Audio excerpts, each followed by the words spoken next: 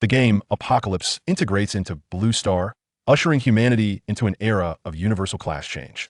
Su Chen, equipped with the cheap plugin 1 Yuan Instant Kill, traverses into this realm. With the expenditure of a mere copper coin, one can acquire anything their heart desires. If one's aptitude is lacking, the 1 Yuan Instant Kill grants an SSS level talent. If the skill effect is feeble, the 1 Yuan maximizes skill levels. If the equipment bonuses are insufficient, the 1 Yuan enhances them to 999 layers.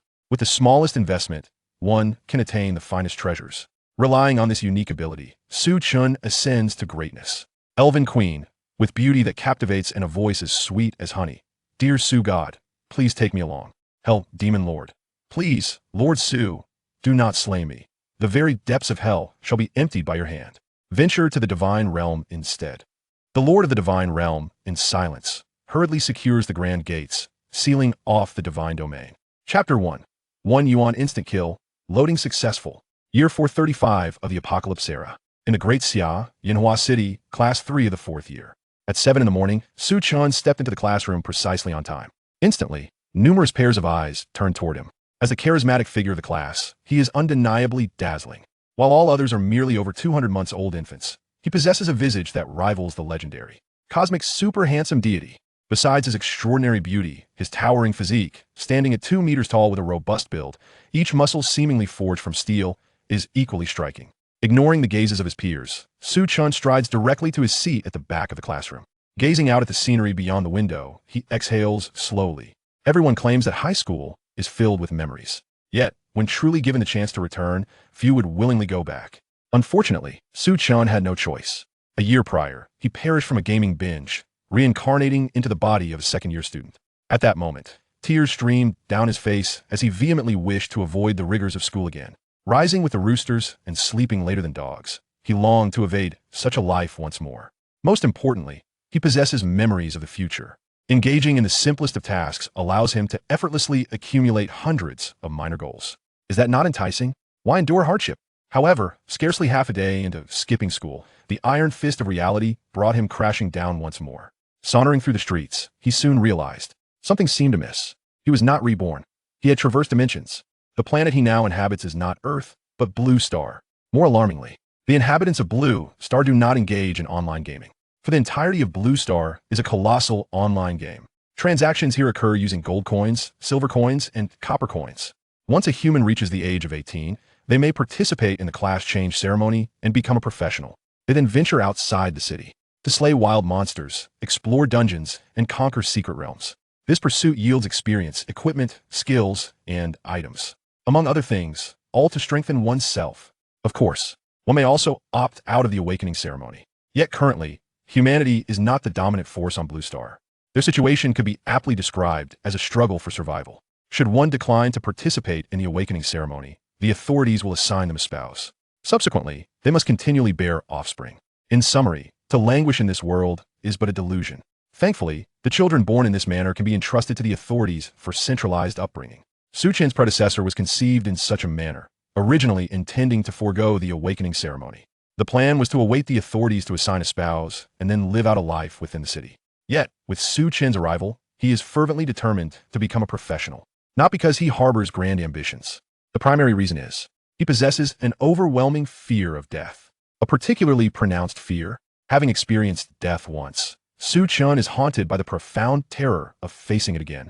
Without strength, even breathing in this world can be a perilous endeavor. The city walls are towering and formidable. Yet, that does not guarantee absolute safety. Just days ago, reports surfaced of a city being breached by a horde of monsters, with not a single soul surviving. Fear, in a certain sense, is more potent than any stimulant. It is precisely due to his dread of death that Su Chen has committed himself to rigorous training since the day he comprehended his situation. His physical aptitude is commendable, allowing him to attain such a robust and powerful physique. Of course, the awakening of any talent or profession is not influenced by human will. At most, it may yield a few additional points to initial attributes. However, should he awaken as a warrior or knight, the advantages of his physique would be substantial. These two professions are indeed those he holds in high regard. There is no other reason. Both professions allow for the accumulation of defense and health. Although these roles demand one to charge into battle at the forefront, there is simply no alternative. There exist merely 6 primary combat professions.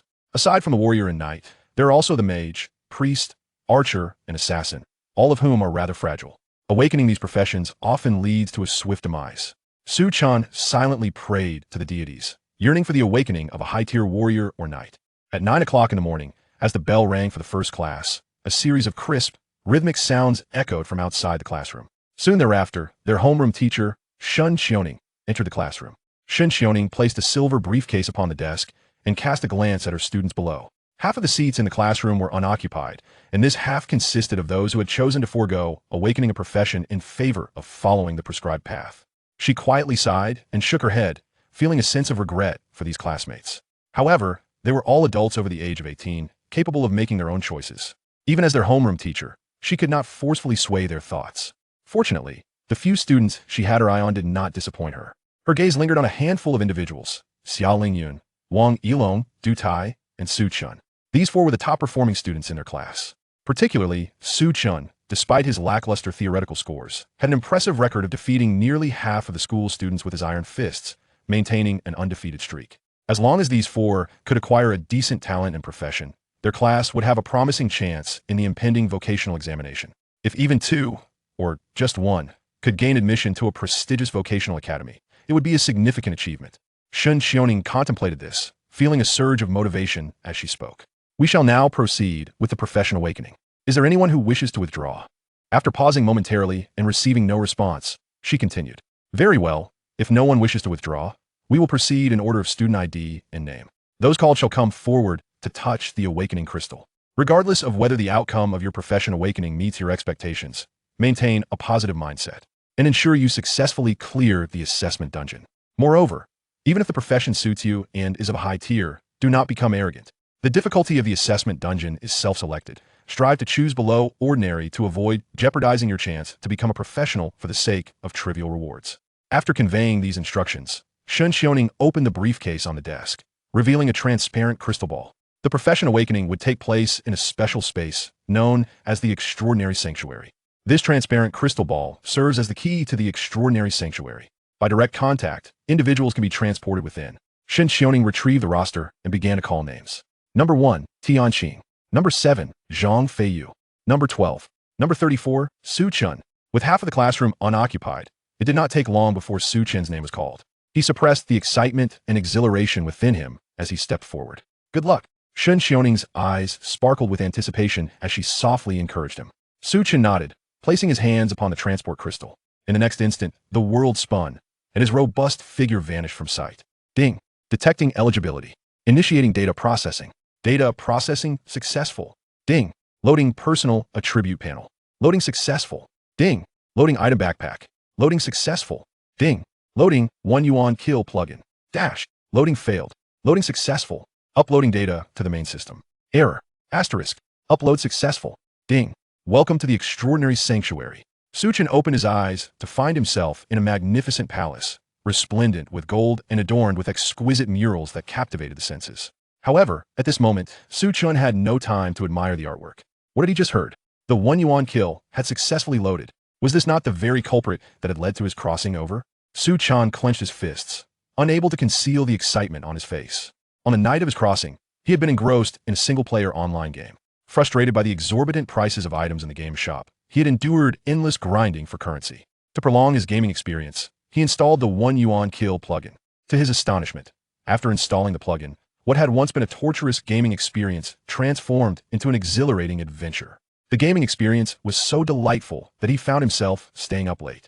The function of this plugin was to modify the prices of all items in the shop to the lowest currency unit. For a professional to progress, financial considerations were paramount. After all, acquiring skills, enhancing equipment, and utilizing potions were not free of charge. Yet now, with the plugin in hand, Su Chen could obtain everything he desired at minimal cost. Contemplating this, Su Chen felt a thrilling exhilaration coursing through him. Chapter 2. The Unprecedented Acquisition of Dual SSS Talents. As Su Chen reveled in the extraordinary plugin he had obtained, a brilliant beam of light suddenly descended within the grand hall. A woman, exuding an air of aloofness, emerged from the radiance. Casting a fleeting glance at Su Chen, she spoke indifferently. Adventurer, I am your guiding angel, Laya. Step forward to awaken your talent and vocation. Her formulaic introduction felt rather stiff. Su Chen furrowed his brow. The demeanor of this guiding angel was far from friendly. Nevertheless, he decided to prioritize the awakening of his talent and vocation. He approached and halted a short distance before Laya. Laya conjured a golden scepter and coldly inquired, "Shall we commence the awakening?" "Yes." Su Chen nodded in affirmation. With the golden scepter, Laya tapped his forehead. In the next moment, a powerful golden light enveloped Su Chen entirely. Ding. Awakening your talent. Your talent is Magic Rebound. F. Ding. Awakening your vocation. Your vocation is Summoner. Common. Two voices echoed in Su Chen's ears. As the light dissipated, it revealed his bewildered expression. Talents were categorized into various tiers, starting from F and ascending through E, D, C, B, A, S, SS, and culminating at SSS. An F talent represented the lowest tier. He promptly examined his talent information. Magic Rebound. F when using skills, recover 1 point of magic. Su Chen's lips twitched. Recovering 1? Wasn't he that tantamount to having none? Upon glancing at his vocation, he felt a surge of anger. Vocations were classified as Basic, Common, Excellent, Elite, Epic, Legendary, and Mythical. Higher-tier vocations yielded greater attribute enhancements and more potent skill effects. At the same level, a mythical vocation's attributes averaged 10 times that of a basic vocation. The common vocation, being the second tier, was somewhat acceptable, at least not the lowest. Yet the critical point was that his vocation was a summoner, not a warrior or knight, but a fragile spellcaster. He stifled his frustration. The issue was, why a summoner? Summoners had a severe magic consumption rate, and the creatures they could summon in the early stages were all of lowly races, woefully weak. Su Chen glanced at his skill bar. There was but one skill.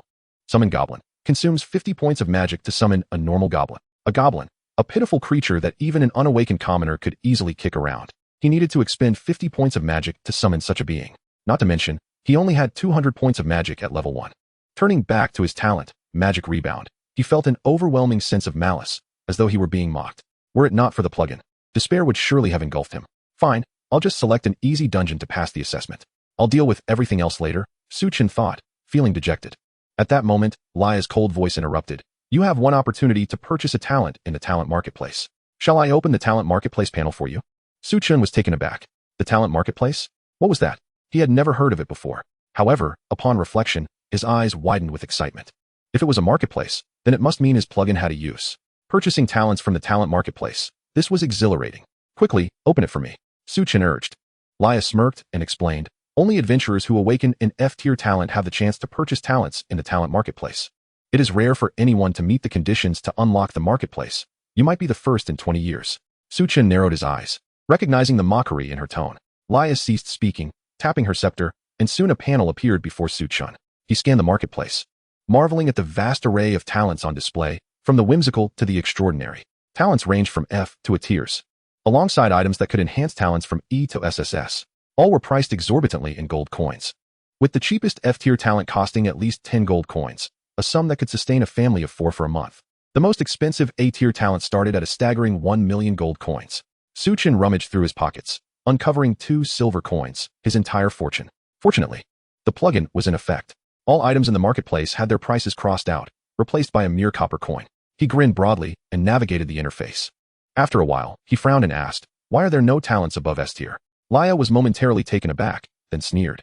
S-tier talents are valued at over 10 million gold coins. Can you afford that? Su Chen glared at her. Whether I can afford it is none of your concern.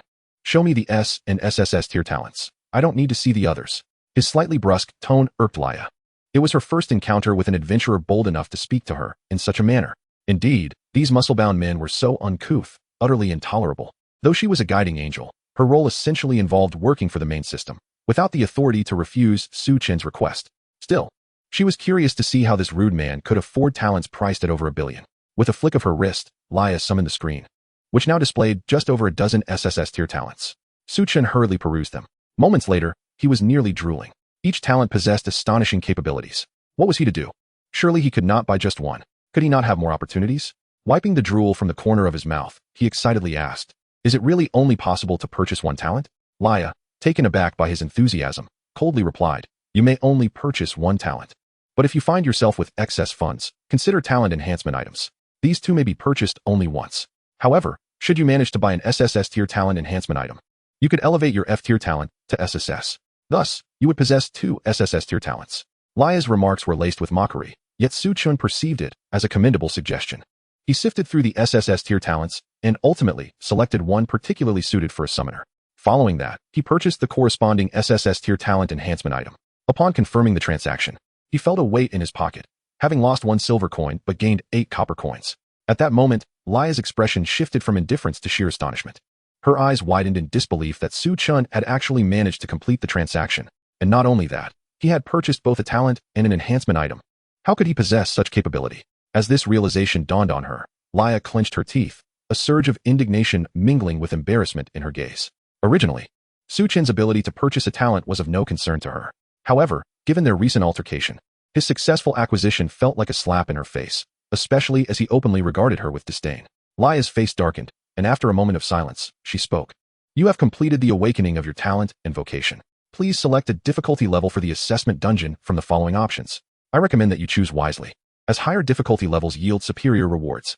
Su Chen scoffed inwardly. This woman harbored ulterior motives, aiming to entice him into selecting a higher difficulty dungeon. What a dream. Regardless of whether he possessed SSS tier talents, he would prioritize stability. He glanced at the 4 options before him. Simple, common, difficult, hell. He raised his hand and selected the common difficulty. Lia narrowed her eyes, a glint of ruthlessness flickering within them. She suddenly smiled at Su Chen and raised her golden staff. Su Chen sensed something amiss in her gaze. Wait a moment, you, before he could react. A beam of golden light enveloped him. Moments later, he heard the notification sound. Ding. You have entered the hell-level dungeon, Blood Moon Castle. After teleporting Su Chen away, Liao wore a smug smile. You dare to offend me. Now, let us see you lose your class and talents in this hellish dungeon, becoming nothing but an ordinary person. Let us see how you remain so proud. Ha ha ha. Chapter 3. Hell-level dungeon, Blood Moon Castle. In the somber sky, a blood-red moon hung high. The eerie crimson moonlight cascaded down, illuminating a grove of trees. Within the woods, a narrow path stretched forward, leading to a pitch-black castle at its end. On either side of the path, cawing crows filled the air with their raucous cries, creating a cacophony. Su Chen's eyes were icy, his teeth clenched in frustration. He never anticipated that a mere guiding angel could wield the power to alter his choices. Very well, let me not encounter you again. Otherwise, humph. Taking a deep breath, Su Chen examined the current dungeon information. Dungeon name, Blood Moon Castle. Dungeon difficulty, Hell. Level restriction, LV1. Number restriction, 1 person. Completion requirement, defeat the Vampire Baron, 2 blood servants, and 50 blood slaves. After reading the requirements for completion, Su Chen furrowed his brow, uncertain of the strength of these monsters. However, given that they resided within a hell-level dungeon, even the weakest would not be easy to deal with. Damn angel. Su Chen cursed under his breath. Opening his inventory to use the newly acquired talent enhancement item, he then accessed his personal attribute panel to review his information. Name, Su Chen. Class, Summoner, Ordinary. Level, 1000. Health, 100. Magic, 200. Strength, 15. Constitution, 17. Agility, 13. Mentality, 24. Talent, Magic Return, SSS. Skill, Evolution, SSS. Skill, Summon Goblin, LV1. Magic Return, SSS. When using a skill, return 100 magic points and reduce the cooldown time by 99. Skill Evolution, SSS. For every 10 levels a skill is raised, it will evolve or enhance in a more favorable direction. Summon Goblin, LV1 consumes 50 magic points to summon a regular goblin, lasting for 5 minutes. After reviewing the details of his talents, Su Chen's previous frustrations dissipated. The effect of the SSS-rated magic return could only be described with one word: monstrous. Returning all magic points while also shortening cooldowns was akin to providing Su Chen with an unlimited firepower cheat. This was nothing short of perfection for a magic-oriented class. The major weakness of a summoner, excessive mana consumption, was entirely resolved. The other SSS talent, Skill Evolution, may not be the most powerful among the talents, but it was undoubtedly the most useful for a summoner. No matter how high the level, Summon Goblin would only ever summon ordinary goblins. However, goblins were feeble creatures, easily dispatched by an average person. Relying on them in battle was nothing short of absurd. Even in large numbers, they would be decimated by a single area attack. The notion that ants could bring down an elephant was merely a fantasy of lesser beings. With the skill evolution, Su Chen's skills could change as his level increased. This would transform Summon Goblin into something beyond a mere invocation of goblins. The exact effects remained unknown, but Su Chen was confident it would not disappoint him. Satisfied, he closed the attribute panel and donned the novice gear from his inventory. He wasn't in a hurry to explore the dungeon. First, he needed to enhance or evolve his skills. The monsters within a hell-level dungeon were not to be underestimated. Using his novice staff, he aimed at the ground and activated the Summon Goblin skill. Magic drained as a complex magic circle formed on the ground. Soon after, a goblin crawled out of the magic circle, green-skinned, pointy-eared, small and frail, with a hideous visage, clad only in a loincloth and wielding a wooden stick. Su Chen checked its attributes. Monster, Goblin. Rank, Ordinary. Level, 1. Health, 120-120. Magic, 40-40. Strength, 8. Constitution, 6. Agility, 6. Mentality, 3. Skill, heavy strike. This was even weaker than if he had struck with his staff himself. Su Chen was speechless. While he had anticipated the goblin to be weak, he hadn't expected it to be this pathetic. If he were merely a summoner, he might have fainted on the spot. Without further ado, he continued summoning. Ding. You have summoned a goblin, granting 10 experience for the summon goblin skill. Ding. You have summoned. Ding. Your summon goblin skill has leveled up, current level, LV2. Ding. You have summoned. Time passed, and soon, Su Chen was surrounded by a veritable horde of goblins. Ding. Your summon goblin skill has leveled up, current level, LV10. Ding. You have triggered the talent skill evolution. The effect of summon goblin has been enhanced. Su Chen's eyes brightened, and he quickly opened his attribute panel to check the skill details. Summon goblin. Consumes 50 magic points to summon a big goblin, lasting for 10 minutes. A big goblin? What is different? Su Chen waved his staff to activate the skill. Soon, a goblin crawled out of the magic circle. This goblin had a deeper shade of green, stood at 6 feet tall, and had a noticeable muscular build, clad in leather armor and trousers, wielding an iron-spiked club. Compared to the previous ordinary goblin, this one appeared as formidable as a legendary warrior. He hurriedly checked the big goblin's information. Monster, big goblin. Rank, ordinary. Level, 1. Health, 300-300. Magic, 120-120. Strength, 34. Constitution, 30. Agility, 27. Mentality, 18. Skill, heavy strike. Skill upgrades would enhance the attributes of summoned creatures. Previously, leveling up 10 times had granted an average increase of merely 10 points to the ordinary goblin's attributes. Now, this big goblin had doubled that. Su Chen, elated and relieved, was grateful that the talent skill evolution had not been a waste. This was merely the beginning. If he continued to summon, the goblins would undoubtedly grow even stronger. However, time was of the essence. Su Chen also aspired to achieve a high score upon completing the dungeon. The completion time was one of the evaluation criteria. He directed the throng of goblins surrounding him toward Blood Moon Castle, while simultaneously continuing to summon and release skills. Before long, he encountered his first batch of monsters, for humanoid. Decaying corpses blocking the path. Su Chen cast a detection spell on them. Monster, Blood Slave. Rank, ordinary. Level, 3. Health, 500-500. Magic, 240-240. Strength, 28. Constitution, 37. Agility, 14. Mentality, 8. Skills, Bite, Toxic Claws. Upon reviewing their information, Su Chen felt a sense of prescience. Such a fearsome creature. Even ordinary goblins might struggle to breach its defenses. Only the great goblins stand as worthy adversaries. With a swift motion of his hand, a cacophony of shrieks erupted as over 100 ordinary goblins brandished wooden clubs, rushing towards the 4 blood slaves. The dozen or so newly summoned great goblins joined the fray, seizing the opportunity to attack. Surrounded, the 4 blood slaves let out a fearsome roar, brandishing their lethal claws. A single swipe could easily slay a goblin, yet a determined strike from an ordinary goblin could inflict 7 or 8 points of damage upon them. In contrast, a heavy blow from a great goblin could directly deduct 200 points of health. The damage numbers surged, constantly fluctuating in the air. Before long, Su Chen received a notification. Ding. You have slain a level 3 blood slave, gaining 30 experience. Ding. You have slain a level 5 blood slave, gaining 50 experience. Ding. Your level has increased. Current level, LV2. Health and mana have increased by 50 points, strength, constitution, and agility by 3 points each, and spirit by 5 points. Chapter 4. Elemental Reactions Among Goblins. Upon hearing the system's upgrade notification, Su Chen felt a tinge of helplessness. The summoner's rank was far too low, and each level gained only a meager increase in attributes. He could not help but sigh. However, attributes could be compensated for through equipment. As long as he successfully navigated the hell-level dungeon and received a high rating, the rewards would surely allow him to catch up to, or even surpass those of higher-ranking professionals. Moreover, equipment could be further enhanced. Once he exited the dungeon, he could effortlessly strengthen his gear, thereby augmenting his attribute bonuses. With this thought, Su Chen felt considerably reassured. He guided the goblins onward. Before long, Su Chen arrived at the ancient castle's entrance. The monsters encountered along the way were indeed plentiful, no less than 28 blood slaves. After vanquishing them, Su Chen's level rose to 3. All the ordinary goblins he had initially summoned had perished, leaving only great goblins at his side. With over 50 great goblins in tow, Su Chen pushed open the castle door. In the courtyard, a few blood slaves lingered. The great goblins swung their spiked clubs and charged forward. Bang, bang, bang. The summoning of goblins had elevated his level by 4. The attributes of the great goblins were already impressive.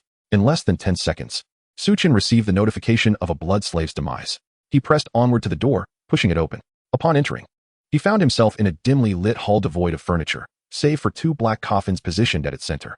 A few blood slaves were still roaming nearby. As Su Chen stepped inside, the lids of the coffins exploded open, and two dark figures leapt out. Upon landing, Su Chen could see clearly a man and a woman, clad in attire slightly superior to that of the blood slaves, yet their pallid faces and protruding fangs rendered them unrecognizable as humans.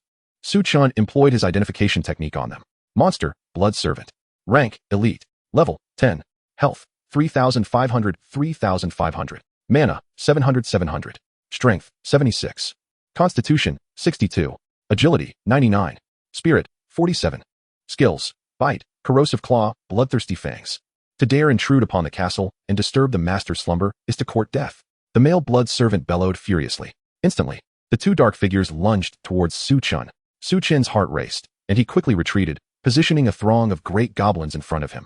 After all, they were elite monsters, and the great goblins stood no chance against them. With a mere swipe, they could dispatch a great goblin with ease. However, the sheer number of goblins, over 50, effectively isolated the two blood servants from reaching Su Chen. They were unable to break through, and the great goblins retaliated, even in death. They could deal 70 to 80 points of damage. Su Chen dared not become complacent. From his rear, he continually summoned more goblins. The two blood servants charged through the goblin horde, attempting to break free. Yet, the pace of their slaughter could not match Su Chen's summoning speed. After a while, the number of goblins not only remained unchanged, but actually increased. This only heightened the frustration of the two elite monsters. Unlike ordinary blood slaves, they possessed a skill called bloodthirsty fangs, allowing them to restore their health through bloodsucking. Relying solely on the great goblins to defeat them would prove challenging. Su Chen remained unhurried. Although prolonged combat would yield a lower completion rating, if he could achieve a flawless victory with no injuries, even a low rating would not dip below an S. He focused on leveling up his skills. The two sides continued to clash, and soon, Su Chen received another notification. Ding. Your skill summon goblin has leveled up, current level, 20. Ding. Your talent skill evolution has triggered, enhancing skill effects. Su Chen's eyes brightened. He had leveled up once more. He opened his skill panel to inspect it. Summon goblin, LV20. Consumes 50 mana, summons one special goblin, 50 great goblins. 50 ice flame corrosive goblins, that last for 20 minutes. Elemental goblins? Su Chen eagerly activated his skill again. By fortunate chance, the first one summoned was an ice goblin. He examined the ice goblin's panel. Compared to the great goblin, its strength was 10 points lower, but its spirit attribute surpassed that by 30 to 40 points. Additionally, it came with a unique skill, Ice Spike Toss. Ice Spike Toss. Hurl an ice spike at the target, inflicting 150 magic damage based on spirit attribute and applying a 30 slow effect. Excellent. Su Chen nodded in satisfaction, commanding the ice goblin to join the assault on the two blood servants, ensuring it remained at the rear to toss ice spikes. Since Ice Spike Toss was not a targeted skill, it took 3 attempts before it finally struck, dealing 214 points of damage. Su Chen realized that while the blood servants likely possessed high physical resistance, their magical resistance was undeniably lacking. He continued summoning. After a series of ice goblins, he finally conjured a fire goblin. The fire goblin's additional skill was Firestone Toss, also inflicting 150 magic damage based on spirit attribute and applying a burning effect. Su Chen commanded it to join the fray. Then, he witnessed the fire goblin hurl a flaming stone at the slowed female blood servant. And with but a sliver of health remaining, her health bar was utterly depleted. 524. Ding. You have slain a level 10 elite monster, blood servant, gaining 1,000 experience. Su Chen's eyes widened. Such damage seemed outrageous. Could it be? He harbored a conjecture but refrained from jumping to conclusions without verification. He ordered the ice goblin to cease its attacks. After a moment, he let the fire goblin initiate the assault. The firestone was thrown, and it landed. 251. This was a normal damage output. He then commanded the ice goblin back into battle. One ice spike hit, dealing a normal amount of damage, yet without the slowing effect. However, another ice spike followed by another firestone toss resulted in 601 points of damage. Su Chen could now confirm that summoned creatures could synergize to produce elemental reactions. With proper coordination, they could inflict damage greater than the sum of their parts. Su Chen adeptly executed the summoning skills while simultaneously directing the goblin horde. Multitasking. Soon, with the overwhelming elemental reaction damage, the male blood servant let out a final, defiant roar before collapsing to the ground. Ding. You have vanquished a level 10 elite monster, blood servant, and earned 1,000 experience points. Su Chen halted his summoning actions and stepped forward to collect the loot from the two elite creatures. The previous blood slaves yielded only worthless materials and a few copper coins. However, these two elite monsters should drop something of greater value. He bent down to touch the two orbs of light, and indeed found something worthwhile. Item, Toxic Claw. Learning requirement, Assassin class, agility attribute greater than 50 points. Description, a a second-tier assassin skill that sharpens and poisons the nails, causing slight poison damage upon effective attacks on the target. Equipment, Iron Claw. Quality, Common. Attribute bonus, Strength 45. Agility 66. Equipment requirement, Agility greater than 50 points. Although he could not utilize either item, their intrinsic value was considerable. For every 10 levels gained, a breakthrough quest must be completed to continue leveling up. Thus, humanity delineates every 10 levels. Level 110 marks the first advancement, level 120 the second, and so forth. Skill books are exceedingly rare, with second-tier skills fetching over 300 gold coins in the marketplace. Moreover, the equipment quality is categorized as common, quality, exquisite, rare, epic, legendary, and mythical. Though the Iron Claw is merely of common quality, its 2 attribute bonuses make it worth over 100 gold coins. Su Chen cheerfully stowed them into his inventory and glanced towards the second floor of the ancient castle. If elite monsters dropped such valuable items, the leader should be no exception. Su Chen licked his lips and chuckled softly. Yet, he did not rush upstairs. Dealing with elite monsters could be challenging, let alone a leader. He continued to summon, planning to gather 100 elemental goblins before ascending. Chapter 5, The Frustrated Vampire Baron. Ding. Your skill summon goblin has leveled up, current level, LV 30. Ding. You have triggered a talent skill evolution, enhancing the skill's effects. Summon goblin, LV 30 consumes 50 mana points. Summons 2 special goblins, 50 big goblins, 50 ice flame goblins, lasting 30 minutes. In the grand hall of the castle, Su Chen stood amidst a throng of goblins. While he felt a tinge of disappointment for not evolving his skill to summon new goblins, the enhancement allowing him to summon 2 at once was still commendable. Additionally, he already had 153 big goblins and 100 ice flame goblins by his side. The average attributes of these goblins were impressive, comparable to those of a newly advanced second-tier class. With this newfound strength, Su Chen felt emboldened. He pointed his staff towards the second floor, and his army surged forth, effortlessly eliminating the blood slaves in the corridor and guest rooms. After fulfilling the requirement of defeating 50 blood slaves, Su Chen arrived at the room at the end of the corridor. Opening the door revealed a spacious chamber of about 100 square meters, adorned with exquisite and opulent furnishings. However, on the bed lay a coffin crafted from gold, intricately engraved with beautiful patterns. It appeared somewhat eerie. Creak, creak, creak. The coffin lid slowly opened. I smell the delicious scent of fresh blood, rasped an ancient voice from within. An elderly man rose from the coffin, gazing at Su Chen. He was clad in a tailcoat, his silver hair meticulously groomed. With this appearance, he seemed as though he were about to attend a noble banquet. His eyes emanated a repulsive hunger. Su Chen quietly stepped back, allowing the multitude of goblins behind him to rush into the room and launch an assault. He seized the opportunity to use his detection skill. Monster, Vampire Baron Chuck. Tier, Bronze Leader. Level, 10. Health, 1, 060, 000. Mana, 7, 500. Strength, 242. Constitution, 278. Agility, 301. Spirit, 299. Talent, Berserk, D. Skills, Blood Slash, Blood Shadow Evasion, Blood Sucking, Blood Burst. Berserk, D. As health decreases, agility attributes receive a certain boost. Gasp. Su Chen inhaled sharply, cursing the damned guiding angel, Laya, in his heart. That accursed being truly feared his demise.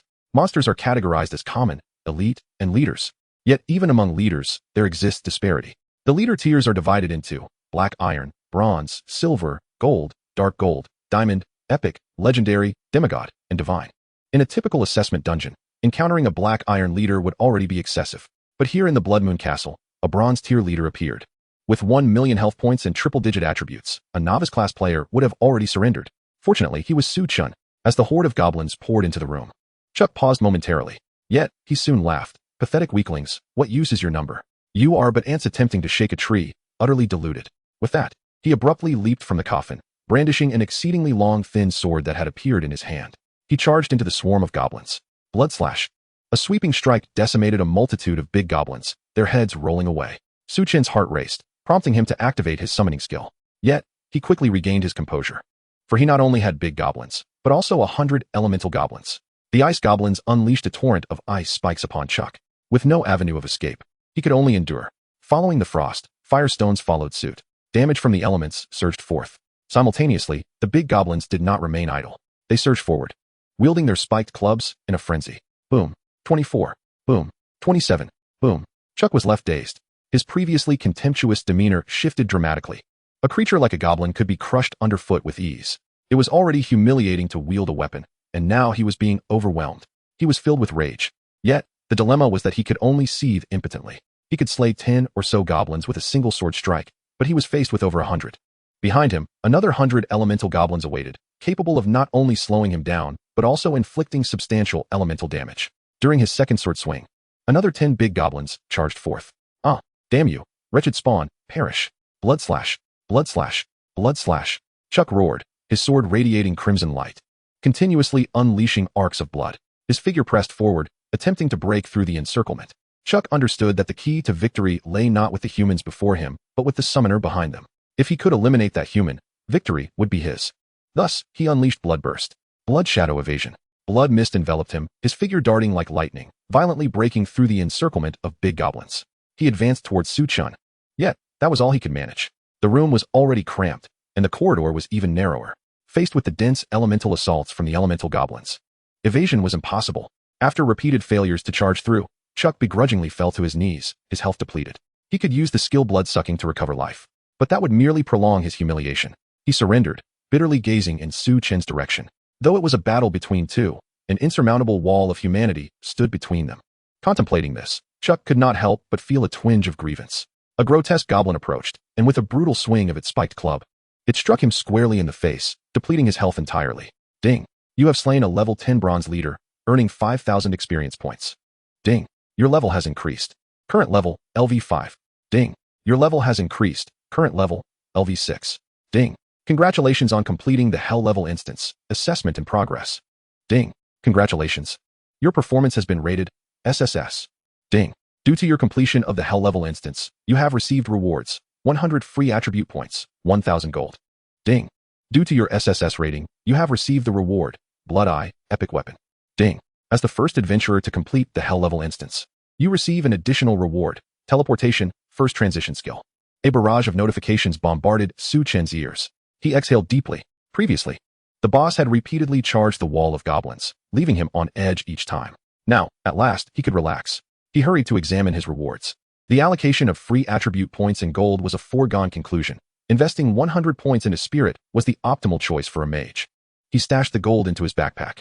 Eagerly, Su Chen retrieved the Blood Eye to inspect it. Equipment, Blood Eye. Grade, Epic. Attribute bonus, Spirit 50. Mana Regeneration 5, Magic Lifesteal 10. Skill, Blood Flying Eye. Equipment requirement, Spirit must exceed 100 points. Blood Flying Eye. Consumes 10 health points and 100 mana to conjure a flying eye, allowing it to explore all within a radius of 500 meters. What a splendid item. Su Chen rejoiced. Mages fear close combat the most. With this, he could unleash spells from 500 meters away. Even more astonishing, he was also a summoner. The ability to cast spells and control summoned creatures from such a distance would allow him to attack enemies while remaining undetected. Even if he could not overpower them, evasion would be a breeze. Moreover, considering his escape options, Su Chen excitedly pulled out a skill book from his backpack. Item, Teleportation. Learning requirement, Spirit greater than 10 points.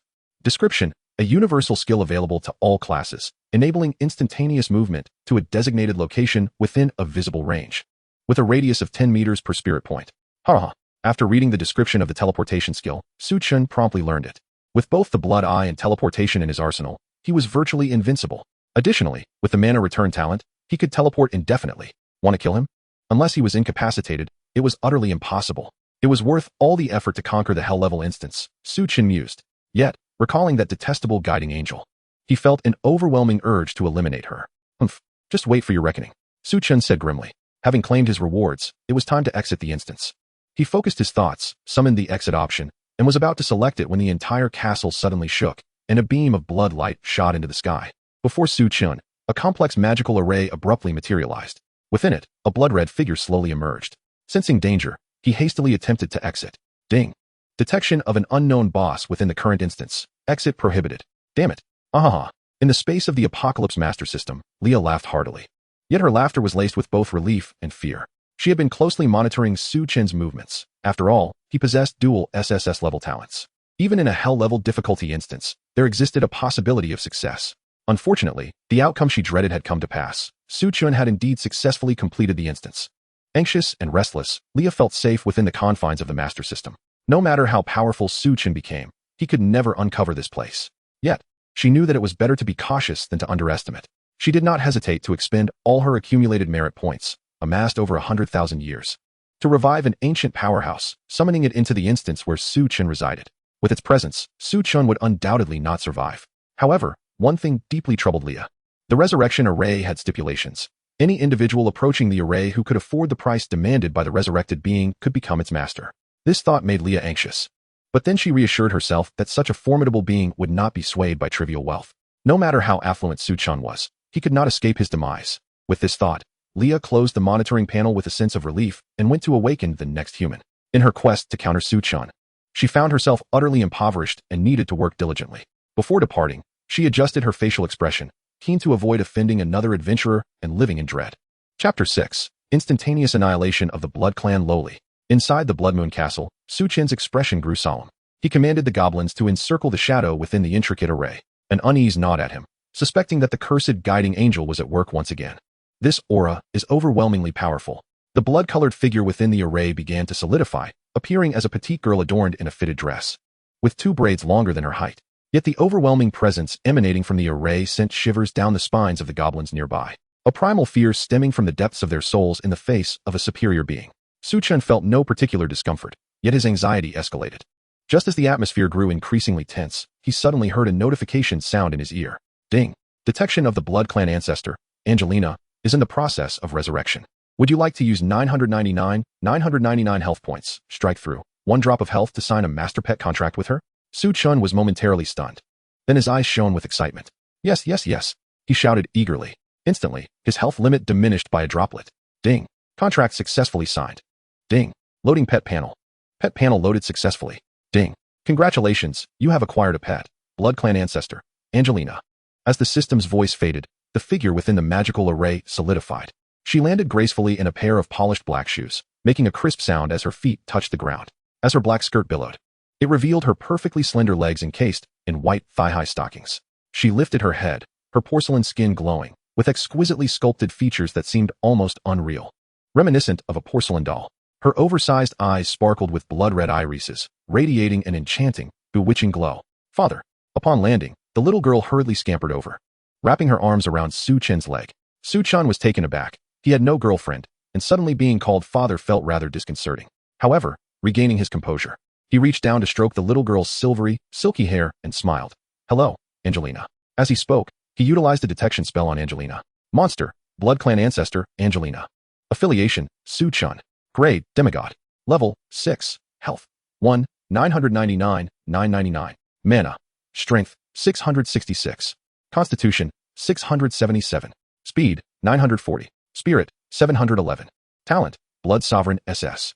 Skills, Blood Plunder, LV99, Blood Burning, LV99. Holy cow! Su Chen couldn't help but exclaim. In high school, there exists a course dedicated to the classification of monsters. Su Chen recalls it vividly. Within the demon realm, there exists a branch known as the Bloodline. Creatures such as blood slaves, blood servants, and vampires fall under this category. However, these 3 are merely the most rudimentary of beings. Ascending the hierarchy, one encounters blood spirits, blood demons, blood fiends, and ultimately, the Blood Clan.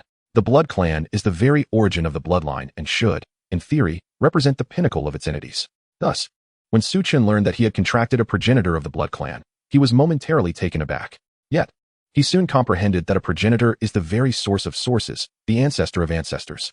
He endeavored to elevate his thoughts regarding Angelina's attributes. Still, he was astounded to discover that, despite the rule preventing pets from exceeding their master's levels, Angelina was only at level 6. Yet, her panel displayed nearly 1 million in health, and all 4 attributes exceeding 3 digits. Ha ha ha. Leah, if it truly is you orchestrating this, I must extend my gratitude. Thank you for bestowing upon me such a formidable guardian. You are indeed a benevolent soul. Su Chen chuckled darkly within. At that moment, he heard the system's notification sound. Ding. You have successfully defeated the hidden boss, Blood Clan progenitor Angelina. Congratulations, you have received a special reward. Talent Mystery Gift Pack 1, Level Max Mystery Skill Scroll 1. More rewards. This was beyond Su Chen's expectations. However, since the system was willing to grant them, he accepted without hesitation. He opened his inventory and unwrapped the Talent Mystery Gift Pack. Ding. You have opened the Mystery Gift Pack, and congratulations. You have acquired the talent, Unity of the Multitude, SS. Unity of the Multitude, SS. For every additional unit on our side, health and mana increase by 50, and all attributes by 10. Su Chen's mind momentarily malfunctioned. This talent was utterly outrageous. As a summoner possessing this, who could possibly compete? An additional unit grants 50 health and mana, with a 10-point boost to all attributes. Thus, with 10 units, it amounts to 500 and 100. With 100, it becomes 5,000 and 1,000. with 1,000, 10,000, or even 100,000. Although summoners are often deemed weak in the early stages, should one successfully evolve to the 8th or even 9th transition, they would undoubtedly wield immense power. With a mere wave of their hand, they could summon a veritable sea of beings. 100,000 troops would seem modest. In any conflict, a high-level summoner would undoubtedly summon millions of monsters. And now, endowed with unity of the multitude, Su Chen contemplated. If ever an assassin sought to ambush him, he would feel nothing but pity for them. In the 3rd class of Yanhua High School, many students had already completed their vocational assessments and returned to the classroom. They animatedly discussed their professions, with some shamelessly seeking to cultivate relationships with those who had transitioned to higher-tier professions in hopes of leveling up together. After all, in just a month's time, the vocational entrance examination would take place. Each level gained before the exam could propel a candidate ahead of thousands of peers. Gaining such a lead could vastly improve their chances of entering prestigious vocational academies. Nowadays, vocational institutions do not exist solely to impart knowledge. For gaining power as a vocationalist does not rely on academic learning. The significance of these academies lies more in providing a platform for resource exchange. The higher the academy's prestige, the more abundant the resources available for exchange. Even if one were to spend 4 years in a top-tier academy without achieving anything, their combat prowess would still surpass that of those who failed to gain admission or settled for mediocre institutions by several folds. With such substantial benefits at stake, what does one's pride matter? Shen Xiaoning's face glowed with excitement as she observed her 4 favored students, 3 of whom had achieved commendable results. Xia Lingyun possessed the most outstanding talent among the trio, an S-rank talent, as an epic-class frost sorceress. Coming from a reputable family, her vocational aptitude was exceptional, and her prospects of entering a prestigious academy were promising. There was even a possibility of contending for admission to the illustrious Daxia Academy. However, due to her relatively aloof demeanor, few gathered around her in the classroom. Only her 2 close friends quietly beseeched her for assistance. But they were met with her indifferent rejection. Wang Yilong and Du Tai both boasted A-rank talents, yet they too were epic-class professionals. Wang Yilong was a thunderfire swordsman, while Du Tai was a radiant paladin. Most of the students clustered around them. Given Wang Yilong's favorable circumstances, teaming up with him would undoubtedly guarantee better support. Hence the crowd surrounding him comprised fellow students with decent talents. He remained aloof, meticulously selecting individuals suitable for his team. Conversely, Du Tai, like most students, had grown up under official guidance. He was surrounded by a throng of classmates with less impressive talents, all imploring him to take them along. With a kind disposition and a gentle smile, Du Tai welcomed all who approached him, swiftly assembling a team of over a dozen members. Shen Xiaoning observed this scene without intervening. From this point onward, they would no longer be mere students. They would be vocationalists responsible for their own futures. Glancing at her watch, she frowned, inwardly pondering, why is Su Chen still not out? The other 3 had all secured commendable professions, and she felt an even greater anticipation for Su Chen's results. Yet, his assessment had taken an unusually long time. Even if he had failed and been defeated by a monster, he should have emerged by now. Just as Shen Xiaoning was lost in thought, the teleportation orb suddenly glowed. Su Chen's imposing figure materialized before everyone. Instantly, all eyes were drawn to him. Shen Xiaoning's expression brightened as she inquired, Su Chen, you're out. What was the result? Su Chen's countenance remained impassive, betraying no hint of joy or sorrow as he replied, it was all right. What does all right mean? The crowd cast their detection spells upon him. A vocationalist using detection spells on another can only perceive the information that the latter is willing to disclose, unless a higher-level detection spell is employed. Su Chen concealed most of his information, revealing only his name and occupation. Name, Su Chen. Occupation, summoner, ordinary. The classroom fell into a profound silence. No one anticipated that the iron-fisted figure who had dominated the school for an entire year would awaken as a mere summoner. After a prolonged pause, a burst of raucous laughter shattered the stillness. Su Chen, you finally met your match, ha ha ha. Chapter 7. How could Su Chen have progressed so quickly? Wang Yilong pushed through the crowd, the source of the derisive laughter being none other than him. He approached Su Chen, his eyes brimming with mockery. Yet, after a brief moment of laughter, his throat constricted as if gripped by an unseen hand, rendering him voiceless. For Su Chen's expression did not resemble that of someone being ridiculed. He exhibited no shame, no resentment, nor anger. Instead, he regarded Wang Yilong with the contempt one might reserve for a jester. Wang Yilong felt a tinge of heat rise to his nose. He shook his head, donning a fierce expression, and raised 3 fingers. 3 years. A full 3 years. Do you have any idea how I've endured these 3 years? I spent an exorbitant amount on private tutoring, sought out esteemed mentors, and trained my body. And yet, you, wretched fool, have pummeled me for 3 consecutive years. As he spoke, emotions surged within him, and a tear glimmered at the corner of his eye. He reminisced about his 3 years in high school. The memories were filled with eager anticipation as he ascended the competition stage, only to be vanquished by Su Chen. And he was not alone in sharing this recollection. All around the classroom, Pairs of eyes glinted with predatory hunger. Even the haughty Xia Lingyun and the gentle Du Tai were among those who had fallen before Su Chen on numerous occasions. Once, Su Chen had been an invincible deity, a paragon of supremacy. Today, however, the deity had fallen from grace, revealing his vulnerabilities. The white-clad sword master Li Fenglu once proclaimed, "As long as a monster dares to expose its vulnerabilities, I shall slay it before your very eyes." Now, everyone harbored this mindset. They refused to believe that the long night was at hand, for they held the torches in their own hands. Upon today's parting, one cannot ascertain when we shall meet again. If given the chance, they wish to resolve the grievances of the past 3 years today. What do you intend to do? Su Chen, hands thrust into his pockets, seemingly oblivious to the malice glinting in his classmates' eyes, inquired with an air of calm. Wang Yilong wiped away a tear from the corner of his eye, extricating himself from memories, and glared fiercely at Su Chen. "It's simple, let us have another bout. And once it's over, we shall erase all prior animosities. Otherwise, you are well aware of my family's background. With our resources, targeting you would be a trivial matter. Su Chen, you surely wouldn't wish to miss out on even the experience from the monsters afterward, would you?" Su Chen cast him a sidelong glance, inwardly musing that he must be a spy sent from the enemy nation. Such threats sounded all too familiar. He turned to the others, smiling. "Do you wish to challenge me as well?" Aside from a few classmates who had awakened basic professions, the rest nodded in agreement. After all, it is common knowledge that the summoner is the most ineffectual class in the early stages, even if Su Chen could eventually evolve into a formidable practitioner. At present, he was undoubtedly more inept than those with awakened basic professions. No one wanted to miss out on this opportunity. Su Chen sighed. Among classmates, with so many years of camaraderie, he hadn't anticipated such deep-seated resentment from them. Wang Yilong and his group glared at him through gritted teeth. They thought to themselves that when they were ruthlessly beaten by him in the past, he had given no thought to their camaraderie. Su Chen wore a resolute expression, as if prepared to face death. "Very well, since you wish to fight, I shall oblige. However, with so many of you, I wonder how long this will last if you come at me one by one. Here's the deal. For those who wish to fight, each of you must give me 10 gold coins as a form of medical fee. I, alone, will take on your group. How does that sound?" Upon hearing this, some began to waver. To pay 10 gold coins just to beat him up seemed cathartic, but what about life afterward? Yet before they could voice their concerns, Wang Yilong burst into laughter. "Su Chen, you're afraid.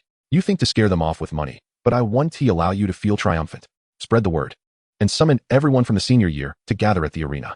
Today, I, Wang Yilong, will cover the costs for everyone participating." As this declaration echoed, the class erupted in excitement, many cheering. "Young Master Wang is generous. Young Master Wang is formidable." Shin Xiaoning furrowed her brow, wanting to intervene in this farce. The school encourages students to engage in practical combat. If they cannot even fight each other, how can they confront monsters outside? Yet, the scenario of one against many was no longer a contest. It was sheer bullying. However, before she could speak, she glanced at Su Chen's expression. Su Chen wore a troubled frown, a bitter smile gracing his lips, as if confronted with an insurmountable challenge. But as the homeroom teacher, Shin Xiaoning keenly sensed something amiss in his gaze. Beneath that bitterness lay a flicker of hopeful light. What was he concealing? Could it be that he truly might prevail against all? Shin Xiaoning was startled by her own thoughts. She knew well the number of enemies Su Chen had made throughout Yunhua No. 1 High School's senior year. The title of bully was not merely a label for Su Chen. It was one he had earned through countless battles in the arena. Of course, that reputation was forged within the confines of the competition grounds. Outside, Su Chen remained a law-abiding citizen. Thus, Wang Yilong's proclamation meant that Su Chen would have to face at least 300 practitioners. Even if they had only recently awakened, they were not adversaries Su Chen could contend with, especially since he had just awakened himself. With myriad worries flooding her mind, Shin Xiaoning ultimately chose not to intervene. She decided to follow the crowd to the arena to witness the spectacle. The arena was vast, akin to a sports complex from Su Chen's previous life. Practitioners engaged in combat within its confines. One advantage was the ability to set parameters for surrender and the threshold for defeat. Su Chen chose to heed Wang Yilong's counsel. Wang Yilong grinned malevolently. He selected the option of no surrender, with a defeat threshold of 10 health points. And he disabled the injury data display. By enabling injury data, practitioners would only lose health points when injured, with no severe injuries manifesting. Disabling it meant that when fists and blades struck, they would indeed leave bruises. However, even with data disabled, there would be no risk of disability or fatal wounds. To allow time for word to spread, Wang Yilong made the crowd wait half an hour. When Su Chen requested to commence swiftly, he was denied and chose to remain silent. Soon, many who had been defeated by Su Chen's iron fists in the past rushed to the scene. Class 7 was Yunhua No. 1 High School's elite class, with students of the most exceptional quality. Thus, almost all the participants who arrived were of elite rank. Yet, no one paid heed to this fact. After all, who would regard a newly awakened summoner as a threat? Before long, Wang Yilong tallied the numbers and handed Su Chen over 3,000 gold coins. Then both sides entered the arena, taking their respective positions. On the west side of the arena stood Su Chen, appearing pitifully weak and helpless. On the east side, a throng of people gathered, their momentum overwhelming. Both sides consisted of newly awakened practitioners, lacking any flashy weapons or equipment, only donning novice gear. However, when the isolation barrier illuminated, Su Chen quietly drew forth the blood eye. Instantly, an uproar erupted among Wang Yilong's group, their unease palpable. Despite all being newly awakened practitioners, how could he possess equipment? Silence. What is there to fear? Wang Yilong bellowed, silencing the clamor. He, as a summoner, what of it if he had equipment? Our novice weapons are no trifles. The team quickly recalled Su Chen's profession as a summoner, remembering that even if he were a legendary class, facing more than 300 opponents meant he was destined to take the beating. After calming his side, Wang Yilong turned to Su Chen with a taunt. Su Chen, as a summoner, why don't you go ahead and cast your spell? Summon a goblin, would you? Ha ha. Laughter erupted from the crowd. Everyone knew that a summoner's first skill was to summon goblins, and such wretched creatures could be dispatched even by those unawakened. Su Chen smiled. You all seem quite confident. If that is the case, I might as well comply. With that, he began to channel his skill. Outside the isolation barrier, a myriad of curious teachers and some younger students filled the audience seats. A figure settled beside Shin Qiuning. Upon glancing over, she found it was Xiao Lingyun. Why haven't you participated in the contest? Xiao Lingyun replied coolly, I disdain to join them in their bullying. Afterward, I wish to confront him alone for a final duel. Shin Qiuning shook her head. You might have to wait a few days, with so many attacking him. Even with an iron will, he cannot avoid developing shadows. He might not accept your challenge afterward. Xiao Lingyun did not respond. Suddenly, her eyes widened, lips slightly parted. An expression of disbelief etched across her features. Shin Qiuning, noticing her reaction, quickly turned to the arena. Soon, she mirrored Xiao Lingyun's astonished expression. How swift. How could Su Chen be so fast? Chapter 8, he faces a crowd alone. Who do you think will win? No way, are you serious? 1 against 327. Who could win? I admit that Senior Su Chen is powerful. He is my idol, but he is still human, not a deity. Moreover, there are whispers that Senior Su Chen's awakened profession is summoner. Do you understand? The early stage summoner is deemed useless. Ah, then what significance does this battle hold? None at all. It merely serves as an outlet for those seniors to vent their frustrations from these past 3 years. I am in my 2nd year and have had the fortune of witnessing Senior Su Chen's battles. They were utterly trounced. Well, is there truly no chance at all for Senior Su Chen to win? It is exceedingly difficult, unless the blue star were to be obliterated today, and all souls ascended together. Perhaps then there might be equilibrium. Why have you fallen silent? Do not disturb me. I feel as though I am witnessing divinity. The cacophony from the audience abruptly ceased the moment the battle commenced. In an instant, Su Chen had conjured 10 summoning circles. 20 goblins emerged from these circles. They were unlike the pitiful, easily squashed goblins one might typically encounter. These green-skinned creatures were tall and muscular, wielding spiked clubs with menacing prowess. Moreover, there were not only green-skinned goblins, but also blue and red ones, exuding an elemental aura, clearly adept in arcane arts. Is this truly a goblin? A pale-faced individual across from Su Chen inquired. They bore no resemblance to the goblins depicted in their textbooks. The disparity was akin to that of a 4-year-old child struggling to articulate thoughts compared to a seasoned gang leader adorned with tattoos and a prominent bald head. Some had begun to perspire profusely, gasping in shock. Others were rendered speechless, paralyzed by fear. They had anticipated an easy victory, a mere slaughter of weaklings. Yet the fish on the opposing side had suddenly evolved into a formidable Kunping. Who could withstand such a transformation? Everyone, remain calm. We are over 300 strong. No matter how many summoned creatures he has, can they truly surpass us? We just need to hold our ground and leverage our numerical advantage to crush him. Victory shall ultimately be ours. Wang Yilong proclaimed with fervor. However, the speed at which Su Chen summoned goblins was astonishing, rendering all spectators unable to keep pace. Almost every second, a new magic circle was being inscribed. In fact, in some areas, as 2 goblins emerged, another summoning circle was already being cast. Half a minute later, Su Chen wiped the sweat from his brow, relaxed his muscles, and gazed at the 400 goblins at his side. This should suffice, he murmured to himself. Despite his innate ability to regenerate mana and reduce cooldowns, the speed at which goblins could emerge from the summoning circles made it impossible to summon such a vast number in a short time frame. The reason he succeeded now was due to a top-tier mystical skill he had acquired after forming a pact with Angela, which granted him the ability to cast spells rapidly. Rapid casting, LV99 accelerates spell construction speed by 1,000 times, allows overlapping spell construction, and negates any casting interference.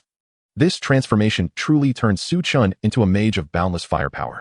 Enough, it is time to commence the merciless slaughter. Su Chen raised his head, revealing a cruel smile. Wang Yilong, who had been talking moments before, was now rendered speechless in astonishment. He had not anticipated that Su Chen could indeed summon more goblins than their entire group. Faced with the vast horde of green, blue, and red goblins, unease gnawed at his heart, yet he steeled himself and declared, "Everyone, do not panic. Regardless of their differences, they are still goblins. Dealing with goblins is as simple as using our hands. We are all professionals. Our attributes will undoubtedly surpass theirs. If we coordinate effectively, we shall prevail." Before he could finish, his sycophant, standing close by, covered his mouth.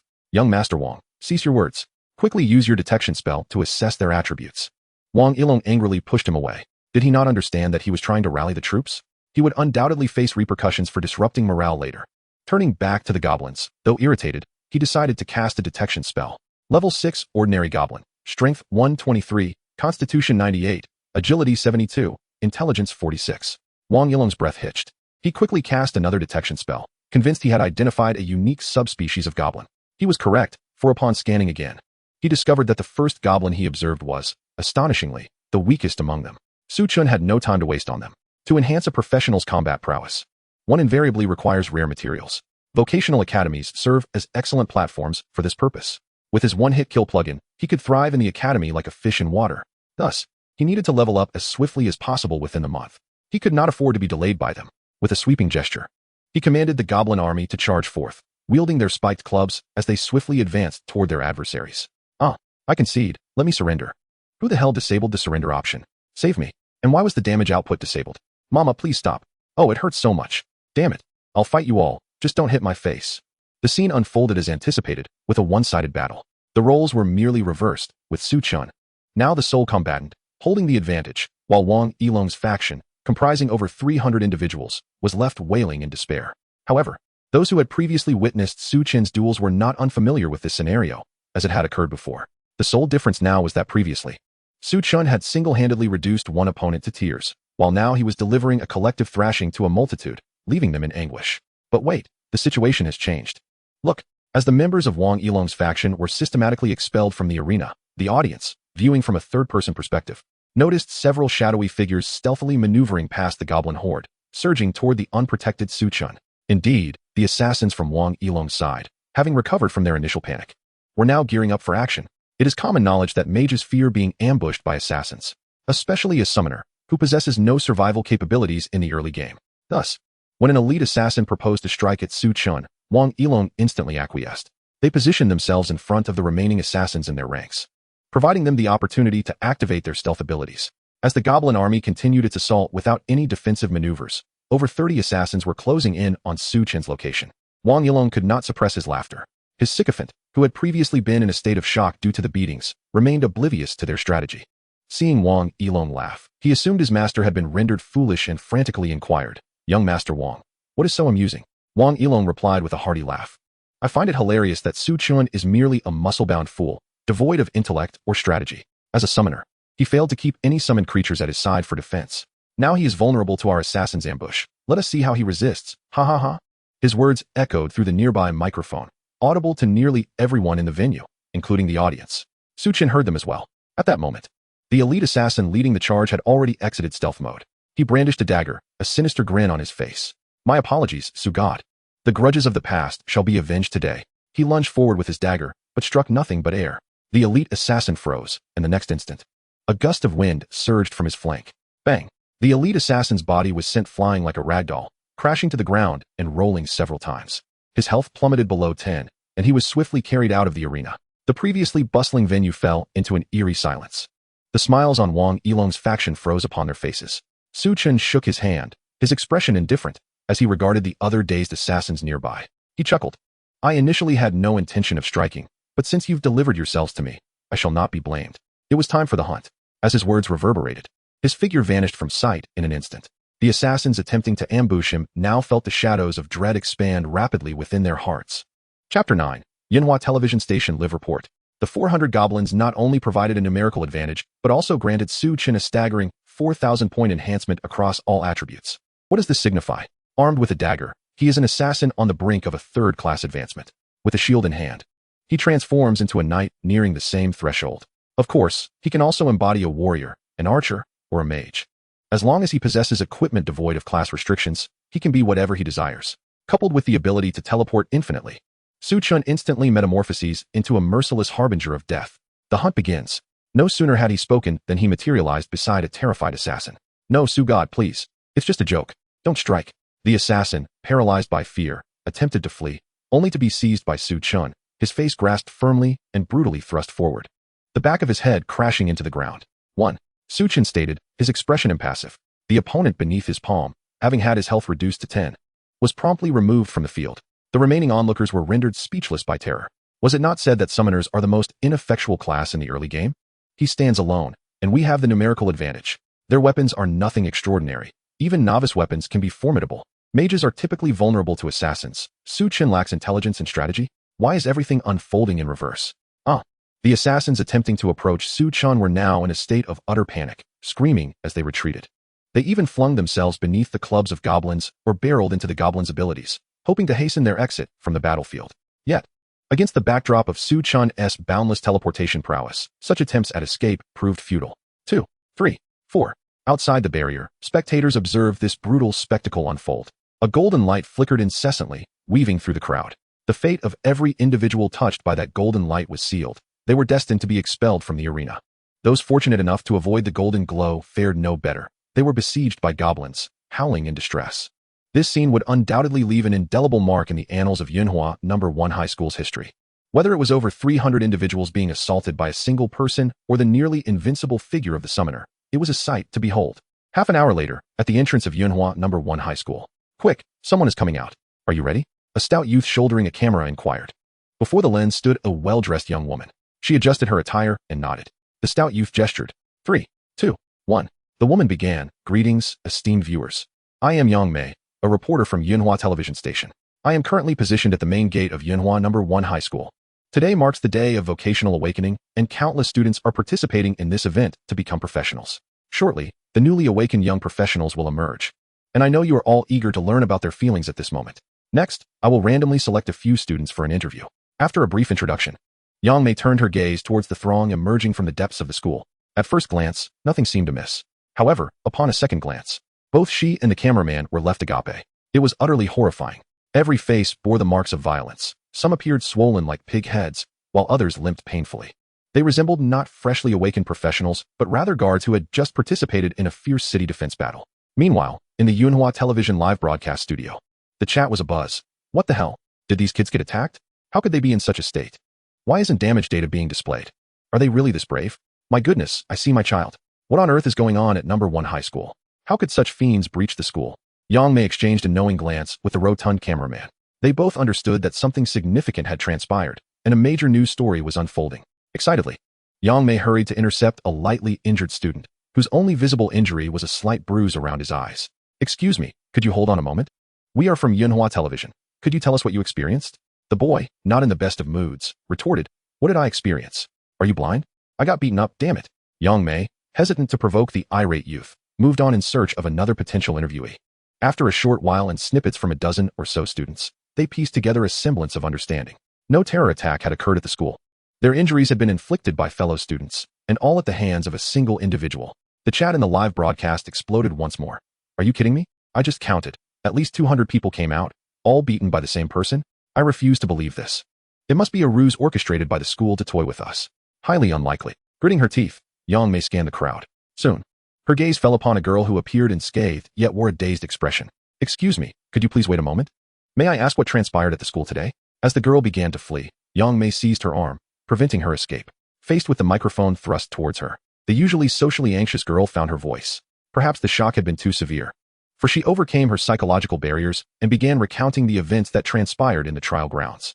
In conclusion, she patted her chest and exclaimed, Su Chen, or should I say Su God, is simply too formidable. Fortunately, he only hit me once, and I was not in the arena this time. Let me go. I must leave, or else if he catches up to me, it will be the end. With that, the girl forcefully pushed Yang Mei's hand away and sprinted off. Upon hearing her account, Yang Mei, the cameraman, and everyone in the live broadcast studio were left in a state of disbelief. Most were ordinary individuals, yet they had a basic understanding of the world of professionals. A summoner? Wasn't he that a class that only gained true power at the 8th or 9th tier? How could the girl's description render it so grotesque? Not only could he summon hundreds of exceptionally strong goblins in half a minute, but the summoner himself also pursued and slaughtered others like a deranged killer. The chat in the live studio continued to buzz. I call foul. My uncle is a professional. And he told me that a child from an ordinary family awakening as a summoner is essentially doomed. That girl doesn't seem to be lying. I noticed that when she mentioned Su Chen, the others passing by all wore expressions of terror and quickened their pace. This is absurd. If I weren't a summoner myself, I might actually believe it. The greatest topic of discussion in the city today revolved around various schools, with rumors circulating that something bizarre had occurred at number 1 high school, where students had been assaulted. Most people flocked to the live broadcast to witness the unfolding drama. The viewership for Yunhua Television's live stream steadily climbed. At this moment, Yang Mei received a phone call. Hello, what do you mean 30,000 people? Interview Su Chen? Alright, I will definitely catch him. Rest assured, I have already gathered information about his appearance. I let the station down. After hanging up, Yang Mei anxiously scanned her surroundings. She had learned from another student that Su Chen was a towering figure, muscular and with a fierce gaze, resembling a demon. As long as she could spot such a person, she would be certain of her success. She and the cameraman waited with bated breath. Over 30,000 residents of Yunhua City were also eagerly anticipating the arrival of this formidable young man. Yet as the crowd dispersed, no one matching that description emerged from the school gate. For at that moment, Su Chen had been invited to the principal's office for a visit. Chapter 10. The summer school bell sends a duo Q invitation. In the principal's office, the principal of number 1 high school, Jiang Donghai, was in high spirits. He stood behind his desk, gazing at the imposing youth before him. With a surge of excitement, he tugged at the few remaining strands of hair on his head, nervously inquiring, Su Chen, could you enlighten the principal on how you accomplished this? Su Chen crossed his legs, his demeanor relaxed, and casually responded, what did the principal ask? Is it about how I managed to summon such a multitude of goblins in a short span of time? Or how I can continuously teleport and pursue others in combat? Jiang Donghai nodded vigorously. I am eager to know. Su Chen chuckled, leaning forward and lowering his voice, feigning mystery. I can only attribute it to sheer talent. Jiang Donghai immediately surmised this, for aside from talent, no other explanation could account for Su Chen's extraordinary abilities. This was precisely the direction Su Chen wished to steer public speculation. Otherwise, if they discovered he had enhancements within him, he would undoubtedly face immediate restrictions. After all, it was all a matter of talent. He, Su Chen, had not cheated. Could you tell the principal the grade of your talent? Jiang Donghai asked anxiously, raising 2 trembling fingers. Su Chen pondered for a moment, and then held up 3 fingers. Jiang Donghai's face visibly flushed with excitement, and he leaped into the air, exclaiming, ah! My knees hit the table. Yet, the pain could not diminish the joy radiating from his expression. He gestured for Su Chen to stay put, then hurriedly left the office. Wait here, I shall return shortly. Once the door closed, Su Chen faintly heard Jiang Donghai cheering, 3S. There's finally someone from our school who can challenge the prestigious Daxia Academy. Su Chen's expression turned peculiar. He had thought the principal possessed some special ability to discern his 2 SSS talents, which was why he indicated 3 fingers, intending to convey that his third talent was not inferior to the first 2. Apparently, the principal's imagination was somewhat lacking, or perhaps he was too timid to make grander assumptions. He waited quietly for about 10 minutes, and soon the principal returned to the office. Upon entering, he directly thrust a card into Su Chen's hand. Here are 100,000 gold coins. Take it and spend as you wish. If it's insufficient, just call me. The school will cover all your expenses until you reach the 3rd transition. Jiang Donghai's words would have undoubtedly thrilled any other student raised under official auspices. However, for Su Chen, the joy was minimal. 1 gold coin equated to 100 silver coins, or 1,000 copper coins. With the over 3,000 gold coins received from Wang Yilong, coupled with the rewards from dungeons, Su Chen felt he could scarcely spend it all. Money in his hands was merely a string of numbers. Thus, he calmly replied, thank you, principal. This response took Jiang Donghai by surprise. He was aware of Su Chen's lack of background, yet here was a person who could remain unmoved by material wealth. No wonder he possessed SSS-level talent. He was indeed someone destined for greatness. Jiang Donghai mused inwardly. He then retrieved a pair of radiant wings from his inventory. Su Chen accepted them, casting a glance and revealing delight in his eyes. Equipment, sky wings. Rarity, rare. Attribute bonus. Agility, 55, Constitution 44. Skill, flight. Equipment requirement. Agility 10, Constitution 10. Principal, are these for me? Su Chen caressed the wings with reverence. Jiang Donghai nodded. Of course, Su Chen. You know the school is eager for you to challenge Daxia Academy. This is immensely beneficial for both you and the institution. However, the school is not a profit organization and cannot offer you gifts like other factions. Please don't hold it against us. Su Chen quickly replied, Principal, what are you saying? Even without these wings, I would strive to gain admission to Daxia Academy. 3 years of high school, a lifetime of loyalty to our school. I will bring glory back to our institution.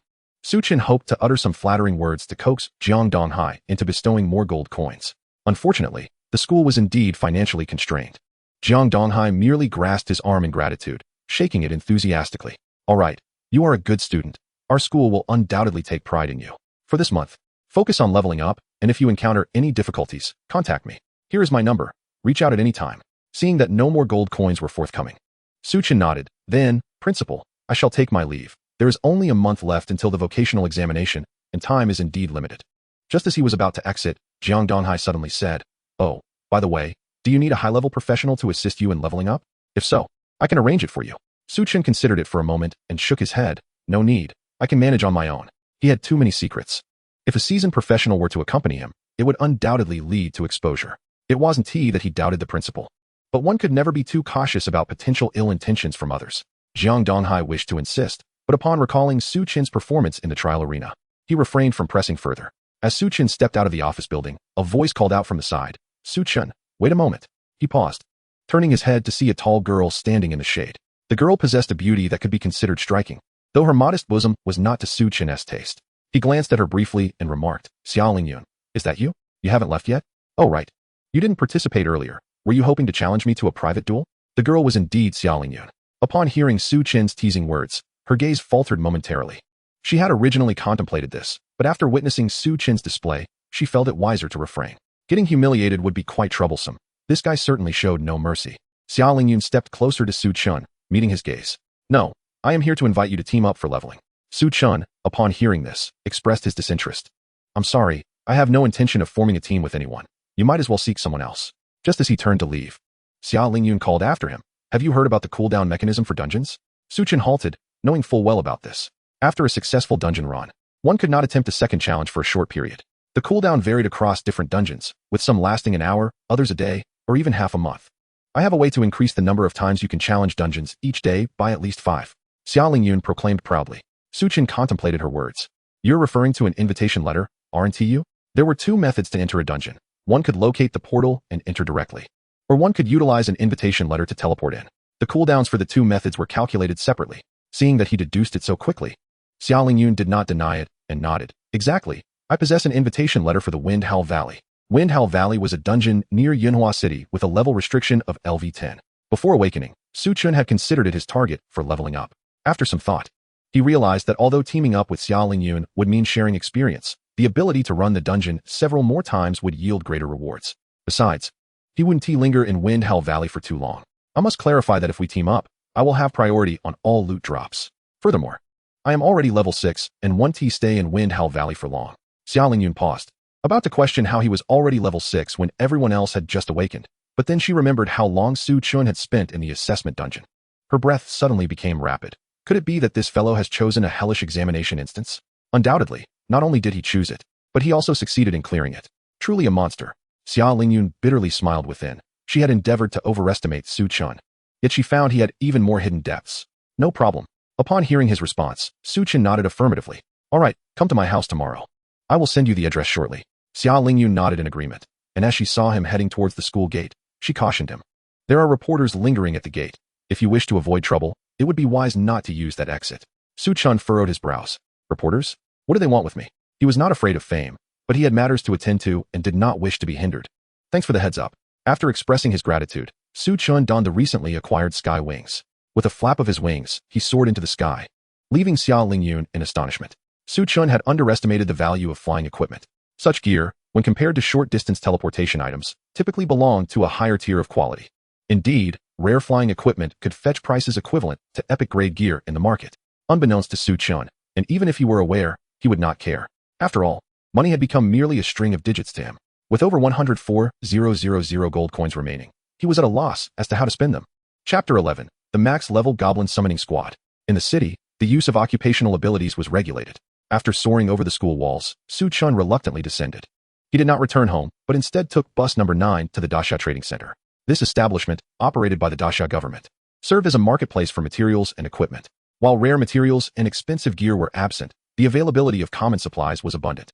His visit served dual purposes, to sell off unnecessary items from his backpack and to procure some enhancements for his strength. After taking a number and waiting for a brief spell, Su Chen approached the counter that called his number. After selling the items dropped by the blood slaves and 2 blood servants, he earned over 100 gold coins. He then addressed the lovely attendant at the counter. Could you kindly place all first-tier skill experience books, equipment enhancement scrolls, and equipment protection scrolls onto the trading panel? The clerk was momentarily stunned. Although first-tier skill experience books were not particularly valuable, the basic quality ones required 2 silver coins for 200 experience points, while the advanced quality ones needed 1 gold coin for 1,000 experience points. Their warehouse contained thousands of the advanced quality books alone. To acquire them all would cost several thousand gold coins. Coupled with the basic and intermediate quality ones, the total would exceed 10,000. Spending such an exorbitant amount to enhance first-tier skills seemed utterly irrational. Moreover, the enhancement and protection scrolls available at the trading center were only of basic quality. Yet their prices were not low. A basic enhancement scroll was worth 20 gold coins, while a basic protection scroll was valued at 15 gold coins. Acquiring all of them would incur expenses in the tens of thousands of gold. The attendant, filled with skepticism, repeatedly confirmed the request. Ultimately, under Su Chen's resolute demeanor, she retrieved the items from the trading center's warehouse, watching in disbelief as he completed the transaction and left. Even long after Su Chen departed, she remained perplexed as to why someone would spend such a fortune, for typically, ambitious professionals would not linger too long at the first tier. First-tier skills were generally sufficient up to around level 20, after which one would transition to second-tier skills. Purchasing so many experience books was sheer wastefulness. As for the basic enhancement and protection scrolls, they were rarely sought after. A basic enhancement scroll, when used on a common weapon, had merely a 50 success rate, while a protection scroll could only marginally increase that probability. The chances would diminish as the item tier and enhancement levels increased. If even common weapons were deemed unnecessary for enhancement, one could only imagine the futility for superior or even exquisite weapons. Hence, this collection of enhancement and protection scrolls was essentially relegated to the realm of excess inventory. Unexpectedly, today, a generous fool had appeared, purchasing them all for nearly 100,000. Upon returning home, Su Chen sat cross-legged on his bed, continuously extracting skill experience books for use. Ding! You have used an advanced first-tier experience book. Skill, Summon Goblin, experience gained, 1,000. Ding! You have used another. Ding! Your skill, Summon Goblin has leveled up. Current level, LV 31. After investing a substantial number of first-tier experience books, Su Chen's Summon Goblin skill reached an unprecedented maximum level. Summon Goblin, LV 99 consumes 50 mana points to summon a Goblin Squad, 1 Goblin Royal Guard Leader, for Goblin Royal Shamans, 30 Goblin Guards, 10 Goblin Archers, 10 Goblin Wolf Riders, 25 Goblin Frost Shamans, 25 Goblin Flame Shamans. Upon reviewing the skill details, Su Chen was utterly astonished. You call this a squad? A total of 105 beings, ranging from melee to ranged, from physical to magical, and even cavalry, encompassed everything one might anticipate in a formidable army. Furthermore, with Su Chen's SSS grade mana return and rapid casting ability, he could effortlessly summon an army of 10,000 within a minute. Imagining that scene made him beam with delight. Without pausing, he directed the remaining skill experience books entirely into teleportation. Teleportation, LV 60 after casting, appears at a designated location within a visible range, which is 150 times the spirit attribute in meters. Each teleportation generates a spatial shockwave at the location, inflicting 200 points of spirit attribute spatial damage to creatures within the area, lasting for 3 instances. Wow! Su Chen exclaimed. With teleportation upgraded to level 60, the distance he could cover became 15 times his spirit attribute. Coupled with the collective enhancement from the masses, this distance could easily surpass a kilometer. Moreover, he could inflict spatial shock damage upon his arrival. What was intended as a mere mobility skill had been transformed into a damaging technique. The terrifying effects of SSS grade skill evolution filled Su Chen with pride in his foresight. Regrettably, the radius of blood eye was limited to 500 meters. But this was only temporary. He retrieved the enhancement and protection scrolls along with Blood Cry. Ding! Detecting the current enhancement target is an epic grade item. Enhancement probability is 0.5. Would you like to proceed? Note that failure will result in the item being destroyed. Upon assessing the situation, Su Chen smirked. 0.5? That's rather dismal. However, he hadn't expected much from the basic enhancement scroll's success rate. He took out the protection scrolls and began using them repeatedly. Ding! You have used a basic enhancement protection scroll. Enhancement probability increased by 0.1. Ding! You have used another. After hundreds of enhancement scrolls were expended, the enhancement probability finally reached 100. Ding! Congratulations! You have completed the equipment enhancement, acquiring Blood Eye 1 Epic Weapon. Su Chen glanced at the effects post-enhancement. Equipment, Blood Eye 1. Grade, Epic. Attribute Boost, Spirit 60, Mana Recovery 6, Magic Lifesteal 15. Skill, Blood's Flying Eye, Range, 600 meters. Equipment Requirement, Spirit Fire Attribute greater than 100 points. Not bad. The range increased by an additional 100 meters. Onward. Su Chen once again produced a plethora of protective and enhancement scrolls, pouring them into his equipment. After half an hour, the results were as follows. Equipment, Blood Eye 10. Attribute bonuses, Spirit 150, Mana Recovery 15, Magic Lifesteal 60. Skill, Blood Flight Eye, range 1500 meters. The range of 1500 meters was not the limit of the Blood Eye, nor was it the extent of Su Chen's financial resources. However, his protective scrolls had been depleted, and the success rate for the basic enhancement scrolls stood at a dismal 0.000, completely unable to improve. To continue fortifying his gear, he would need to acquire intermediate or even advanced enhancement scrolls. Yunhua City was merely a small town. While such items were available, they were limited and unstable. Residing solely within the auction house, Su Chen contemplated finding time to venture to a larger city to seek out better options. Satisfied, he stowed away the Blood Eye and summoned Angelina with a thought. Due to their contract, Angelina was particularly attached to him. As soon as she landed, she dashed towards him, calling out, "Father." Su Chen affectionately patted her head and inquired, "Angelina, why is your health still at only 1 point? How do you plan to replenish it?" He could not allow Angelina, the progenitor of the Blood Clan, to remain at such a precarious state. Although she was currently weak, her potential was immense, and she would undoubtedly become a capable bodyguard for him in the future. Therefore, Su Chen needed her to recover swiftly, so she could protect him in times of danger. Upon hearing his words, Angelina licked her lips, her crimson eyes glimmering. "Father, I just need to drink a little blood. Will you help Angelina?" Su Chen was taken aback, but quickly replied, "Just a little blood, is it? That is quite manageable." Angelina's expression brightened as she revealed her sharp fangs and leaned in towards Su Chen's neck, saying, "Thank you, father. I shall not be polite. No need to mention it." Su Chen responded, placing a hand against her forehead. He then raised his hand and activated a skill. Soon, a fully armed goblin squad appeared in the room. Over 100 goblins, along with cavalry, filled the space to capacity. Angelina was left astounded. She stared at the goblins before her, instantly grasping Su Chen's intention. "Feast upon them. They are your sustenance. If it is insufficient, simply let me know," Su Chen generously proclaimed. Angelina's mouth twitched, and her mood slightly dampened as she replied. Oh, clearly, she wished for Su Chen's blood over that of such lowly creatures as goblins. However, a child must not be picky. She could only use her skills to swiftly siphon blood from each goblin. After watching for a while, Su Chen grew bored and decided to take out his phone. He intended to contact Xia Lingyun directly, but, after searching for a while, found he did not possess her personal contact information.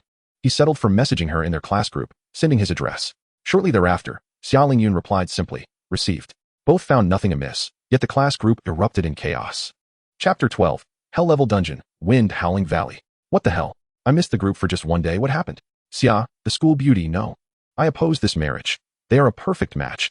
Who are you, a mere fairy, to object? The emotions of the populace in the class group became uncontrollable. Clearly, they had misconstrued the situation. However, with the sun setting and the timing of the address sent being rather suspicious, it was hard not to raise eyebrows. Within minutes, the group messages accumulated to 99. Some were enraged, some heartbroken, some jesting, and others throwing around memes. Meanwhile, the two parties involved were one staring blankly at their phones, a look of confusion adorning their cool, expressionless faces. What are they discussing?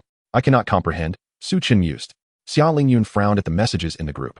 After a while, noticing Su Chen had not sent any further messages and unable to understand the ongoing discussions, she decided to put her phone away and began preparing for their descent into the dungeon the following day.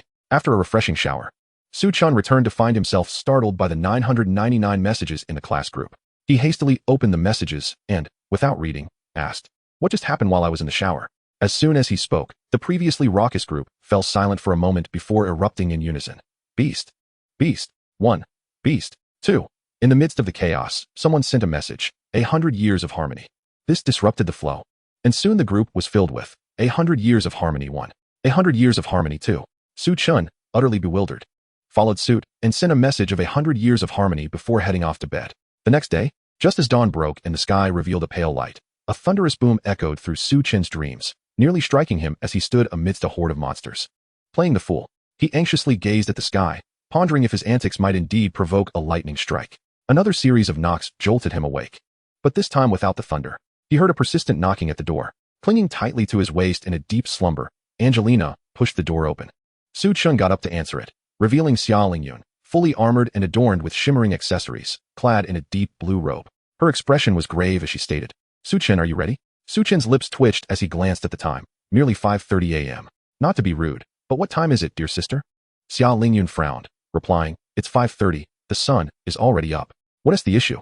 Hurry up." As he prepared to close the door to change, Angelina scampered over, clinging to his leg and exclaiming, "Father." Her little eyes narrowed suspiciously at Xia Lingyun, clearly protective of Su Chen. Xia Lingyun looked from Su Chen to Angelina, paused for 2 seconds in silence, then pulled out her phone and dialed a number. "Hello, is this the Enforcement Bureau?" I need. Su Chen swiftly snatched the phone and hung up. After briefly explaining the situation to Xia Lingyun, she was astonished and promptly used a reconnaissance spell on Angelina. This revelation left her even more shocked. And demigod-level pet. What on earth had Su Chen experienced within the assessment dungeon? She found it unfathomable, unable to speculate further. Su Chen, too, had no intention of elaborating. After changing into a fresh outfit, he led Xia Lingyun down to their favorite breakfast spot for a meal. By the time it was 6 o'clock, the three figures found a vacant space in a nearby park. Ding. Do you accept Su Chen's party invitation? A prompt echoed in Xia Lingyun's ear. Yes. Ding. You have joined Su Chen's party.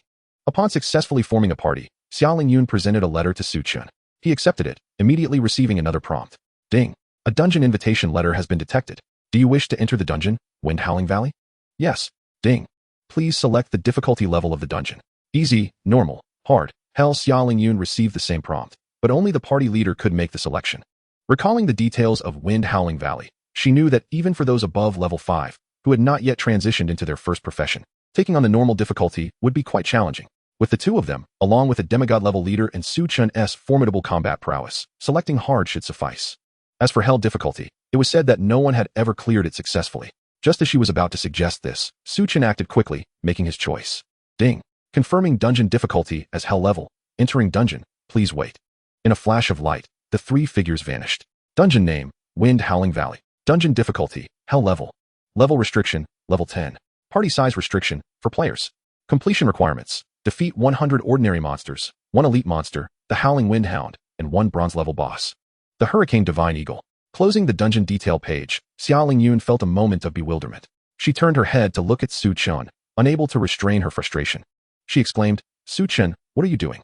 Are you aware that no one has ever successfully cleared the hellish difficulty of the Wind Howling Valley? We have just awakened our professions. Choosing this level of difficulty is nothing short of arrogance.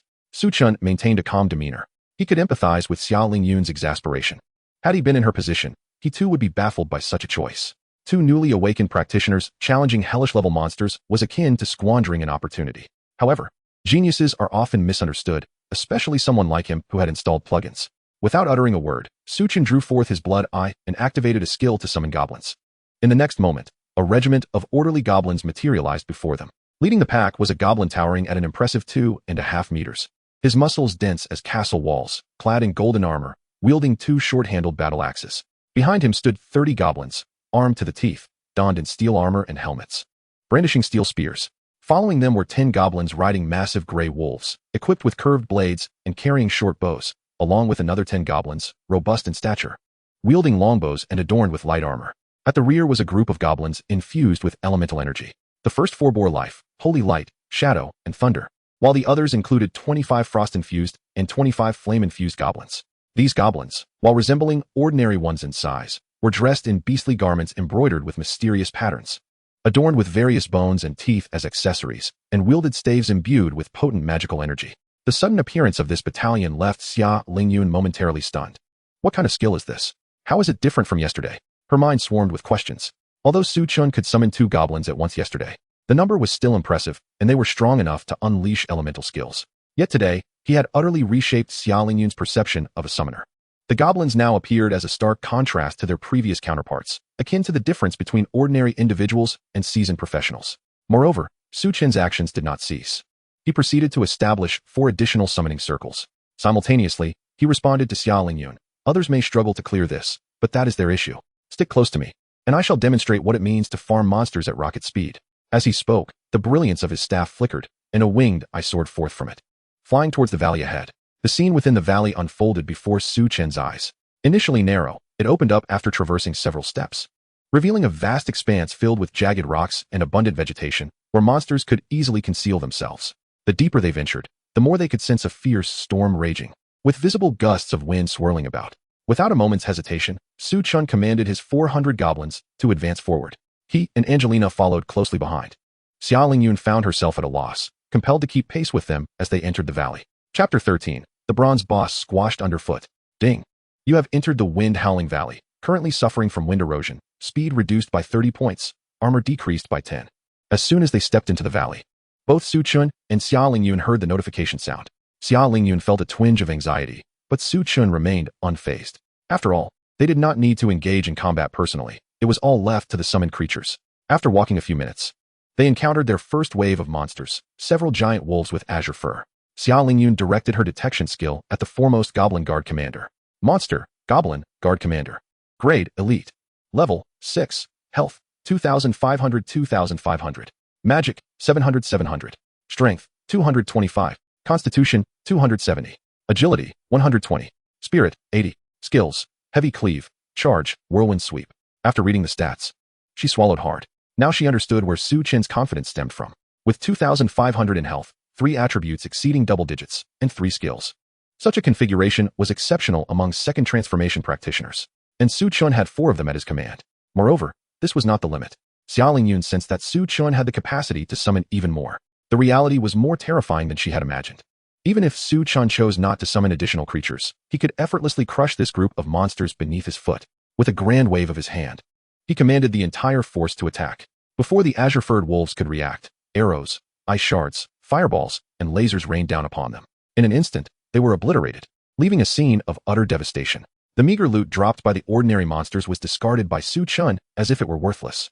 However, Xia Lingyun gleefully collected the items. She did not lack for money, but rather relished the thrill of gathering dropped loot.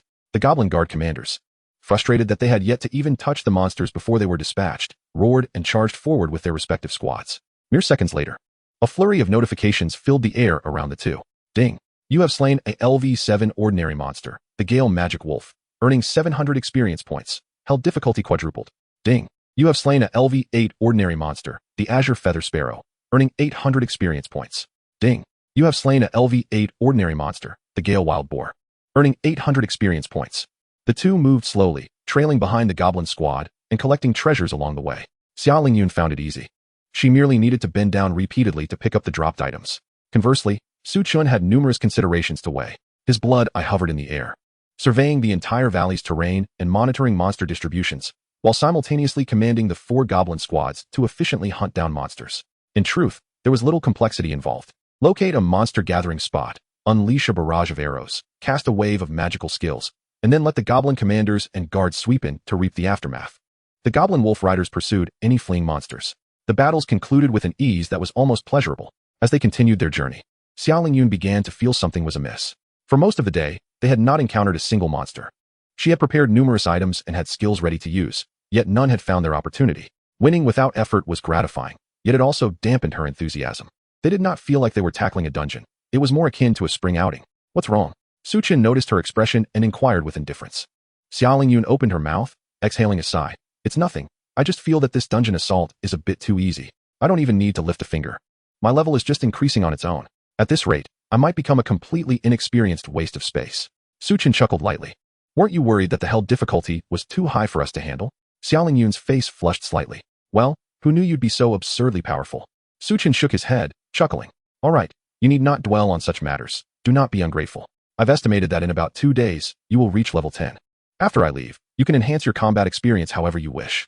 Upon hearing this, Xia Lingyun paused, her tone tinged with reluctance as she said, only 2 days? Indeed. Su Chen replied flatly. Xia Lingyun bit her lip, falling silent. She quickened her pace to run ahead. After sprinting 100 meters forward, she turned around, her voice resolute. Don't get too pleased with yourself. I will catch up to you soon. With that, she continued to sprint ahead. Su Chen paused momentarily, a grin spreading across his face. Catch up to me? Perhaps in the next life. It's utterly impossible for anyone to surpass me, he chuckled heartily. The group advanced swiftly. Half an hour later, the first checkpoint was achieved, and the foremost goblin squad arrived at a serene pool of water.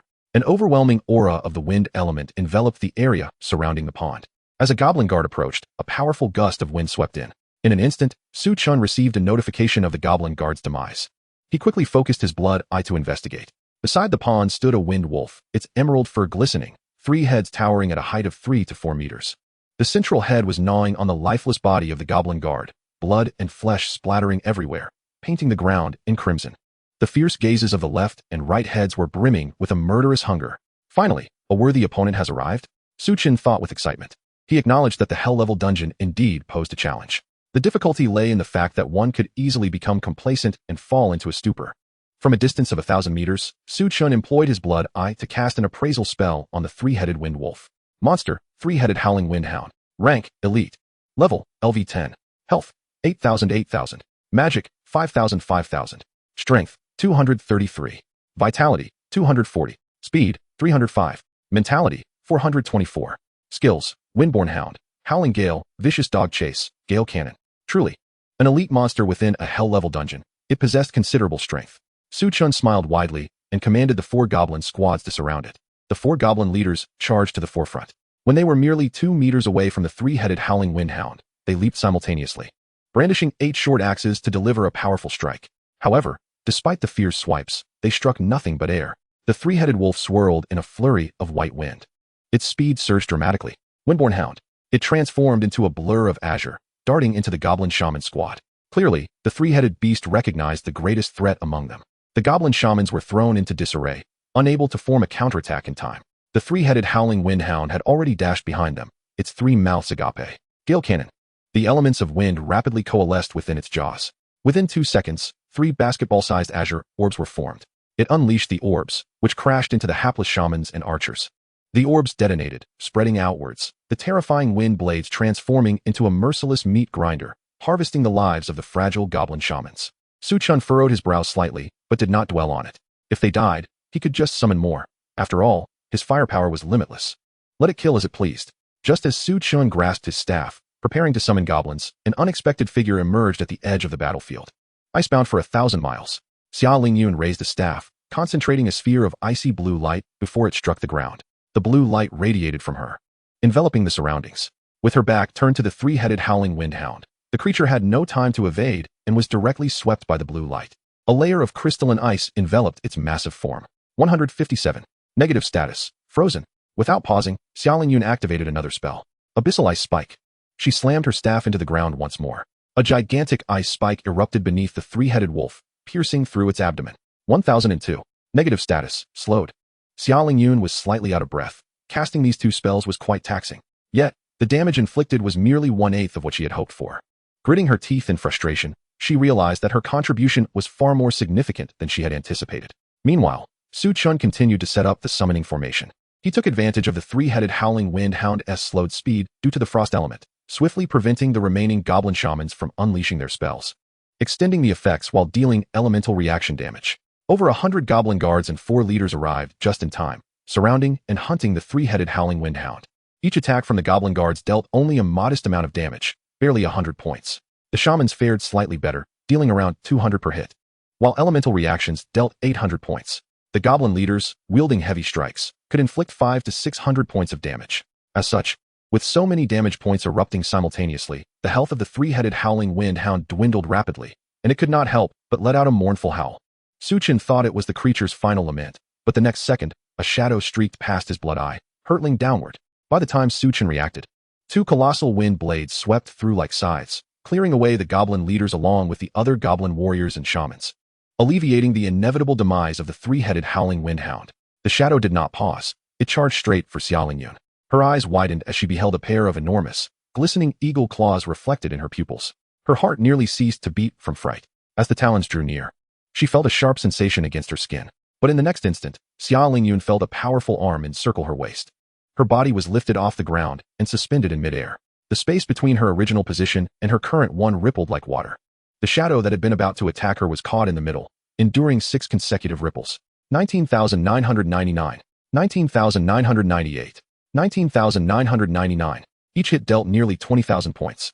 Sustained over 6 strikes. The health bar of the shadow plummeted to a critical low upon its appearance. It was only then that Xia Lingyun realized she had been saved by Su Chen, who held her tightly, his expression icy. Su Chen gazed down at the shadow, which was unmistakably a colossal white eagle with a wingspan of 10 meters. His eyes hardened, and he delivered a powerful kick downward. 29,999. Ding. You have slain a LV10 bronze boss, Gale God Eagle, awarding 10,000 experience points. Xia Lingyun was left dumbfounded. The bronze boss was so easily crushed by Su Chen's single kick. Chapter 14. First clear of the hell-level Gale Howling Valley. Su Chen was truly drenched in cold sweat. He had nearly marred his impeccable life record, had he hesitated for even a moment. Allowing Xia Lingyun to perish beneath those eagle claws, he would have faced eternal regret in the years to come, unable to confront the past when he had achieved greatness. Are you all right? Su Chen inquired nervously.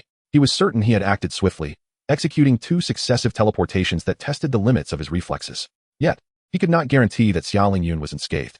Xia Lingyun, regaining her senses, began to sob softly, and moments later, she broke into a full-blown cry. Tears soaked Su Chen's clothes. He scratched his head, uncertain of how to handle the situation. When it came to fighting monsters, he could do so without a moment's hesitation. Decisive and resolute. But comforting a weeping woman? He would rather face off against a divine-level boss right then and there. After a long while, Xia Lingyun finally composed herself, wiping her tears as she looked up at Su Chen. He stood there, seemingly frozen, like a wooden post, not daring to move, which struck her as somewhat amusing. Unable to contain herself, Xia Lingyun let out a couple of light laughs. Hearing her laughter, Su Chen looked down, meeting her tear-streaked gaze. Young man Muai.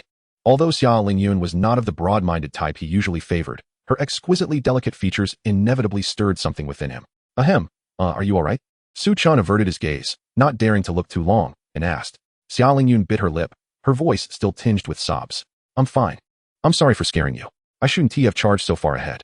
Xia Lingyun was acutely aware of her own recklessness. In her fervent desire to assert her presence, she had rashly rushed to the forefront of the battlefield. Had it not been for Su Chen's summons, this dungeon would not have been so perilous. It seemed that Su Chen had been jolted into realization by her actions, as he suddenly snapped his fingers and delivered a light rap to her head. Ouch! Xia Lingyun exclaimed, clutching her forehead, tears welling in her eyes from the pain. You hit me, she complained. Su Chen retorted fiercely, shouldn't you be punished for your folly? This dungeon could have been a smooth passage, yet you insisted on making it so treacherous. The only reason you are alive today is due to my ability to save you. Without me, you would have perished long ago, do you not understand?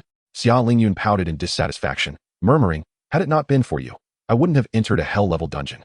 Su Chen narrowed his eyes in irritation. You dare to retort? You are asking for it. He then delivered another unexpected rap to her head, leaving the school bell to don a mask of anguish. Approaching the corpse of the Hurricane Divine Eagle, Su Chen noted that this was a bronze-level boss, equivalent in rank to the test dungeon S-Chuck. He anticipated that the spoils would not be lacking. Reaching out to touch a luminous orb beside the corpse, he swiftly extracted a small tome. Item, Wind Rider. Learning requirement, Mage or Priest subclass, Spirit greater than 200 points. Description, a second turn skill for mages and priests. Upon casting, all allies within a radius of 100 by 100 meters receive a wind magic enhancement, increasing their movement speed by 20. Quite a valuable find, Su Chen mused thoughtfully. Enhancement skills have always held considerable market value. This parallels the notion that while few wish to play as support, everyone desires a competent one. An exceptional enhancement skill, once it appears in the auction house, is likely to become a centerpiece item. Of course, second turn skills may not achieve such heights. However, a 20 speed increase for all allies within 100 square meters is already quite commendable. It also suits Su Chen's summoner class, allowing his summoned creatures to move with greater swiftness. The luminous orb had not yet dissipated, indicating that more treasures remained. Su Chen delved again and retrieved a pair of shoes. Equipment, Spirit Wind Boots. Grade, Fine. Attribute bonus, Agility 25, Evasion 1. Skill, Lightness. Equipment requirement, Agility greater than 10. A fine piece of equipment, though not particularly noteworthy.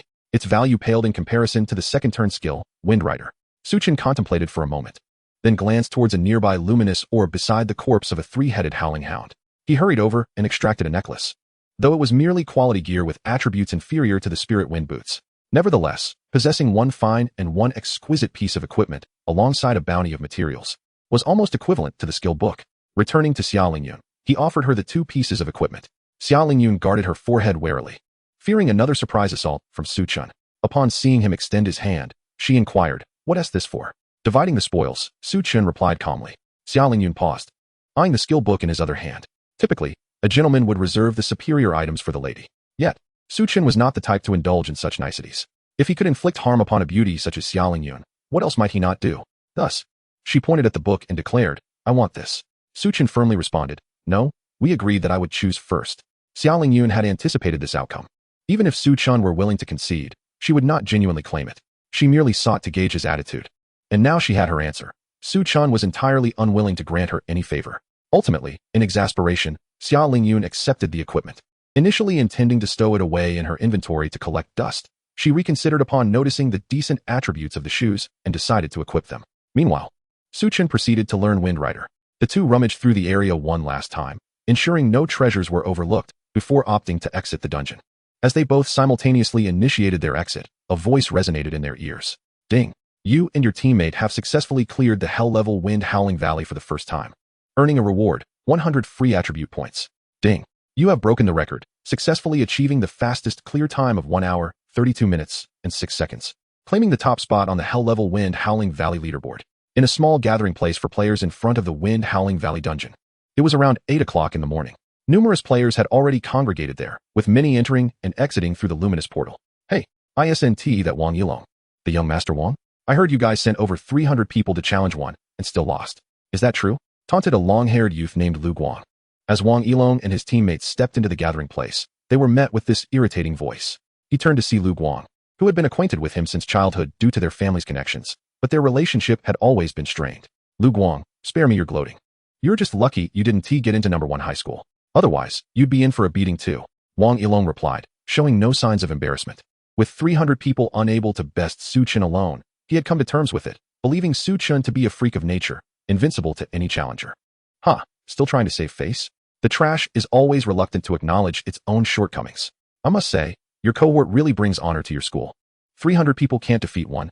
If this were at our school, I wouldn't dare show my face the next day. Lu Guang mercilessly mocked. Wang Yilong sneered. Enjoy your moment of pride. With that freak Su Chen around, this year's city champion will undoubtedly be from number 1 high school. Soon enough, we'll be making headlines, while you lot will remain invisible to the press. Lu Guang was momentarily taken aback, but then burst into laughter. Wang Yilong, have you lost your mind? City champion? It seems Su Chen has truly put you under a delusion. You elevate him so high, merely to justify your own incompetence. The college entrance examination is still a month away, too long to wait. Why not challenge him to break the record in Wind Howling Valley? Simple, ordinary, or difficult. He can choose any difficulty, and he can assemble his own team.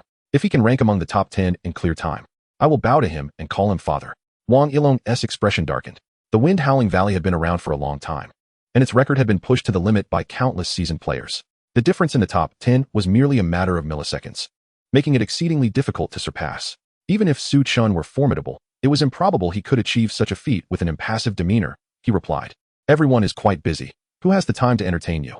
Lu Guang smirked, stubborn as ever. Could it be you realize he is just as much of a failure as the rest of you? You're all merely more incompetent. Just then, a sudden exclamation broke the tension. The leaderboard has been updated. No way, another powerhouse has emerged. Lu Guang's smile froze, realizing that just as he had wagered on breaking the record, someone had indeed done so. Was it mere coincidence? However, he reassured himself that it couldn't possibly be Su Chen, given that he had only awakened his class yesterday. Curious about who had shattered the record, Wang Yilong and his group hurried to the dungeon entrance. There, they found a leaderboard displaying all current records. The settings for easy, normal, and hard had not changed. Who the hell is spreading rumors?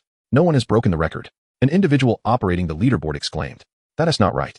The portal is shimmering with golden light. This indicates that a record has indeed been broken. However, the 3 levels of difficulty remained unchanged.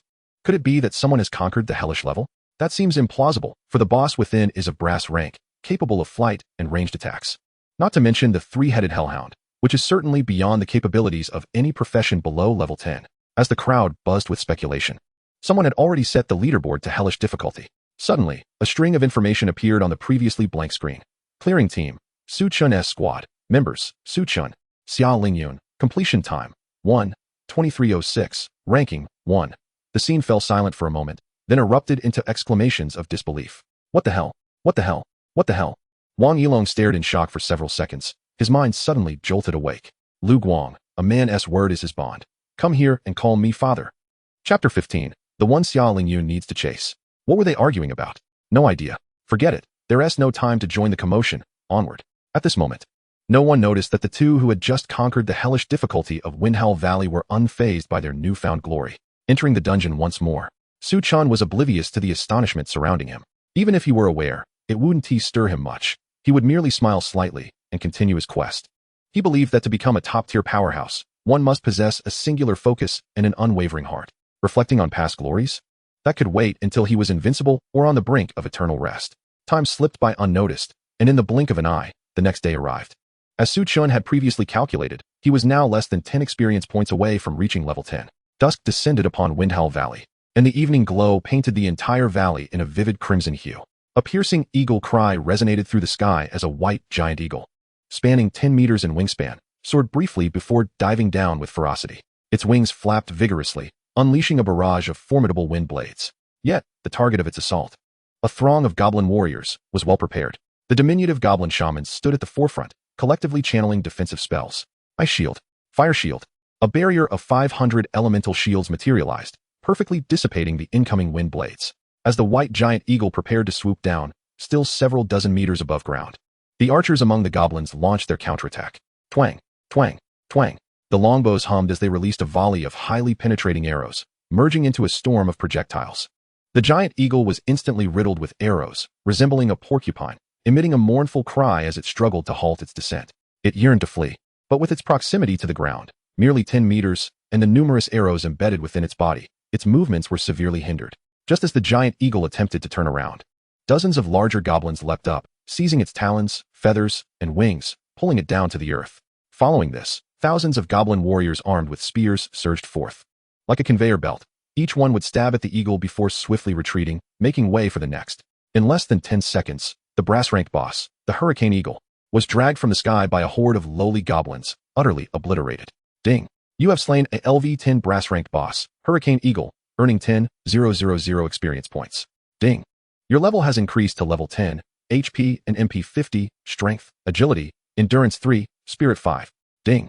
You have reached level 10. Please promptly accept and complete the second job advancement quest.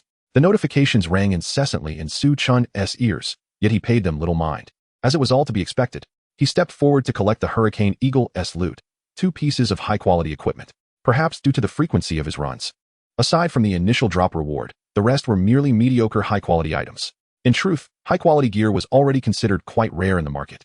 Most professionals would never amass a full set in their lifetimes. Only those like him, with plug-in installations, and professionals like Xia Lingyun, who had backing, would look down upon high-quality gear. After the routine division of spoils, Xia Lingyun, who had remained silent throughout the day, suddenly spoke up. You'll be leaving once you reach level 10, right? Su Chen looked at her in confusion. Is there an issue? Now that I'm level 10. Continuing to grind this dungeon yields little improvement, Xia Lingyun replied, bowing her head in silence. Finally, she shook her head and said, it's nothing, just a question. By the way, I heard there are reporters at the camp.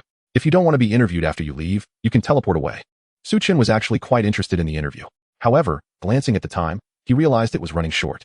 If he delayed any longer, the Mage Guild would close, and he would have to wait until tomorrow to accept the advancement quest. He nodded, saying, all right, thanks for the reminder. Wait.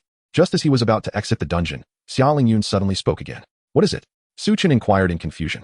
I will soon catch up to you. With that, Xia Lingyun quickly exited the dungeon. Her words momentarily stunned Su Chen for 10 seconds. When he regained his senses, he couldn't help but chuckle. Haha. It seems I possess quite a charm, don't I? But if she wishes to catch up to me, it won't be that easy. He actually harbored fond feelings for Xia Lingyun. Although she lacked a grand demeanor, she was calm in the face of adversity, emotionally stable, and exceptionally attractive. Had she openly expressed her feelings, Su Chen, caught up in the moment, might have readily agreed. However, after a few seconds of contemplation, he smiled and sighed. Now is not the time for romance. The path of profession has only just begun. I cannot afford distractions. Yet, with love, the future would surely bring them together again. Good luck. I'll be waiting for you in the future, Su Chen murmured before exiting the dungeon. In the camp before the portal of Winhell Valley, Yang Mei, a reporter from Yunhua City Television Station, along with her cameraman, anxiously surveyed their surroundings. As ordinary individuals, they were filled with dread at the wilderness, fearing that a monster might suddenly emerge from the thick woods and devour them. However, recalling the commotion caused by Su Chen, they had no regrets. Su Chen was simply extraordinary. Within just 2 days, he had filled the previously empty hellish difficulty challenge leaderboard of Winhell Valley. The top 10 ranks were all occupied by Su Chen's squad. If they could interview him, coupled with the attention he had garnered at school 2 days prior, their television station would undoubtedly skyrocket in popularity. Yet, after waiting for half a day in the camp, they had not spotted anyone resembling Su Chen. Have we missed him again? Yang Mei said weakly. The cameraman patted her shoulder, sighing in silence. At that moment, a cool voice drifted over. Are you reporters from the television station? They turned to see an exceptionally beautiful young woman. However, her demeanor was somewhat aloof, emanating an unbearable chill. Yes. Do you know Su Chen? Yang Mei stammered, her teeth chattering. Xia Lingyun realized she had forgotten to deactivate her area of effect skill. After switching it off, the chill around her dissipated. I'm Xia Lingyun. Xia Lingyun. Yang Mei paused for a moment before realizing she was one of Su Chen's squad members. Her eyes brightened as she hurriedly greeted her. Hello. May I ask where Su Chen is now? He has gone, Xia Lingyun replied. Oh. Could you possibly grant us an interview? Yang Mei asked tentatively. Xia Lingyun nodded and replied, certainly. Yang Mei exhaled in relief, then hurriedly inquired. Could you tell us about Su Chen, what kind of person he is? Xia Lingyun seemed to have prepared her response in advance, and without hesitation, she exclaimed. He possesses immense strength, exemplary character, and a heart full of compassion. Indeed, he is someone I, Xia Lingyun, aspire to pursue. Yang Mei was momentarily taken aback. Little did she know that soon, with the airing of this interview, countless students from First High School, along with a heartbroken father, would be profoundly affected. Chapter 16. Special mission, the secret realm of Wanfanshan. At 5:59 in the afternoon, there remained but a minute before the Mage Guild would close its doors. The receptionist, Mage Yi Qian, glanced at her watch, counting down the seconds. 30, 29, 28, 3, 2, 1. Time to clock out. Yi Qian joyfully stood up and grabbed her small bag. However, just as she was about to leave, a tall and imposing figure walked through the door. Yi Qian's expression stiffened, but soon her eyes brightened as she said, "Sir, this is the Mage Guild. You seem to have taken a wrong turn." Su Chen looked at her with confusion and replied, "But I am indeed a summoner here to undertake a breakthrough mission. Is this not the correct place?" Yi Qian stared at him incredulously, scrutinizing his muscular arms and broad back that resembled a figure donned in armor. She swallowed hard and asked in disbelief, "You are a summoner?" Su Chen revealed his class to validate his identity. "Absolutely," he said, somewhat exasperated. Why do they always judge by appearances? Just earlier, when he passed the Night Guild, he had nearly been pulled inside by the receptionist there. Yet here at the Mage Guild, he was on the verge of being expelled. Yi Qian employed a detection spell, confirming he was indeed a summoner, and reluctantly set down her handbag, leading him to the area for accepting breakthrough tasks. Before them floated a small orb. Yi Qian instructed, "Place your hand on it, and the Celestial Origin System will customize your breakthrough mission according to your class." The tasks are categorized into 5 levels: easy, normal, hard, hell, and special. You may select based on your own capabilities. Su Chen inquired. "I understand the levels from easy to hell, but what does special mean?" Seemingly anticipating his question, Yi Qian promptly explained, "Completing tasks from easy to hell will only yield attribute enhancements. Easy doubles your attributes, normal quadruples them, hard increases them 6-fold, and hell grants a 6-fold boost. However, special tasks can alter your class." Upon hearing this, Su Chen's eyes lit up. "Are you saying I can awaken my class again?" "No." Yi Qian shook her head. "It is not an awakening, but an elevation. Completing a special task can upgrade the rank of your class, from basic to normal, and from normal to excellent. Additionally, there are rewards such as skills, attribute points, and equipment." She paused, her tone becoming grave. "However, as difficult as hell-level breakthrough tasks are, to my knowledge, only 2 individuals in the Great Xia have completed 3 special tasks, akin to a Herculean feat if you fail the breakthrough task. You must wait 7 days to attempt it again. I advise you to consider your decision carefully." Su Chen grasped her implication and felt a surge of excitement. While being a summoner was commendable, it was ultimately a common class. Even though he had leveled his goblin summons to their maximum potential, he still required a strategy of sheer numbers to defeat a single bronze-level leader. It was simply too weak. Moreover, class also influenced attribute point bonuses. Although he possessed the ability to summon many at once, he could not afford to be caught off guard and fail to set up his summoning array. Thus, elevating his class rank was imperative. As for whether he could complete the task, nonsense. The fact that others had succeeded proved it was achievable. With his exceptional talent and assistance from plugins, how could he fall short? With these thoughts swirling in his mind, Su Chen placed his hand on the crystal. Beep. Your level has reached 10, loading breakthrough task. Beep. Your second transformation breakthrough task is as follows. Easy task, kill 100 level 10 monsters. Normal task, single-handedly defeat 3 black iron level leaders. Hard task, single-handedly defeat 1 bronze level leader. Hell task, clear a level 10 hell difficulty dungeon once.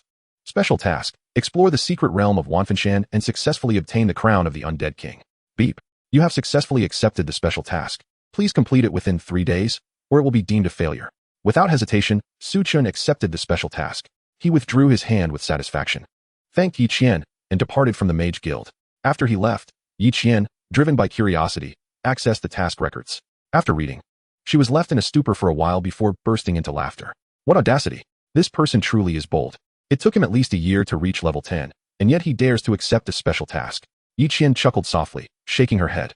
She presumed Su Chen to be an adventurer from at least a year prior, as it had only been 2 days since Awakening Day. Surely, no one could level up to 10 so quickly, could they? It was inconceivable. She left work in high spirits, eager to tease Su Chen upon their next encounter in 7 days as a form of compensation for her overtime. Upon exiting the guild, Su Chen did not return home. He made his way directly to the trading hall.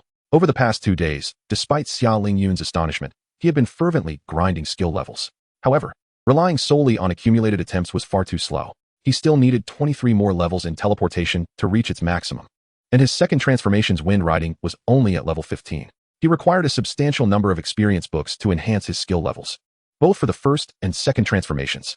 Upon entering the trading hall, he took a number and waited. Before long, he arrived at the counter, greeted by the same beautiful staff member from before. "Hello, how may I assist you?" she asked. "It's you." The staff member recognized him, her expression one of surprise. Su Chen replied, "Please bring me all the experience books for first and second transformation skills." The staff member smirked slightly. What a boastful request. However, Having processed a transaction with you before, I don't doubt your capabilities. Yet, she regrettably added, I'm sorry, sir, but we currently have no stock of first transformation experience books. As for second transformation experience books, we only have the basic and intermediate qualities available. Would that suffice? Su Chen was taken aback. He could understand the lack of first transformation books, but how could there be no advanced second transformation ones? He inquired, where have the advanced second transformation experience books gone? Surely they haven't all been sold out? That's entirely possible, she internally scoffed, then explained, today, Tianjiang Pavilion is hosting a large auction. They purchased all the advanced experience books to use as embellishments for second transformation skills. If you're interested, you could check out Tianjiang Pavilion. Su Chen's eyes brightened. An auction? That meant spending money. Spending money was his favorite pastime. He felt uncomfortable not spending. All right, please retrieve the basic and intermediate second transformation experience books for me. Su Chen affirmed. The staff member quickly complied with his request. Su Chen promptly settled the payment and completed the transaction. Leaving the trading hall, he immediately rushed towards Tianjiang Pavilion, eager not to miss out on a golden opportunity to spend. Chapter 17. 800,000 for a second transformation skill. Tianjiang Pavilion, situated alongside the Grand River that traverses Yunhua City, derived its name from this very river. As the largest auction house in Yunhua City, it was bustling with a constant stream of visitors. Upon Su Chen's arrival, it was just in time for the opening. He followed the procession forward, entering the venue. A young waitress, clad in revealing attire and possessing an alluring figure, promptly approached him. Esteemed guest, how may I assist you? Su Chen surveyed his surroundings before responding candidly. I wish to participate in the auction. The waitress was not taken aback. After all, what else could one do at such an event? She led Su Chen onward, explaining. You've arrived just in time. Today is the grand auction held every 6 months. With over 100 items up for bid, there's bound to be something you desire. However, entry to the venue requires a seat fee. The standard hall seating is 5,000. Su Chen interrupted her with a grand flourish. No need for such details. Arrange the most luxurious box for me. The waitress's eyes lit up, and she quickly escorted him to the front desk, conversing briefly with the attendant. Before long, a payment panel appeared before Su Chen. Without a moment's hesitation, he clicked to pay. Soon, he found himself lounging on the plush sofa of his box, the one-way glass offering an unobstructed view of the entire hall. An array of fruits and fine wines was at his disposal, which he indulged in without reservation as he awaited the commencement of the event. Before long, a woman donned in a striking red gown, her silhouette graceful and features sharply defined, took to the stage. Her golden hair was elegantly styled with numerous jeweled hairpins, exuding sophistication. Her captivating eyes shimmered like autumn waters, enchanting all who beheld her. Through the microphone, her voice resonated, esteemed guests, I am the main auctioneer for tonight. Wenqing, it is my pleasure to welcome you all. Without further ado, I hope each of you secures the items you desire. After a few brief pleasantries, Wenqing initiated the auction. The first item up for bid was nothing short of spectacular, a weapon of legendary quality. However, due to its damage and being a sword, Su Chen chose not to participate. He savored the delicious fruits, remaining composed. Equipped with plugins, he possessed the capability to secure every item, yet he refrained.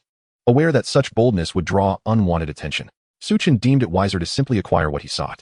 Time flew by, and half an hour later, a skill book was presented on stage. Wenqing introduced it, ladies and gentlemen, this is a second-tier skill book. Although it is only of second-tier rank, its value transcends mere classification. Purchasing this item grants you an additional 799 advanced experience books for second-tier skills. You will have 2 minutes to examine its details. Upon seeing his target materialize, Su Chen sat up straight. While his primary interest lay in the experience books, he was nonetheless intrigued by the skill itself. He cast a probing spell from afar. Item, Eye of True Sight skill. Learning requirement, all professions. Description, a second-tier skill that, upon learning, allows the user to uncover some concealed information. To put it simply, it was an upgraded version of the probing spell. For most practitioners, its utility was limited. However, certain items and equipment might be sealed or possess incomplete information. The standard probing spell could not fully unveil such details. This had given rise to an industry of equipment appraisers. With the skill, the most straightforward benefit was the ability to detect information from sealed equipment without the need for an appraiser. Additionally, it could be utilized in gambling venues to generate profits, provided one remained discreet. Its significance was considerable, hence the competition for it was fierce. Ladies and gentlemen, time is up. I hereby announce that the starting bid for the second-tier skill, Eye of True Sight, is set at 100,000 gold coins. Let the auction begin. After 2 minutes, auctioneer Wenqing declared. Su Chen refrained from immediately bidding, opting to observe for a moment. 110,000, 120,000, 150,000. The price surged, with numerous bidders joining in. However, as the price crossed 500,000, the number of bidders dwindled. Once it surpassed 1 million, only 3 contenders remained. After all, A second-tier skill book typically capped at 1 million. Anything beyond that would incur losses unless one had a compelling reason or simply an excess of wealth. 1. 235,000 gold coins.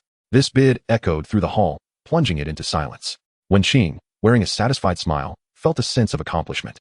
A second-tier skill book selling for such a high price was already a lucrative endeavor. She raised the auction hammer, announcing 1. 235,000 once. After a brief pause, she continued 1. 235,000. Before she could finish, a languid voice interjected 2 million. Wen Qing was momentarily taken aback, her gaze shifting towards the source of the voice, Box 7. The speaker's tone was soft, imbued with a sleepy languor. In Box 9, Su Chen was momentarily stunned. He had intended to place a bid, only to be preempted. Nonetheless, no matter how high the bid, he remained unconcerned. For something he deemed essential, he would not be denied. 2 million once. Wen Qing, seasoned in high-stakes environments, maintained her composure even as the bid for a second-tier skill reached 2 million. Yet, before her words could settle, Box 9 chimed in once more. 3 million. A collective gasp filled the room. Wen Qing's facade faltered as astonishment painted her features. The other attendees were equally stunned, their breaths hitching at the audacity of bidding 3 million for a skill book. 3. Before Wen Qing could complete her sentence, Box 7 declared, for million. Compared to her earlier languor, there was now an unmistakable edge of irritation in her voice, clearly vexed that someone dared to outbid her. However, before her statement could fully register, Su Chen interjected with 8 million. The entire room fell into a stupor. Even Wen Qing, who had maintained a poised smile, gaped in disbelief. Who would spend 8 million on a second-tier skill? Such an amount could procure lower-tier legendary quality equipment. 8 million for a second-tier skill? Have you lost your mind? The voice from Box 7 exclaimed in exasperation. Su Chen, calmly enjoying his fruits, merely retorted, if you lack funds, refrain from bidding. Chapter 18. The unprecedented item, the life and death coin. In Box 7, a girl clad in a white robe, somewhat petite, pressed her forehead against the one-way glass wall. Her eyes filled with fury as she glared towards Box 9. Luo Xiaoyu, the daughter of the wealthiest family in the southern region, had never imagined she would be mocked for her financial status. Her monthly allowance was counted in millions, far beyond what any ordinary person could fathom. At this moment, she felt a surge of heated determination to continue bidding. This was no longer about the item. It had become a battle of dignity. Yet, as her hand hovered over the bidding button, she hesitated. Luo Xiaoyu was not foolish. She realized that if she bid again and her opponent did not counter, she would suffer a significant loss. Spending 8 million gold coins on a second-tier skill book would surely invite ridicule. With that thought, she withdrew her hand, her expression turning cold. Seeing that Box 7 had ceased bidding, Wen Qing, understanding the situation, swiftly called out 3 times before declaring the transaction successful. With the apocalypse system in place, auction transactions had become considerably more efficient. Wen Qing placed the item and its accompanying gifts into the transaction panel, setting the price before sending a trade request to Box 9. Soon, the transaction was complete. As she gazed upon those 4 characters, Wen Qing could hardly believe her eyes. She had already prepared herself for the disruptive presence of that individual. To her astonishment, someone indeed spent 8 million gold coins to acquire a second-tier skill book. Spending 8 million to purchase a mere second-tier skill, how astute of you. Upon witnessing the transaction's completion, Luo Xiaoyu could not resist a derisive remark. Su Chen, while engrossed in learning the skill, responded nonchalantly, Pauper. You fool, you squandered 8 million. Pauper. You pauper. The simplicity of these 2 words inflicted a critical blow on Luo Xiaoyu. She clutched her chest, angered to the point of trembling violently as she sank onto the sofa. Observing the escalating tempers, Wen Qing hastily interjected, Ladies, please remain calm. Shall we take a look at our next item? As the subsequent auction items came and went, Su Chen paid little attention. He extracted all the skill books, initially intending to max out the Ride the Wind skill. However, his curiosity was piqued by what True Sight would transform into after 9 iterations. Without hesitation, he cast all his experience books into True Sight. Ride the Wind. I was clearly the first to arrive. Ding. Your skill True Sight has been upgraded to LV10. Ding. You have triggered the innate skill evolution. The skill's effects have been enhanced. Ding. Your skill. Ding. You have triggered the innate skill evolution. The skill's effects have been further augmented. After a series of 9 prompts, Su Chen opened the skill information to discover. True Sight. LV99 consumes 500 mana, allowing your eyes to penetrate all information and dispel all illusions. Su Chen mused, is this it? It sounds formidable, yet it seems to convey little. As he stroked his chin, a thought struck him. It appeared that the private room was shielded from external scrutiny. He wondered if this skill could penetrate such barriers. Glancing toward room 7. So it's merely a little girl. Not as adorable as my Angelina. Between their 2 private rooms lay a single partition and 2 walls. Yet, when Su Chen attempted to glimpse the environment in room 7, everything obstructing his view vanished entirely. A small lowly lounging on the sofa came into view. With a mere thought, all her information was laid bare before him. Name, Luo Xiaoyu. Level, 10, 9999. Class, Purifier, Legendary. Health, 5000. Mana, 1200. Strength, 106. Constitution, 152. Agility, 151. Mentality, 406. Talent, Holy Light Purification SS. Equipment, Radiant Divine Crown, Legendary. Radiant Divine Robe, Legendary. Radiant Divine. Wealth, 56549230. Relations, Luo Mingchuan, Father, Lu Shui, Mother. Pet, Two-Winged Angel Diamond. Achievements. Gazing at the panel before him, Su Chen gained a newfound confidence in the capabilities of true sight. At this moment, Luo Xiaoyu likely knew less about herself than he did. Time passed swiftly, and soon it was time for the grand finale item. A coin, crafted from an unknown material, was brought before the audience. One side was pitch black, while the other gleamed pure white. The black side bore the image of a cackling demon, while the white side displayed a smiling angel. Ladies and gentlemen, this item is known as the Life Gamble coin. Its value is for you to judge. With that, when Qing stepped aside, Su Chen, drawn in by its name, lifted his gaze. Item, Life Gamble coin, item. Description, upon use. The coin will extract the full life force of the user and the target. After 10 seconds, the effect will trigger. The demon will select one party to claim all their lives, while the other will be sheltered by the angel, ensuring their survival. What the hell? A one-hit kill item, does this defy belief? My goodness, they dare to auction this. Tianjiang Pavilion has truly lost its mind. If someone exceptionally lucky possesses this, could they not eliminate a level 1 character and even transcend into a godly being? The crowd buzzed with discussions, stunned by the final auction item. Clearly, such an item exceeded their comprehension. Su Chen's eye sparkled. By wagering life as the cost to trigger the ability, he could potentially strike a fatal blow, sacrificing a fraction of his life to claim another's entire being. Even if luck were to betray him, he would have countless opportunities to try again. If he were to obtain this, as long as he had ample time to react, there would be no opponent he could not vanquish. After observing the crowd's subdued reactions, when Qing slowly spoke, due to the item's immeasurable value, the starting bid is 1 gold coin. Please begin bidding. No sooner had she finished speaking than a voice rang out from room 7. 10 million gold coins. Su Chen was taken aback, but quickly retorted, 20 million gold coins. Luo Xiaoyu gasped, her anger directed at Su Chen. Her teeth gritted as she declared, 30 million. 60 million. Su Chen declared without hesitation. Luo Xiaoyu's expression shifted dramatically. She possessed only a little over 56 million gold coins. Su Chen's bid had already surpassed her limits. Yet, gritting her teeth, she shouted, 70 million. I'll sell my equipment if necessary. He cannot possibly have this much gold, she thought to herself. In the next moment, a voice echoed, 140 million. There was no competition. He was simply using pure financial might to disdain everyone present. Luo Xiaoyu's face turned pale, her legs buckling as she collapsed to the ground. Chapter 19. Luo Xiaoyu at Su Chen's mercy. After the auction concluded, considering the early departure required the following day, Su Chen prepared to return home for rest. However, just as he exited Tianjiang Pavilion, a petite figure darted in front of him, blocking his path. Breathless, Luo Xiaoyu stood before him, her face flushed with a captivating hue reminiscent of a frosted pastry. She raised her chin to meet Su Chen's gaze, her voice trembling with anxiety. You are the one from room 9, right? Su Chen narrowed his eyes, having already gleaned all of Luo Xiaoyu's information through true sight. Although she was the daughter of the wealthiest family in the southern region, wielding considerable influence, she was not favored. In her family, there was also an adopted younger sister of the same age. Despite awakening a legendary class and fortuitously obtaining a mysterious inheritance, her parents remained indifferent, merely providing financial support while allowing her to flourish unchecked, directing more attention to her younger sister, who awakened a common class. It's hard to assess. Whether she receives her parents' affection or not is of little concern to Su Chen. What matters is that he knows that even if he were to bully her, she could not leverage her family's authority against him. That is crucial. Is there a problem? Su Chen inquired, hands pocketed, looking down upon her. To Luo Xiaoyu, who stood less than 5 feet tall, Su Chen, towering over 2 meters, appeared as a giant. Nervously clenching her fists, she mustered her courage to ask, could you lend me the life gamble coin for just one use? I really need it, I beg you. Luo Xiaoyu's eyes shimmered with unshed tears, her demeanor utterly pitiable. Su Chen understood that due to her parents' favoritism, the true nature of Luo Xiaoyu's character was cold and twisted. She could emotionlessly sever a wild rabbit's head with a kitchen knife or laugh uproariously while battling wolves.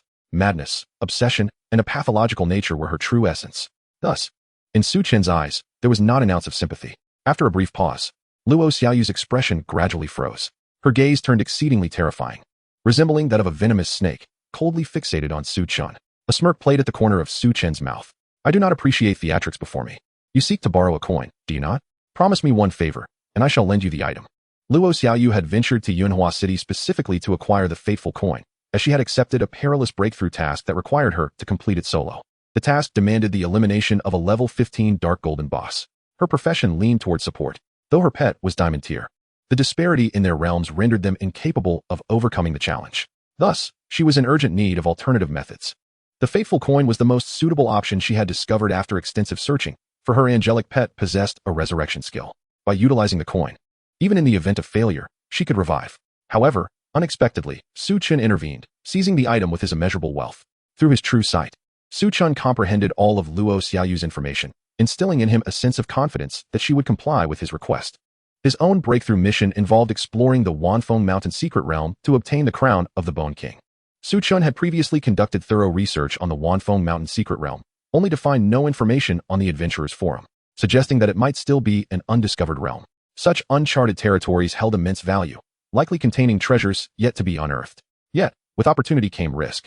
With his infinite teleportation ability, he was not overly concerned for his safety. But what if? The very name Wanfeng Mountain suggested uncleanliness, evidently linked to the undead and dark elements, the most insidious among all elemental branches. Should he encounter a creature with special abilities lurking within the secret realm, a careless misstep could spell disaster.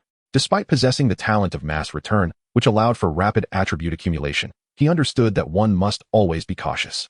Su Chen intended to seek methods to dispel undead and dark spells. Yet, now, a tool in need of his assistance had approached him, alleviating much of his burden. Luo Xiaoyu felt the weight of his scrutinizing gaze as if she were prey under the watchful eye of a ravenous wolf, sending chills down her spine. She tightened the buttons at her chest, biting her lip in silence. "And no," she whispered, her voice laced with urgency. "No." Su Chen was taken aback. He had not anticipated her refusal. "Very well, then I shan't lend you the item," he replied decisively, intent on moving forward. However, as he brushed past her, she seized the hem of his pants. "You don't look for a hotel, or?" Su Chen halted, his expression shifting instantly as he swatted her hand away. How dare she think of him in such a manner? "Get those filthy thoughts out of your head. I merely seek your help to explore a secret realm," Su Chen explained, exasperated. Even though Luo Xiaoyu was a professional and an 18-year-old adult, her appearance resembled that of a youthful girl, akin to a loli. Although Angelina was likely thousands of years old, Su Chen did not wish to be misconstrued as a deviant. Luo Xiaoyu paused, confusion etched on her face. "Weren't you going to bully me?" Su Chen scoffed, his disdainful smile instantly igniting her fury. She raised her fists and struck at his knee. He halted her, stating, "Enough. I have no time to waste here. If you wish to borrow the item, first assist me in exploring the secret realm." Luo Xiaoyu huffed, her breath short, glaring at him before finally nodding. "Fine." Seeing her acquiescence, Su Chen provided her with his address, preparing to leave. Yet, to his surprise, she followed closely behind him. "What are you doing?" he queried, perplexed. After fumbling for words, Luo Xiaoyu finally confessed, "I have no place to stay."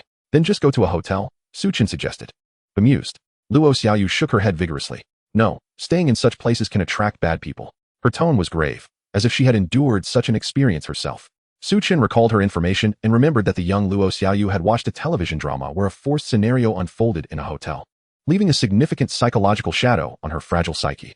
To this day, she associated hotels with such behavior. "So, you wish to come home with me?" Su Chen asked incredulously. Luo Xiaoyu asserted, "From now on, we are teammates exploring the secret realm together. It should be fine to return home with you, right? Besides, did you not say you wouldn't bully me?" Su Chen scratched his head, resigned. "All right then." Soon, the two arrived at his modest abode. Luo Xiaoyu stared in disbelief at the cramped 30-square-meter room. "You live here?" Su Chen shrugged. "What else should I do?" She was baffled as to why someone capable of spending 140 million on an item would reside in such a place. Glancing at the lone bed, she inquired, "Where will I sleep?" Su Chen retrieved a blanket from the wardrobe and tossed it onto the nearby sofa. "Make do for one night." "You." Luo Xiaoyu was incensed, shocked that Su Chen would lack chivalry and make her sleep on the sofa. Ultimately, with no choice in the matter, she had to accept. However, when it came time to turn off the lights, another dispute arose. "We cannot turn off the lights," Luo Xiaoyu insisted. "How can one sleep without the lights off?" Su Chen furrowed his brows. "I just can't. I'm afraid of the dark." Luo Xiaoyu stammered. Su Chen's eyes flickered. "What if someone were to accompany you while you sleep?" Luo Xiaoyu immediately shielded her chest. What do you mean?" Su Chen, aware that this girl with a mind full of chaotic thoughts had misinterpreted him again, chose not to clarify and summoned Angelina. "Let her keep you company while you sleep." Upon seeing Angelina, Luo Xiaoyu's eyes lit up, nodding vigorously. Once the lights were successfully turned off, Su Chen heard a series of murmurs from the sofa. "Little sister, who are you? Why were you summoned by that guy?" Your skin is so fair and smooth, and those 4 little canine teeth are adorable. Luo Xiaoyu, giddily embracing Angelina, chuckled uncontrollably. Angelina spoke in a low, cold voice. I am of the Blood Clan. Blood Clan? Luo Xiaoyu's voice trailed off abruptly. After a brief pause, a piercing scream resonated throughout the entire building. Chapter 20. The Skeleton Army Hidden Underground. The following day, at the break of dawn, Su Chen departed Yunhua City with Luo Xiaoyu. It's all your fault, Wu, she lamented. After being startled by Angelina the previous day, she had not dared to close her eyes all night, now sporting dark circles under her eyes, appearing even more delicate. Su Chen disregarded her complaints, gripping her as they rapidly teleported towards their task marker. Although this method was convenient, the frequent teleportation soon became exhausting. He pondered acquiring a mountable pet or summon to avoid feeling like a mere transportation tool with each journey. Before long, they found themselves amidst a fog-laden mountain range. Su Chen activated his true sight to survey the surroundings, carefully steering clear of monster congregations. He was well versed in this experience. There were plenty of monsters to gain experience from within the secret realm. Soon, they arrived at the foot of an unknown peak, guided by the task marker. After summoning a horde of goblins to clear the obstructing vines, they peered into the cave entrance. Inside was darkness, a swirling vortex quietly spinning. What a well-concealed entrance. Su Chen remarked in awe. Luo Xiaoyu harbored a certain trepidation towards the darkness, retreating a few steps as she queried, do we truly need to venture in? Have you brought sufficient illumination, or should we procure more? Illumination? Su Chen's face was a tableau of confusion. Possessing the eye of true sight, he found the mere darkness inconsequential, requiring no additional light source. Observing his expression, Luo Xiaoyu's countenance stiffened. You haven't prepared any lighting equipment, have you? Su Chen lapsed into silence. Luo Xiaoyu, turning on her heel, declared, then I shall not go. Farewell. With that, she attempted to leave, but in the next moment, she found herself seized by Su Chen by the collar, and together they leapt into the cavern. Upon solid ground, Su Chen opened his eyes to behold a towering mountain. Yet this mountain was not adorned with flora. Rather, it was dotted with grave mounds, which lent an unsettling atmosphere. However, this was merely a disquieting sight for Su Chen. For an ordinary person, it might not seem as foreboding. The mountain was shrouded in a thick fog, and the dim surroundings rendered visibility nearly impossible. Su Chen dug into his ears, casting a disdainful glance at his own attire. Luo Xiaoyu clung to him like an octopus, shrieking in terror. With a sigh, Su Chen implored, could you refrain from screaming? Even the spirits would be terrified by your wails. Spirits? There are spirits. Upon hearing Su Chen's words, Luo Xiaoyu's shrieks grew even more frantic. In response, Su Chen chose to tune out her voice, focusing instead on summoning goblins. After invoking the spell 10 times, he watched as 1,050 goblins lined up in formation. He then activated the blood eye to survey the surroundings. Notably, the eye of true sight could be combined with the blood eye, making it significantly more convenient for spying on secrets in the future. However, being an upright individual, Su Chen had no intentions of misusing this ability. Should this power fall into the hands of malevolent individuals, countless innocent women would surely suffer. With the goblins leading the way, it wasn't long before the leading goblin captain passed the first row of graves when a decayed hand suddenly erupted from the earth, seizing the goblin captain's ankle with a fierce grip. The fingertips were sharp and oozed a deep green venom. The claw plunged deeply into the goblin captain's flesh. 1800. Not only that, but the robust physique of the captain began to wither away in an instant, as if its life force had been abruptly siphoned off. Green damage indicators, signifying poisoning, erupted above its head. 400. In a mere 2 leaps, the captain succumbed to death. Witnessing this through the blood eye, Su Chen was momentarily taken aback. Even the captain, with a constitution of 270, had lost 1,800 health in one fell swoop, with subsequent poison damage of 400. The damage from that claw was extraordinarily devastating. Hastily, Su Chen examined the details of the claw. Spell, Corrupted Venomous Claw, second transformation. Description, a claw emerging from the ground, imbued with corrosive poison, inflicting significant piercing damage while simultaneously applying debilitating rot. Spell? Su Chen was astonished, and as a realization dawned upon him, he swiftly employed the eye of true sight to inspect the graves. Indeed, beneath each mound, or, more accurately, every inch of land on the mountain, lay buried skeletons, some wielding long swords, others brandishing staffs.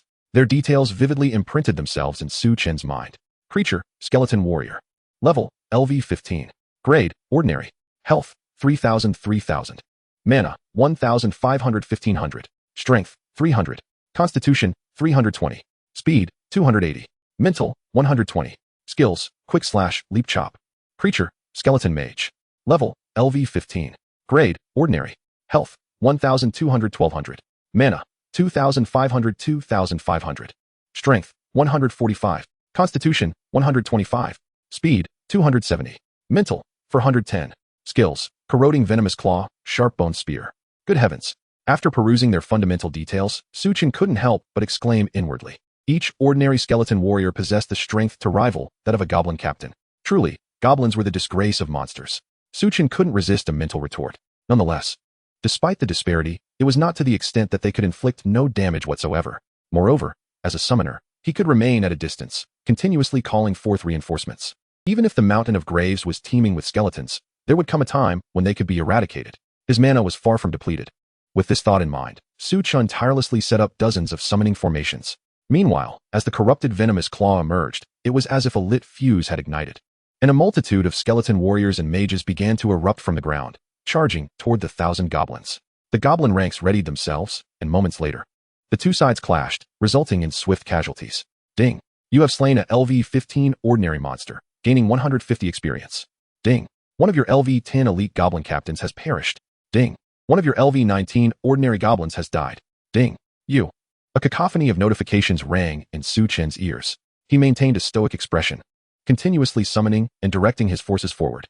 Luo Xiaoyu remained oblivious to the unfolding chaos, her gaze fixed in astonishment upon the goblins streaming forth from the summoning formations. The sheer magnitude of the astonishing events left her momentarily speechless, her mind momentarily blank. Eventually, Luo Xiaoyu regained her composure and curiously inquired, "How can you cast spells so rapidly? And what is happening? Where are those goblins headed?" Su Chen disregarded her queries, absorbed in casting his spells. In the obscured fog that she could not penetrate, the battle raged on. Despite the overwhelming numbers of goblins he summoned, they found themselves outnumbered by the skeleton army, and the quality of the skeletons far surpassed that of the goblins. It took 10 goblin captains merely to exchange for one ordinary skeleton warrior. Of course, the goblin shamans could still inflict considerable damage against the skeletons, as the latter's high constitution offered minimal resistance to magical attacks. However, the overall situation rendered Su Chen at a disadvantage. If this continued, the skeleton horde would inevitably breach his defenses, at which point retreating from the secret realm would be his only option. Furrowing his brow, he pondered strategies to surmount this predicament. The blood ice soared through the clouds, exploring the terrain. Suddenly, Su Chen's spirit jolted. He discovered a massive grave mound, beneath which lay a treasure chest. Within the chest resided a skill book and a handful of gold coins. Item, self-detonation. Learning requirements. Mage, mental attribute greater than 400 points. Description, second transformation skill, upon casting. Summoned creatures will self-detonate once their health reaches 0, inflicting 150 damage based on the summoner's mental attributes to enemies within a radius of 44 square meters. Self-detonation. Precisely what I require. Su Chen concluded. If he could acquire this skill book, even if the goblins perished, they would still be able to self-detonate, dealing damage. This would significantly alleviate the pressure of clearing the skeletons. However, the treasure chest was buried beneath the grave mound. Even with the ability to teleport, it would be difficult to retrieve. He would have to send his summoned creatures to eliminate the threats and excavate the treasure first. With this in mind, Su Chen summoned Angelina. It would be no small feat for the goblins alone to forge a path through the carnage. However, with the addition of the demigod-level Angelina, the task becomes considerably simpler. Yet, for the sake of prudence, Su Chen turned to Luo Xiaoyu and said, "Don't just stand there. Summon your angelic pet." Chapter 21. The art only Su Chen appreciates. Oh, all right. Luo Xiaoyu quickly acquiesced, lifting her hand slightly. In the blink of an eye, a golden figure coalesced beside Su Chen, radiating brilliance. Su Chen glanced sideways, taking in her long, straight legs, slender waist, and an unparalleled, divine visage, holding a golden-red longsword. She spoke with an air of haughtiness. "Master, what do you summon me for?" Luo Xiaoyu pointed towards Su Chen and said, "Listen to his commands." The golden-haired angel cast a sidelong glance at Su Chen, her brow furrowing slightly, seemingly reluctant. However, as it was her master's command, she lacked the ability to resist. At that moment, Luo Xiaoyu suddenly realized something. Her eyes widened as she exclaimed, "Wait, I never told anyone that I have an angel. How did you know?" Her gaze was fixed on Su Chen, as if she intended to extract flesh from him. Su Chen replied calmly, "What did my true sight reveal? Is there a problem?" Luo Xiaoyu was momentarily taken aback, realizing it was indeed plausible. However, she couldn't help but wonder, did this fellow possess no sense of shame? How could he so brazenly invade another's privacy without a hint of remorse? He didn't even bother to feign innocence. Even a lie would suffice. After a moment of contemplation, Luo Xiaoyu resigned herself to silent indignation. Su Chen paid no heed to her demeanor. He summoned goblins, conjuring a considerable number of goblin squads, then commanded the goblin wolf cavalry to remain behind while the rest charged toward the front lines. Once the number of wolf cavalry reached 500, Su Chen positioned Angelina and the angel alongside them, bestowing upon them a wind riding enhancement. Go forth and retrieve the treasure for me. Su Chen transmitted the location of the treasure chest into Angelina's mind, instructing the angel to keep pace. Simultaneously, he directed the wolf cavalry to advance. The wolf cavalry surged forward with remarkable speed, a gale following in their wake, stirring the mist. The skeletons along their path had no time to rise from the earth before the cavalry leapt over them. Their journey was uninterrupted. Before long, the 2 pets and the 500 wolf cavalry arrived at the burial mound where the treasure chest lay. Su Chen ordered half of the wolf cavalry to dig, while the angel and Angelina held off the encroaching skeletons. The angel, being of the light attribute, naturally countered the skeletons with ease. With a powerful flap of her wings and sweeping strikes of her golden-red sword, she felled numerous skeletons. Listening to the incessant notification sounds in her ears, Luo Xiaoyu was left in stunned silence. She had not anticipated the mist to conceal so many monsters, all of which were skeletons. Realizing this, she clung even tighter to Su Chen. Su Chen remained unfazed by her actions, skillfully managing 2 fronts. On one hand, he commanded the goblins to proactively engage in battle, relieving pressure elsewhere, while on the other, he urged the digging goblin wolf cavalry to hasten their efforts to unearth the treasure chest. Fortunately, Angelina did not disappoint him. Though at only level 10, her demigod status rendered her combat prowess far beyond that of the skeletons. At this moment, she unleashed her full power. Her skill, Bloodburn, was an area effectability. She charged into the swarm of skeletons, her body aglow with red light, then erupted in a conflagration. Bloodburn. Waves of crimson light surged outward, instantly depleting a significant portion of the skeleton's health. Then, the angel descended, wielding her sword to eliminate the remaining health of the skeletons.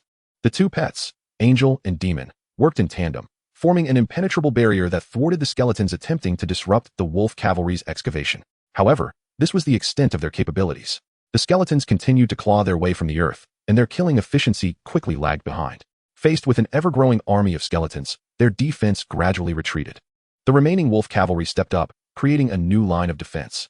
For the skeletons, which could easily dispatch even the elite guard leaders, the attributes of the skeleton wolf cavalry were negligible. The wolf cavalry fell rapidly. Fortunately, just before the line of defense collapsed, a wolf cavalryman unearthed the treasure chest. Su Chen immediately directed it to clutch the chest under its arm and mount its giant wolf. The remaining wolf cavalry, along with the 2 pets, cleared a path for it. Angelina charged at the forefront, using her body to forge the way, while the angel covered the rear, blocking the skeletons surging from the sides. Ultimately, with the sacrifice of over 400 wolf cavalry and Angelina suffering a 10% reduction in health, the team successfully returned. Seeing the angel in such a disheveled state, Luo Xiaoyu grew anxious. She quickly jumped down from Su Chen's side to heal her. Meanwhile, Su Chen opted for resourcefulness, instructing Angelina to drain the remaining health of the wolf cavalry to recover her injuries. If that was insufficient, he directed her to the front lines to find skeletons to siphon health from. Su Chen opened the treasure chest. Ding! Congratulations, you've acquired the 2nd-tier spell, Self-Destruct, and 53 gold coins. Without hesitation, Su Chen immediately learned the skill, Self-Destruct. When the summoned creature's life reaches 0, it consumes 200 mana to self-destruct, dealing 150 mental attribute damage to all enemies within a 44 square meter radius. Self-Destruct is a passively triggered skill, meaning that as long as Su Chen has sufficient mana, it will activate whenever a summoned creature perishes. Other summoners would surely find this burdensome, as each activation consumes 200 mana. Even 2nd-tier summoners typically lack the mana to sustain such a skill. Yet, this concern was irrelevant to Su Chen, who possessed mana regeneration. He could only hear the repeated notifications in his ear indicating that the self-destruct skill was gaining experience. Ding! You have successfully triggered the self-destruct skill, gaining 200 skill experience. Ding! Success! Ding! Your self-destruct skill level has increased. Current level is LV10. Ding! You've triggered a talent skill transformation. The skill's effects have evolved. Self-destruct, LV10 upon the death of a summoned creature. It deals 200 mental attribute damage to monsters within a 44-meter range and inflicts a burning effect that lasts for 5 seconds, dealing 20 mental attribute damage per second. Through the Blood Eye, Su Chen commanded a goblin elite to charge into the midst of the skeletons. The elite goblin was quickly overwhelmed by bone spears and claws from the skeleton warriors, its health depleting rapidly. In its moment of death, its skin flushed red, and its body swelled. The next second, boom, a torrent of crimson flames erupted, engulfing the surrounding skeletons. The bones caught in the fiery embrace began to burn, with damage numbers appearing every second. Moreover, as more goblins self-destructed, the burning effect stacked. The self-destruct skill level continued to rise. Simultaneously, self-destruct was subject to the effects of skill transformation, its potency escalating. The skeleton army began to falter. Art is an explosion. A brilliant display of artistry unfolded amidst the mist. Alas, only Su Chen could appreciate it. The sanguine flames consumed the skeleton's very existence. The tide of battle turned. The goblin army commenced their charge up the hill. As the goblins advanced their line to the halfway point, Su Chen followed closely behind, beginning his ascent. Chapter 22, A Life or Death Gamble with the Golden Lich. Wandering through the mist, Su Chen found himself at a loss for words. He glanced at Luo Xiaoyu, who was anxiously clinging to his arm, her wide eyes scanning their surroundings. There are no monsters left. You need not hold on so tightly, Su Chen reminded her. I refuse to believe that, cried Luo Xiaoyu, her voice trembling. It's so dark here. How could there possibly be no monsters? It's all your fault. Who explores a secret realm without preparing lighting tools? Woo-woo. From a young age, whenever she made a mistake, truthfully, it was more often her sister's treachery. She would be confined to a small dark room, instilling in her a profound fear of darkness.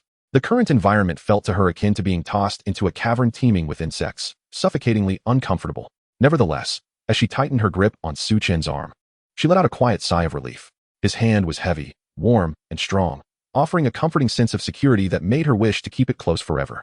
She stole a glance at Su Chen and mused, but he probably wouldn't agree to that. At this moment, a horde of goblins had surged halfway up the mountainside, confronting a peculiar grave that stood in their path. While the other graves were mere mounds of earth, this one was distinct, connected to the mountain and crafted from stone, adorned with statues on either side, exuding an exquisite and opulent aura. Su Chen activated his blood eye and peered into the depths below. A distorted humanoid figure materialized before his eyes. Monster, Lich. Rank, Golden Leader. Level, 15. Health, 12, 000,000. Mana, 30, 000,000. Strength, 1042. Vitality, 988. Speed, 1022. Mentality, 2055. Skills, Dark Hand, Dark Prison, Summon Skeleton Warrior, Soul Withering. Su Chen was taken aback. Had he already encountered a leader? There was still half the distance to the mountain's peak. Wait, could there be an even more terrifying leader ahead? He felt a sense of disbelief. It was no wonder that so few completed special-level tasks. How could anyone succeed without some form of cheating? A level 15 golden leader with 12 million health as a mere gatekeeper was hard to fathom. What kind of monster awaited at the end? However, no matter how formidable it might be, there was no leader that Su Chen could not confront. He took out a life-risking coin, flipping it into the air and catching it swiftly. Luo Xiaoyu's eyes brightened upon seeing him produce the coin. Are you planning to give it to me? Su Chen shot her a glance. Dream on. With that, he picked up Luo Xiaoyu and teleported to the special grave. The Lich sensed the intrusion immediately and floated out from its tomb. Who dares to disturb my peace? A piercing wail accompanied by a chill swept through the air.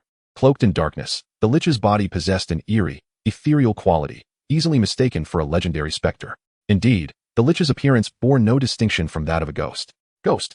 Luo Xiaoyu's eyes widened in terror, and she let out a shriek before fainting. Su Chen sighed in exasperation, already regretting bringing her along. She was nothing but a hindrance. Without hesitation, he brandished the life-risking coin towards the Lich. Do you wish to expend 1 point of life value limit to activate the life-risking coin? Current remaining uses, 1010. Su Chen grinned. Just as I thought. Everything requiring consumption could trigger a 1-second kill. Yes, he declared. The coin soared into the air, spinning rapidly and absorbing a surge of green energy from both the Lich and himself. The Lich stood frozen, unable to attack, and Su Chen found himself immobilized as well. The two of them stared at the coin. Moments later, ding. You have been chosen by the demon and lost 1 point of life value limit. Oh. Su Chen was speechless. His luck was abysmal, a 50 chance, and he still failed. Meanwhile, the Lich cackled malevolently. Hee hee, such a peculiar item. I'm truly taken aback. But it seems my luck surpasses yours. Fare thee well. Its hollow eyes glimmered with a pale blue light, mocking Su Chen. However, in the next moment, the smile on its face froze. Su Chen threw the coin into the air once again. The Lich gasped. No, this is wrong. You failed. How can you use it a second time? Su Chen remained unfazed. Ding. You have been chosen by the demon and lost 1 point of life value limit. The Lich was momentarily stunned. It burst into maniacal laughter, just as it was about to speak when Su Chen hurled the coin skyward again. How is this possible? The Lich shrieked in horror. Su Chen's demeanor remained calm. After all, even if he failed, he would only lose 1 point of life value limit. This time, the Lich found itself less fortunate. Ding. You have been chosen by the angel and gained 1 point of life limit. Upon hearing this notification, Su Chen smiled slightly and turned to the Lich. Fare thee well. The Lich screamed in terror. Unfair. This is not fair. Useless. In the next instant, its life value hit 0. Ding. You have slain a LV-15 Golden Leader Lich and gained 150,000 experience points. After absorbing the experience glow, Su Chen approached the luminous orb left by the Lich's demise and reached out to touch it. Equipment, Lich's Staff. Quality, fine. Attribute bonus, 300 points of mentality. 20 mana recovery, 10 dark necromancy spell power, 15 Dark Necromancy, spell mana consumption. Equipment requirement, mentality greater than 250 points. This is what a golden leader drops. Su Chen regarded it with disdain. The blood eye in his possession was an epic-level piece of equipment that he had further enhanced to epic status. Naturally, he found the Lich's staff beneath his notice. While it could fetch a decent price if sold, he had no need for it, and could only leave it to gather dust in his storage. Fortunately, the luminous orb had not vanished. He continued to explore. Item, Summon Skeleton Warrior. Learning requirement, Class Summoner, 300 points of mentality. Description, a second-tier skill. Upon learning, it allows you to expend 200 points of mana to summon a regular skeleton warrior. Su Chen's eyes lit up. At last, he had acquired another type of summon. The goblins were undeniably weak. Even the strongest elite among them, the Goblin Sentinel Commander, was hardly of much use. Skeleton warriors, even at the ordinary grade, would possess attributes surpassing those of the Goblin Sentinel Commander. It was a pity that the skill description explicitly stated it could only summon skeleton warriors. If it included skeleton mages, the value of this skill would ascend another tier in Su Chen's eyes. It was also somewhat unfortunate that Su Chen currently lacked a second-tier experience book and could not directly max out its level. The luminous orb had not yet fully dissipated. So Su Chen reached out again. Equipment, Lich's Veil. Rank, Epic. Attribute bonus, 255 points of vitality, 10 magic resistance, 20 dark resistance, 20 undead resistance, 5 curse effect reduction, 5 skill cooldown. Skill, Ethereal Shield. Equipment requirement, mentality greater than 200 points. Ethereal Shield. Immunity to 1 negative state skill, cooldown effect 24 hours. Without further ado, Su Chen equipped the Lich's Veil. He had initially feared being ambushed by monsters, hence the decision to bring Luo Xiaoyu along as a safeguard. Now equipped with this device, coupled with the ability to teleport, even the most treacherous of adversaries would find themselves with ample time to react. During his last attempt to collect the luminous orb of loot, Su Chen only acquired a few hundred gold coins. His desire for wealth had long since dissipated, leaving him indifferent to material riches. He tossed the gold into his backpack and hoisted Luo Xiaoyu onto his shoulder, continuing his ascent towards the mountain summit. Chapter 23, The Death-Seeking Bone King Grot. The latter half of the Wanfeng Mountain proved far more navigable than Su Chen had anticipated. After passing the Golden Lich Leader, the skeletal creatures beneath the surface visibly thinned out. By the time he had traversed 3/4 of the distance, not a single one could be seen. The only potential threat lay in the enveloping darkness and the chilling gusts of wind. Clearly, neither could deter Su Chen from forging ahead. Soon, they reached the mountain peak. The summit was eerily spacious, as if a colossal hand had forcibly removed the mountain's tip. Contrary to Su Chen's expectations, there was no formidable leader guarding the site, nor even a single grave. Yet, the absence of such a guardian was more unnerving, for here lay a teleportation array, an indication that they were about to confront immensely powerful foes. Even this expansive platform could not unleash its full potential. They needed to transition to a new arena. Luo Xiaoyu, still in a dazed state, remained unresponsive. However, the hairs on Su Chen's body stood on end. He was reluctant to take risks. Yet, having come so far into the secret realm, retreat was not an option. He could not allow his previous efforts to be in vain. Grinding his teeth, Su Chen boldly stepped forward into the teleportation array.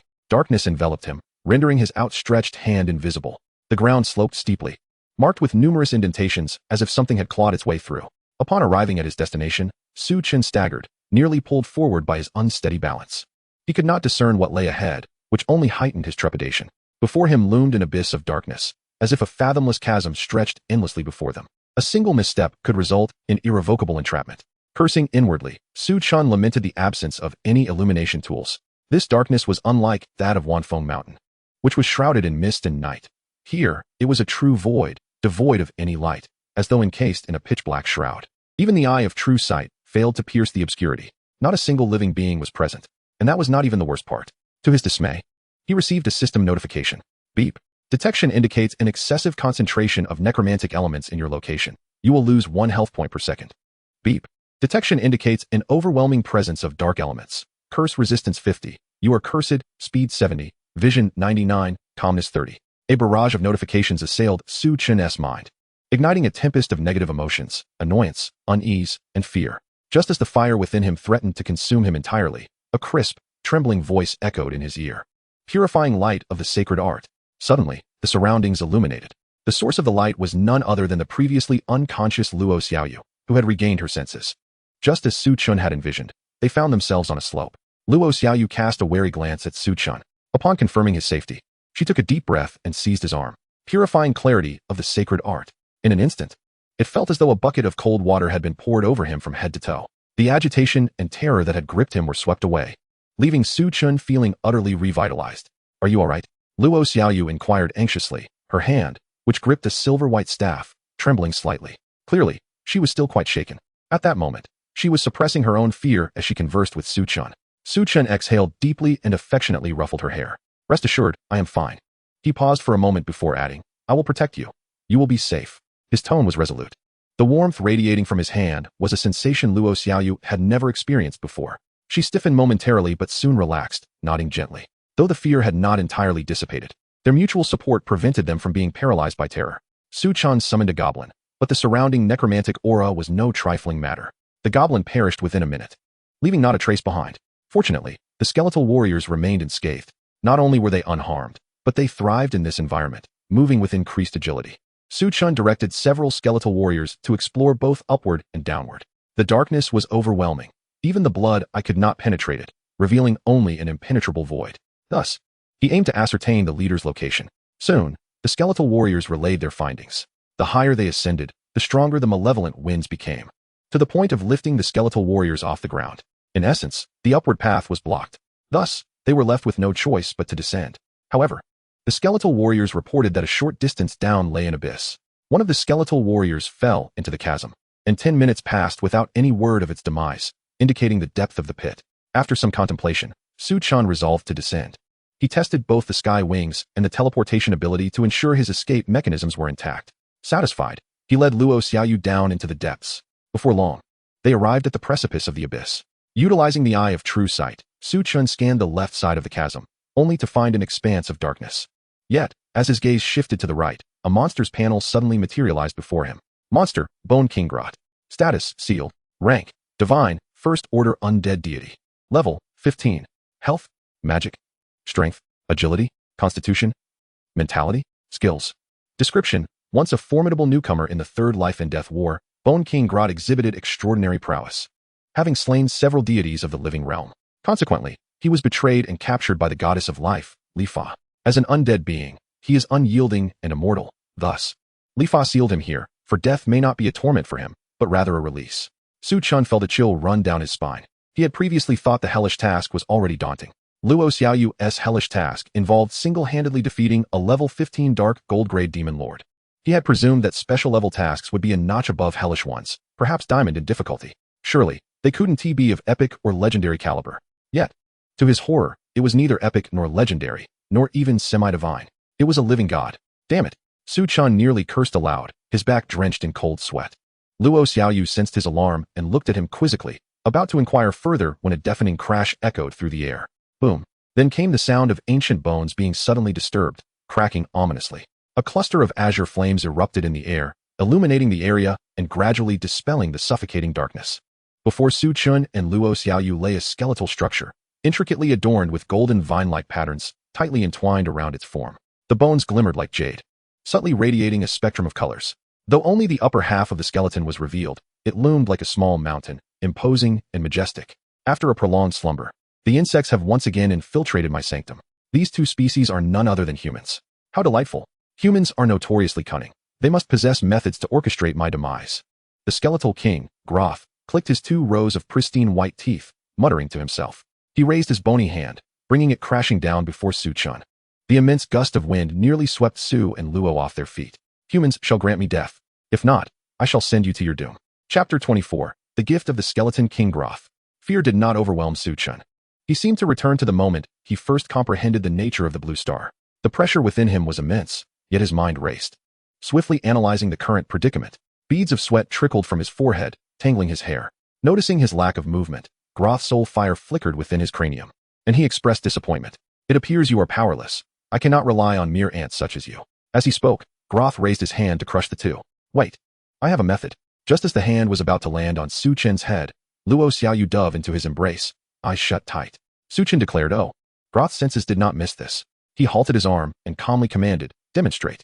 Su Chen exhaled, releasing the tension in his chest, and produced the life-risking coin, briefly explaining its function. Upon hearing this, Groth's soul fire flared. Had I been at my peak, your trinket would not have harmed me in the slightest. The authority of the divine would shield me from the forces of the rules. Fortunately for you, I have been drained of most of my divine power by that wretched Liv, and my divinity has lain dormant within me for quite some time. Come now, use it. And kill me. Groth's words revealed an unmistakable yearning for death. Luo Xiaoyu grasped Su Chen's clothing tightly, her eyes wide with concern, wanting to dissuade him. After all, the probability of failure with the coin was considerable, at a staggering 50%. Despite Groth's despicable nature, she could not bear to witness his demise. Yet, should they refrain from using the coin, death awaited them regardless. Su Chen gently ruffled her hair, signaling her to remain calm. He then activated the life-risking coin without hesitation. The coin soared through the air, siphoning a portion of his life force. After an agonizing half-hour, it began to draw from Groth's life essence. Only then did they enter a mode of wager. Alas, Su Chen met with failure. He was chosen by the demon. Groth sighed but refrained from attacking Su Chen and the others further. What a pity, your luck is woeful, you cannot bring about my end. Female human cub. It is your turn. Luo Xiaoyu shut her eyes tightly. Su Chen. She clenched her teeth, suppressing her heartache, whispering a name. When she opened her eyes again, they shone with determination. Seemingly shedding her former self, the fearful Luo Xiaoyu transformed into a figure of cold ruthlessness, her gaze sharp. She reached out to catch the coin that was slowly descending from the air. Just as she was about to grasp it, a powerful hand intercepted her. Let me handle this. Hearing the familiar voice, Luo Xiaoyu froze, and Groth's soul fire surged within him as well. Groth speculated that the coin might encapsulate rules constructed by the divine. Otherwise, how could it disregard all else and impartially judge life and death? However, Su Chen had failed, yet remained alive. Groth cast a significant glance at Su Chen, slightly nodding. Very well, you shall have your turn. Luo Xiaoyu finally realized that Su Chen was not dead. She lunged at him, tears streaming uncontrollably. How are you still alive? Su Chen's lips twitched, wanting to inquire whether she truly wished for his demise. Yet, witnessing her weeping inconsolably, he chuckled softly, patting her head, exuding confidence. I possess my own trump card. There is no need for you to worry. He did not linger on words with Luo Xiaoyu and once more tossed the coin. Half an hour later, the notifications chimed. Ding. You have been chosen by the demon, losing 1 point from your life limit. Again. Ding. You have been chosen by the demon, losing. Again. 5 consecutive times. With a 50% probability, he did not encounter a single chance at survival. This seemed to herald a tragic end. Observing the dwindling uses left, Su Chen could not help but lament internally. Could it be that I am destined to perish here today? Absolutely not. He inhaled deeply and hurled the coin into the air. At that moment, Groth suddenly interjected, wait. Su Chen promptly halted, catching the coin. What is it? He observed Groth's white light flicker, and then the iridescent sheen upon his bones vanished. I possess a passive skill that can guard against external rule influences. This may have caused the failures of the first 5 attempts. Groth explained calmly. Su Chen was taken aback, his face reddening as he contemplated hurling insults at Groth's family. However, seeing the enormous hand beside him, whose phalanges were twice his size, he could only express his thoughts internally. No worries, we still have opportunities to try. Groth remained noncommittal. The coin was once again thrust into the air, activated. Both Su Chen and the skeleton's gaze remained fixed upon the coin. Half an hour later, their life forces drained, the coin spun rapidly. 10 seconds passed. An angel revealed a smile to Su Chen. Ding. You have been chosen by the angel. Gaining 1 point to your life limit. Ha ha. A resounding laugh echoed through the darkness. It was not Su or Luo, but Groth, who, as if liberated, howled to the heavens. Live, you wretched woman. You never anticipated I would escape so swiftly. When we meet again, I shall sever your head and use it as a drinking vessel. As his voice gradually faded, his soul fire dimmed, his bones turning to ash and dissipating. The vines that had ensnared his skeleton rapidly withered in an instant. Ding. You have slain a LV-15 divine, first tier undead divine, boss, the skeleton king Groth, gaining 1,500,000 experience. Ding. You have fulfilled the skeleton king Groth's final wish, receiving the reward, the gift of the skeleton king. The gift of the skeleton king. Special skill by silently chanting the name of the skeleton king in your heart. You may summon him to act once. With a limited summoning count of 33. Phew. I have survived. Su Chen exhaled deeply, glancing at Luo Xiaoyu. She appeared dazed, her expression hollow, as if still processing the events. Yet, her grip on his arm remained unyielding, refusing to let go. It was perilous. Not only for her, but for Su Chen as well. The danger presented by this expedition to the mountain of 10,000 tombs far exceeded his expectations. It was no wonder that special-grade missions could elevate one's professional quality. Few could accomplish such feats. This was not a task for ordinary individuals. The multitude of skeletal monsters at the mountain's base, the golden leader lich within, and the divine skeleton king at the summit. How could this possibly be something novice practitioners could contend with? Had it not been for the fortuitous acquisition of a life-risking coin, Su Chen would undoubtedly have perished here today. Even his ability to teleport infinitely would have been of no use. Yet, if given the choice again, Su Chen would still opt for the special mission. Although he feared death, he would not allow that fear to obstruct his path to strength. For he understood that strength was the vital safeguard for living freely. To live without freedom would be far more despairing and agonizing than death itself. He must triumph, to win all the way until the very end. Luo Xiaoyu remained lost in thought, clinging to him as if he were a lifeline, unwilling to let go. With no other recourse, Su Chen scooped her up and hurried towards the luminous orb that had fallen after the Skeleton King's demise. He moved swiftly. This is indeed a formidable entity from the realm of divinity. Who can ascertain what treasures it might yield? Chapter 25. Exceptional Grade Leader Summoner. Equipment: Bone King S Warblade. Grade: Low-grade artifact. Damage level 99. Attribute bonus: Strength 1000, Agility 500, Armor penetration 10, Lifesteal 5. Skills: Soul Plunder, Dark Erosion. Equipment requirement: Strength greater than 100. Soul Plunder. Enemies slain using this skill will have their souls transformed into undead marks, providing a damage bonus for the next skill usage. Current undead marks: 0. Dark Erosion. Reduces enemy defense by 50 and inflicts a 70 slow effect for 30 seconds, with a cooldown of 5 minutes. Item: Ghostly Deity's Absolute Severance. Learning requirement: Warrior, Strength exceeding 500, 000. Description: A skill of the 6th Transition Warrior. Condensing ghostly energy to deliver a downward, cleaving strike upon the ground, causing a continuous surge of sword energy to emerge from the earth, inflicting knockback and ongoing damage upon foes. Equipment: Bone King S Crown. Grade: Low-grade artifact. Damage level 99. Attribute bonus: Spirit 1000, Magic consumption -20. Dark Undead spell damage 80. Skills: Undying of the Fallen, Immortal Soul of the Army. Equipment requirement: Spirit greater than 100. Undying of the Fallen. Consumes 500 points of magic to allow summoned undead creatures to continue fighting for 30 seconds after their health is depleted. This skill lasts for 30 minutes. Immortal Soul of the Army. Consumes 500 points of magic to enhance all attributes of summoned undead creatures by 150. This skill lasts for 30 minutes. Item: Special Life Seed. Usage requirement: Planting skill greater than level 8. Description: A mysterious seed left behind by the Life Goddess after sealing the Bone King. It may yield remarkable surprises with careful cultivation. 2 pieces of equipment, a skill book, and a mysterious seed. This encapsulates all that was contained within the luminous orb following the demise of the Bone King. After scrutinizing the items, Su Chen concluded that only the crown held any value for him. Moreover, it is an artifact. However, both the blade and the crown are in a damaged state. The method of repair remains unknown. For the time being, he must make do with them, and should superior equipment come his way, he would replace them. As he retrieved the crown, Su Chen heard the system's notification echoing in his mind. Ding! You have been detected as having obtained the crown. The second transition breakthrough task, Explore the 10,000 Graves Mountain, is complete. Ding! Congratulations on completing the breakthrough task. Rewards: Class Advancement Stone, Beginner Skill Awakening Scroll. Advanced Second Transition Skill Experience Book X 999, Gold Coins 111, Free Attribute Points 500, All Attributes 500.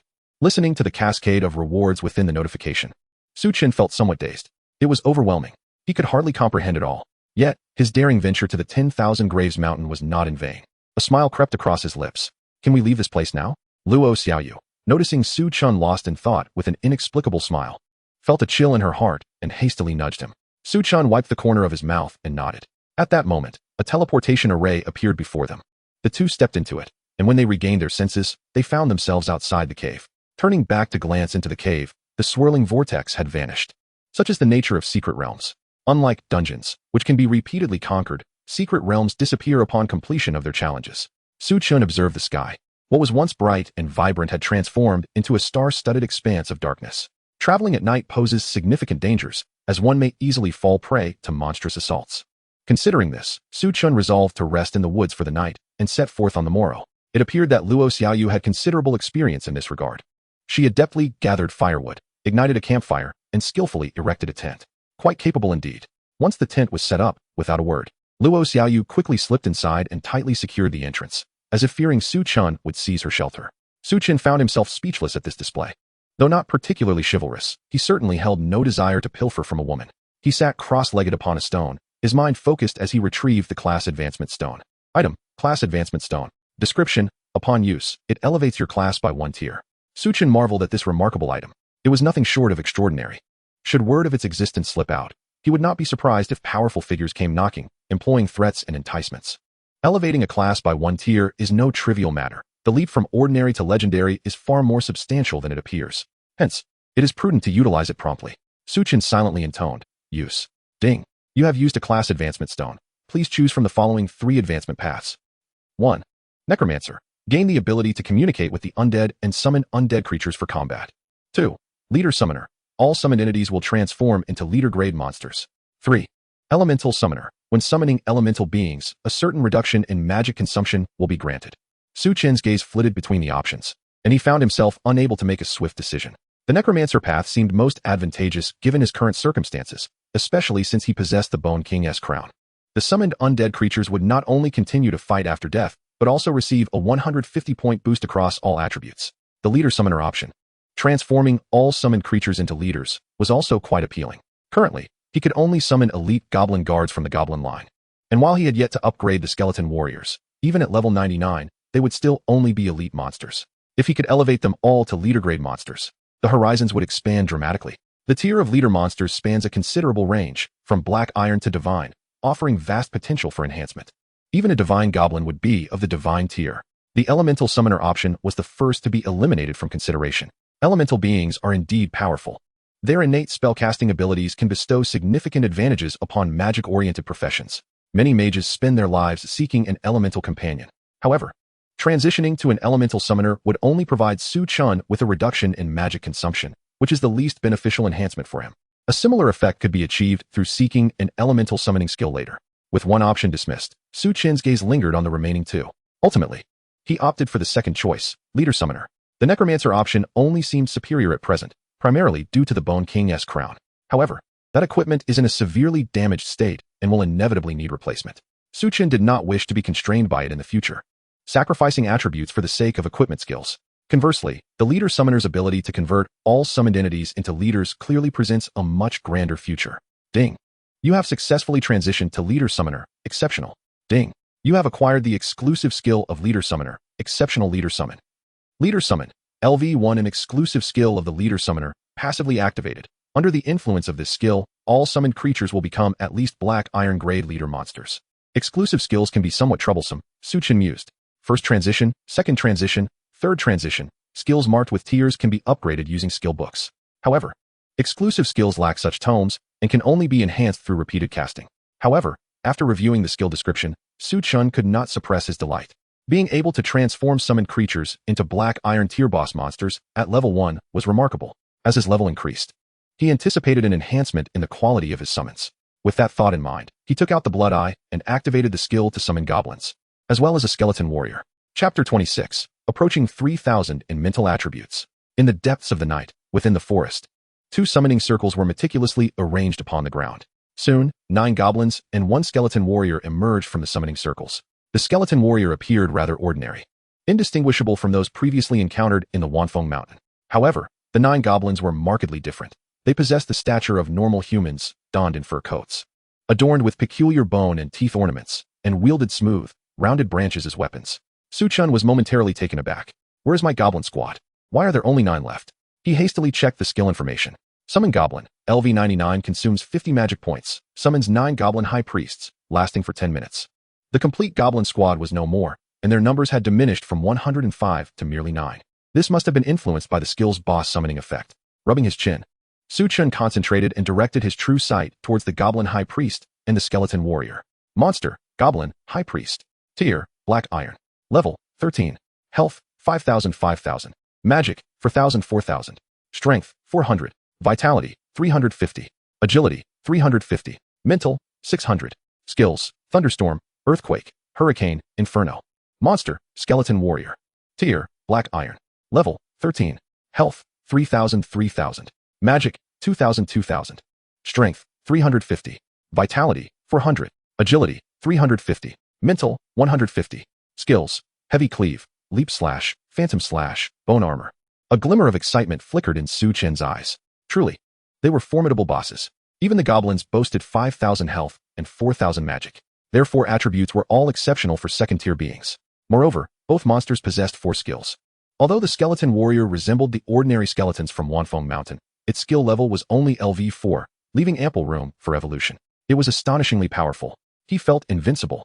Exhaling deeply, Su Chen almost succumbed to the urge to howl at the night sky, were it not for the darkness enveloping him. After enhancing his professional tier, Su Chen retrieved the second reward, the junior skill Awakening Scroll. Compared to directly learning skill books, the skills awakened by the scroll would be more tailored to the practitioner's vocation. With a primary quality, it could awaken skills ranging from first to third tier. As Su Chen was at the second tier, the awaken skill would also be second tier. He tore open the scroll, and a radiant light burst forth, enveloping his body. After a brief moment, a notification echoed in his mind. Ding! You have successfully awakened the second-tier summoner skill Fury. Fury. LV1 consumes 1,000 magic points. Unleashes a state of fury in summoned creatures, enhancing all attributes by 150. Another attribute-enhancing skill? Not bad at all, Su Chen mused. He contemplated how the LV1 Fury, combined with the enhancement from the skeleton crown, could triple the attributes of the skeleton warrior. Glancing back at the skeleton warrior's attribute panel, he thought, with such enhancements, this is no longer a mere black iron boss. It could rival a silver boss. Moreover, the potential for his skeleton warrior's limits extended even further. With a focused thought, Su Chen took out the 999 second-tier skill experience books he had just acquired. In an instant, he poured them all into the Summon Skeleton Warrior skill. Ding! Your skill Summon Skeleton Warrior has gained 2,000 experience points, leveling up to LV5. Ding! Your skill. Ding! You have triggered the talent skill evolution. The effect of your skill Summon Skeleton Warrior has been enhanced. Ding! Your skill. Ding! You have triggered the talent skill evolution. The effect of your skill Summon Skeleton Warrior has been further augmented. Once the notifications concluded, Su Chen scrutinized the skill effect. Summon Skeleton Warrior, LV99 consumes 200 magic points, summons 9 elite Royal Skeleton Warriors, lasting for 10 minutes.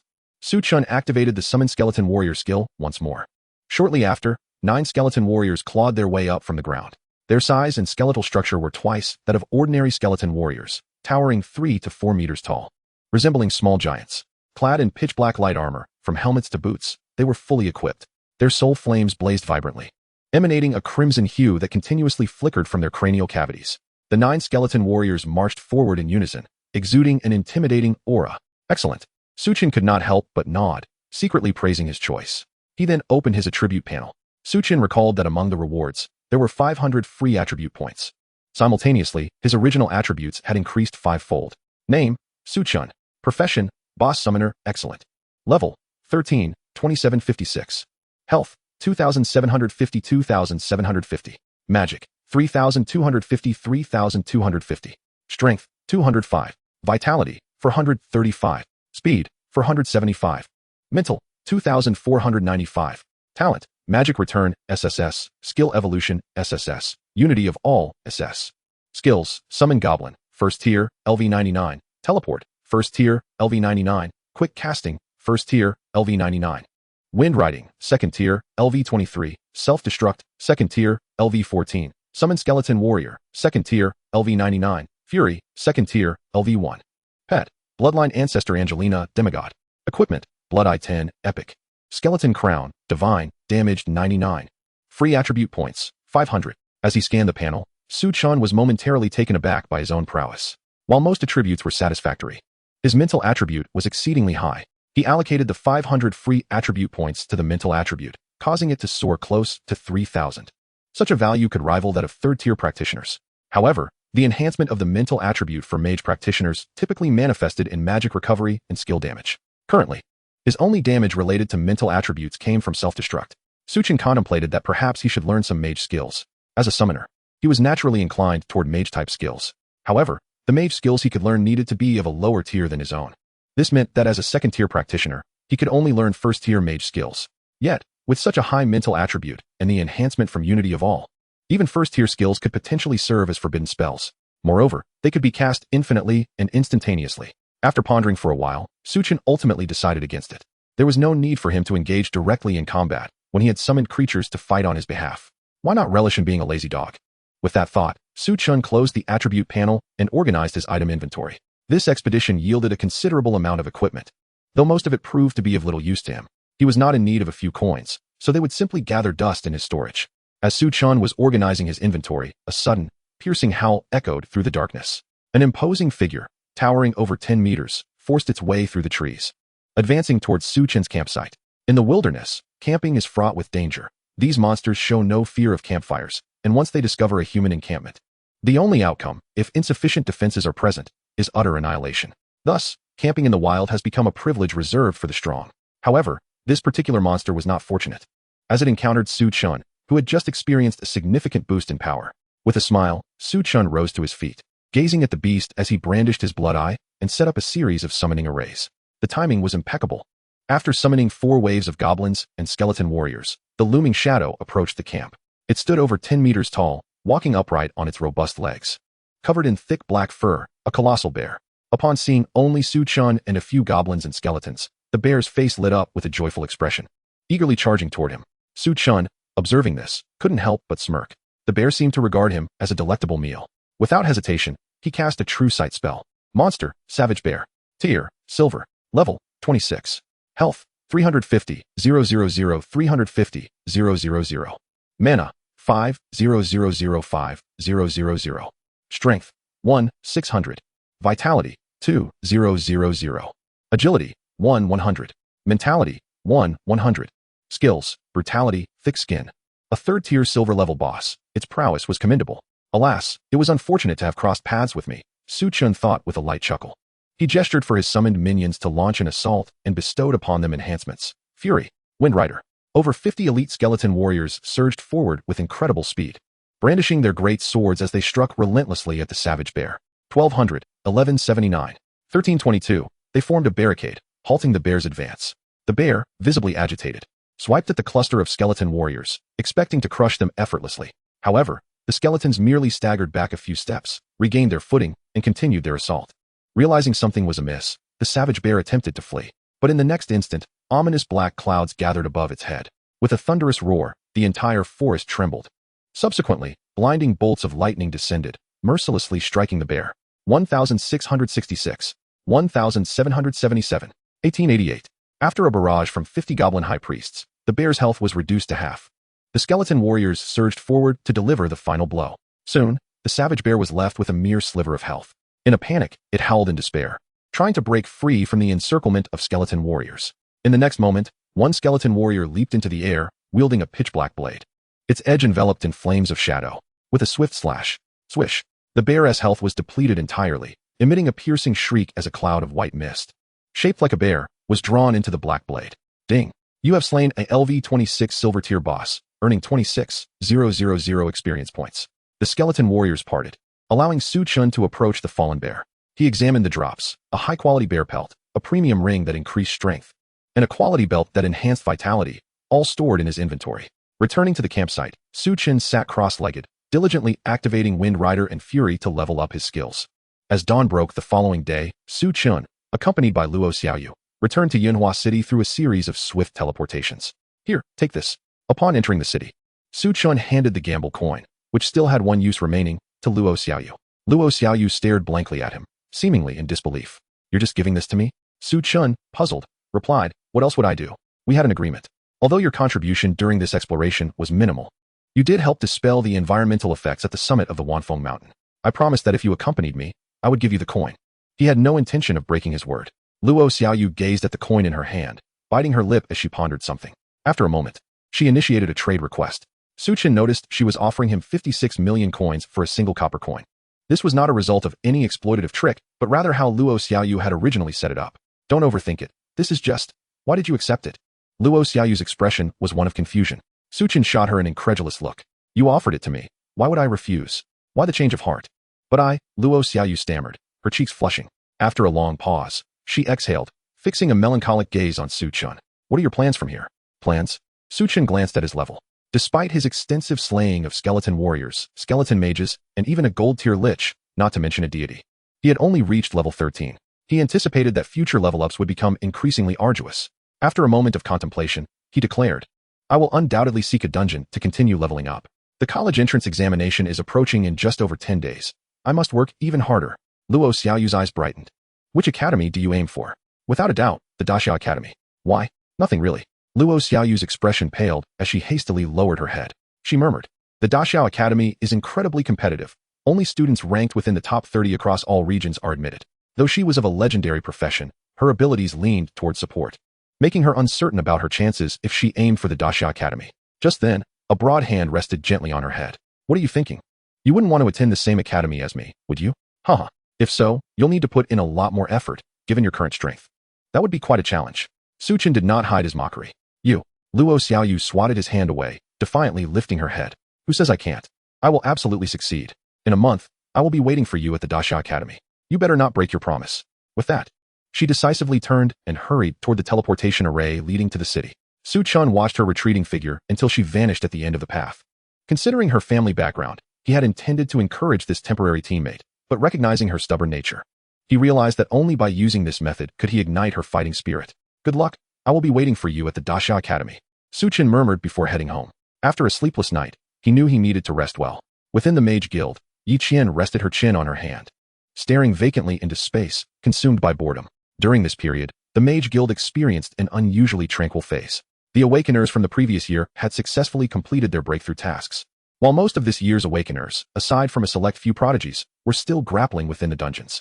Consequently, their daily routine consisted of idle contemplation. Suddenly, Yi Qian recalled the individual who had accepted a breakthrough task the day before.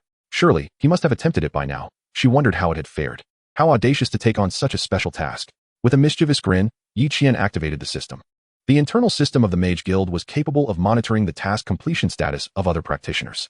She was eager to ascertain whether that individual had failed or simply refrained from attempting it altogether. Aside from these two possibilities, there was no third option.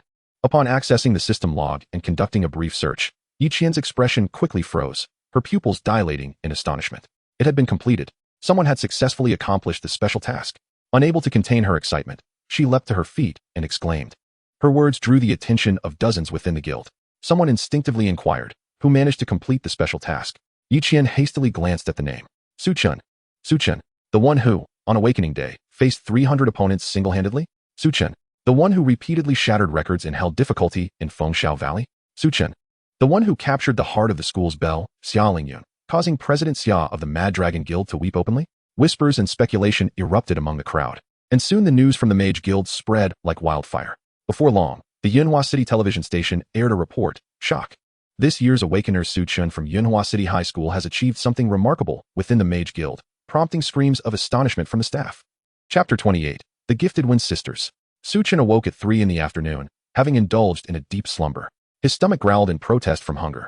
After a quick wash-up, he made his way to the noodle shop downstairs.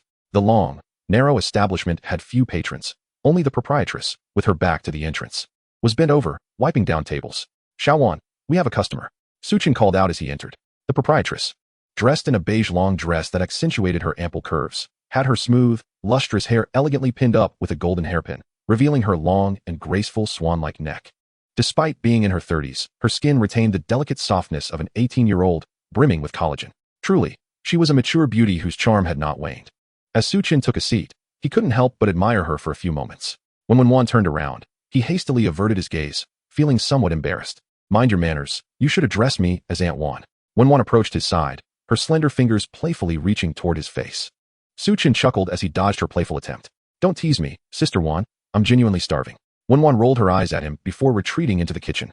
Su Chen retrieved his phone and began searching for information on dungeons around Yunhua City. Dungeon, Ghostly Forest, level restriction, LV10, LV20, difficulty, 3 stars. Dungeon, Giant Worm Prairie. Level restriction, LV10-20, difficulty, 2 stars. Before long, his noodles arrived. As he slurped them up, he frowned slightly. The difficulty level of these dungeons for levels 10 to 20 seemed exceedingly low. The lower the difficulty, the less experience the monsters yielded. Grinding in these dungeons would prolong his journey to level 20. Su Chen mused internally. With only a few days remaining until the college entrance examination, he had set himself a modest goal of reaching level 20. Yet, it appeared that achieving this would be quite challenging. Nearby, there existed a dungeon rated 5 stars for difficulty. However, the level restriction was LV20, LV30, which barred him from entry. With a sigh, Su Chen couldn't help but feel a tinge of frustration. Oh, isn't that little Chenzi? Why the long face? A teasing voice interrupted his thoughts.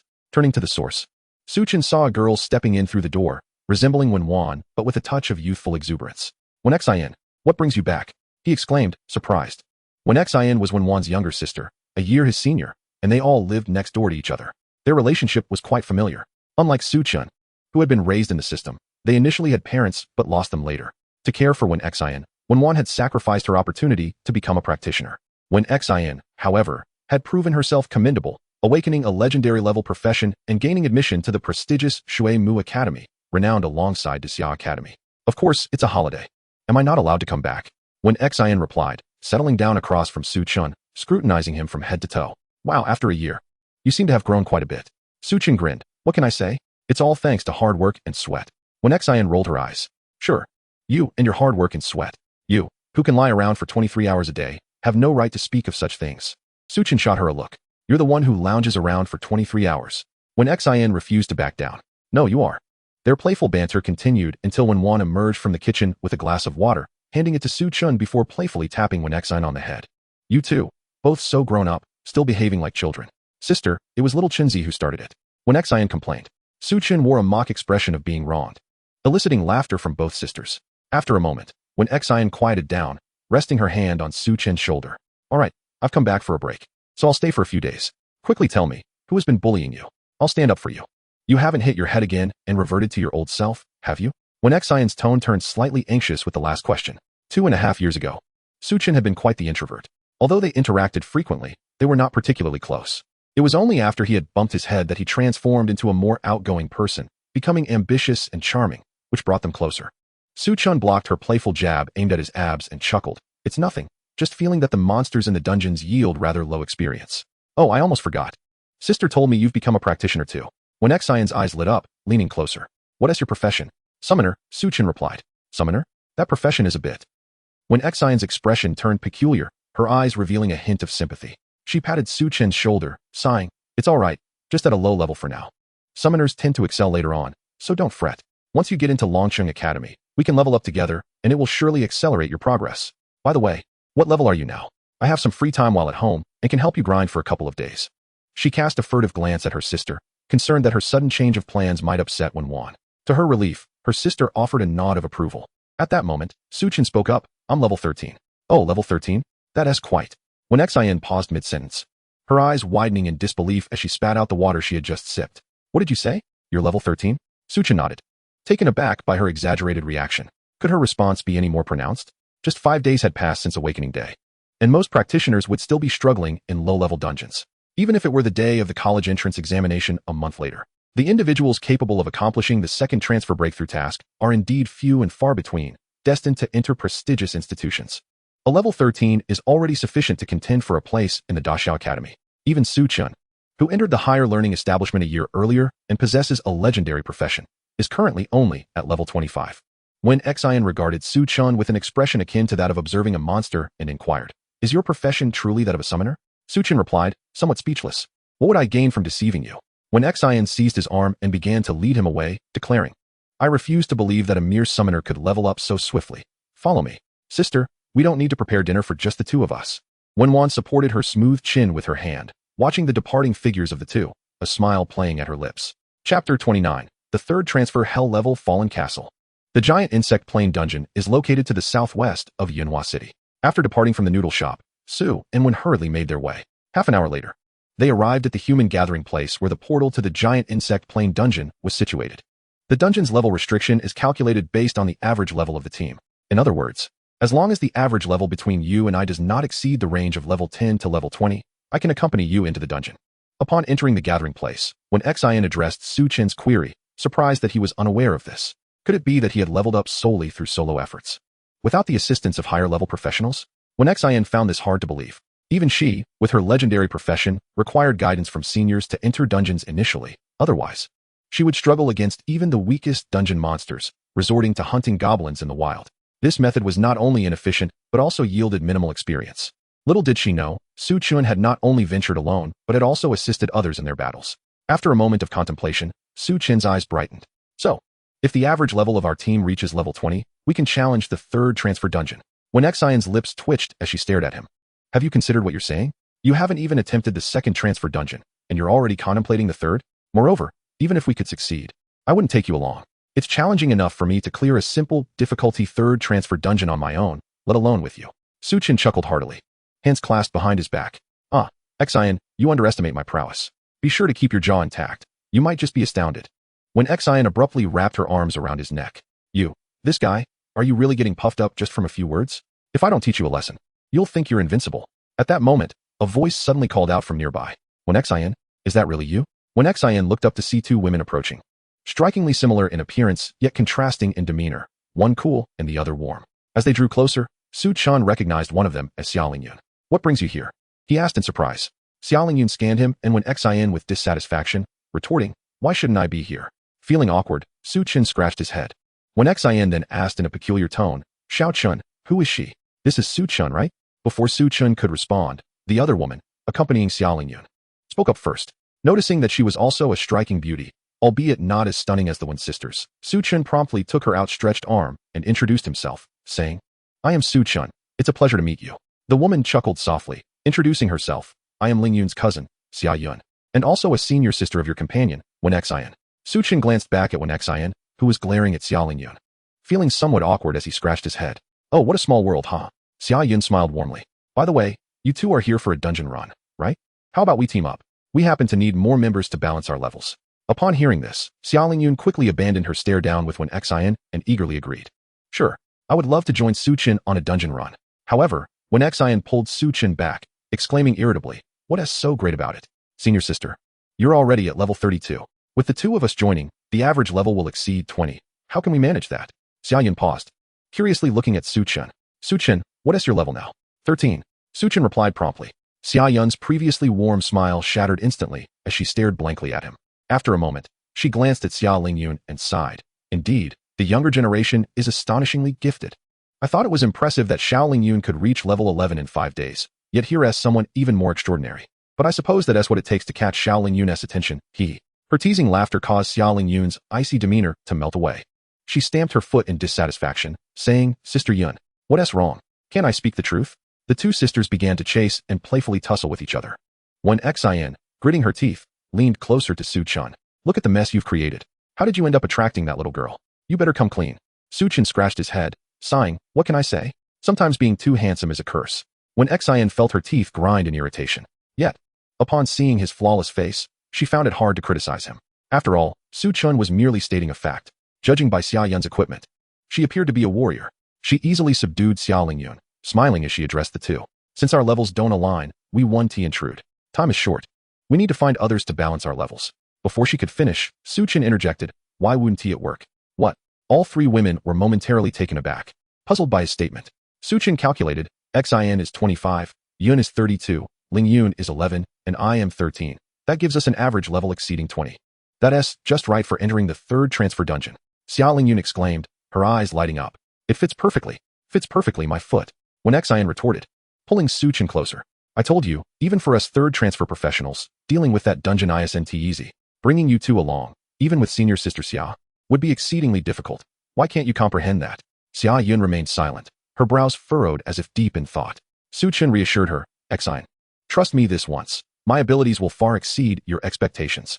You won't even need to lift a finger, as I alone can lead the three of you through the hell level third transfer dungeon. Just give me a chance to prove myself. Wen Xian rolled her eyes at him.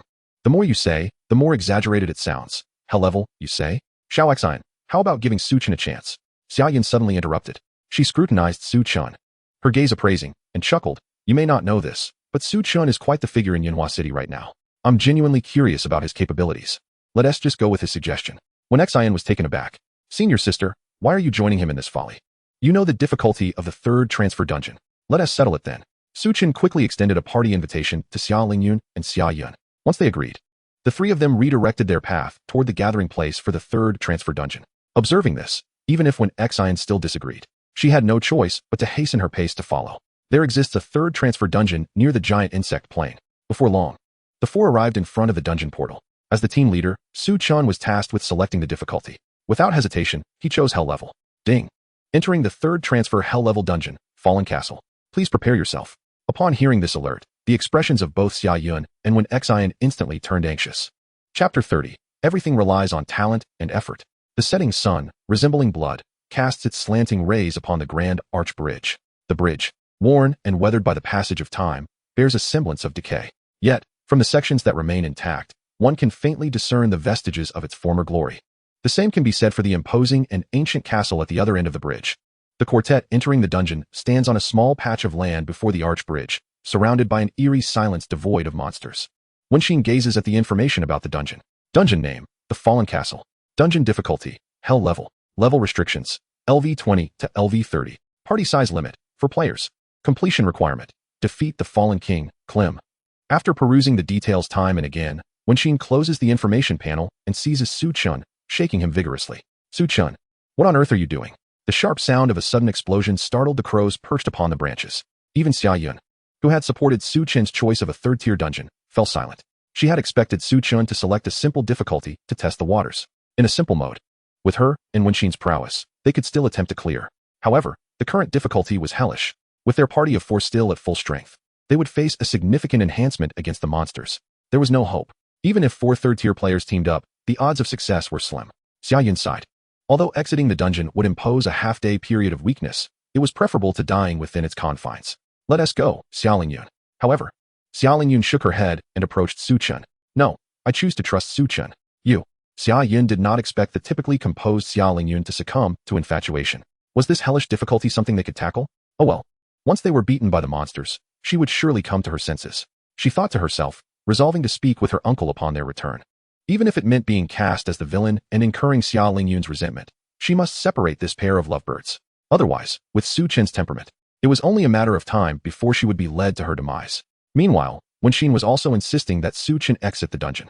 Just as she was about to seize him, Su Chen evaded her grasp with a sudden teleportation. Sister Xin, perhaps you should assess my strength before speaking. Su Chen remarked.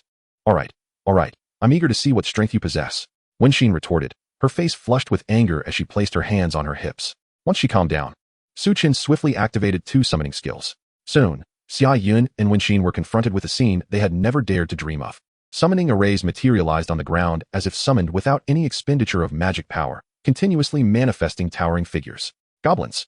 Skeletons. Only these 2 races. Yet, they appeared somewhat different from the typical specimens of these races. Xia Yun and Wenxin exchanged astonished glances, both recognizing the shock reflected in each other's eyes. They promptly turned back to observe the burgeoning army of goblins and skeleton warriors, now numbering nearly 100, and employed their detection skills. Their detection spells were rudimentary, revealing only health points. However, even with this limited information, the 2 prodigies from the Wadawood Academy fell silent in an instant. Suddenly, it became clear why Su Chen and Xia Yun exuded such confidence. It was not mere bravado. They were indeed well prepared. What do you say now, Sister Xin? Speak. Su Chen said calmly. Wenxin opened her mouth, hesitated, and finally asked, how can your summons be so formidable? With a sigh, Su Chen adopted the demeanor of a seasoned veteran of the battlefield. Everything I possess has been earned through my talent and hard work. The struggles I have faced are not for the ears of outsiders. Damn it. Wenxin's expression darkened as she approached him and delivered a light smack to the back of his head. You've only just awakened 5 days ago. What hardships could you possibly have endured? Besides, no matter how extraordinary your summons are, they are merely second-tier monsters. How can they contend with third-tier foes? Su Chen refrained from elaborating further. A second-tier leader, no matter how weak, is still a leader. A third-tier common monster, no matter how strong, is still just a common monster. As for not being able to defeat a single third-tier leader, could they really be overwhelmed by a throng? After summoning a total of 99 goblins and skeleton warriors, Su Chen waved his hand, directing the skeleton warriors to forge ahead. He positioned himself behind the goblin formation. The 3 women, seeing this, hastened to follow. Just as they set foot on the arch bridge, a flurry of arrows sliced through the air from ahead. As knights, Wenxin and warrior Xia Yun immediately shielded Su Chen and Xia. Wenxin even activated a group defense skill, casting a protective barrier over the 4 of them. However, the situation was not as perilous as they had anticipated. Several skeleton warriors surged forward to intercept. The skeletons activated their skill, bone armor. Their dark armor gleamed with a newfound luster. Then came the sounds of clashing. The incoming arrows were deflected by the skeleton warriors' armor. Yet, a barrage of arrows continued to rain down upon them. The skeleton warriors took turns stepping up to shield their allies. Though they sustained injuries, none perished. Taking advantage of the skeleton warriors' defense, Su Chen unleashed the Blood Eye and reached the midpoint of the arch bridge. There, behind several wooden barriers, he spied dozens of creatures clad in soldiers' armor, wielding bows and crossbows. Monster, fallen soldier. Rank, common. Level, 25. Health, 2000. Magic power, 800. Strength, 800. Speed, 800. Vitality, 1200. Spirit, 600. Skill, rapid fire. After reviewing the information, Su Chen laughed disdainfully. He had overestimated the strength of the monsters within the third-tier dungeon.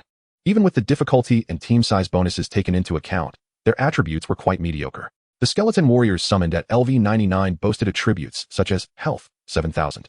Magic power, 4000. Strength, 1100. Speed, 1100. Vitality, 1500. Spirit, 400.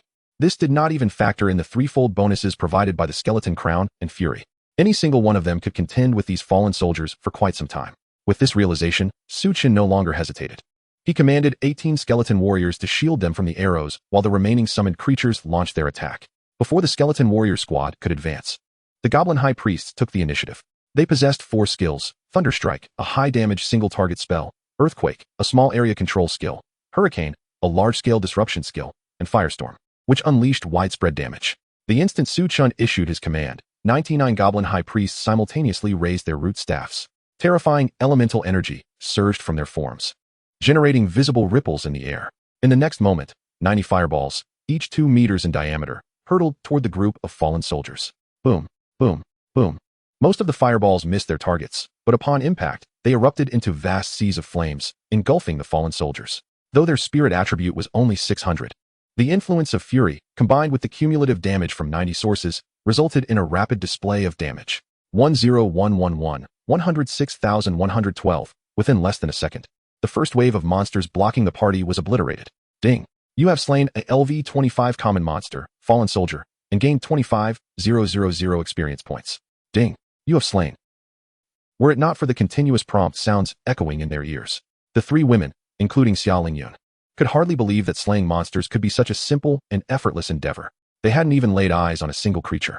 While the other 2 were merely astounded by the damage dealt by Su Chen's summoned entities, Xia Lingyun distinctly sensed the growth in Su Chen's prowess. Although he had previously been able to summon a multitude of monsters, the combat strength of those goblins paled in comparison to what he commanded now. In the past, it had required multiple rounds of attacks to clear out a single monster, but now he accomplished it with a single skill. In a mere few days' absence, he had become significantly stronger. Xia Lingyun gazed at Su Chen, her eyes shimmering with admiration as they continued their advance. Just as the 3 women stood in stunned silence, Su Chen, arms crossed, wore a demeanor of nonchalance, his words dripping with confidence and bravado. The explosion of fireballs sent waves of force that billowed his robe and tousled his black hair. He walked amidst the protection of the skeletal warriors, his silhouette exuding an aura of unattainable nobility. Chapter 31, an instantaneous defeat of the 3rd transition copper-level boss. The skeletal warriors did not halt their advance despite the monsters being cleared. They charged forward, traversing the fiery inferno, soon encountering a second wave of adversaries. This wave also consisted of fallen soldiers, but their numbers were doubled compared to the previous horde, and instead of bows, they wielded glistening long spears. Su Chen, utilizing his blood-flying eye, monitored the battle from a distance. Observing the situation, he commanded his skeletal warriors to attack immediately, not waiting for the goblin priests to recover their skills. In an instant, dozens of skeletons unleashed their skills in unison. Leaping slash, leaping slash, leaping slash. A multitude of towering shadows descended from the heavens, their long blades crashing down upon the targeted fallen soldiers. Some warriors hadn't even touched the ground before their comrades executed a swift, ghostly slash, obliterating their foes with astonishing speed, leaving them momentarily dazed upon landing. However, they did not pause. With the 3rd and 4th waves, Xia Yun and Wen wore expressions of bewilderment. They still remembered they had come to assist Su Chen and Xia Lingyun in monster hunting, yet by now, several waves of creatures had perished without them even catching a glimpse of one. The only evidence of their presence in the dungeon were the sounds of loot dropping and the scattered items strewn about. How have you become so formidable? Are you truly just an ordinary summoner? When Xian asked, draping her arm around Su Chen's shoulder, her tone laced with skepticism. Su Chen grinned with pride. Did I ever claim to be a mere ordinary summoner? Little Xian, you must never doubt me again. Remember, following Brother Chen ensures a feast. When Xian glared at his smug expression, instantly feeling displeased, she was now torn between fearing Su Chen's struggles and being envious of his success. To think that Su Chen, who had awakened a year later than her, now possessed greater strength. Don't get too cocky. Be cautious not to capsize. It may be exhilarating to cut down ordinary wild monsters, but who knows if you can withstand the elite or even a boss. When Xian warned, her face flushing with indignation. With a sigh, Su Chen shook his head, stubborn as ever, still holding on to that pride. When Xian's irritation flared, her cheeks flushed as she prepared to retort when a glint of mischief crossed her eyes. Leaning closer to Su Chen, she whispered, "How about we make a bet? If you can dispatch a boss as easily as you do now, I'll reward you. But if you fail, you must call me Sister Xian from now on, and never again refer to me as Little Xian. What do you say?" Su Chen raised an eyebrow, intrigued. "You wish to wager with me? Haven't you heard of my reputation as the invincible gambling god of Xia, Su Chen?" When Xian playfully nudged his chest. "Stop showing off. Are we betting or not?" Su Chen chuckled. "A reward presented on a silver platter? How could I refuse? But could you enlighten me on what that reward entails?" When Xian arched an eyebrow, noticing Xia Lingyun approaching with a rather displeased expression. "You first need to win before we discuss the reward." As Xia Lingyun neared, locking eyes with Su Chen, she immediately expressed her discontent. "What have you been discussing with her that has you smiling so broadly?" "Smiling broadly? Am I?" Su Chen touched the corner of his mouth, realizing he might indeed have been grinning a bit too widely. Xia Lingyun remained silent, observing him intently. Su Chen burst into laughter, affectionately ruffling her hair. When tackling a dungeon, it's essential to keep the mood light, isn't it? Come on, it seems we may have encountered a boss up ahead. With that, he strode forward confidently. Xia Lingyun wished to catch up and inquire further, but was suddenly grasped by a hand. Yunjia. Xia Lingyun, feeling aggrieved, nestled into Xia Yun's embrace, her eyes glistening with unshed tears. Xia Yun sighed. Little Lingyun, do you not yet understand? He is a man beyond your grasp. Xia Lingyun's eyes reddened. I just can't accept it. I was here first. Well, from what I gather, when Xian has known him since childhood, Xia Yun awkwardly remarked. What? Xia Lingyun gasped, her expression visibly stiffening. Before long, Su Chen and his companions reached the end of the arched bridge, standing before a tightly shut door.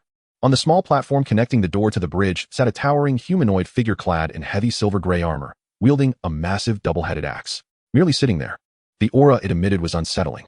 Monster, fallen warlord, rank, copper boss, level, LV29, health, 300,000, magic, 15,000, strength, 2, 500, constitution, 3,000, agility, 1,000, mentality, 1, 500, skills, sweeping strike, battle roar. After examining its attributes, when Xian wiped the cold sweat from her brow and nudged Su Chen with her elbow. Did you see that? This is a third transition boss, and it's a copper level. Quite formidable, isn't it? Little did she know.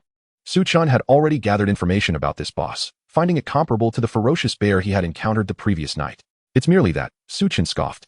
Huh, you're still trying to play it cool, when Xian retorted, her relentless teasing piercing through his bravado. Admitting defeat in the face of a third transition copper level boss is hardly unreasonable. Ignoring her sarcastic remarks, Su Chen commanded his summoned creatures to attack with full force. In an instant, dark clouds gathered above the fallen warlord, crackling with lightning.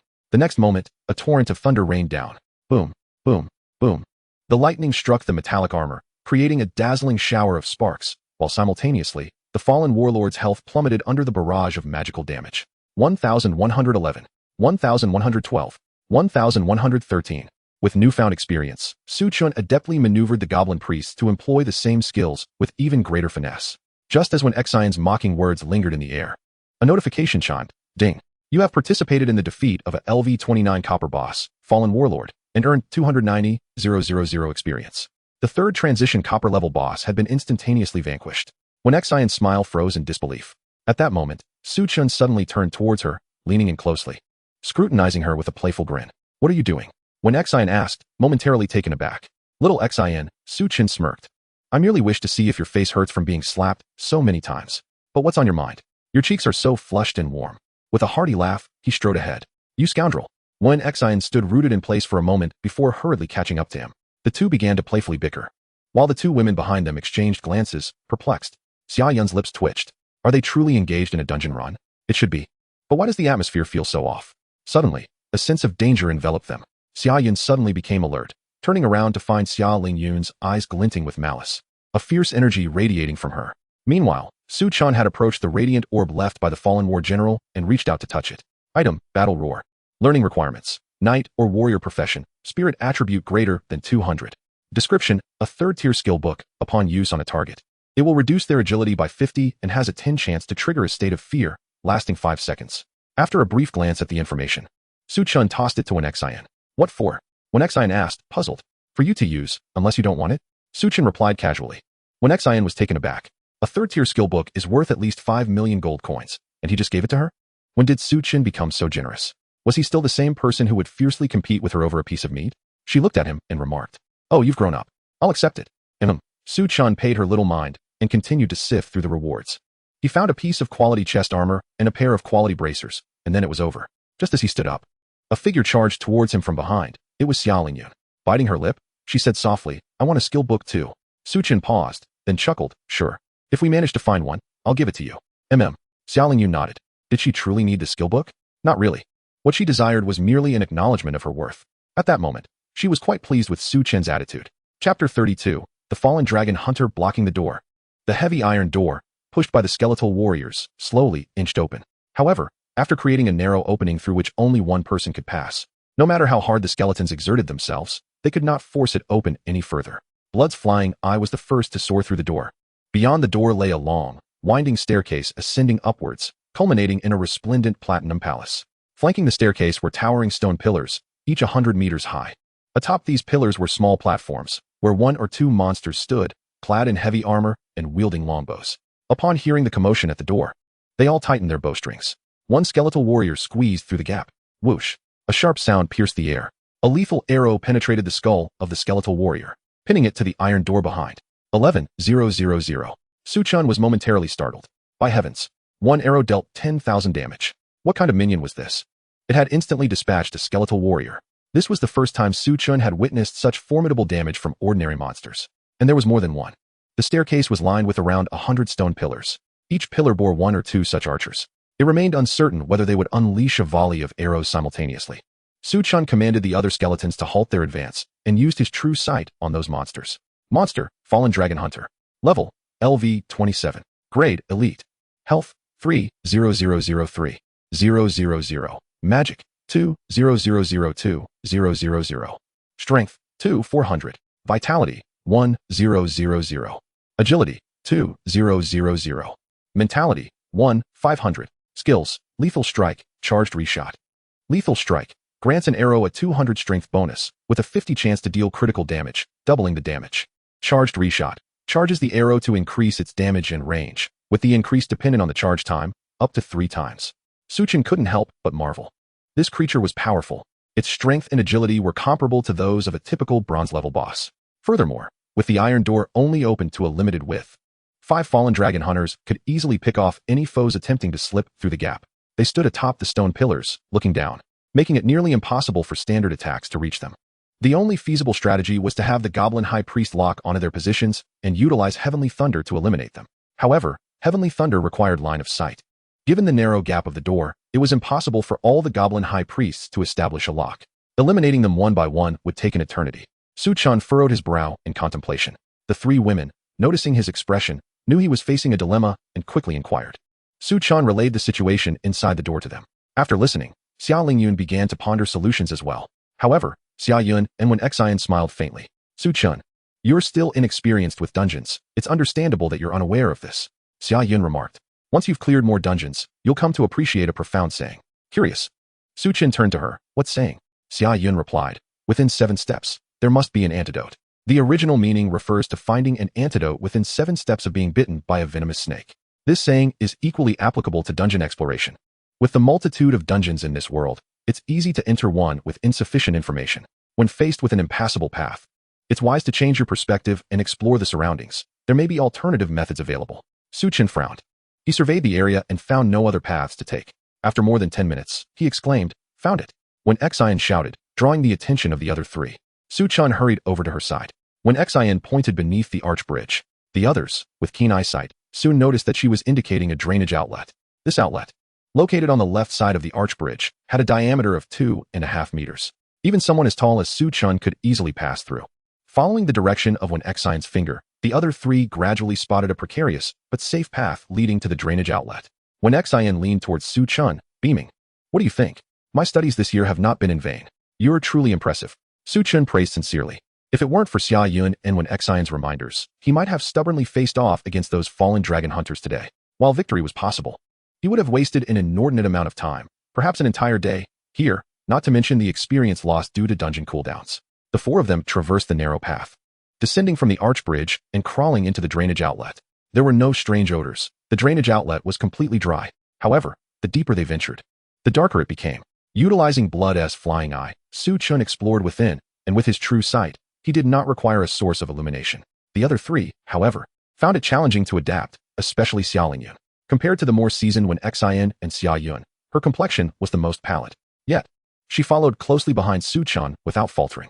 After silently walking for what felt like over half an hour, they soon reached the end of the drainage pipe. Above the end, a shaft of light poured down from above. The walls were adorned with bent steel bars, forming a ladder ascending upwards. Su Chen released his blood as flying eye to soar out through the manhole cover above. On the other side lay a bathing area, with the manhole cover situated amidst the pool of water. No monsters were present. However, Su Chen was not entirely at ease. The ladder ascended to a staggering height of several hundred meters. Should the steel bars loosen, leading to a misstep that resulted in injury, it would be quite disastrous. He commanded a skeletal warrior to climb upwards. Only when the skeletal warrior had pushed open the manhole cover and emerged outside did he lead the 3 women out. Finally emerging, Xia Yin stretched her body and sighed. The space within the drainage pipe was quite ample, but after traversing such an environment for an extended period, one's mood inevitably becomes stifled. In this moment of clarity, I feel a profound sense of relief. A fleeting glance revealed Xia Lingyun approaching Wenxin. "Here you go," Xia Lingyun remarked coldly, handing over the oil lamp. Wenxin paid no mind, tossing the lamp into her backpack. Soon after, a deliberately subdued voice was heard. "Thank you." Wenxin was taken aback. When she looked up, Xia Lingyun had already returned to Xia Yun's side. Su Chen approached a window situated high above. He released the blood eye, which circled around the exterior. With delight, he declared, "We are now inside the castle. If we proceed towards that door, we are likely to encounter the final boss." Chapter 33. The coward Wenxin speaks of escape again. The blood eye performed a cursory survey of the castle's surroundings, granting Su Chen a rudimentary understanding of the layout. The castle was divided into 3 regions: left, center, and right. The winding staircase leading through the large iron gate led directly to the central area's main entrance. The boss was likely beyond that door. Currently, the 4 of them occupied an underground position within the left section of the castle. By moving right and then upwards, they could reach the boss's location. With these thoughts in mind, Su Chen led the 3 women out of the bathroom. Beyond the bathroom lay a long corridor. Through the blood eye, Su Chen discerned an elevator at the end, controlled by a lever. Although the corridor seemed devoid of monsters, numerous ajar doors lined both sides, concealing lurking creatures. It was evident that should anyone pass by, they would swiftly burst forth to launch an attack, an insidious threat. Su Chen's blood eye perceived everything with clarity. Naturally, he would not permit them the opportunity for a surprise attack. He waved the blood eye and summoned 100 skeletal warriors. The previous batch had been left behind at the drainage outlet due to logistical constraints. The skeletal warriors split into 2 groups. One advanced first. As they passed the doors where monsters lay in wait, the creatures surged forth. Before their weapons could reach the skeletal warriors ahead, the rear group activated their skills. Leap slash, heavy slash, leap slash, phantom strike. In an instant, blades flashed and blood spattered. The concealed monsters were merely ordinary fallen soldiers. Before long, the corridor was cleared, with skeletal soldiers standing guard on either side, awaiting the passage of the 4. As they walked by, the 3 women scrutinized the tall, fully armed warriors. Wenxin expressed her envy. "Are all summoners this powerful? Having summoned entities is incredibly convenient. Without them, we would waste so much time clearing out these hiding monsters. And we might even fall victim to a sneak attack." At that moment, Wenxin felt that even her legendary knight class paled in comparison. Su Chen chuckled, offering no explanation. It was not merely the strength of a summoner. If he did not possess 2 SSS level talents, 1 SS level talent, and the one-hit kill plugin, he might still be out in the wilderness, seeking goblins to slay, pondering when he might enter a dungeon. However, the one-hit kill plugin was also something he had downloaded into this world, and the 3 talents were earned through his own efforts. Could Su Chen's current prowess be detached from his talents and hard work? Certainly not. The 4 entered the elevator. Due to the limited space, Su Chen allowed only 2 skeletal warriors to accompany them, positioning them at the front to prevent any ambushes from above. The skeletal warriors pulled the lever, and the sound of gears and chains clanking echoed above. Soon, they began to ascend slowly. Upon reaching the top, everyone exited the elevator into a small room with ample space. A tightly shut door lay ahead. Experienced adventurers immediately sensed danger within. Having remained out of combat until now, Xia Yun and Wenxin readied their weapons, aiming at the door, preparing for battle. Xia Lingyun followed suit, but Su Chen instructed them to hold their positions. He released the blood eye to penetrate the door and investigate what lay beyond. Wenxin gasped, "Wow, your skill can even pass through doors. That's cheating." Su Chen shot her a glance. The blood eye was not a physical entity. It was an ethereal spirit, akin to a soul. What was so surprising about passing through a door? He had grown accustomed to such abilities from prolonged use. For the 3 women, especially Xia Yun and Wenxin, who understood the importance of information detection, this remote information gathering skill was undoubtedly an extraordinary ability. The capacity to detect information without barriers was certainly the kind of power that could lead to a ban if reported. Of course, this was an exaggeration. Should the capabilities of the blood eye be made public, it would likely only entice other adventurers to seek to acquire his weapon. If he were to misuse the one-hit kill plugin to farm gold indiscriminately, however, that could indeed provoke the Apocalypse Master System to intervene and ban his account. The blood eye traversed through the door and entered a much larger room, approximately the size of a football field. The space was filled with bookshelves brimming with tomes, resembling a library. Between the bookshelves meandered a group of individuals clad in voluminous purple robes, their faces pale, with dark circles under their eyes and withered skin. They appeared as though they had indulged excessively and gone several nights without sleep, one hand clutching an oil lamp and the other wielding a staff of sorcery. They aimlessly wandered amid the dimly lit shelves, seemingly in a desperate search for something.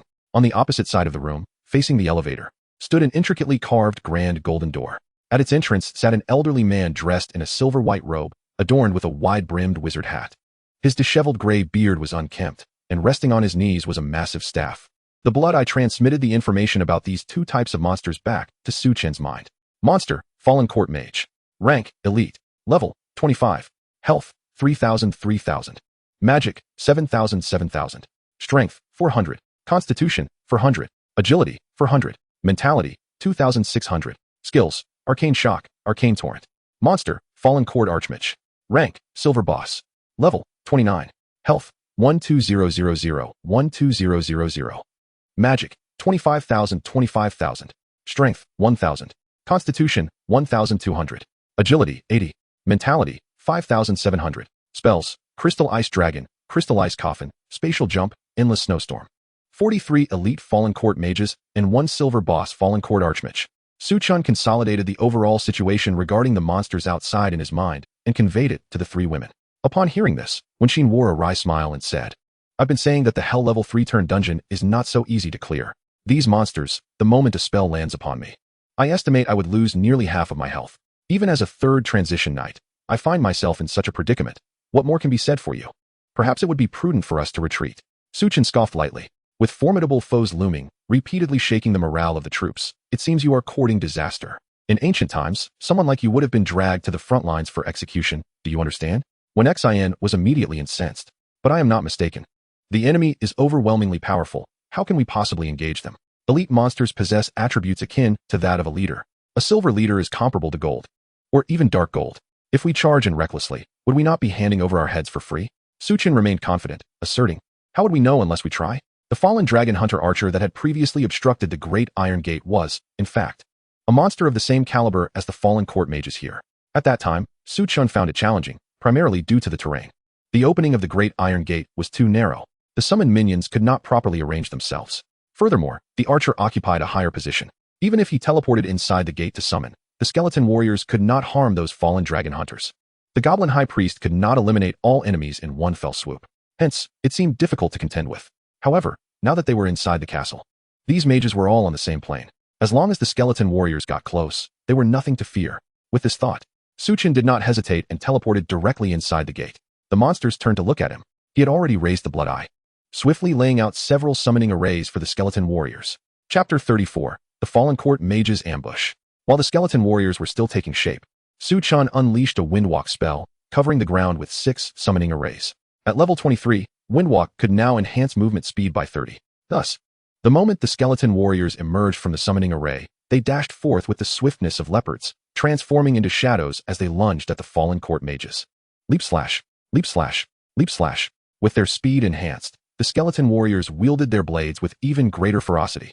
A seamless combination of skills resulted in 5 fallen court mages being instantaneously vanquished. Yet, unfortunately, 7 or 8 other monsters, having drawn aggro, still survived. They raised their staves. Arcane Shockwave. A ring of pale purple light erupted from the tip of the staff. The surrounding skeleton warriors were instantly flung away. 5,555, 5,595, 5,574. The skeleton warriors trailing behind leaped into the air, swinging their blades downwards. Little did they expect that the distant fallen court mages had also drawn aggro. After a brief charge of energy, they pointed forward. Arcane Torrent. A brilliant white energy beam surged forth, forcefully pushing several skeleton warriors back. The damage was considerable. 1,005, 1,005, 1,005. Each second, the struck skeleton warriors endured a minimum of 8,000 damage, leading many to their demise. However, due to their entry into a death state, the fallen court mages lost aggro with them and shifted their focus to other skeleton warriors. Yet, Su Chen had already expended mana beforehand to activate one of the skills of the Bone Crown, Undying of the Fallen. The skeleton warriors, upon death, could continue to fight for half a minute. These fallen warriors, like invisible phantoms, with the aid of Windwalk, swiftly charged toward the fallen court mages. 1 strike, 2 strikes, 3 strikes. The fallen court mages, already feeble and defenseless, were swiftly dispatched by the close-range assault of the black body, leader-class skeleton warriors. Thus, the scene within the library appeared as if the fallen court mages were overwhelming the skeleton warriors, with dazzling torrents preventing the warriors from advancing. Yet, in truth, the tide of battle was firmly turning in favor of Su Chen. Each fallen skeleton warrior could at least exchange for 2 fallen court mages. There were still plenty of summoned warriors left from the first wave. After 2 minutes of battle, the 3 women finally realized that Su Chen had entered the chamber. They pushed open the door and beheld Su Chen, having thoroughly eradicated the monsters. Su Chen, you've been far too reckless. When Xian intended to admonish him further. But upon seeing the plethora of loot scattered across the ground, she was rendered speechless. How could this be possible? Did Su Chen not claim that the attributes of the monsters here were akin to those of leaders?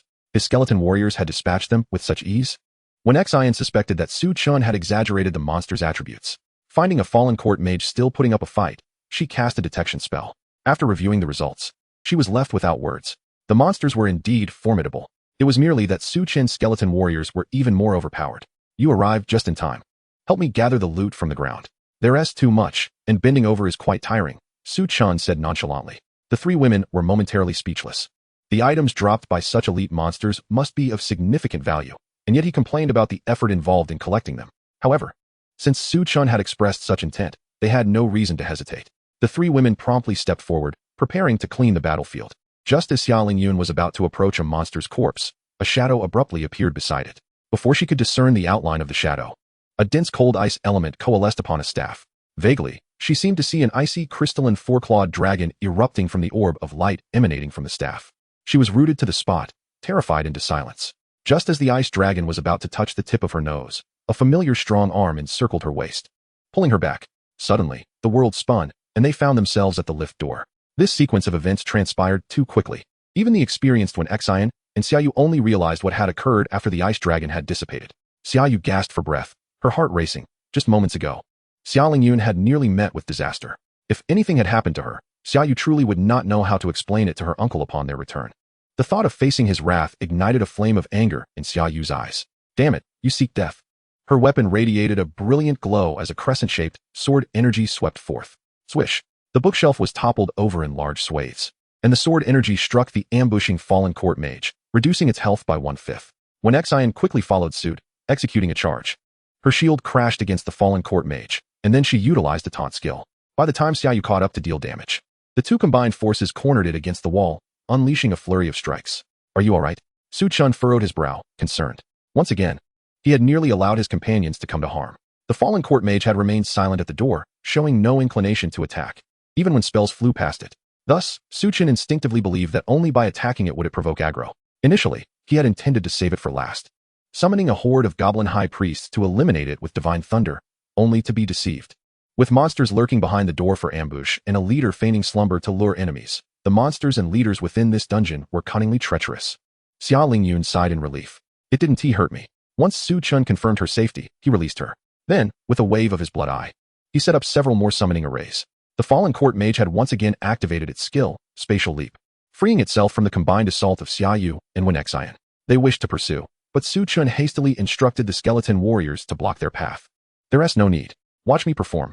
This time, he summoned forth a large batch of goblin high priests. Command them to summon the heavenly thunder. The bronze tier fallen warlord, with a staggering 30,000 health points, was instantly obliterated. How could a mage with less than 12,000 health points possibly fear instant death? Dark clouds roiled ominously, gathering above the fallen court sorcerer's head. Little did Su Chen realize that he had indeed underestimated the situation. Just as the thunder struck, the sorcerer activated a spatial leap, evading the attack. It materialized directly in the center of the library, hovering in the air, arms outstretched, emanating an aura of frost. The tempest of snow and wind raged on. A fierce gale sliced through the air, laced with snowflakes the size of palms.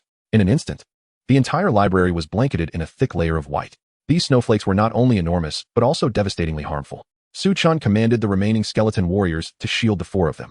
Yet, in a mere moment, the snowflakes struck, freezing the skeleton warriors that came into contact with them. The fallen warriors, wishing to charge forward, were thwarted by the furious blades of wind. Meanwhile, the goblin high priest's skills were on cooldown. Su Chen could only keep summoning skeleton warriors to block the encroaching snowflakes, leaving no time to summon a new priest. In an instant, the battle had reached a stalemate. Chapter 35. The Summoner's Divine Skill, Unity of Ruler and Subjects. Within the vast library, a thick layer of snow had swiftly covered the ground. The four of them found themselves cornered within the lift, unable to advance a single step. Fortunately, the continuously summoned skeleton warriors stood in the front, braving the tempest. They remained unscathed, yet the situation was undeniably dire. The storm intensified, obscuring the fallen court sorcerer's figure. However, the blizzard only hindered the three women. Su Chen's true sight eye clearly locked onto its position. Even when the goblin high priest's skills recharged, he could not pinpoint the target. Just as Su Chen was troubled, Xia Lingyun, nestled in his arms, spoke up. Su Chen, I have a way to assist you. With that, She broke free from his warm embrace and grasped her staff. Chanting an incantation, a layer of frost enveloped the armor of several skeleton warriors ahead. This layer of ice provided a modicum of protection, albeit not substantial. Yet, at this moment, it reduced the damage from the snowflakes, striking the skeleton warriors by a staggering 80%. Su Chen's eyes lit up. He urged the skeleton warriors clad in icy armor to the forefront, followed closely by the others. Simultaneously, he commanded the goblin high priest to unleash the skill hurricane. Towering tornadoes surged into the storm, nearly filling the entire library. This was to restrict the fallen court sorcerer's capacity for spatial leaps. Before long, the skeleton warriors swept into the storm and reached the sorcerer's location. Without hesitation, they leapt forth for a strike. With a flurry of attacks, dozens of silhouettes converged upon it, leaping to cleave. The fallen court sorcerer struggled momentarily, wielding its staff to conjure an ice dragon that crushed several skeleton warriors. Yet, even as its health bar plummeted to zero, the skeleton warriors stubbornly rose again, leaping to strike at it. Although it hovered in midair, the height was minimal. With spatial lockdown in effect, it could not execute another leap. While its skills yielded commendable damage, they were insufficient against the relentless onslaught of the undying skeleton warriors, who were numerous. After several rounds of assault, one skeleton warrior's blade struck true against its neck, completely draining its health. The blizzard ceased. Everything felt like a dream as the snow shrouding the library rapidly dissipated. Su Chen stepped forward to collect the sorcerer's drops, a skill book for the frost dragon, a rare quality staff, and a rare quality mage robe. He also fulfilled his earlier promise, handing the third-tier skill book to Xiaolingyun. She beamed with delight, though she attempted to suppress her joy. Just as Su Chen was about to inspect the attributes of the two pieces of equipment, a warm voice called from nearby. Oh, these little monsters drop skill experience books too. Su Chen paused, then hurried to her side, accepting the experience book and glancing at it. Item: Advanced Second-Tier Experience Book. Description: Upon use, grants 2,000 experience points to any general second-tier skill. Su Chen's breath quickened. This was precisely what he needed. With sufficient experience books, his skills could advance. Skill upgrades would lead to talent evolution, thereby significantly enhancing his strength. I desperately require these experience books. Might you part with them? Su Chen implored earnestly. With a smile, she replied, you defeated the monsters, so feel free to take them. Typically, in a standard party dungeon run, rewards would be shared evenly, as it was challenging to accurately assess each individual's contribution to the team. The priest's buffs, healing, and crowd control effects could not be quantified by mere data. Equal distribution was a relatively fair approach. However, their party was different. Although Su Chen was not the highest level among them, he was the sole primary damage dealer, requiring no assistance from the others. While the three women contributed in small ways, they mostly lazed about. Given their familiarity, they certainly wouldn't contest for something Su Chen desired. Su Chen nodded, thanked her, and proceeded to gather the drops from the 42 mages. Aside from two that yielded equipment and skill books, the rest were all advanced second-tier experience books. This brought immense joy to Su Chen. He envisioned not only acquiring experience books through dungeon runs, but also setting up a stall to purchase them at high prices after exiting the dungeon. With this source of experience books, he was confident that all his remaining second-tier skills could reach max level before the upcoming examinations. Once the battlefield was cleared, the four pushed open the grand doors of the library. Outside lay a courtyard devoid of monsters. A straight path to the right led directly into the central area of the castle. As they walked through the courtyard, they gazed downward to witness towering stone columns, each 100 meters high, filled with fallen dragon hunters. The three women finally grasped the magnitude of the challenges Su Chen faced before the iron gates. Without drawing aggro or having suitable means of attack, Su Chen intended to avoid entanglement with these archers. The four proceeded directly to the grand entrance of the castle's central hall. The skeleton warriors pushed the doors open, revealing a vast palace before them. The interior of the palace was as large as 3 or 4 football fields, adorned sparsely save for its massive pillars. There were few monsters inside, rendering it exceedingly spacious. Only a solitary figure sat desolately upon the throne at the end of the hall. Blood's flying eye swept forth to gather information. Monster, Fallen King Clem. Grade, Dark Gold Boss. Level, LV 30. Health, 11. Magic Power, 2000002000000. Strength, 1. Vitality, 1. Agility, 1. Mentality, 60,000. Skills, Summon Fallen Warriors, Summon Fallen Warlords, Summon Fallen Dragon Hunters. Summon Fallen Dragon Archers, Summon Fallen Court Mages, Summon Fallen Court Sorcerers, Summon Fallen Spies, Summon Fallen Executioners, Unity of Ruler and Subjects. Su Chen felt a flicker of excitement. This boss had an intriguing aspect. It was also a summoner. Most importantly, what caught his attention was the last skill of this leader. Unity of Ruler and Subjects. Until all summoned creatures are slain, any form of attack will be borne by the summoned creatures, preventing any harm to the summoner himself. Before vanquishing all summoned creatures, one cannot inflict harm upon the summoner himself. This, indeed, is the summoner's remarkable skill.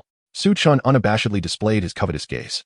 As the quartet stepped into the palace, the figure slumbering upon the throne lifted its head, akin to a lion awakening, emanating an overwhelming aura. Shortly thereafter, it struck the armrest of the throne, and the once empty grand hall began to fill with fully armed figures. Warriors, archers, mages, and even some assassins that Su Chen and his companions had yet to encounter materialized. Over 100 ordinary monsters and 4 formidable bosses stood ready. This daunting lineup left the 3 women momentarily speechless. How are we supposed to fight this? When Xian stammered, her teeth chattering, Xiaoyan also expressed her astonishment. Truly, this is the hellish level of a 3rd-tier dungeon. The difficulty is astounding. If it weren't for Su Chen, not just 4 of us, but even 40 would likely struggle to prevail. Xiao Lingyun remained silent, her eyes sparkling as she gazed at Su Chen. She firmly believed that he would undoubtedly lead them through this daunting challenge. Su Chen did not disappoint. He stepped forward. How do we fight? We confront them head on. With that declaration, he brandished his blood eye, continuously arranging one summoning circle after another. At the same time, he summoned Angelina, placing her by his side. The epic battle was imminent. Chapter 36. The 2nd-tier ancestor of the Blood Clan, Angelina. In terms of troop composition, Su Chen did not possess the upper hand.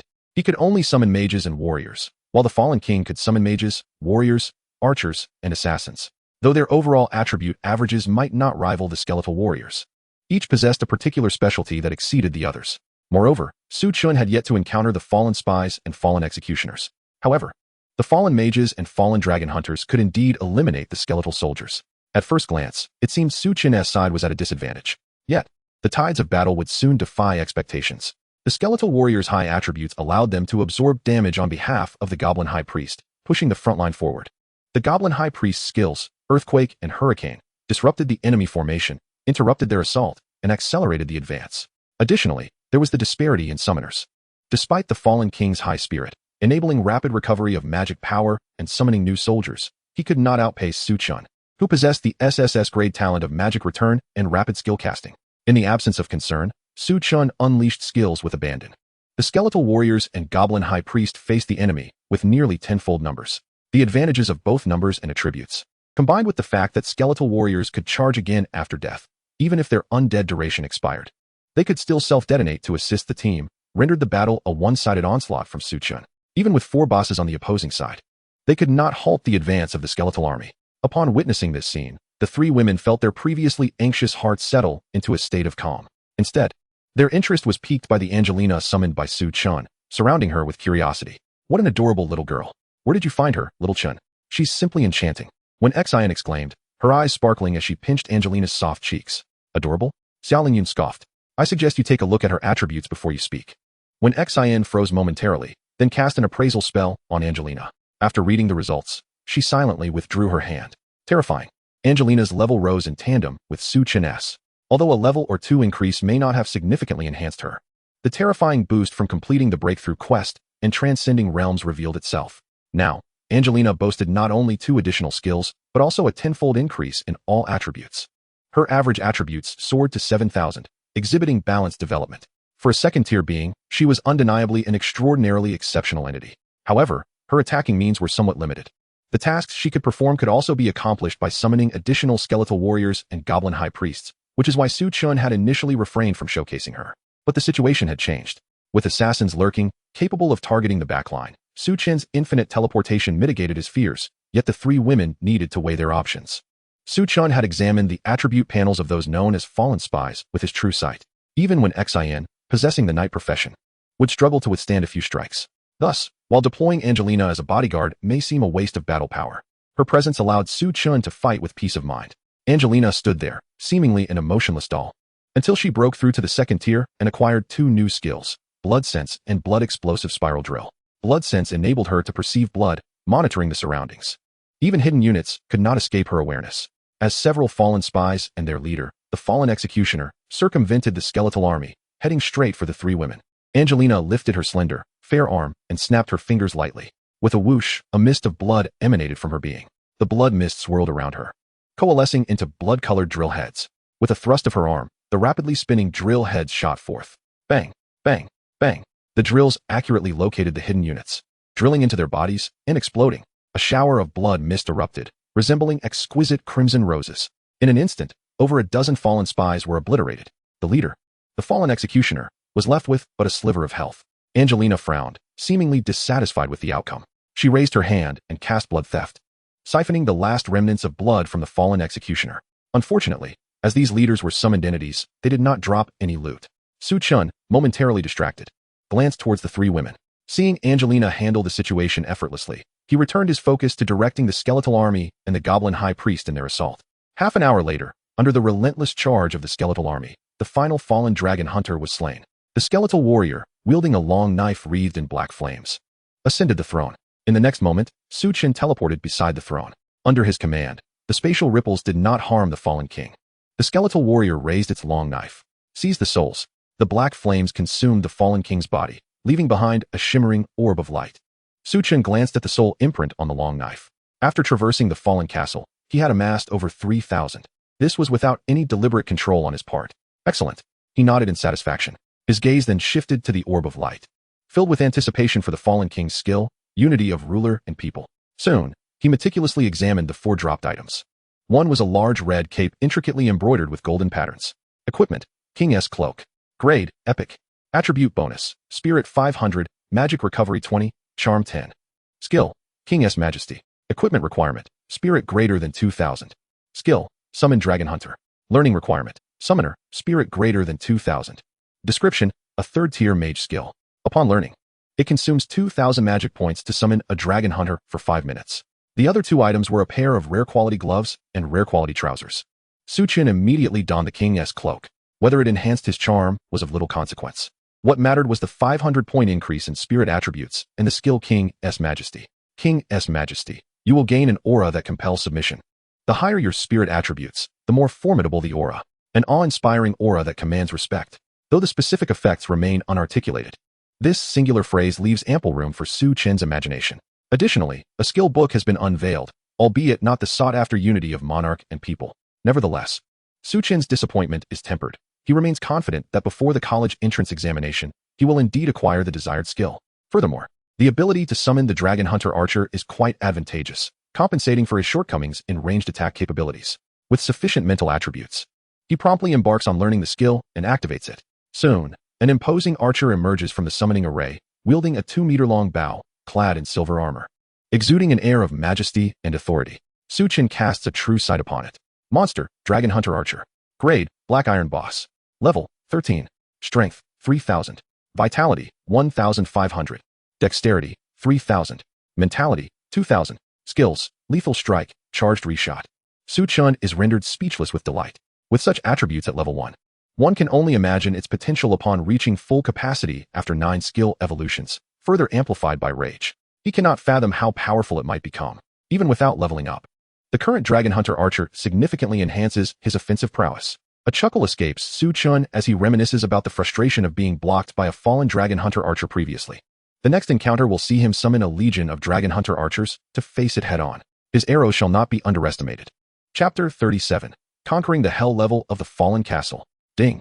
Congratulations on completing the dungeon task, defeating the fallen King Clem. Your performance is under evaluation, and your completion rating is SS.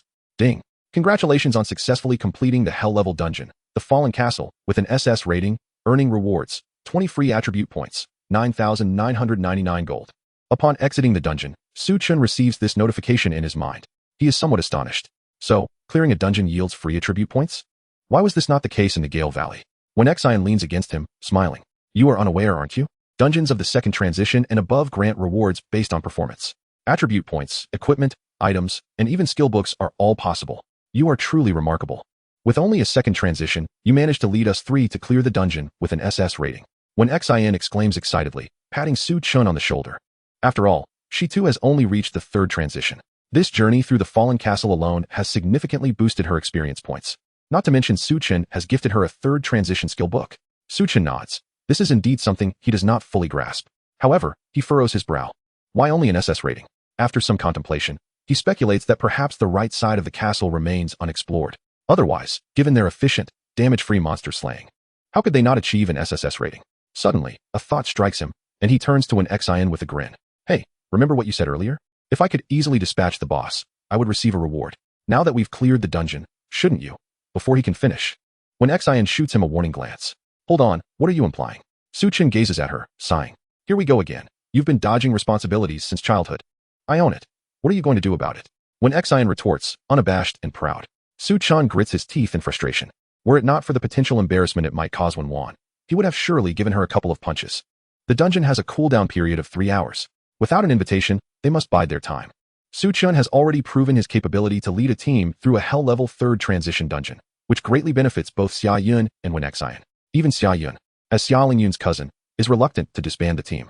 They have returned for a holiday, yet who would refuse the opportunity to enhance their strength during their break? As if it were a leisurely excursion? An awkward situation arises as Xia Yun and Wen Xian initially came to assist their juniors in leveling up, only to find themselves now being led by Su Chen through dungeons. If this were to circulate, they would likely feel quite embarrassed.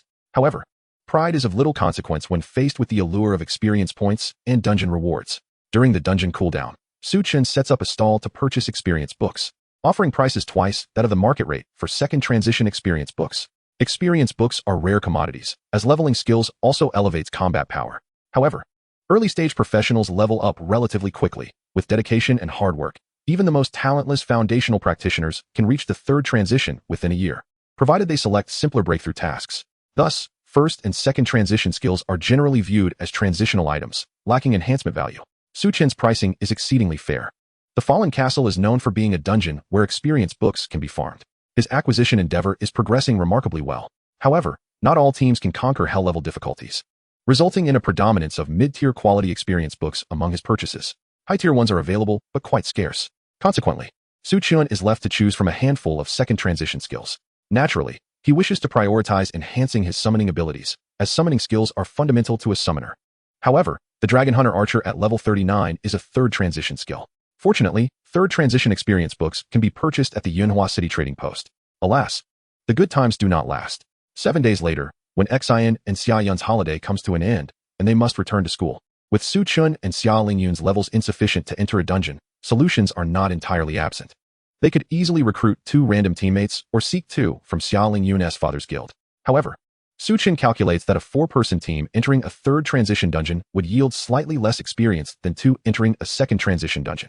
But considering his plan to procure experience books at the gathering place where the Fallen Castle's portal lies, and noting the numerous monster gathering spots along the way, clearing these would significantly increase the accumulated experience. Thus, with half a month remaining, Su Chen teams up with Xia Lingyun, continuously traversing between the 2nd transition dungeon, the giant bug plains, and the Fallen Castle gathering place. Frankly, even the journey itself is exhausting. Yet, Xia Lingyun follows closely without complaint, and her level rises steadily. With only 1 day until the college entrance examination, the sun sets. Crimson clouds adorn the skyline above Yunhua City. As the duo returns, they find themselves at a crossroads, about to part ways. Hey, the exam is tomorrow. Are you nervous? Xia Lingyun inquires, glancing at Su Chen with curiosity. Su Chen grins broadly. Nervous? The ones sitting for the same exam as me should be the anxious ones. My goal is to be the top scorer in the nation. They'd best not stand in my way, or I shall have no choice but to crush them. Observing the spirited youth before her, radiating confidence in the twilight, Xia Lingyun finds herself momentarily entranced. Were it anyone else casually proclaiming their intent to claim the title of national top scorer, she would surely dismiss them as delusional. Yet, this is Su Chen. Having partnered with him for over 10 days, while she cannot claim to fully comprehend his abilities, she is certain that, barring any unforeseen circumstances, the title of national top scorer is destined for him. No one can take it away. Upon this reflection, Xia Lingyun suddenly felt a twinge of compassion for those vying for a higher rank in the college entrance examination. Well, do your best. I merely wish to gain admission to a prestigious institution, she remarked. By the way, which university are you aspiring to attend? She inquired. Without a hint of hesitation, Su Chen replied, the Great Xia Academy. Only it is worthy of my talent and prowess. What an audacious claim, Xia Lingyun thought to herself, stifling a chuckle.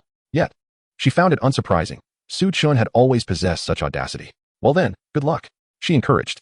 Su Chen raised an eyebrow, teasingly asking, have you already given up on pursuing me? Xia Lingyun shrugged. I am well aware of my own capabilities. I simply do not measure up to you. Nevertheless, I will strive to gain admission to the capital's university. At that point, we may still attend the same school. Su Chen paused, then burst into laughter. It seems you possess a fair degree of self-awareness. Let us both strive together. Xia Lingyun nodded in agreement. Together, we shall. The two clasped their fists together, their hands meeting in a gesture of solidarity beneath the golden glow of the setting sun. Chapter 38. Su Chen's ambition is to become the national top scholar. Name, Su Chen. Occupation, Chief Summoner, Exceptional. Level, 20, 1156. Health, 34, 433, 443. Magic, 5, 000, 500. Strength, 500. Constitution, 500. Agility, 800. Mentality, 6, 000. Talent, Magic Return, SSS. Talent Evolution, SSS. Unity of the Multitude, SS. Pet, Ancestor of the Blood Clan, Angelina, Demigod. Skills, Chief Summoning, Exclusive, LV9. Summon Goblin, First Transition. LV99. Teleportation, First Transition, LV99. Rapid Casting, First Transition, LV99. Wind Riding, Second Transition, LV99. Self-Detonation, Second Transition, LV99. Summon Skeleton Warrior, Second Transition, LV99. Fury, Second Transition, LV99. Summon Dragon Hunter, Third Transition, LV99. Unity of Sovereign and People, Third Transition, LV99. Equipment, Blood Eye 20, Epic. Crown of Bones, Divine, Damage 99. King S Cloak 20, Epic. Wings of the Sky, Rare. During this period, Su Chen had successfully completed numerous quests and accrued a significant number of free attribute points. He chose not to allocate them all to his mental attribute.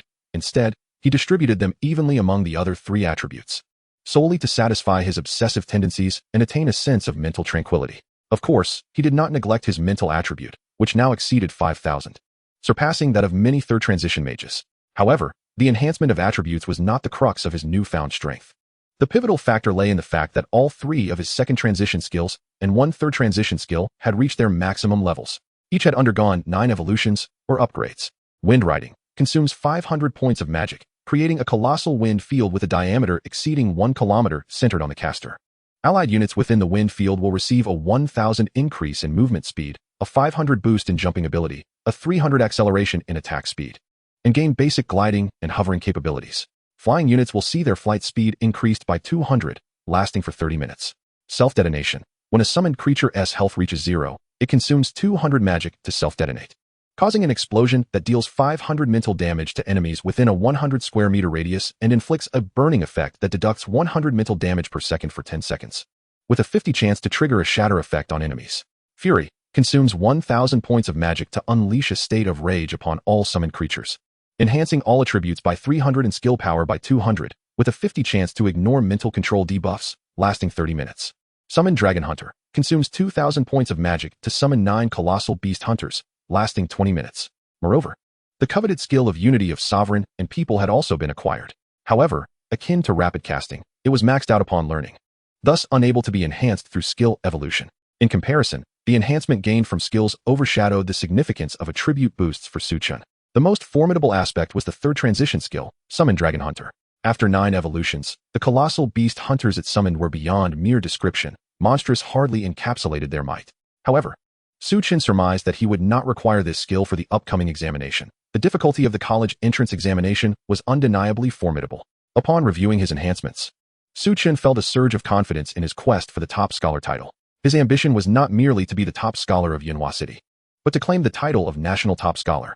At 8:30 a.m., Yanhua No. 1 High School was bustling with students who had recently departed the school, now converging from all directions. The examination venue was neither located within the school nor in Yanhua City itself.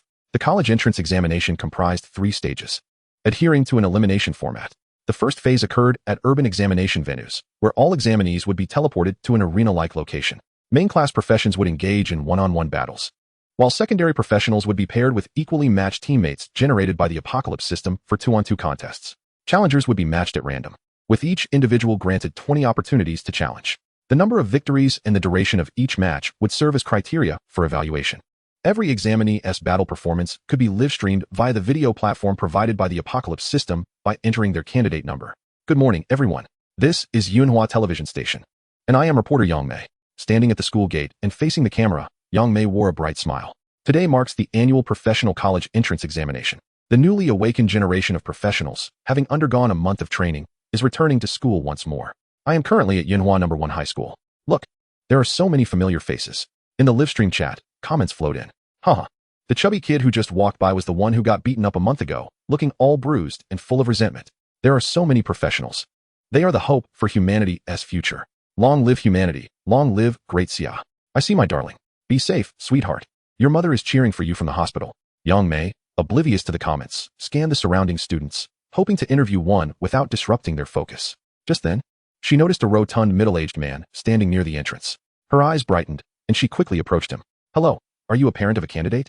We are from Yunhua television station. Would you be available for an interview?" Jiang Donghai, hearing that she was a reporter, quickly tidied his sparse hair and flashed what he believed to be a friendly smile, waving at the camera. "Hello everyone, I am not a candidate's parent. I am the principal of Yunhua No. 1 High School, Jiang Donghai." "Oh, so you are the principal," Yang Mei exclaimed, much to Jiang Donghai's satisfaction. It was no wonder she was taken aback. Typically, principals would be ensconced in their offices at such a time, wary of public appearances. Unlike on Blue Star and Earth. Here, if students excelled, the credit was theirs alone. While it bore some connection to the school, it was minimal. Conversely, if students performed poorly, the principal, as the figurehead of the school, would inevitably face the brunt of the backlash. There had even been historical instances of parents confronting principals in public, both parties being professionals engaged in fierce altercations. Yang Mei hurriedly inquired, with only half an hour remaining before the examination begins. "Do you have any words of encouragement or expectations for this year's candidates?" Jiang Donghai adjusted his hair and replied with a smile, in a tone of earnest counsel. "I wish to convey to everyone the importance of maintaining a tranquil disposition and striving diligently, regardless of the outcome. You are all a source of pride for our esteemed institution. As for my hopes, I yearn for this year to witness a top scholar emerge from our ranks." Suddenly, Yang Mei's eyes widened in realization as she inquired, "Are you referring to?" "It is Su Chen," Jiang Donghai replied, exuding confidence. He had personally called Su Chen the previous day to inquire about his progress. The mere fact that Su Chen had reached an impressive level 20 was enough to put Jiang Donghai at ease, allowing him to boast freely. Indeed, Yang Mei wore an expression of affirmation. The barrage of comments read, "Su Chen? That name sounds familiar. Who is he? Dude, have you forgotten? A month ago, he single-handedly defeated 300 students. Who understands? This guy filled the leaderboard for the hell difficulty of Wind Howling Valley. While I can barely pass the ordinary difficulty, sob sob sob, he is also the third genius from the Great Xia to complete a special breakthrough task. Even my cousin in Yun province knows about it. There are so many people in the live stream today, over 1 million. Not all of them are from our Yunhua city, are they? Indeed, we are here to witness the prowess of a genius capable of completing special tasks." One. Yang Mei had more questions to ask, but suddenly, a deep and resonant voice interjected from beside her. "Can Su Chen truly achieve the top scholar position? Principal, you might be overestimating him." Both Yang Mei and Jiang Donghai were taken aback and turned to face the speaker. He was a tall, imposing middle-aged man, exuding an aura of authority, with a piercing gaze that suggested a history steeped in bloodshed. Yang Mei's voice trembled slightly as she asked, "May I inquire who you are?" The middle-aged man calmly introduced himself. "I am Xiaojingyi, the president of the Dragon Fury Guild." Upon hearing the title of the Dragon Fury Guild president, Yang Mei instinctively recoiled, as if confronted by a specter. The Great Xia is the most populous nation on Blue Star and boasts the highest number of practitioners among all countries. However, within the Great Xia, there exist 2 vast spatial rifts connecting to alternate worlds. To prevent incursions from these realms, heavy military presence is mandated at the rifts. Given the vast expanse of the Great Xia, it is utterly impossible to safeguard every city solely with the official practitioner forces. This predicament has given rise to private guilds, primarily civilian organizations of practitioners. During wartime, they must collaborate with official forces to execute urgent combat missions, often requiring significant sacrifices. Thus, in peacetime, they receive considerable support from the authorities, allowing many guilds to flourish and dominate their regions. The Dragon Fury Guild is among them, and as its president, Xiaojingyi's status is comparable to that of the city lord of Yunhua, perhaps even surpassing it. Although the guild's headquarters is situated in Yunhua City, its influence extends throughout the entire Jiangnan province. Noticing Yang Mei's distress, Xiaojingyi reassured her, "There is no need for alarm. The individual before you today is merely an ordinary parent of an examinee." Yang Mei felt on the verge of tears. "Then you shouldn't have said that earlier," as it has placed immense pressure on her. Nevertheless, as a journalist, Yang Mei possessed a keen sense for news. Her professional demeanor triumphed over her inner trepidation. She bravely extended the microphone towards Xiaojingyi, asking, "If that is the case, may I pose a question to you? From your previous remarks, it seems you harbor doubts regarding Su Chen's ability to secure the top scholar position in Yunhua City. It is worth noting that since the day of his vocational awakening, Su Chen has consistently achieved remarkable feats. His successful completion of a special breakthrough task was even reported nationwide, garnering recognition from the authorities. Do you believe these accomplishments fail to demonstrate his strength and talent?" In response to Yang Mei's inquiry, Xiaojingyi's expression remained inscrutable. Did he not recognize Su Chen's strength? He was neither blind nor deaf. Over the past month, by observing his daughter's progress, he could ascertain Su Chen's extraordinary capabilities. Su Chen was undoubtedly a singular and exceptional talent in the annals of human awakening, regardless of his occupation as a standard-grade summoner. Even if he were merely a novice mage, Xiaojingyi would harbor no doubts regarding his prowess. Yet today, before the camera and an audience of millions, He must maintain a dismissive stance towards Su Chen. Why? Because his daughter, Xia Lingyun, was involved. But that was not the entirety of the reason. His primary objective was to assist Su Chen in enhancing his reputation. Xia Jingyi was already well acquainted with Su Chen's background, raised by society, with unknown parents. He had no connections or family lineage, leading an unremarkable life until high school. 2.5 years ago, as if a switch had been flipped, he began to hone his physique, achieving outstanding results and defeating all rivals at school. Then, on the day of awakening, he attained the status of an ordinary grade summoner and possessed an unrecognized high-grade talent, soaring to prominence. It could be said that aside from being somewhat flirtatious and having connections with numerous women, he was an impeccable match for Xia Jingyi's vision of an ideal son-in-law. Of course, the matter of his flirtations was not entirely condemnable. In today's era, the authorities encourage having multiple children. And as long as one possesses sufficient strength and it is not coerced, no one would criticize one for having multiple spouses or numerous romantic entanglements. Xia Jingyi might feel a twinge of dissatisfaction, but overall, he was content with Su Chen. And precisely because he was satisfied with Su Chen, he felt compelled to downplay him. If Xia Jingyi were to publicly praise Su Chen's talents and abilities in front of the audience, and Su Chen later achieved commendable results, some would indeed commend his discerning eye, but the impact would be limited. People would quickly move on to focus on more captivating matters. However, if he, as the president of the Dragon Fury Guild, publicly belittled Su Chen, only to be subsequently confronted by Su Chen's achievements, coupled with the revelation of his daughter's relationship with Su Chen, the audience could hardly avoid envisioning a cliché narrative of a disdainful father-in-law belittling a downcast son-in-law, only to be humiliated in public.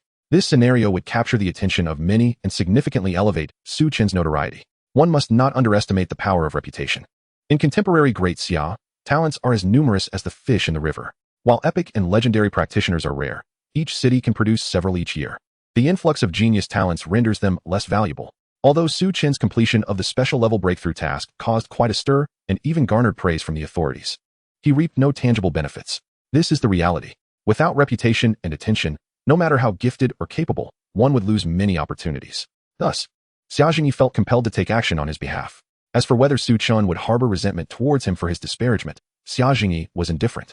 In fact, he would rather Su Chen resent him, seeing him as a target to strive against, thus providing his daughter with a more reliable support system. Personal strength is the greatest assurance for survival in present-day Blue Star. Xia Jingyi addressed the camera with a stoic expression, stating, "I indeed do not hold high hopes for him. Although this student named Su Chen has accomplished numerous astonishing feats, let us remember that the past is the past, and the present is the present. Do not conflate the two. Moreover, true geniuses are born for grand spectacles. They must cultivate their strength in obscurity before making their entrance. Someone as ostentatious as he, especially in the role of a summoner, is likely to attract undue attention. Regardless of his previous excellence, I harbor doubts about his potential in this examination." Yang Mei pouted, yearning to refute Xia Jingyi's assertion. Yet, her voice was but a whisper amidst the clamor. And even if she extolled Su Chen's deeds to the heavens, it would lack persuasiveness. At that moment, the cameraman murmured in her ear. The barrage of comments had already begun to echo Xia Jingyi's sentiments. "President Xia's discerning insight resonates with me. I believe the Yunhua City television station has overly exalted that student, Su Chen, solely for sensational news. A student who has yet to take the college entrance examination, previously heralded as the hope of the great Xia, truly makes me chuckle. Just a mere clown. When the results are out, should his scores fall short of entering a common institution, I would surely die laughing in the live stream." Yang Mei felt a surge of urgency. She desperately needed to shift the tide of the comments. Suddenly, she recalled that the principal of number 1 high school stood nearby. "Principal Jiang, what is your perspective on President Xia's remarks?" Yang Mei, as if grasping a lifeline, thrust the microphone toward Jiang Donghai. However, contrary to her expectations, he did not engage in a rebuttal with Xia Jingyi. Instead, he merely smiled gently and remarked, "I just remembered, President Xia is the father of our student, Xia Lingyun." At this revelation, Yang Mei was momentarily taken aback, and the striking image of a coldly beautiful figure suddenly emerged in her mind. Along with it came the memory of that conversation. What kind of person is Su Chen? He is the one whom I, Xia Lingyun, aspire to pursue. This interview had circulated widely following Su Chen's extraordinary breakthrough. Thus many held an impression of Xia Lingyun. Goodness, I thought President Xia was righteous in his words. But it turns out he is merely a father, helplessly enraged at the thought of his daughter being swept away by a young scoundrel. Though he has indeed stolen another's heart, does he not permit the father to voice a few disparaging words? Su Chen is nothing short of extraordinary. He must be a deity. Not only is he powerful, but his charm is so profound that he has made the little princess of the Dragon Guild publicly declare her affection. Truly, I am but a mere mortal. What worth do I have in this world?" Yang Mei exchanged glances with the cameraman, who gave her an approving gesture. She finally exhaled, reclaiming the microphone. She intended to interview the visibly displeased Xia, questioning whether his disdain for Su Chen stemmed from personal animosity. However, just then, a commotion erupted nearby. The crowd turned to see a robust figure adorned with a crown, draped in a crimson cape, wielding a blood-red staff, slowly approaching the school gates. His formidable presence was akin to a lion shaking its mane, imposing and proud, exuding an air of dominance. The surrounding pedestrians were overwhelmed by his aura. Hastily retreating to clear a path for him, Jiang Donghai's eyes lit up, and he promptly stepped forward. At that moment, Yang Mei realized that the newsworthy figure she had been seeking had finally arrived. Chapter 40. Are you here to compete for second place? Principal, I hope I'm not late. Su Chen addressed Jiang Donghai, who was approaching him. Whether Su Chen embodies the future of the great Xia or the hope of humanity, Jiang Donghai could not say. Yet, he was undoubtedly the hope of #1 high school in Yunhua City at this moment. Faced with this promising prodigy, Jiang Donghai quickly replied, "Not at all. There are still 15 minutes until the examination begins. Your timing is perfect." Then Su Chen began to make his way into the school, only to be intercepted by an eager figure. "Su Chen, I am Yang Mei, a reporter from Yunhua City Television. May I ask you a few questions?" Su Chen was momentarily taken aback, slightly tilting his head to regard the camera. Lowering his voice to a whisper only audible to Yang Mei, he inquired, "Is your program popular?" Yang Mei paused, then quickly replied in a hushed tone, "Our viewership has surpassed 1 million, not only from Yunhua City, but beyond." Su Chen nodded, pressing his palm down reassuringly. "Of course, it's no trouble at all." He turned to face the camera, revealing a confident smile. At that moment, the barrage of comments momentarily halted, only to erupt once more with fervor. "Oh my goodness. Am I really a man? How can this guy be so handsome? Heaven, my dream lover should embody such a heroic figure. Just walked in and tripped over a storm of flying underwear. Since everyone is so wild, I might as well join in." Su Chen was well aware of the impact his appearance would have on the audience in the livestream. It was intentional. Aside from weaponry, a professional-esque gear could be set to either display or conceal. In simple terms, one might appear clad in a tank top and shorts. Yet their inventory could be filled with resplendent artifacts. Generally, within the city, few would flaunt their gear. Everyone dressed normally while he sparkled with brilliance, drawing attention. Not many could withstand the scrutiny of eyes upon them. Yet, this was the effect Su Chen sought. Disguised wealth is akin to a night walk in splendid attire. He likely would not return to his humble beginnings. However, if he were not allowed to flaunt his prowess, the foundation of his resolve to grow stronger would diminish significantly. Thus, he deliberately displayed his gear. Today was a day for showmanship. Naturally, he did not mind being interviewed before 1 million viewers. Yang Mei was elated. She finally had the opportunity to interview the central figure she had often mentioned in her reports. With an intensity surpassing that which she faced with Xia Jingyi, Yang Mei cautiously posed several questions, all revolving around his preparations and mindset regarding the college entrance examination. Su Chen adeptly responded with polished official rhetoric. "Yes, I studied that just last night, specifically to prepare for this interview. It seems to have paid off." Jiang Donghai interjected, "Time is of the essence." Yang Mei acknowledged this and decided to make a significant revelation. She recounted Xia Jingyi's lack of faith in Su Chen, then inquired, "What are your thoughts on President Xia's comments?" Su Chen fell silent for a moment. The crowd watched him intently, speculating on his reaction. To be publicly belittled and scorned would incite fury in anyone, let alone a newly emerged prodigy. Even Xia Jingyi braced himself for hostility. The viewers in the live stream were prepared for Su Chen to break down and unleash a torrent of curses. However, Su Chen merely smiled calmly and said, "It is my fault." The crowd gasped, eyes widening in disbelief at his unexpected admission. Following this, Su Chen continued, "I have been too understated, leading to Uncle Xia's misjudgment of my abilities. I understand Uncle Xia's perspective. After all, no one who has not witnessed my prowess firsthand would believe in the strength I possess. A gentle reminder, dear audience, please safeguard your jaws and refrain from injury due to sheer astonishment." The onlookers, as well as those before their screens, were truly taken aback. It was not only due to Su Chen's unflappable demeanor in the face of disparagement, but also the confidence radiating from him. As if he were a miracle destined to deliver unforeseen surprises to all. This inevitably heightened everyone's expectations of Su Chen. Furthermore, what did he mean by being too understated? Over the past month, Su Chen, as a newly awakened professional, had generated the most headlines. Xia Jingyi regarded this striking young man with renewed interest. He appeared even more audacious than he had anticipated. And yet, he wondered if this arrogance was truly supported by genuine strength. Yang Mei exhaled, wiping the cold sweat from her brow. A major scoop was within her grasp. Glancing at the time, she noted that less than 5 minutes remained until the examination commenced. She hastily spoke up, "Lastly, do you have any words for the other candidates who are about to take the exam?" Naturally, Su Chen turned towards the camera, a smile gracing his lips. "Are you all here to compete for second place?" In an instant, the venue fell silent. Moments later, the barrage of comments flooded in like a storm. "Crazy. This kid is truly audacious. What on earth is so glaring? Who's trying to show off?" I've waited 18 years for this opportunity. Now, I'm sitting at home watching others fulfill my dreams. Boo-hoo. Yang Mei, having dropped her jaw in astonishment, composed herself and said awkwardly, I am very grateful to Su Chen for accepting this interview. I wish you the best in becoming the top scholar of Yunhua City. Su Chen flashed her a smile before turning and walking towards the school. After covering some distance, his voice resonated back, not just Yunhua City. His tone was exceptionally clear, reverberating in everyone's ears, imbued with a steadfastness and gravity akin to towering mountains. It emanated a profound resolve and confidence from the depths of his soul. Even though everyone had witnessed his arrogance before, hearing these words again left them in awe. This guy's ambition is truly immense, remarked Xia Jingyi, voicing the sentiment of many. However, he genuinely did not hold much hope for Su Chen. The Great Xia region was vast, with cities as numerous as stars. Within a single city, there existed countless prodigies. Judging by the difficulty of the examination, attaining the top spot in one city was already a hellish challenge, given the multitude of epic and legendary professionals one would face. Moreover, how many possessed S, SS, or even SSS level talents remained unknown. Expanding the competition to the provincial level elevated the difficulty to a realm beyond hell. Besides the many apparent talents, no one knew what kinds of monsters were being nurtured in secret by various factions, families, and organizations. There were also those aberrations cultivated by the very fortune of heaven and earth. It would not be surprising if a few mythical professionals suddenly emerged. When the competition extended nationwide, a boy without any familial background, raised by the state, regardless of how strong his fortune, how exceptional his talent, or how outstanding his profession, the difficulty of reaching the pinnacle and becoming the national top scholar was akin to ascending to the heavens on foot without any external assistance. Such a feat was utterly impossible. In an instant, the entire venue fell into a hush, with not a single voice to be heard. Dingling. At that moment, Yang Mei's phone rang, and she hurriedly answered. What? Over 10 million views? We are going to broadcast Su Chen's battle perspective live. All right, I'm heading back now. Flustered, Yang Mei hung up the phone, tugging at the cameraman to leave.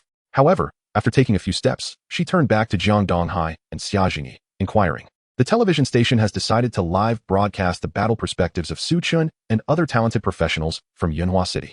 Would you both like to be special guests on the show and discuss the examination situation? Upon hearing Yang Mei categorize the candidates into Su Chen and the others, Jiang Donghai nearly burst into laughter but shook his head. I won't be joining. Once the exam starts, I have work to do.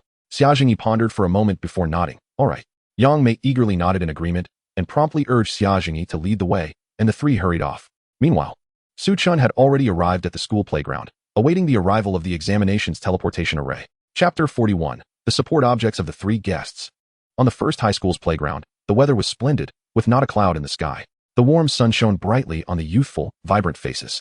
Su Chen's arrival caused quite a stir. The crowd recoiled from him as if avoiding a flood or a fierce beast, with only Xia Lingyun moving against the tide to approach him. You're here. Su Chen nodded, then glanced at the group of classmates eyeing him warily from a distance. It's disheartening that, after all this time, there isn't even a greeting. What have I done to warrant such disrespect? Xia Lingyun stifled a laugh, covering her mouth. You beat them all up. Who would dare come near you now? Heaven knows I'm innocent. They brought this upon themselves, Su Chen shrugged. As the two engaged in idle chatter, the final moments slipped away. A resounding boom echoed through the sky, followed by the sudden appearance of a colossal magical array, radiating an intensifying glow. This marked the teleportation array for the examination. If we end up as opponents later, will you let me win? Xia Lingyun suddenly asked. That's an easy question. Any gentleman would know how to respond. Su Chen, without hesitation, thumped his chest proclaiming, I will definitely help you. Xia Lingyun's face brightened, thinking to herself that the dense fellow finally had a glimmer of understanding. But then she heard Su Chen continue, I will certainly expedite your entry into the next round. Xia Lingyun shot him an exasperated glance, ready to retort when the light from the magical array surged to its zenith and abruptly descended. The next moment, the entire playground was cleared. In the Apocalypse system, all candidates' battle perspectives were activated simultaneously. Inside the Yunhua City television station, the studio was prepared. A beautiful hostess clad in a blue dress began. Hello, dear viewers, I am your host, Lin Bing. Today's special program is dedicated to sharing the battle perspectives of the talented candidates from Yunhua City. We are honored to have three special guests with us. Teacher Zhu Ling, responsible for admissions at the Great Xia Academy. A middle-aged woman with a sweet smile waved at the camera. And the principal of Yunhua City No. 2 High School, Zhang Tianhao. The camera shifted to capture a slender, dark-skinned man wearing thick-framed glasses. Zhang Tianhao offered a simple smile and nod without elaboration. Lastly, we have Mr. Xia Jingyi, president of the Guanglong Guild. The camera shifted once more, focusing on Xia Jingyi, who maintained a calm demeanor, showing no reaction. Lin Bing, an experienced host, remained unfazed by Xia Jingyi's indifference. She quickly transitioned to the next topic, stating, as everyone knows, the first round of assessments primarily involves competition among students within the same city. In this round, only the top 100 candidates will advance to the next stage. Furthermore, those ranked higher will receive certain advantages in the second round. Thus, securing first place in this round is crucial for the entire examination process. I would like to ask our three guests if they have any candidates in mind who they believe can confidently secure the top spot. Lin Bing turned to Zhu Ling, indicating for her to respond first. Zhu Ling complied, pondering for a moment before replying. In the past month, I have gathered a wealth of information on various professionals for the Academy's admissions. Their professions and talents can undoubtedly be classified as genius, if not monstrous.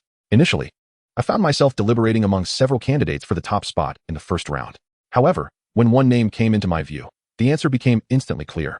Everyone should know who I'm referring to. Indeed, it is none other than Su Chen from Yunhua City No. 1 High School. Upon hearing this, Lin Bing's eyes sparkled. Su Chen was currently a trending topic, and even this program was hastily organized due to his presence. Just as she was about to follow up with Zhu Ling to inquire about her reasoning for her support, Zhang Tianhao interjected, Teacher Zhu Ling, I believe that as an admissions officer of the Great Xia Academy, it would be prudent not to jump to conclusions so early. He continued, I have heard of Su Chen's remarkable feats, including completing a special-level breakthrough task. However, if I recall correctly, his profession is merely an ordinary grade summoner. Even if he levels up, he would only reach the excellent grade, no matter how prodigious one may be. Even the most exceptional talent is ultimately constrained by the boundaries of their profession, which serves as the foundation for any practitioner. Moreover, this year, our institution has witnessed the emergence of a student named Wu Ying, who not only possesses the legendary assassin class, but also boasts an A-grade talent. One must understand the distinct advantages an assassin has against a mage. After 10 duels, the likelihood of encountering high win rate contenders will undoubtedly increase. I firmly believe that they will cross paths, and in this inevitable confrontation, Wu Ying is destined to emerge victorious. Thus, I assert that Wu Ying is the most likely candidate to claim the top position in the first round. His argument is well-founded and leaves little room for dissent. Even Xia Jingyi, who was listening nearby, felt a tightening in his chest.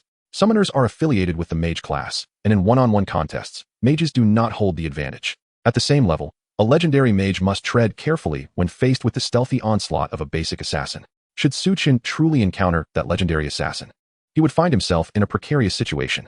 Xia Jingyi furrowed his brow in contemplation. Zhu Ling maintained her composure, clearly familiar with Wu Ying's background. Yet she seemed resolute in her stance. After hearing Zhang Tianhao's words, Lin Bing turned to Xia Jingyi and inquired, Mr. Xia, do you have a candidate you support? Xia Jingyi pondered for a moment, realizing that Zhang Tianhao had usurped the role he intended to assume. He felt it unwise to continue disparaging Su Chen, as it would appear overly contrived. Thus, after a brief moment of reflection, he replied, I believe the one who will secure first place is my daughter, Xia Lingyun, a student from No. 1 Middle School. Upon hearing this, Lin Bing remarked meaningfully, I am sure everyone is familiar with Mr. Xia's daughter. She is the stunning young lady who boldly professed her affection for classmate Su Chen before our cameras just a month ago. She seemed poised to elaborate further when Xia Jingyi shot her a warning glance. Instantly, Lin Bing fell silent, and at that moment, the director's voice echoed through her earpiece. Suddenly, her eyes lit up with excitement. How fortuitous. The two students we just discussed are coincidentally facing each other in the first round of the competition. Let us now witness the thrilling duel between the frost sorceress Xia Lingyun and the shadow assassin Wu Ying. The scene shifted, immersing the audience in the perspective of the duel. Chapter 42. Xia Jingyi felt an overwhelming surge of anger. Within the gladiatorial arena devoid of an audience, Xia Lingyun opened her eyes and immediately gazed across the expanse. A serious expression quickly overtook her features. Just as Zhang Tianhao had stated in the studio, a mage facing an assassin truly felt like a child being beaten. Especially for low-level mages, the moment an assassin closes in, it is tantamount to death. However, Xia Lingyun did not succumb to panic. During the past few days, she had been training diligently alongside Su Chen, not merely performing menial tasks. She had gained invaluable experience, skill books, and even enhancements for her equipment. She was now at level 19, fully equipped with tier 10 gear and numerous max-level skills as an epic mage. Xia Lingyun raised her hand and cast a protective shield upon herself. Crystal Ice Shield. An energy barrier formed of ice crystals materialized around her. Meanwhile, her opponent, Wu Ying, also took action. He vanished in an instant, his speed remarkable, burrowing into the ground and launching directly towards Xia Lingyun. Xia Lingyun's expression darkened. The assassin's primary asset lies in stealth and ambush. Yet, here was her adversary charging at her openly, disregarding her entirely. With a cold demeanor, she gripped her staff, waiting until Wu Ying closed in. The staff glowed fiercely as it struck the ground. Ice Spike. A shard of ice erupted precisely beneath Wu Ying, forcing him into the open. Wu Ying leaped into the air, his body bending like a bow, narrowly evading the spike. Seizing the opportunity, Xia Lingyun raised her hand. Ice Crystal Dragon. A 3-meter-long ice dragon surged forth from her staff, aiming to ensnare Wu Ying. Just as she believed he would surely be hit and prepared for her next skill, Wu Ying's figure abruptly vanished from midair. Xia Lingyun's eyes widened. The next moment, she heard the sound of her ice shield shattering behind her, followed by the sharp sting of a blade piercing her back. 1,500. While the arena inflicts no physical harm, the sensation of pain remains intact. Xia Lingyun's health plummeted instantly. Gritting her teeth, she staggered forward a few paces. As she felt a fierce gust behind her, she hurriedly activated the skill Frozen World. The ground around her was suddenly blanketed in layers of ice crystals. Wu Ying, caught off guard, found himself immobilized. A prime opportunity. Xia Lingyun's eyes brightened as she swung her staff once more. Endless Snowstorm. This skill had been acquired from the fallen palace's archmage. Its damage potential was nothing short of formidable. Howling winds roared as snowflakes fell. Damage numbers erupted above Wu Ying's head as his health bar dwindled to a critical low. Just as Xia Lingyun prepared to unleash her finishing move, suddenly, her vision went dark, as if hands had covered her eyes from behind. The next second, a searing pain coursed through her neck. You have been defeated. In the preparation area, a white space enveloped her, leaving her utterly alone. Contestants could rest briefly within this realm. Xia Lingyun collapsed to the ground, grasping her neck. Breathing heavily, enveloped in darkness, she had felt the cold dread of being slain. This fear still lingered within her. After a moment, her breathing gradually steadied as she reflected on the recent battle. Teleportation, immunity to control effects, and the ability to obscure vision. This opponent is incredibly strong. A hint of concern flickered in Xia Lingyun's eyes. Her worry was not for herself. She had already faced her opponent once and would not encounter him again. Rather, her anxiety stemmed from Su Chen. As a fellow mage, despite his formidable summons, if he were to be deprived of visibility, he too could easily fall victim to close quarters. What then, Su Chen, will you do? Xia Lingyun understood the magnitude of Su Chen's aspirations. She feared that if he were to falter, it would adversely affect his mindset in the subsequent examinations. Xia Lingyun accessed the Apocalypse System's contestant battle perspective, eager to ascertain Su Chen's situation. However, she was met with a notification indicating that Su Chen was currently resting. Upon reviewing the results, she discovered, name, Su Chen. Win-loss, 20. What? Xia Lingyun's expression momentarily froze. Her duel with Wu Ying had indeed been swift, lasting just over a minute. Yet, she had not anticipated that within this brief span, Su Chen had already completed 2 matches. Even though he is her boyfriend, Xia Lingyun could not suppress her skepticism. Is he even human? In the Yuhua City studio, the 4 commentators observed the screen, which was now replaying the moment Xia Lingyun stood still as Wu Ying appeared beside her and swiftly slashed her throat. Xia Jingyi clenched his fist tightly. Though he was aware that no harm could befall his daughter in the arena, witnessing her being so ruthlessly attacked provoked an instinctual surge of murderous intent within him. Su Chen, it is time for you to prove that you can be a pillar of support for Lingyun. If you can vanquish this scoundrel, I will accept you as my son-in-law. Otherwise, Xia Jingyi gradually relaxed his grip, though the fierce light in his eyes remained unabated. At that moment, Zhang Tianhao couldn't help but smile, remarking, "Ladies and gentlemen, did you witness that? This is the extent of Wu Ying's capabilities. The young lady, Xia Lingyun, is indeed impressive." Her initial protective eye shield was undoubtedly a challenge for most assassins to breach. Yet, in Wu Ying's hands, it could only withstand a single blow. Moreover, the most crucial aspect is that despite possessing immunity to control effects, he chose to endure Xia Lingyun's control spell, only to immobilize himself and then deliver a decisive strike when she unleashed her area of effect skill. Regardless of offensive capabilities or situational judgment, Wu Ying undoubtedly stands as the most formidable contender in this year's examination. Zhang Tianhao's exuberant praise, however, is rather tenuous. For instance, he claims that Wu Ying has never confronted Xia Lingyun. How could he then ascertain that Xia Lingyun would unleash an unrelenting blizzard? Nevertheless, with Wu Ying emerging victorious, any attempts from others to refute this fact are rendered baseless. Lin Bing chuckled softly, about to echo the sentiments, when a voice suddenly crackled through her earpiece. She promptly remarked, "The previous duel was indeed spectacular. However, I have received news that classmate Su Chen has also entered the fray. Let us shift our focus to his battle perspective."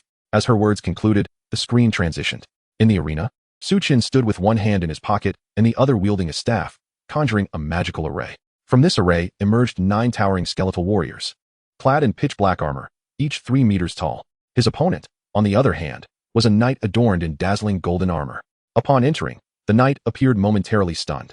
Bursting into laughter, "Haha, Su Chen, it's you. If I defeat you today, I lose." Before he could finish, the 9 skeletal warriors sprang into action. Executing a leap and slash, 9 figures descended from the sky. "Wait, you!" The golden knight's face turned pale with fear as he raised his massive shield. But the skeletal warriors encircled him, rendering his defense futile. He was swiftly overwhelmed and mercilessly slain. The 4 individuals in the broadcasting studio were momentarily taken aback. The camera had barely focused when the battle concluded. Was it over in less than half a minute? They felt utterly robbed of the spectacle.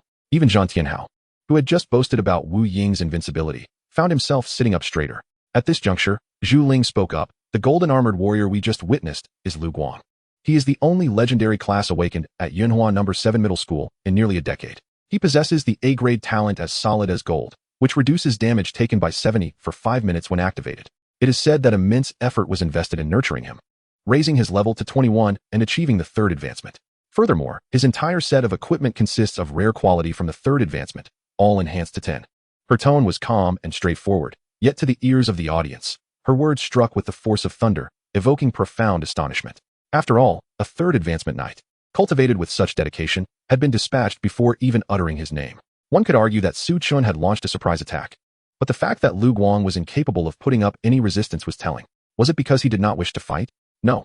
It was simply that Su Chen was too powerful. While Zhu Ling's words made no direct mention of Su Chen, the implication of his overwhelming strength resonated throughout.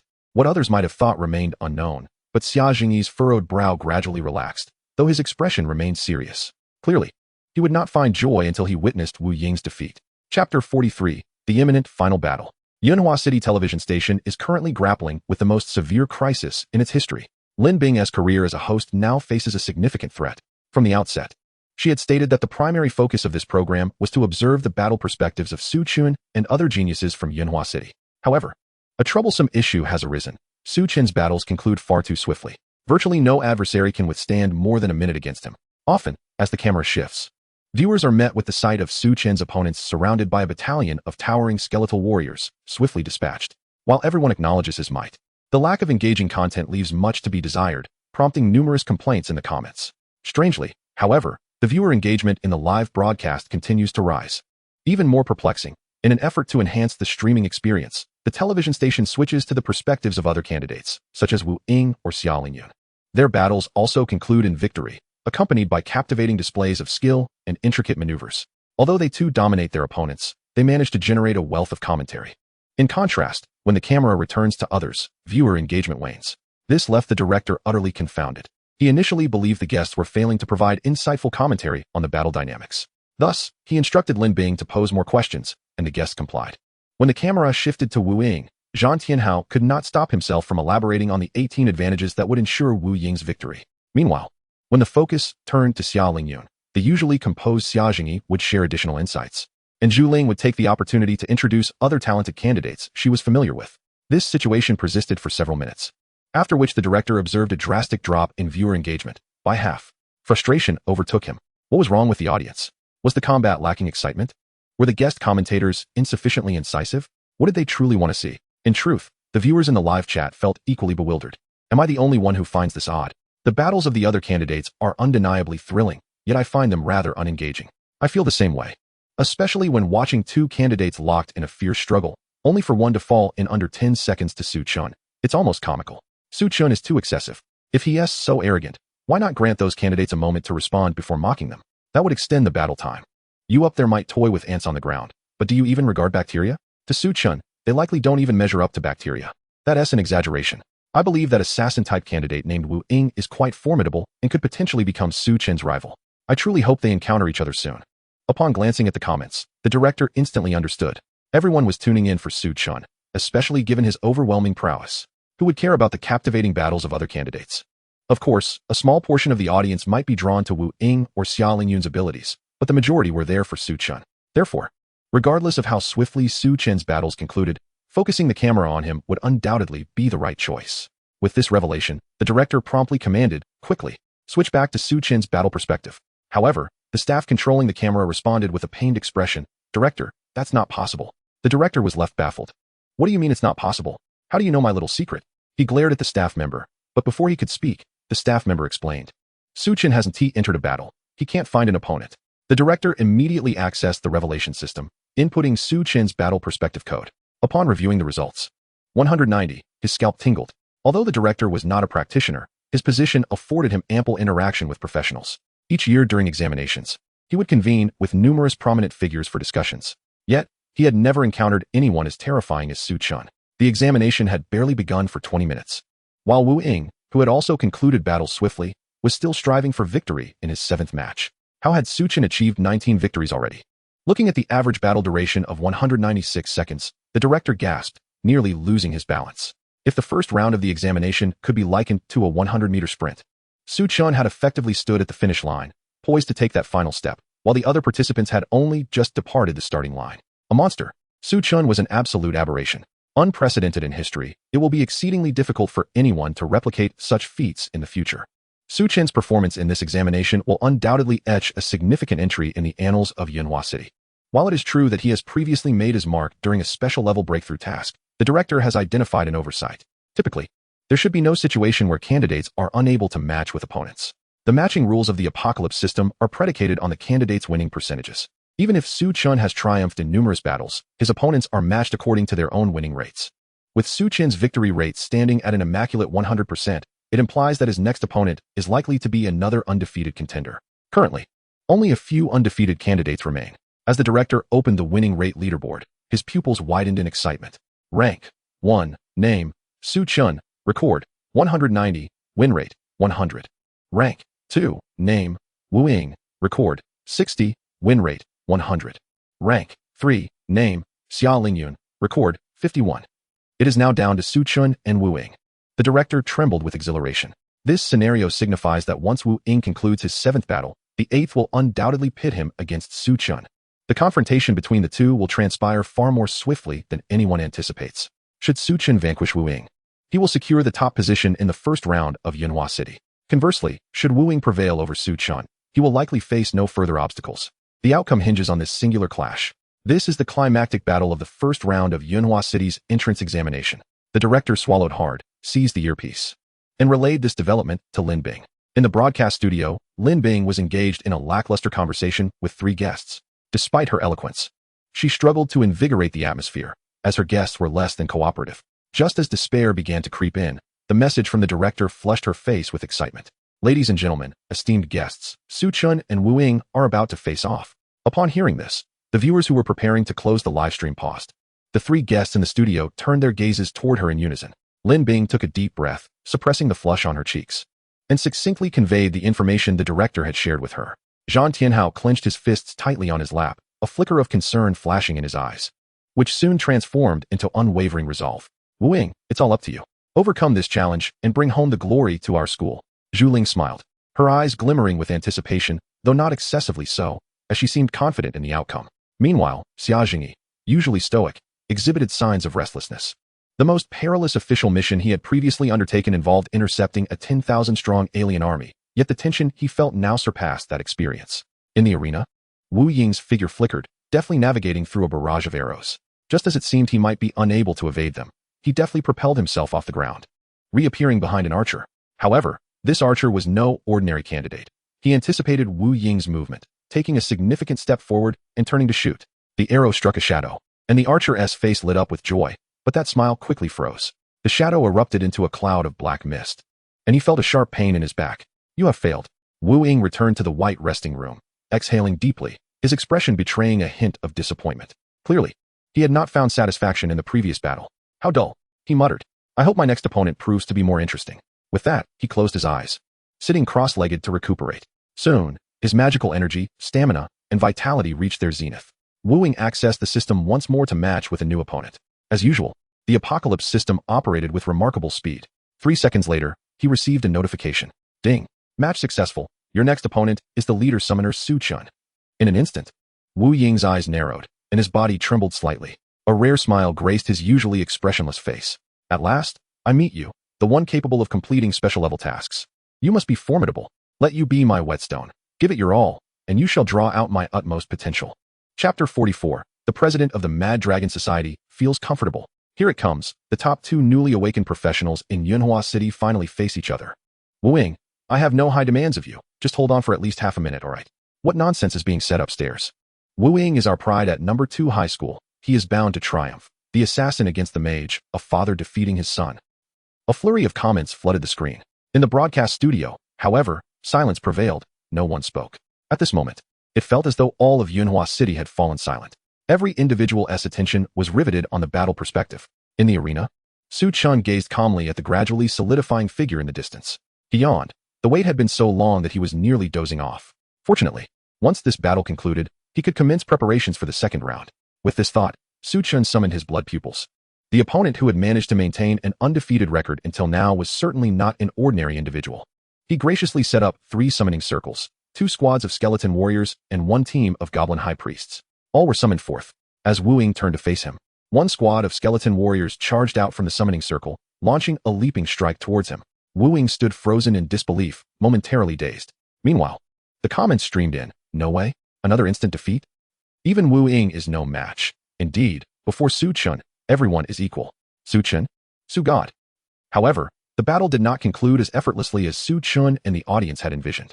The skeleton warriors landed, delivering simultaneous slashes. Yet Wu Ying's form exploded, transforming into a cloud of black mist. Suddenly, a fierce wind surged towards Su Chen's neck. He swiftly turned his head, narrowly dodging a 2-foot-long, pitch-black, curved blade. Wu Ying had not anticipated this evasion. No, he should not have expected Su Chen to dodge so effortlessly. Merely a tilt of the head, rather than the use of a skill, left him momentarily stunned. But that hesitation was fleeting. A skeleton warrior stationed beside Su Chen swung its blade. The ghostly figure struck. The blade moved with 0-frame initiation, slicing through the air. Though no blood was spilled, the sheer force of the strike sent Wu Ying hurtling several meters away. As the other skeleton warriors advanced, Wu Ying hurriedly regained his composure, promptly employing a skill akin to teleportation to evade quickly. Given Su Chen's current mental attributes, he easily discerned Wu Ying's spatial landing point and immediately commanded the nearby goblin high priests to activate their skill, Earthquake. As Wu Ying's foot touched the ground, the earth beneath him convulsed violently, tearing apart with terrifying fissures. The intense shaking threatened to topple him, nearly causing him to lose his balance and fall. Just narrowly avoiding the assault made Su Chen slightly more serious. This time, he unleashed a combination technique. Upon Wu Ying's reappearance, he immediately led the 2 goblin high priests who had yet to engage in combat to cast their skill. Thunder from heaven. Dark clouds swiftly gathered above Wu Ying's head. Thunder rumbled. A brilliant bolt of lightning struck down. Just as it seemed poised to hit him, Wu Ying's form exploded again into a cloud of black mist. Su Chen furrowed his brow slightly. Was the cooldown for that skill so brief? Barely a second had passed? Yet, the next moment, the newly formed black mist drifted away, once more coalescing into his figure. He gasped heavily, his face a canvas painted with shock and exhilaration. Though he had evaded the onslaught of heavenly thunder, enduring 2 waves of attacks had already plunged his health to its nadir. At this juncture, should he succumb to even a single skill, Su Chen would undoubtedly obliterate him. Yet, Wu Ying laughed. Su Chen, you are truly formidable. You are the second person capable of pushing me to this extent. Su Chen, his expression devoid of emotion, responded. If you wish for mercy, you would do better to kneel and kowtow. Flattering words hold no sway over me. In that moment, he resembled the quintessential villain from a comic, while Wu Ying embodied the fervent youth yearning for the protagonist's halo. Su Chen understood that villains often perish due to their verbosity, hence he refrained from further dialogue with Wu Ying. Ride the winds. A colossal gust enveloped the entire arena. While it had no effect on Wu Ying, beneath the feet of Su Chen's summoned creatures, small whirlwinds materialized. Bolstered by these gusts, 9 skeletal warriors struck with the swiftness of lightning leopards, resembling assassins far more than their towering, armored form suggested. In mere moments, they closed the gap with Wu Ying, their blades poised above his head. At that instant, Xia Lingyun, resting in the white room, held her breath, nearly paralyzed by fear, unable to witness the unfolding battle. She was acutely aware of what was about to transpire. She had experienced it before. Yet, her anxiety compelled her to glance towards Su Chen. Shadow of the abyss. Wu Ying intoned. In an instant, a shadow split from beneath his feet, darting into Su Chen's shadow at an imperceptible speed. Suddenly, Su Chen's vision darkened. But before he could acclimatize, a faint sound of something slicing through the air reached him. In that moment, Su Chen realized he had been ensnared. But was this truly a concern? He utilized his teleportation skill on the spot. Just as Wu Ying believed he had landed a decisive blow, an overwhelming sense of dread engulfed his mind, as if a single step further would seal his doom. With his health critically low, he dared not gamble with his life. Thus, in the next heartbeat, he decisively retreated from the attack. The moment he made that choice, ripples emanated from beneath Su Chen's feet, delicate as water waves. As the ripples appeared, the fear in Wu Ying's mind instantaneously found its target. He harbored no doubts that these ripples would inflict harm upon him. Fortunately, he evaded them. Moreover, Su Chen had succumbed to his control. He had a full 5 minutes to exploit Su Chen's defensive weaknesses. Wu Ying thought so. Yet, Su Chen had no intention of granting him such an extended reprieve. He lifted the blood eye, a crimson orb with wings floating from the tip of his staff. Upon seeing that eye, Wu Ying felt an ominous premonition. Indeed, the skeletal warriors, who moments ago stood still in confusion, sprang into action. 18 skeletal warriors surged forward. Surrounding him, they raised their long blades, striking down with remarkable speed. Under the acceleration of Ride the Winds, the blades left no traces in the air. With both of Wu Ying's shadowy skills on cooldown, he found himself cornered, facing inevitable defeat. Yet, to everyone's astonishment, he suddenly erupted into maniacal laughter. Su Chen, you've fallen into my trap. In the next instant, his body melded into the shadow beneath him, re-emerging from the shadow behind Su Chen. Soul Lock. Wu Ying did not attack with his curved dagger. Instead, his form swelled dramatically, rapidly transforming into a bizarre creature entirely cloaked in darkness. This creature towered 3 meters high. Rotund, with spiraled horns atop its head. It opened a terrifying maw, consuming Su Chen whole before coming to a standstill, motionless. The rapid shift in the situation was utterly disconcerting. Wow, wow, wow. These two are pushing their limits. It's exhilarating. I love it. Who won? What transpired within? Does anyone know? The barrage of comments scrolled frantically. In the studio, Zhang Tianhao, who had been on edge, suddenly exhaled in relief. He reclined against the back of the sofa, wiping the sweat from his brow, and chuckled softly. No need to watch anymore. Wu Ying has won. Lin Bing glanced at him, reminding Principal Zhang, the battle perspective hasn't concluded. The victor has yet to be determined. Zhang Tianhao replied with a smile, you are unaware. But the skill Wu Ying just executed is called Soul Lock. It is, in fact, a control-type third-tier skill, capable of drawing both the enemy and the caster into a special space of confinement. Upon hearing this, Zhu Ling was momentarily taken aback, clearly unaware of this hidden tactic. Meanwhile, Xia Jingyi clenched his fists tightly, his breath growing heavier. Zhang Tianhao, noticing their expressions, laughed heartily. You must have pieced it together. Although Wu Ying cannot use skills within that sealed space, he will enter a special state called Soul Hunter. In this state, his basic attributes will triple. Given his current stats, a threefold increase results in an average of 1450 points, affording him a fighting chance even against warriors or knights of the same level. What chance does a mage without abilities stand? Zhu Ling nodded in agreement. Indeed, a mage would be utterly helpless against such an opponent. Xia Jingyi fell silent, disappointment flickering in his eyes. Meanwhile, the barrage of comments from the second school erupted in jubilant celebration. Haha, it's our Wu Ying. Wu Ying is incredible. Wu Ying will surely win. So much for Su Chen, who boasted about completing special tasks. I really don't understand how the previous 19 lost. Could they have been bribed? Do you genuinely believe Su Chen could outmatch Wu Ying in close combat? What are you still hoping for? Do you think a mage's melee capabilities can surpass that of a tripled stat assassin of the same level? Let me remind you, just a month ago, Su Chen single-handedly took down 300 professionals from the first school. While his summoned goblins played a significant role, many were still dispatched by his own hands. Who are you trying to intimidate? Amidst the discussions, the battle's outcome was revealed. The dark creature abruptly dissipated, and the two figures reappeared in the arena. Su Chen stood tall and composed, his demeanor serene as he elegantly retrieved a handkerchief to wipe his palms, as if they were stained with invisible blood. Wu Ying lay sprawled on the ground, his face a mask of terror and horror, as though he had just endured a brutal humiliation. His health bar had completely emptied. The moment the two reappeared, an announcement echoed throughout the arena. Ding. Battle concluded. Victor, Su Chen. Upon witnessing this scene, Xia Jingyi was momentarily stunned, then mimicked Zhang Tianhao's earlier posture, reclining against the sofa, even crossing his legs. His face radiated the sentiment of pure relief. Chapter 45. Can Su Chen compete for the provincial top scholar? Su Chen's victory was remarkably seamless. Although Wu Ying's soul lock had confined him within a space where skills could not be employed, he had failed to sever Su Chen's connection with his summoned creatures. Thanks to the Skill King's unity, as long as his summons existed, Su Chen would remain unharmed. Moreover, he still enjoyed a threefold attack speed boost from Ride the Winds. While Wu Ying, transformed into a soul hunter, was indeed terrifyingly powerful, Su Chen's strikes landed 10 times per second, each blow landing with brutal force. Wu Ying simply could not withstand it. Yet, the physical pain was secondary. What truly terrified him was the aura emanating from Su Chen was palpable. Initially, it seemed unremarkable, yet as time passed, he appeared to grow into a towering giant before my very eyes. Despite possessing formidable attributes, he remained paralyzed, unable to make a move under the weight of that overwhelming presence. The outcome of the battle was utterly unforeseen. Inside the broadcasting studio, Zhang Tianhao seemed to have been drained of all energy, collapsing onto the sofa. Defeated. How could this be? He found it inconceivable that a mage, stripped of the ability to use skills, could triumph over an assassin whose attributes had been significantly enhanced. At that moment, Zhu Ling interjected, as far as I know, Su Chen has spent a considerable amount of time grinding in the third-tier dungeon, the Fallen Castle. The final boss of that dungeon is also a summoner and possesses a third-tier skill known as Unity of Ruler and People. The effect of this skill is that as long as there are summons present on the battlefield, the summoner's body remains impervious to harm. Perhaps this is the key to Su Chen's victory. Zhang Tianhao's eyes widened in disbelief. How is that possible? He is only at level 20. How could he possibly enter a third-tier dungeon? Even if he could, to acquire the boss's skills, one would need to clear it on hell difficulty. His words trailed off. The Fallen Castle, being quite popular near Yanhua City, was something he had a fair understanding of. Suddenly, he recalled that Xia Lingyun also possessed several skills from the bosses within that castle. Initially, he had assumed they were bestowed by Xia Jingyi. Now, considering Su Chen's connection with Xia Lingyun, he couldn't help but smirk wryly.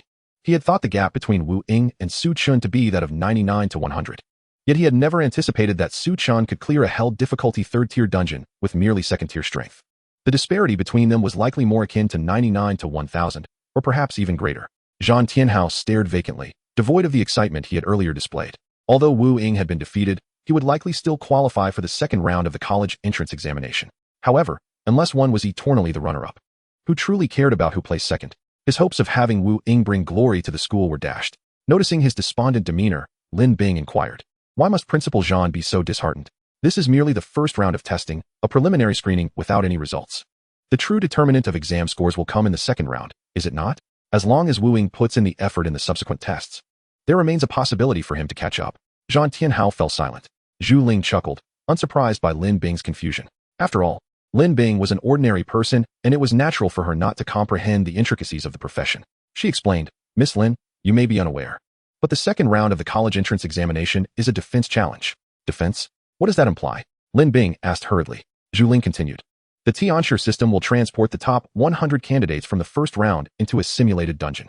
This dungeon will replicate historical battles from the Great Xia dynasty, featuring professional armies defending against waves of monsters or foreign forces. Contestants must, like their forebears, protect the city and its populace from monster invasions.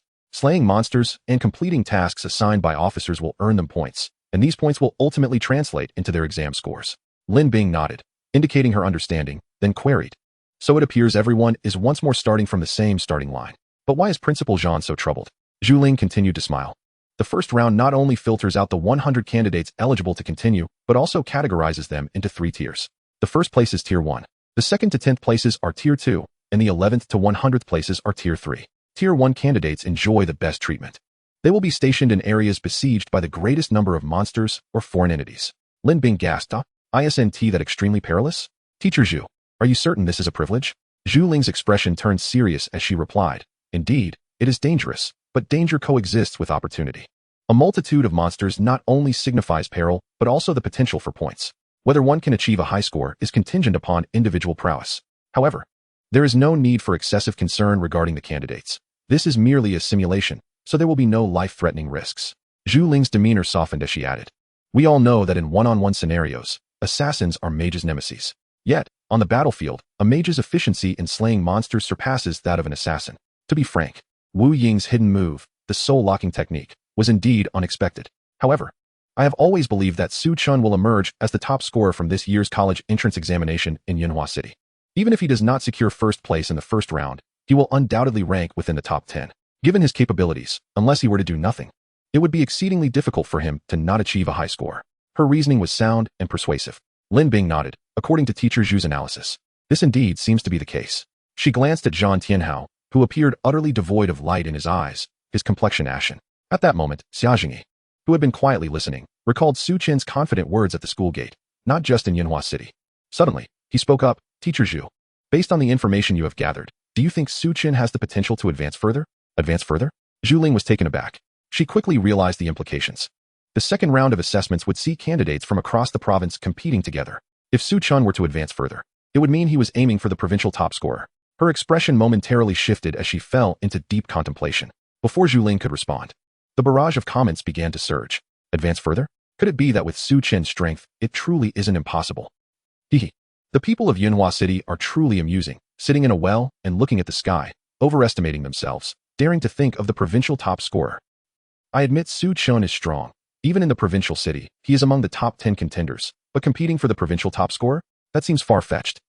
Why should it be impossible? What makes us from Yanhua City inferior to others? Su Chen is indeed powerful. Go, Su Chen. My sister keeps crying in pain at night. Come and witness what my brother is doing. Wow, the live broadcast is really heating up. Even the big shots are here. After a long moment of contemplation, Zhu Ling raised her head, facing the expectant gazes of Lin Bing and Xia Jingyi. She sighed and softly stated, difficult. Almost impossible. Chapter 46. I don't care about your targeting. In the broadcasting studio, Zhu Ling sighed and shook her head. It is improbable. Su Chen may possess the strength to contend for a spot within the top 3 of the province, but achieving the top scorer is exceedingly challenging, bordering on impossible. Lin Bing's eyes sparkled with interest. As the host, her keen sense of information prompted her to quickly inquire, Teacher Zhu, since you believe Su Chen has the potential to rank among the top 3 in the province, it suggests that there are not many individuals you consider stronger than him. Could you share with us who you believe ranks above him? Zhu Ling pondered for a moment before nodding. This is not a secret, so I can certainly discuss it. There is an individual from Qiyang City named Su Chen, who has awakened the legendary warrior class, the Green Lotus Sword Saint. She paused for effect. Lin Bing blinked and looked at the 2 guests beside her. Seeing that they had no objections, she curiously asked, but Teacher Zhu, didn't Su Chen also defeat legendary classes in the past? Zhu Ling chuckled, indeed. Whether it be Lu Guang from the 7th high school or Wu Ying from the 2nd high school, both are legendary classes. However, if I recall correctly, their innate talents were merely A grade, whereas Su Chen possesses an SS grade talent. From what I understand, his talent allows him to gain enhancements through slaying wild monsters. The more he kills, the stronger he becomes. Moreover, he hails from a prestigious background, supported by a powerful family. In order to nurture Su Chen, his family even invited the white-clad sword god, Li Fenglu, to mentor him for 3 days. At this point, Zhu Ling's words came to an end. When she declared that Su Chen possessed an SS-level talent, everyone was left in a state of bewilderment. Although A-level and S-level talents seem to differ by just 1 tier, the disparity between them is akin to that of clouds and mud. An A-level talent can amplify a professional's power 10-fold or even 100-fold, whereas an S-level talent enables professionals to transcend the limitations of their vocational rank, achieving a destiny that defies the heavens. Beyond S-level, each subsequent tier dramatically enhances the effect of the talent. It can be said that below S-level, vocation holds greater importance than talent. Above S-level, talent surpasses vocation in significance. It is precisely for this reason that everyone found it unsurprising that Su Chen could advance through challenges with an excellent vocational rank. For all speculated that Su Chen might possess an SS-level talent. As for the SSS level, there are hardly a few individuals across the entire Great Xia, including those venerable seniors who have already achieved godhood. Now, with the same tier of talent, Su Chen's vocation is of legendary quality. The combination of these 2 formidable aspects even left Xia Jingyi, who initially sought to defend Su Chen, devoid of argument. The counterpart's talent was not inferior to Su Chen's, and their vocation was exponentially stronger, with familial background being a non-issue. How could they compete? Lin Bing took several deep breaths to suppress her disheartened feelings and inquired. It seems Su Chen is indeed considerably stronger than Su Chen. What about the other individual? Zhu Ling shook her head. I am uncertain about that person's information. It has been personally handled by the admissions office of Longqing Academy in the province. However, it is rumored that either their talent or vocation surpasses Su Chen. Upon hearing this, the room fell into silence, and even the barrage of comments ceased. After a brief moment, comments began to surge once more. What a surprise. If one aspect of talent surpasses Su Chen, could that not imply a mythical or even SSS-level talent? Goodness. What kind of celestial battle is this year's college entrance examination? The last provincial champion only had a legendary vocation and S-level talent. Yet this year we have mythical or SSS-level talents emerging. Looking at this, it seems Su Chen indeed has little chance left. However, being the provincial champion of Yunhua City is still commendable. Haha, you people from Yunhua City were so arrogant, and now you're stunned. There is still a chance to compete for the provincial champion, which is truly laughable. Lin Bing's smile stiffened as she pondered for a long time, unsure of how to respond. Being from Yunhua City herself, she naturally hoped for their champion to achieve even greater heights. This way, their entire city could bask in reflected glory. Yet now, the formidable figures Zhu Ling had mentioned truly intimidated them. However, that was not all. Zhu Ling sighed and continued. These are merely the talents I am aware of. There are still many gifted individuals from the provincial capital, Dingjiang City, and other cities whose information has yet to circulate, waiting to astonish everyone during the college entrance examination. Lin Bing felt a wave of despair wash over her and thought to herself, Sister, please stop. We concede. Initially, they were merely discussing Su Chen's prospects of becoming the provincial champion, but Zhu Ling's remarks had certainly sobered everyone. Although the studio continued to broadcast thrilling battle footage, neither the guests nor Lin Bing had the heart to pay attention. The atmosphere turned somewhat heavy. Fortunately, 2 hours passed swiftly, marking the end of the first round of examinations. Apart from the top 100 students, the remaining candidates were teleported back to their respective school playgrounds. Those allowed to remain in the White Room received a prompt. Ding. You have qualified to enter the Instant Steel Fortress. Do you wish to proceed? Su Chen, hearing the prompt, let out a long yawn. He had waited so long that he had fallen asleep. He hoped that the content of the next round would not be so tedious. Enter. Upon issuing the command, light enveloped his entire being. When he opened his eyes again, Su Chen found himself standing in a plaza, leaning against a massive blue crystal. The sky was nearing dusk, and the remaining crimson clouds illuminated the bloodied armor of the soldiers stationed on the city walls, adding a measure of solemnity to the tense atmosphere within the city. Su Chen was not alone. Others were continuously being teleported in beside him, but he paid them no mind. The first task upon entering the instance was to open the instance information panel. Instance name, Steel Fortress. Instance difficulty, none. Level restrictions, none. Number restrictions, none. Instance description. In the 75th year of the Apocalypse Era, a terrifying beast roar erupted from deep within the Baichong Mountains, followed by a surge of monsters attacking the surrounding cities, forcing a mass exodus of the populace. To intercept the monstrous tide and buy time for the fleeing citizens, you, as soldiers, have arrived at the front line of Steel Fortress. Please complete your mission by enduring for 5 hours within the Steel Fortress. Su Chen inhaled deeply, his expression growing more serious. The Battle of Steel Fortress is a historical event chronicled in textbooks. Although his theoretical scores were quite poor, he inexplicably excelled in history. He had previously gazed at the bloody deeds caused by monsters and foreign races depicted in history books, feeling a deep-seated frustration.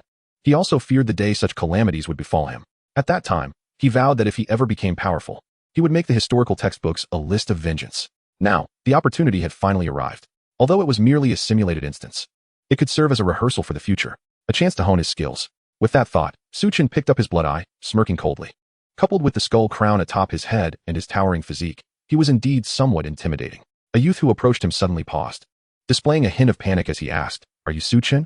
The murderous intent in Su Chen's eyes had not dissipated as he turned his head to look down at him, replying indifferently, "Is there something you need?"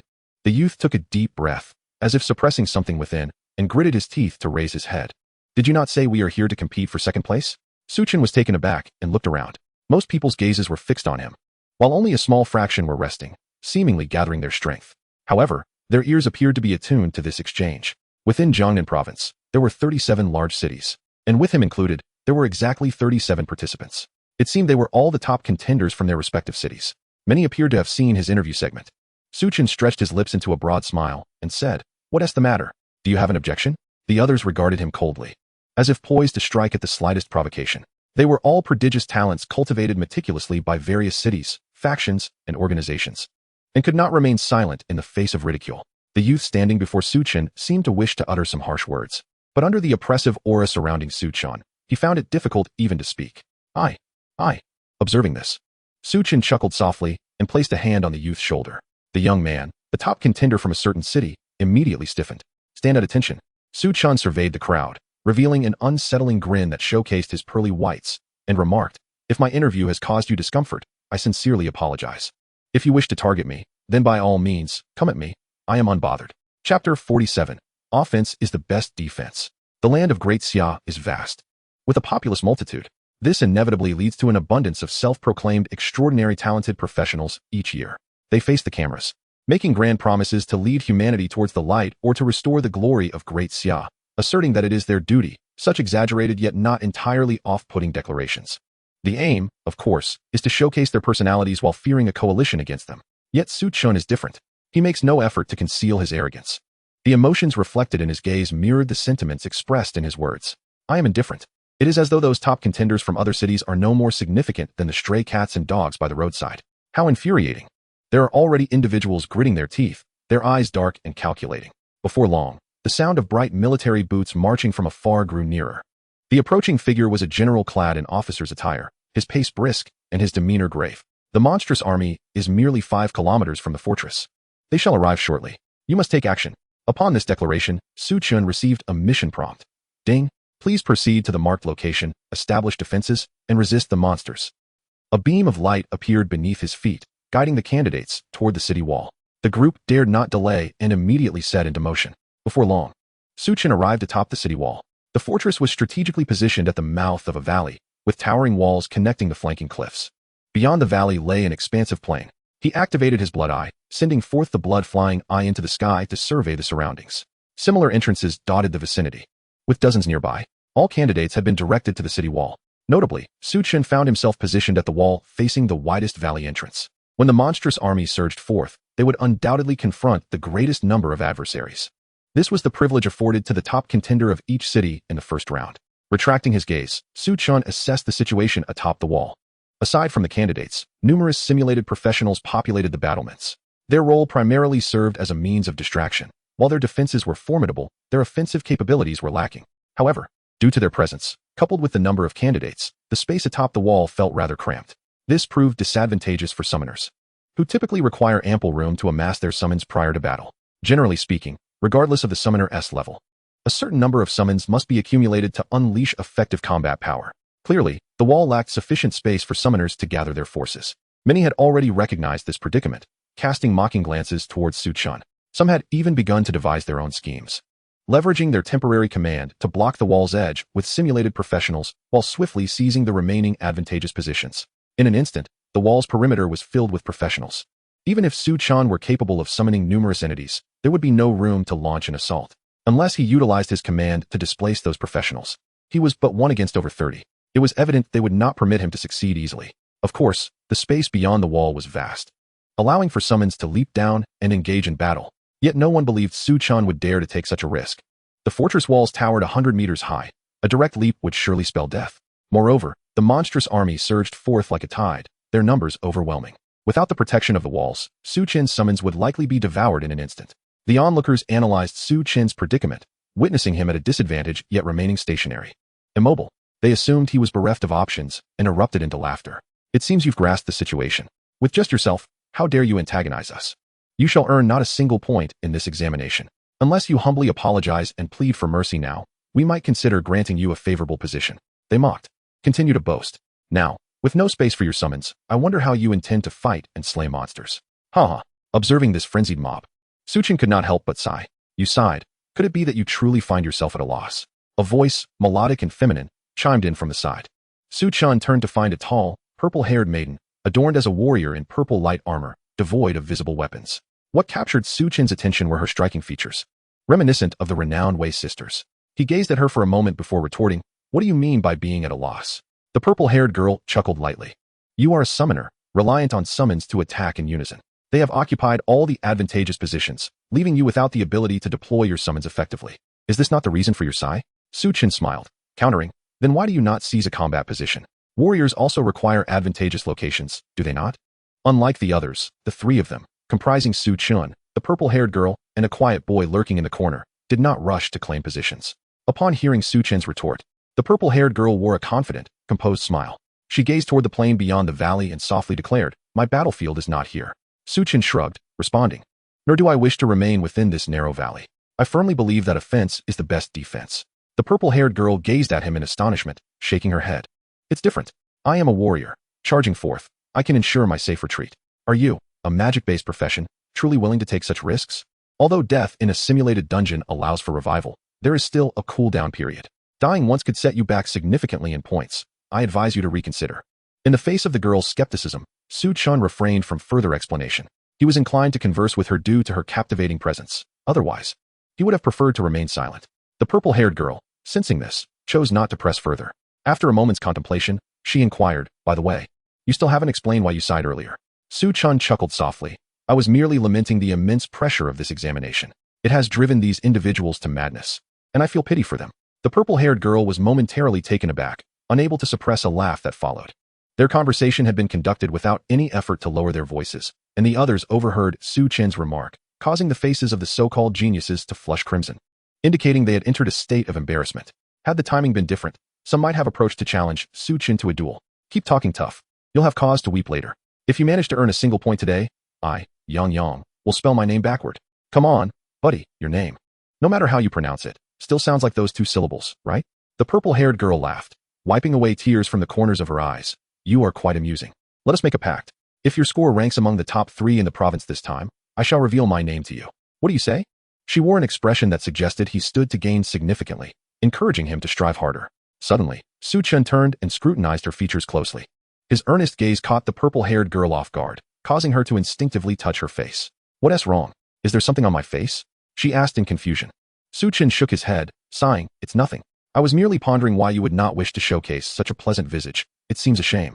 The purple-haired girl looked on in bewilderment. "What do you mean? How could I not want my face?" The quiet boy, who had been silently crouching in the corner, interjected. "What he means is that you lack self-respect." The purple-haired girl's expression froze, and she glared at Su Chen. "You truly have a knack for inciting irritation." Su Chen turned his gaze towards the valley outside, speaking calmly. Thank you. This is one of my few commendable traits. The purple-haired girl clenched her fists. I wasn't complimenting you, you jerk. Just as she was about to retort further, she suddenly felt the stones beneath her feet tremble subtly, with fine dust dancing upon the ground. The boy in the corner stood upright, and together with the purple-haired girl and Su Chen, they cast their gazes toward the valley beyond. Half a minute elapsed before the others seemed to sense something, turning their gazes towards the valley. At the horizon, a dark line was rapidly advancing towards them. The monstrous army was approaching. Chapter 48. Su Chen on the battlefield, commanding the troops. In the studio of Yanhua City. Upon witnessing the leaders from other cities joining forces, it became evident that their unity was not aimed at thwarting the monstrous army, but rather to confine Su Chen. Zhu Ling was incensed. Shameless, despicable, and juvenile. She slammed her palm onto the armrest of her chair, the sound resonating like icy crystal, chilling to the bone. Beside her, Lin Bing flinched at her sudden outburst and cautiously inquired, "What has transpired?" As an ordinary person, she could not comprehend the events unfolding on the city wall. She could only perceive that these individuals, as the foremost representatives of their respective cities, displayed no fear in the face of the impending monstrous horde. Instead, they were fervently mobilizing. With a darkened expression, Zhu Ling succinctly explained her observations.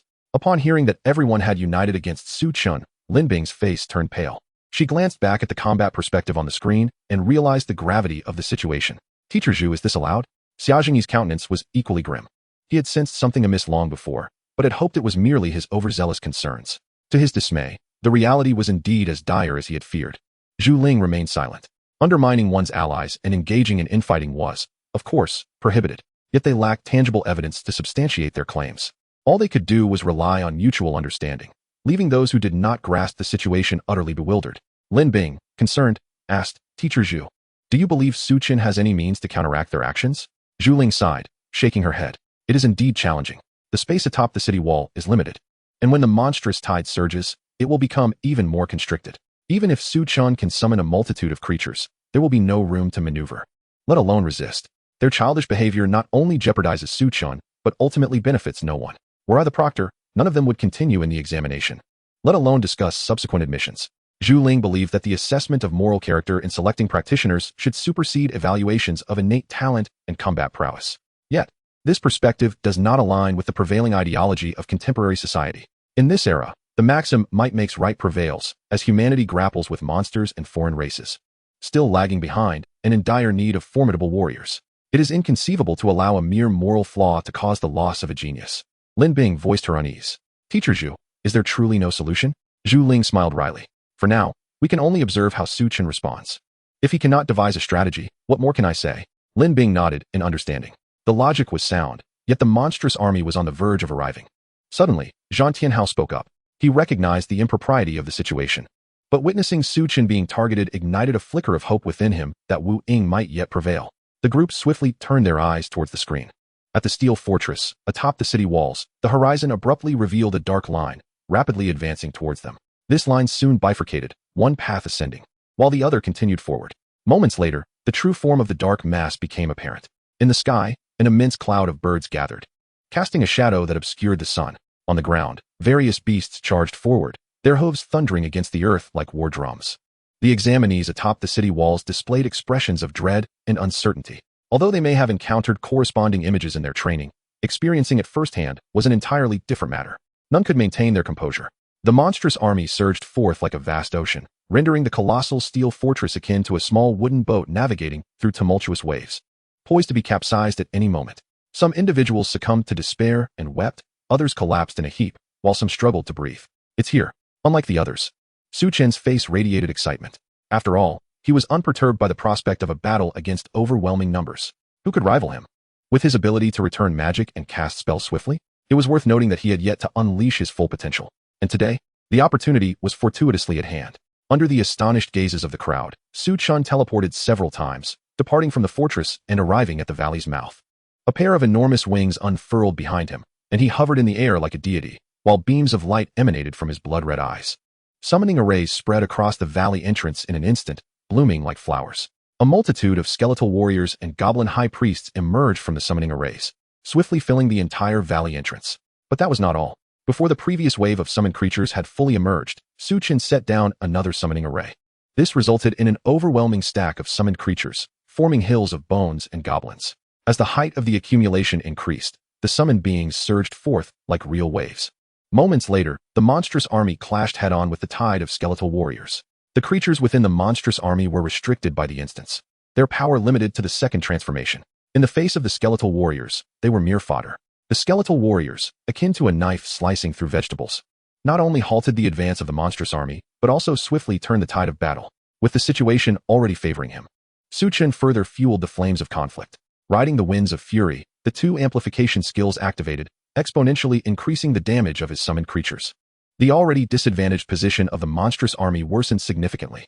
Once Su Chen's summoned creatures spread across the plains, they effectively blocked every avenue of attack from the monstrous army. After navigating through the initial chaos, as the battle unfolded clearly, Su Chen commanded the skeletal army to form ranks, advancing in a parade-like formation.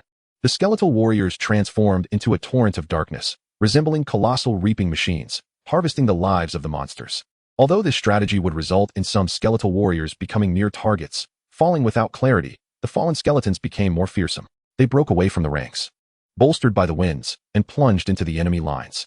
After a frenzied 30 seconds of slaughter, they would self-destruct with a thunderous roar, obliterating countless foes amidst the billowing smoke. Not only on the ground, but the avian monsters in the sky were also thwarted from approaching the fortress. Numerous goblin high priests simultaneously invoked the skill Heavenly Thunder, causing dark storm clouds to gather and form a colossal protective layer. Before the thunder could strike, the avian monsters charged directly into the storm clouds. As the clouds dispersed upon impact, their lives were extinguished. In the provincial city of Jiangnan, within the examination supervisor's office, a proctor entered with a glass of water. He surveyed the room, noting the eerie silence, an atmosphere thick with tension. Although everyone was present, each face appeared frozen, as if they had encountered a ghost. He inquired, "What has happened? Why do you all look this way?" As he took a sip of water, his gaze fell upon the surveillance screen. Stunned for a moment, he inadvertently sprayed the water out. After a prolonged silence, he finally exclaimed in bewilderment, "What the hell? A deity." Chapter 49. The War King Mu Chuanxiu exclaimed, "What the hell?" in the studio of Yanhua City, just as Su Chen made his move. Despite her previous anger, Zhu Ling could no longer contain the exhilaration surging within her. Rising abruptly from her seat, she advanced towards the screen, her gaze fixed intently on the seamless array of summoning circles blooming across the battlefield. When her eyes returned to Su Chen, her voice trembled with revelation. "I was wrong, gravely mistaken. His talent is not merely SS level, but rather an astonishing SSS level." As these words escaped her lips, they were met with the sight of Su Chen's formidable, seemingly invincible silhouette within the combat perspective. The three individuals in the studio, along with the audience engrossed in the battle, were left utterly speechless. It was only when Su Chen's summoned creatures formed a disciplined phalanx, marching forward with lethal precision, that the barrage of comments began anew. "My goodness, no wonder Su God is so powerful. It turns out he possesses an SSS level talent, of which there are hardly any in the entire Great Xia. How can this even be ascertained? I refuse to believe that anyone could possess an SSS level talent. Indeed, the person above is more discerning than the admissions officers of the Great Xia Academy. Su God is incredible. Su God, you are my deity." Yet, Zhu Ling remained unaware of her second misjudgment. Su Chen possessed not just one SSS level talent. At the Iron Fortress, atop the city walls, the multitude of candidates gazed vacantly at the retreating horde of monsters. Although Su Chen had successfully repelled the tide of creatures, alleviating the psychological strain on many who were on the verge of collapse, the absence of monsters left them pondering how the examination could proceed.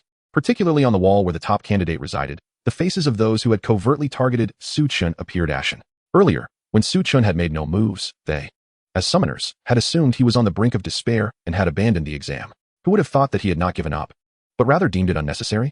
Within a mere second, he could establish around 10 summoning circles, each containing 9 summoned creatures. With such efficiency, Su Chen was under no obligation to summon as an ordinary summoner would. Reflecting on their earlier self-satisfaction, they suddenly realized that Su Chen had never uttered a single boastful word. He had merely stated the truth. He genuinely did not care about their hostility and believed they were mad for targeting him. Surely, he wouldn't let a single monster through, leaving them all with a score of 0. Impossible.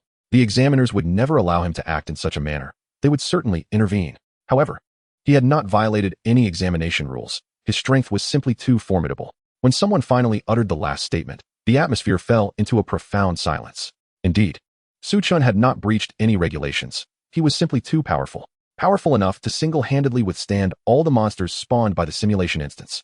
Even if the examiners wished to intervene, in what manner could they do so? Could they truly prohibit Su Chen from continuing the examination simply because he was too strong? The very thought was implausible. At this realization, the 30-odd candidates sank into despair. Meanwhile, the The confident and proud purple-haired girl who had stood beside Su Chen was rendered speechless. Possessing a mythic profession and an S-level talent, she had already reached the pinnacle among the candidates. Those around her had declared her the unequivocal favorite for the provincial champion title. Now, with the prize slipping from her grasp, she felt neither anger nor jealousy. Jealousy was reserved for those who were only slightly superior. When faced with someone extraordinarily strong, such emotions dulled. The purple-haired girl understood that even if she were to level up by 10, she could not replicate Su Chen's ability to effortlessly repel the monstrous army. At the very least, she would have to reach level 30 or 40, and only then, with her profession, might she accomplish what Su Chen was currently achieving. But what kind of enhancement would Su Chen experience upon reaching levels 30 or 40? The purple-haired girl could not fathom it. This was the second time since her awakening that she felt the staggering chasm between individuals, and this time, she found herself on the lower end. As for the young boy, he touched the unsheathed long sword in his hand, bit his lip, and crouched back into the corner. In Dingjiang City, within the examination supervisor's office, several proctors ushered an elderly man clad in a traditional blue robe into the examination room. Mu Chuanqiu, one of the former war kings of the Great Xia. To speak of him is to mention a unique realm known as the Abyss. The Abyss is the first super-large otherworldly complex dimension connected to the blue star that humanity has explored. It is an entire world equivalent to the blue star. However, unlike the single-layered blue star, the Abyss exists in layers, reminiscent of a pyramid, and seems infinite. The first layer is the narrowest, with the weakest monsters, as one descends. The space widens, and the monsters grow stronger. Due to the frequent outbreaks of monster tides within the Abyss, numerous creatures from its depths surge upwards, sometimes even invading the blue star. Thus, nations with Abyss entrances must invest substantial human and material resources for defense. For years, the Great Xia government has endeavored to allocate funds and efforts for resistance, while continuously promoting the benefits of adventuring into the Abyss. Many professionals take pride in their ability to penetrate to deeper layers of the Abyss. The exploration team, led by Mu Chuanqiu, had once ventured down to the 97th layer of the Abyss. Even though more than 50 years have passed since that time, the 97th layer remains the limit of human exploration into the Abyss. In that battle, Mu Chuanqiu single-handedly slew 2 demon gods, solidifying his status as a war king of the Great Xia. Unfortunately, due to that battle, he fell victim to a curse from the demon gods, causing his power to decline steadily. Within a decade, he had retired from the front lines to live in seclusion, shining in other areas. He is now the most influential figure in the Department of Vocational Education in Jiangnan Province. Confronted with the difficulties presented by Su Chen, the examiners were at a loss and could only summon him for counsel. In his youth, Mu Chuanqiu had a fierce and domineering appearance, but in his old age, he had become rather amiable. You all are far too impatient. Why can't matters be discussed thoroughly before making decisions? Must you summon this old man? I am no wiser than you, and what good solutions could I possibly provide? Mu Chuanqiu chuckled as he sat down, turning to observe the monitoring perspective. Upon discerning the content, his expression abruptly stiffened, and he could not help but widen his eyes. Despite having cultivated for many years, facing Su Chen's outrageous actions, Mu Chuanqiu could not contain himself. What the hell? This young man.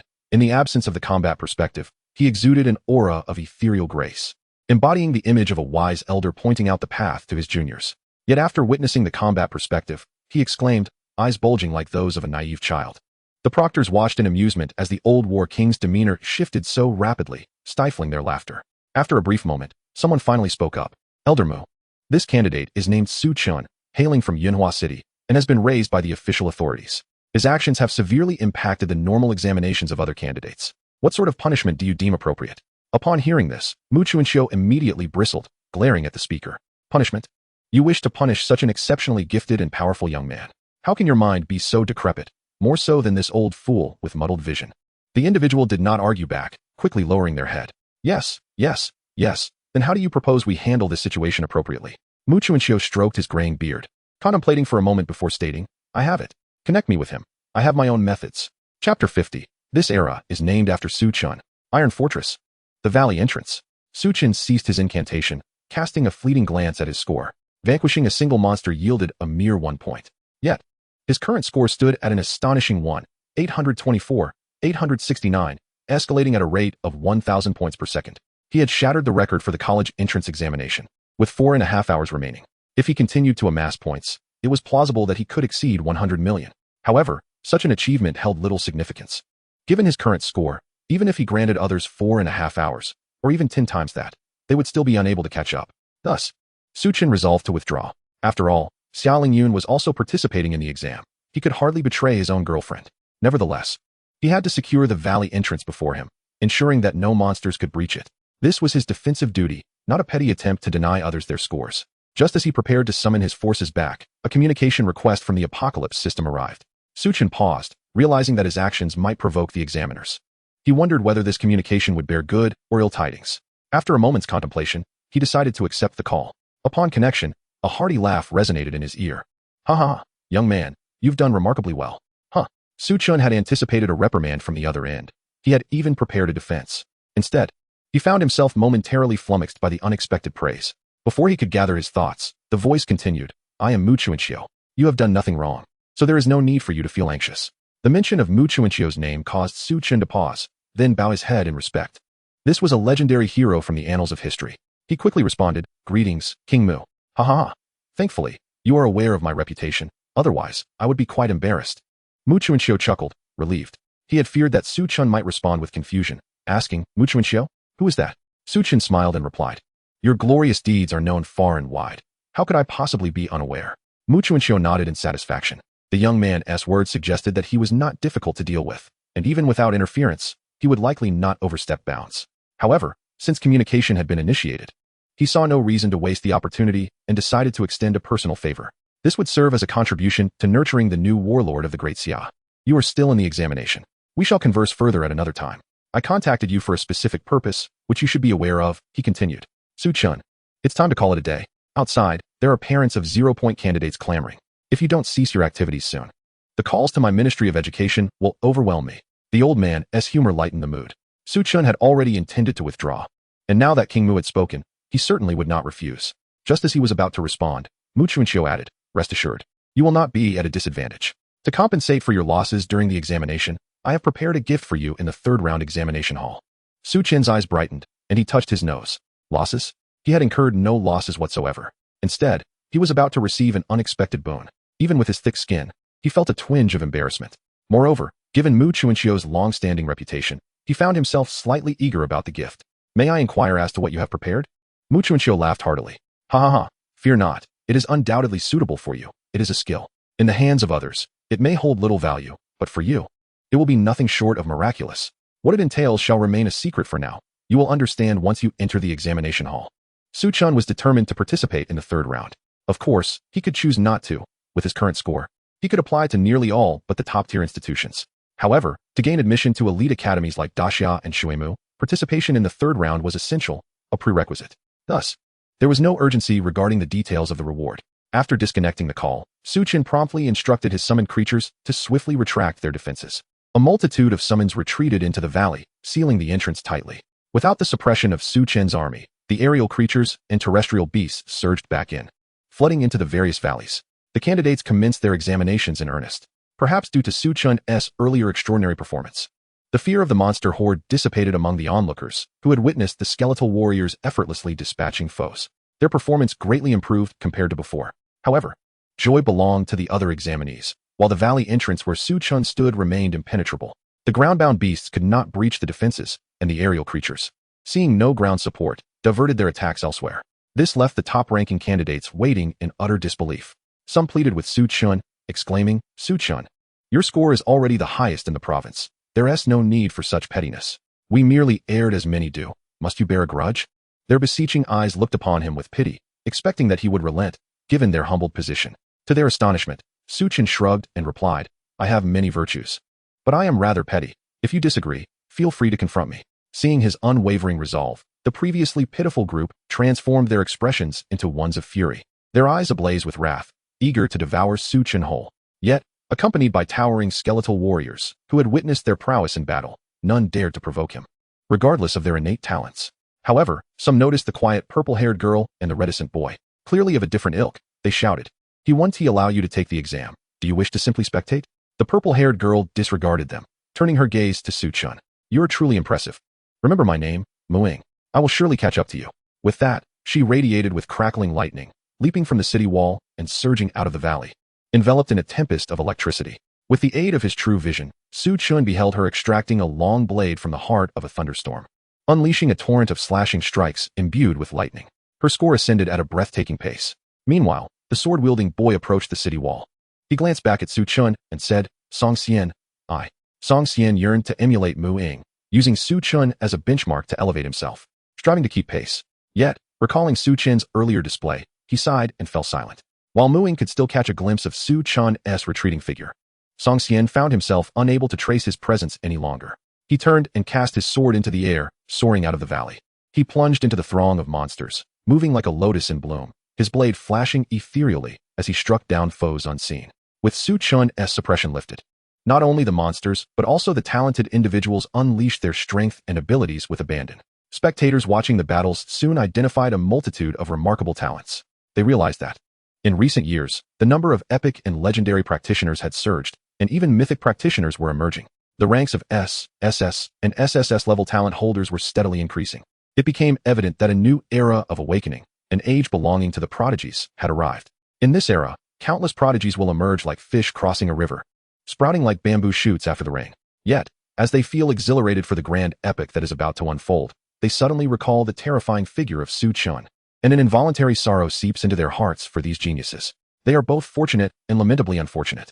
The gifted may dominate the world, but Su Chen reigns over the gifted. Given Su Chen's previous formidable performances, should one be chosen to epitomize this era, he faces no competition. He is the unequivocal choice. This era is destined to bear the name of Su Chen. Chapter 51. The Divine Covenant of the Triple Transition Skill Book. Time flows swiftly, and the second round of examinations is nearing its conclusion. Su Chen stifled a yawn, stretched his arms, and rose from his recliner, while others faced monstrous assaults, contended with rival teammates, and pondered skill cooldowns and tactical layouts. His most significant challenge was merely resisting drowsiness. There was no other recourse. It was simply too dull. He likened himself to the super scholars of his previous life who completed all questions within 30 minutes of an exam, confidently ensuring their answers were flawless. In a situation where early submission was not permitted, he could only sit and daze at his desk. Apart from glancing at the condition of Xiaolingyun, he had nothing else to occupy his time. Ding. The introduction to the second round of examinations is concluding. Please wait. Your final score is 251, 679, ranking first in Yuhua City and first in Jiangnan Province. As anticipated, Su Chen remained unfazed by the outcome. He then heard the prompt continue. Would you like to be teleported to the third round of assessments? Unlike the previous two rounds, the third round would no longer be a simulation or a contest. Candidates participating in the third round would be teleported into the Abyss, where they must complete assessment tasks. The Abyss, a realm fraught with peril and treasures, is a place many seasoned professionals dare not tread lightly. To allow candidates who have only recently awakened to enter it is bound to result in casualties. However, while a greenhouse may nurture flowers, it cannot cultivate towering trees. How could a genius, untested by danger, possibly become a formidable force? Without hesitation, Su Chen replied calmly, yes. In the next moment, a burst of light enveloped him, instantly whisking him away from his original location. Ding. You have entered the Abyss, current location, Daxia number 1 outpost. As Su Chen opened his eyes and surveyed his surroundings, he found himself standing atop an ancient, venerable city wall. Looking beyond the walls, he beheld a sky shrouded in gray, a ground charred black, and sparse vegetation growing in disarray. This world was devoid of life, presenting a scene of desolation. People continued to be teleported in around him, prompting Su Chen to move to a slightly more open area. Just as he was about to contact Xiaolingyun, a tall figure approached him, and a steady, powerful voice resonated. Hello, may I inquire if you are Su Chen? Su Chen nodded affirmatively. I am. Without further ado, the newcomer produced a black box and handed it to Su Chen. This is an item entrusted to me by Elder Mu. Please accept it. Su Chen's eyes brightened, and he eagerly accepted the box, expressing his gratitude. Once the person departed, he could hardly contain his excitement as he opened the box. Inside lay a skill book. Picking it up, he peered through the eye of true vision. Item, Divine Covenant. Learning requirements, Mage class, Priest class, mental power greater than 5,000. Description, a triple transition skill. Upon learning, one can expend 2,000 mana and sacrifice 1,000 allied units to create a Divine Covenant. Allied units within this covenant will regenerate 1 health point per second over a range of 1,000 square meters, lasting for 30 minutes. Additionally, increasing the number of sacrifices can enlarge the range and prolong the duration. After reviewing the skill information, a glimmer of excitement surged in Su Chen's eyes. Elder Mu had spoken the truth. This skill could truly unleash its divine potential only in his hands. After all, the conditions to activate the skill required not only 2,000 mana, but also the sacrifice of 1,000 allied units. Other professions could only rely on pets or teammates for sacrifices, and the idea of sacrificing either for a mere 30-minute skill seemed absurd. Only a summoner could barely make use of it. However, most early-stage summoners could not summon indefinitely. Each summoned creature was handled with caution, fearing loss, unless they reached the 5th transition and obtained skills that allowed for substantial summoning. The Divine Covenant would be a rather lackluster skill for them. Only Su Chen could summon numerous creatures while disregarding their fates. In fact, the demise of summoned creatures could be advantageous for him. Given his current mental attributes, the power of self-detonation could potentially surpass that of summoned creatures attacking autonomously. With delight, Su Chen learned the skill. Just then, Xia Lingyun arrived at his side, beaming with curiosity. "Who is the lucky lady occupying your thoughts?" Su Chen responded with dissatisfaction. "Do you see me as some lecherous rogue?" Xia Lingyun gazed at him with a knowing smile that instilled a hint of insecurity in Su Chen. He cleared his throat twice, hastily shifting the topic. "How did you perform? Are you confident about entering Daxia Academy?" The third round of assessments was crucial. Yet the second round's ranking held equal weight. Xia Lingyun's expression shifted, revealing her confidence. "Absolutely. I secured 7th place in the province through my own efforts." Before the exam, Xia Lingyun had repeatedly insisted that Su Chen refrain from assisting her. She wished to prove her strength through her own merit. Su Chen harbored no objections. Her ambition was far preferable to being a mere ornament. Nevertheless, during the exam, Su Chen had inadvertently increased the difficulty for the top candidates from various cities, forcing them to venture further from the resurrection crystals to slay monsters. Unbeknownst to him, this also provided Xia Lingyun with assistance, even if he remained silent on the matter. She was aware of it. Consequently, she tightened her grip on his arm and whispered sweetly in his ear. Upon hearing her words, the remnants of drowsiness vanished from Su Chen's mind, leaving him chuckling softly. Xia Lingyun said nothing further. She merely wished to unlock the affectionate poses of a couple. Before long, a robust figure approached the candidates, standing atop a height. "Greetings, candidates. I am Yang Gang, the head of number 1 outpost. I am here to announce the tasks for the 3rd round of assessments. Before we proceed, I must emphasize this. The abyss is perilous, regardless of the potential rewards. Safety must be your foremost priority." As soon as he finished speaking, all candidates, including Su Chen, received a notification. "Ding. You have accepted the assessment task to clear the ogre nest. Task requirements: successfully challenge an ogre nest dungeon of any difficulty within 10 days. Yang Gang continued. The ogre nest is a standard dungeon on the 1st level of the abyss. However, unlike dungeons on Blue Star, these dungeons have no level restrictions. This means that the monsters within the ogre nest may very well exceed your current levels. I understand that you are all exceptional candidates selected from various provinces, but countless talented individuals have perished in the abyss. Remember, do not be arrogant. Do not be arrogant. Do not be arrogant. It is advisable to seek suitable teammates for cooperation and refrain from rushing into the dungeons. Start by testing your skills on the ogres outside the dungeon to adapt to their combat styles, and only enter the dungeon when you feel prepared. Avoid attempting dungeons with excessive difficulty. Simple is best. If you choose a challenge above the normal limit, I can only deem you reckless fools. With that said, I trust you will exercise your discretion. Oh, and by the way, all rewards from this expedition belong to you. Moreover, by slaying the creatures within the abyss, one can acquire corresponding points. These points not only serve as your scores for this assessment, but can also be exchanged for materials and equipment.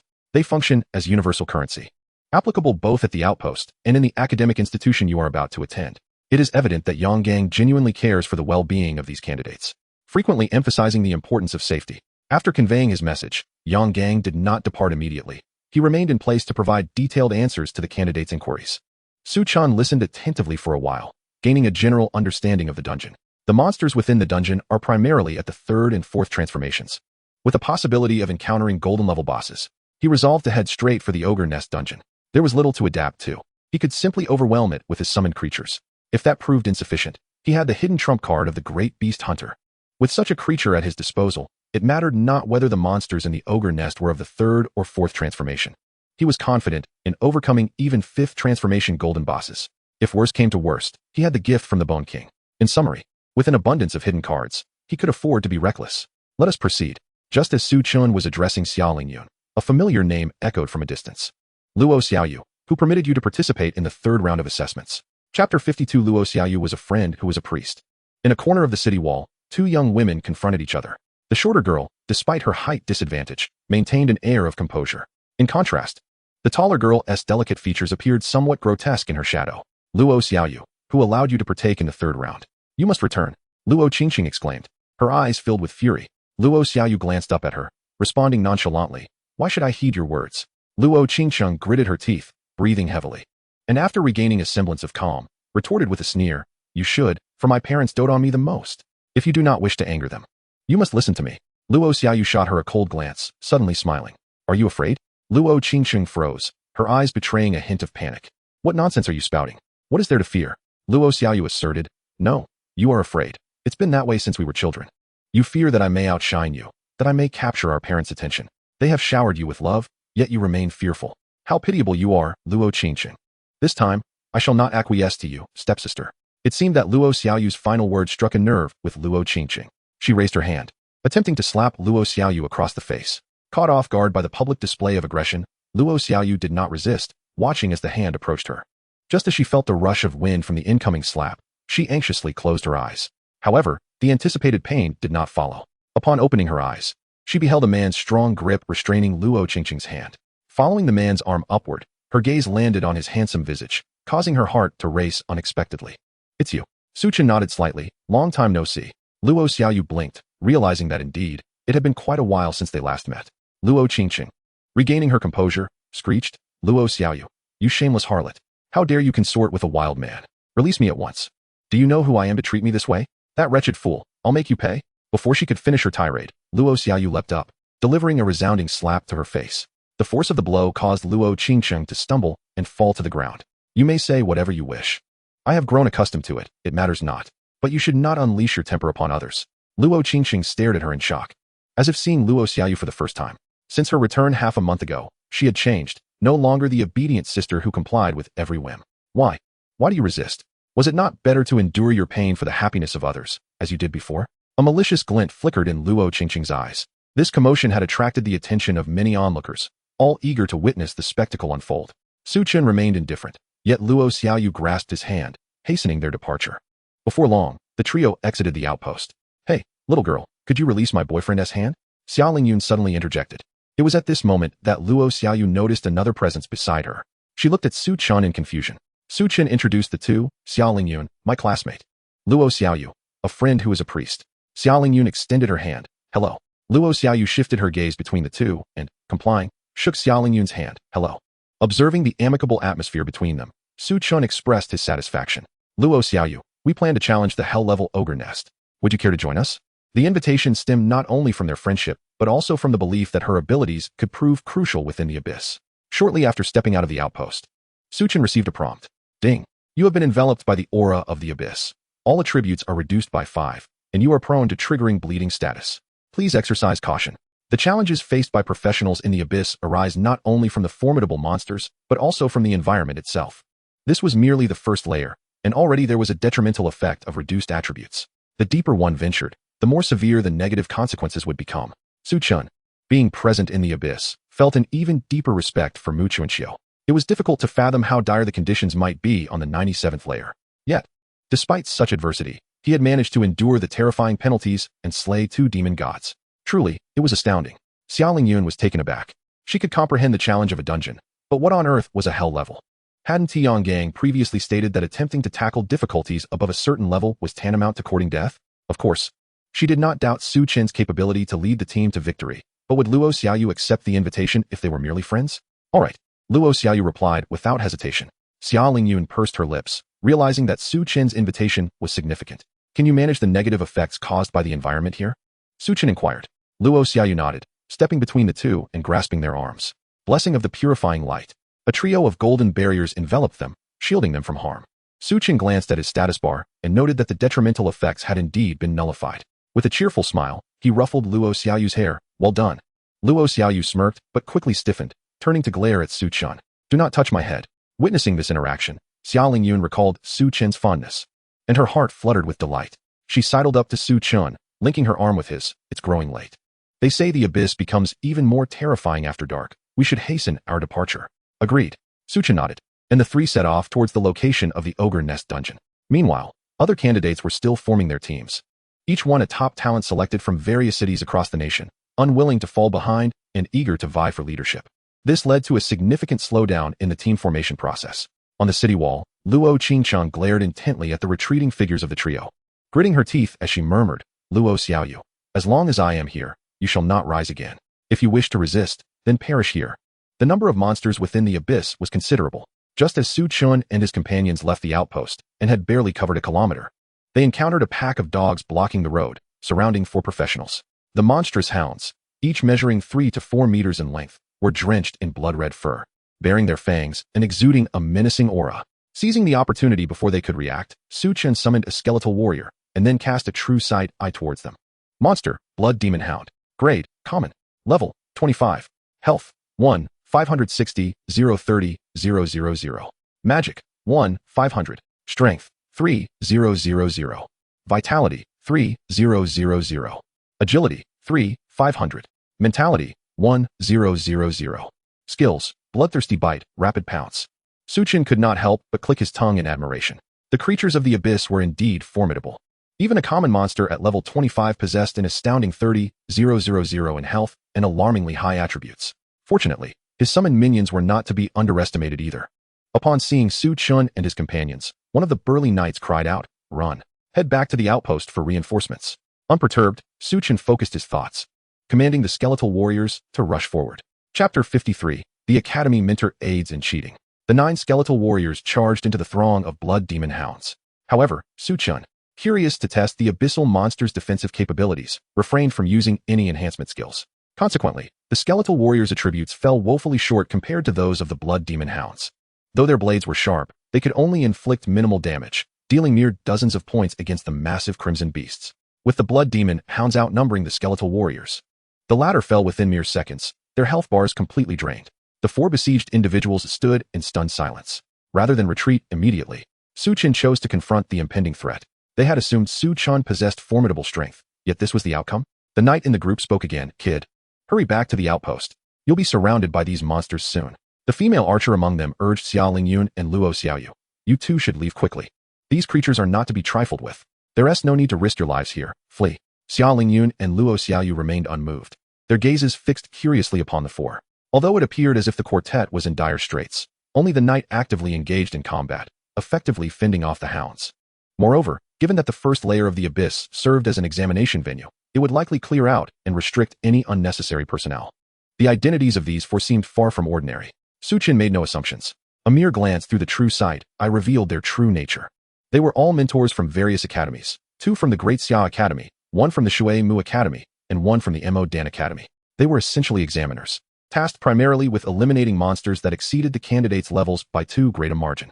Once their task was complete, they could not depart, and thus, the 4 had resorted to gambling. Their wager revolved around whether the students encountering abyssal monsters for the first time would be frightened enough to flee. The other 3 placed their bets on a yes, while only the mage mentor from Shui Mu Academy bet no. This mentor was strikingly beautiful, poised, and exuded an exceptional grace reminiscent of a refined lady from a noble family, well-versed in the arts of music, chess, and literature. Most notably, her figure, which her mage robes could not conceal, was so enchanting that even Wen Xin would bow in admiration before her. Su Chen couldn't help but glance at her information again, only to discover that she was indeed Xia Lingyun's elder sister, Xia Yun, and also Wen Xin's mentor. With a slight shake of his head, Su Chen found himself speechless. These academy mentors were indeed rather idle. Ignoring their warnings, he turned his attention back to the swarm of blood demon hounds. As the skeletal warriors charged forward, several hounds turned their heads, swiftly darting towards the 3. Unfazed, Su Chen set up another summoning array for skeletal warriors. Witnessing this, the 4 mentors furrowed their brows slightly, puzzled by Su Chen's intentions. Hadn't it already been proven that the skeletal warriors were no match for the blood demon hounds? Summoning them again would merely waste magical energy. What purpose could this serve? As anticipated, the skeletal warriors emerged from the summoning array, charging directly into the oncoming blood demon hounds. The hounds howled, and with a few bites, the skeletal warriors' health bars were obliterated. The mage mentor's expression shifted as she quickly began chanting a spell, preparing to unleash a skill to rescue Su Chen and his companions. The female archer mentor grasped her hand, saying, "Wait, they seem to have another trick up their sleeves."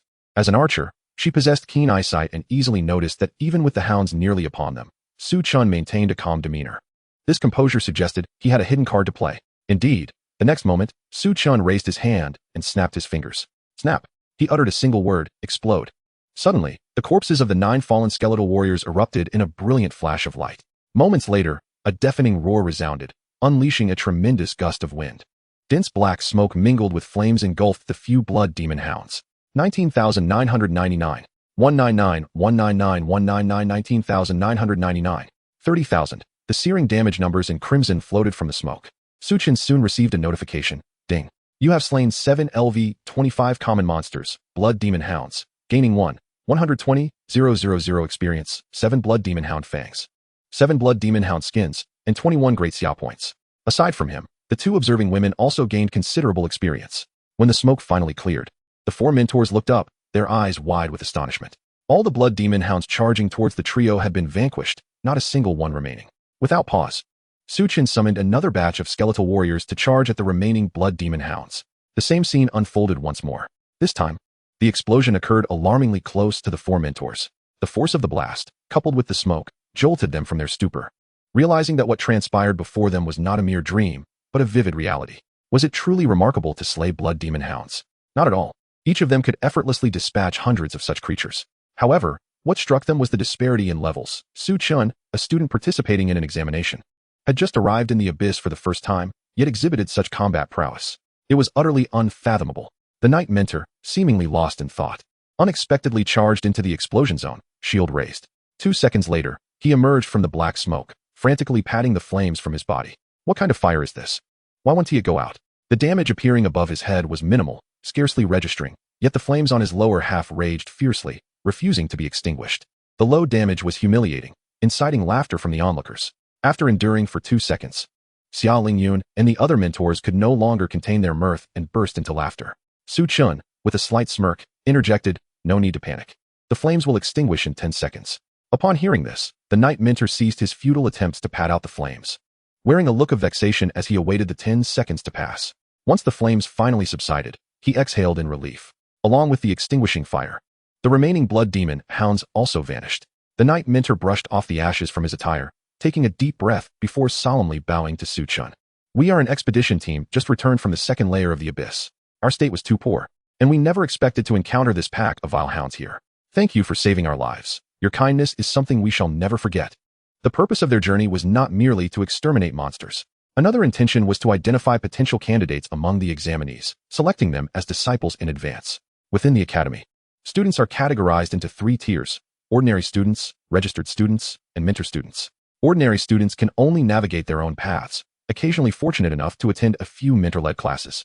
In contrast, mentor students enjoy the privilege of closely following their mentors year-round, able to pose questions at any time, essentially becoming favored disciples. Naturally, if a mentor successfully cultivates outstanding disciples, they too reap significant benefits. Thus, the selection process is mutual. Mentors choose students, and students choose mentors. As mentors of the academy, they willingly undertake protective missions in pursuit of these advantages. The young man before them exhibited extraordinary prowess, undoubtedly one of the finest among this year's examinees. The 4 of them simultaneously felt compelled to continue observing him. Consequently, the Knight Mentor chose to conceal their identities. Little did they know, Su Chen had already seen through them. He accepted the Knight Mentor's gratitude with calmness, replying with a smile, "Is there no tangible reward for such a life-saving thank you? No need to be overly polite. A set of divine artifacts would suffice." "Ah, none. Well then, legendary equipment will do. I am not picky." The 4 mentors gaped in astonishment as he casually mentioned divine artifacts and legendary gear. It seemed they were apprehensive of him making further extravagant demands. The Knight Mentor hastily interjected, "We have long been familiar with the terrain of the first layer of the abyss. May I inquire where you intend to go?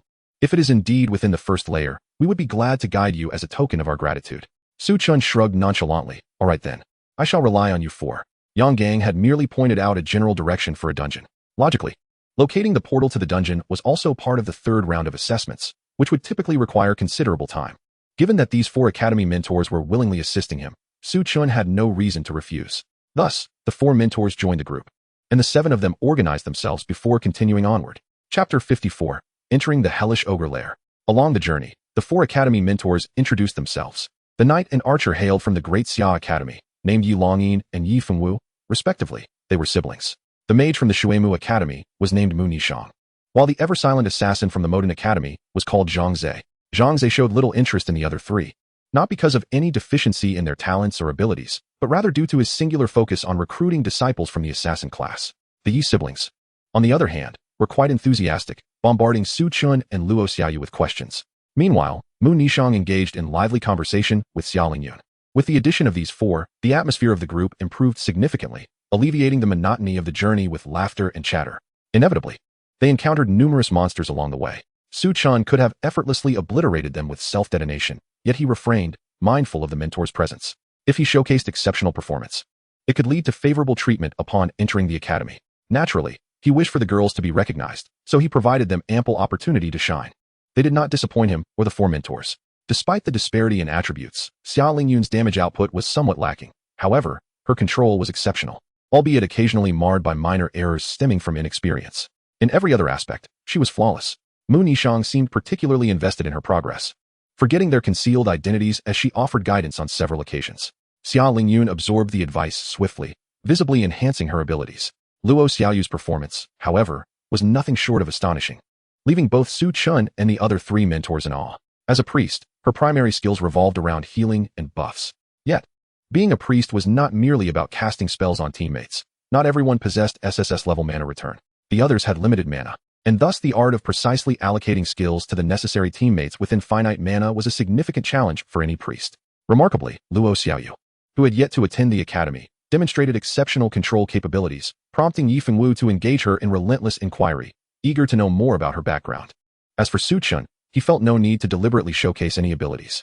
In the early stages, the summoner's skills were primarily assessed based on their control over summoned creatures and the skillful deployment of those creatures' abilities. Su Chen's control over his summons was not particularly intricate. He simply issued a target and allowed the summoned beings to attack autonomously. Consequently, the four mentors harbored a hint of skepticism regarding his capabilities until they faced a more substantial number of monsters. Su Chen then unveiled a seamless and expansive summoning technique that left the four mentors agape.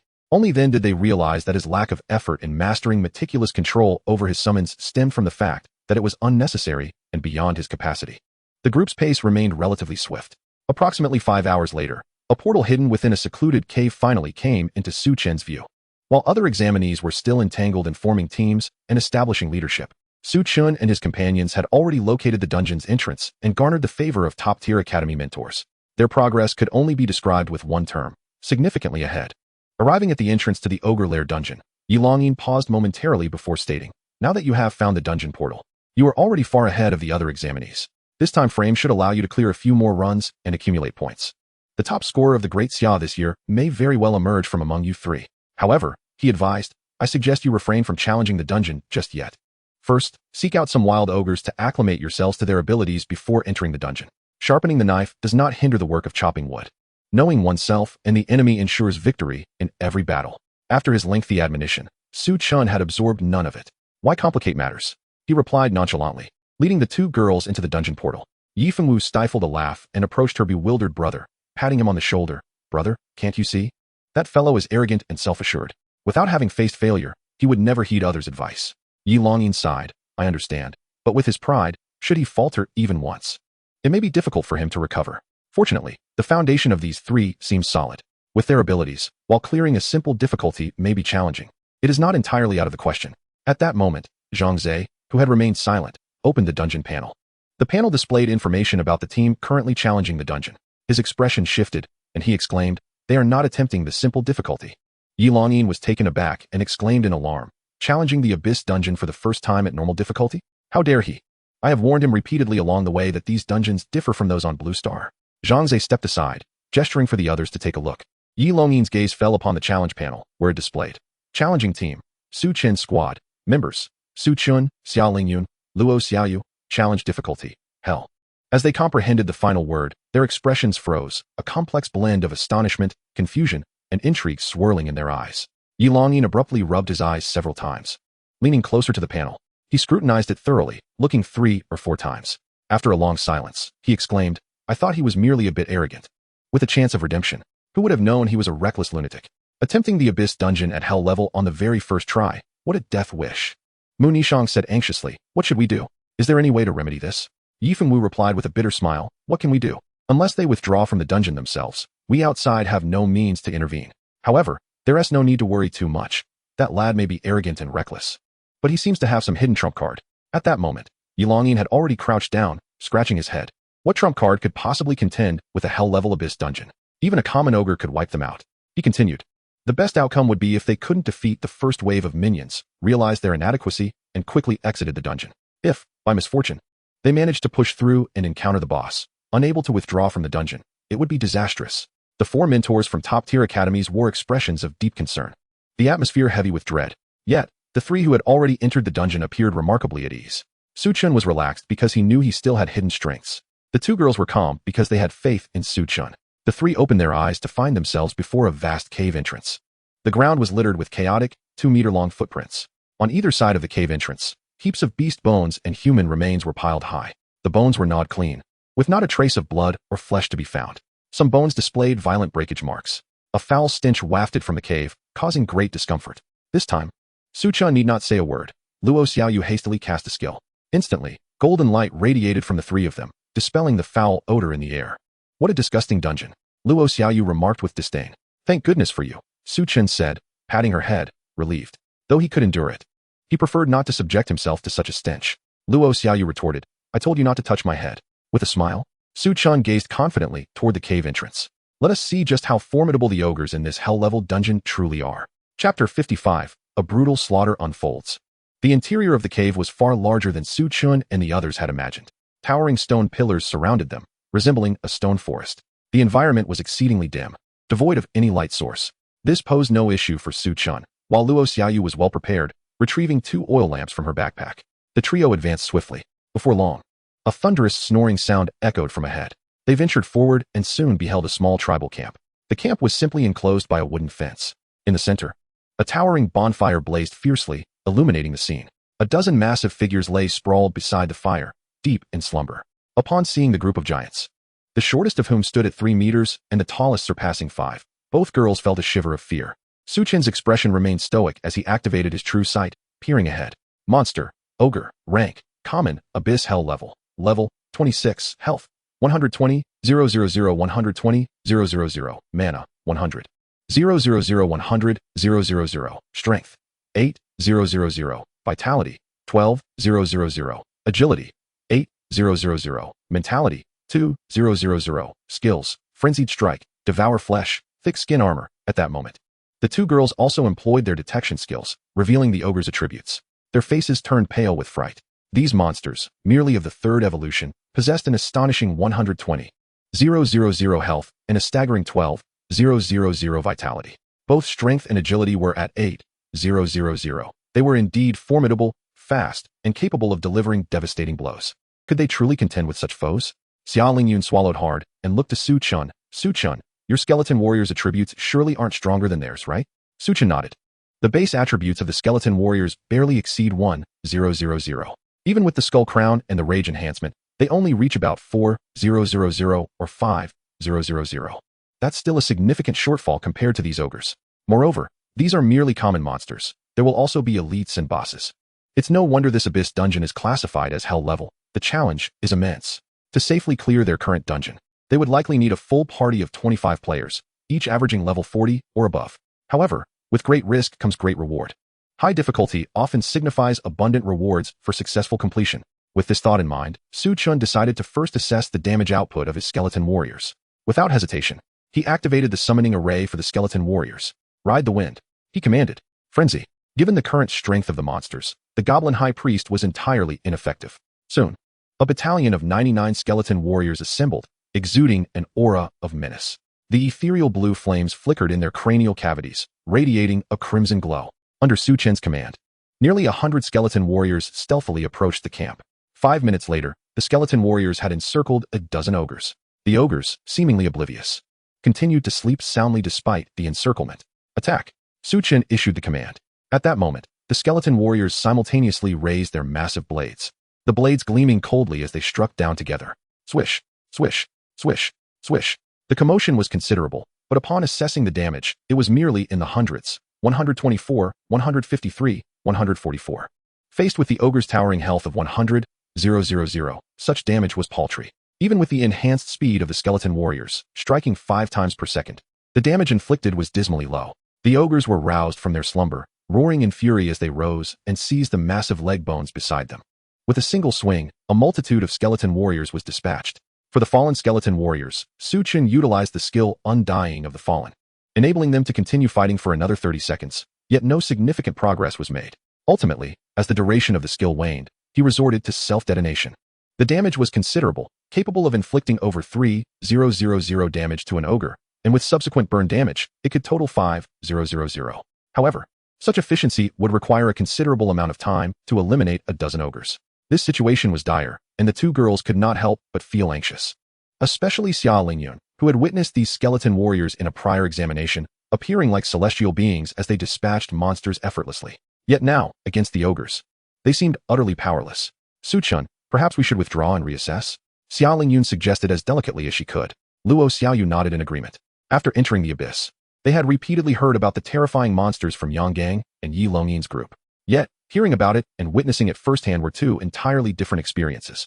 Confronted with the reality, they were not optimistic about Su Chen's chances. After all, these ogres were indeed powerful enough to inspire despair. Su Chen was not surprised by Xia Lingyun's suggestion. His hidden trump cards were perhaps too deeply concealed. He chuckled lightly. I am not a fool who exhausts all my strength to catch a mere rabbit. I had initially intended to avoid using this move. However, having reached this point, there was no choice but to take action. With those words, he grasped the blood eye and swiftly set up 2 summoning arrays. Summon dragon hunters. In the next instant, a brilliant golden light flickered within the awakening array. Towering humanoid beings, each standing at 3 meters tall, clad in golden armor and wielding enormous bows, emerged from the array. At first glance, they appeared merely to be larger versions of the fallen dragon hunters encountered by Su Chen and his companions in the ruined castle, merely adorned with a different set of equipment. Yet, when Xia Lingyun employed her detection spell to examine the attributes of these archers, she was utterly astounded. Monster, Dragon Hunter, Beast Hunter. Grade, Black Iron. Level, 20. Health, 5,000,000. Mana, 3,000,000. Strength, 20,000. Vitality, 8,000. Agility, 5,000. Mental strength, 8,000. Skills, Lethal Strike, Charged Shot, Eagle Vision, Beast Crossbow Station. 20,000. Xia Lingyun gasped. Luo Xiaoyu looked at her in confusion and asked, What do you mean by 20,000? Xia Lingyun pointed at one of the dragon hunters, her mouth agape. After taking a few deep breaths to compose herself, she finally spoke in a tone filled with disbelief. These creatures possess 20,000 points of strength. Luo Xiaoyu exclaimed, quickly scanning the dragon hunter herself. Soon, both women displayed identical expressions of shock. They had previously thought that a second-tier skeleton warrior, boasting just over 1,000 in attributes, was already exceedingly formidable. Yet, Su Chen had made them realize that a little over 1,000 was merely the limit for the skeleton warrior race, not the pinnacle of his summoned beings. Su Chen gazed upon the 18 beast hunters. Powerful, majestic, dominant. They exuded an overwhelming sense of security. With a flick of his finger, he granted these beast hunters enhancements. Under the rage amplification, their attributes tripled. Merely in terms of numbers, the beast hunters completely outclassed the ogres. With no reservations, Su Chen signaled them to commence their assault. The moment the command was issued, the beast hunters arranged themselves in formation. They conjured arrows extending 2 meters in length, as thick as an adult's arm. Drawl fully drawn. The group of ogres had already been captivated by the aura of the beast hunters. Brandishing their massive bone clubs, they charged towards Su Chen and his companions. The next second, bang. The sound of bowstrings snapping echoed like thunder. The fierce winds whipped past, kicking up clouds of dust as they swiftly claimed the lives of the ogres. Ding. You have slain a LV-35 ordinary monster, ogre, gaining 350,000 experience. Ogre Saliva X5, large bone club, equipment. Ding. You have slain. A brutal massacre was unfolding. Chapter 56. Luo Xiaoyu declared it utterly exhilarating. Whoosh.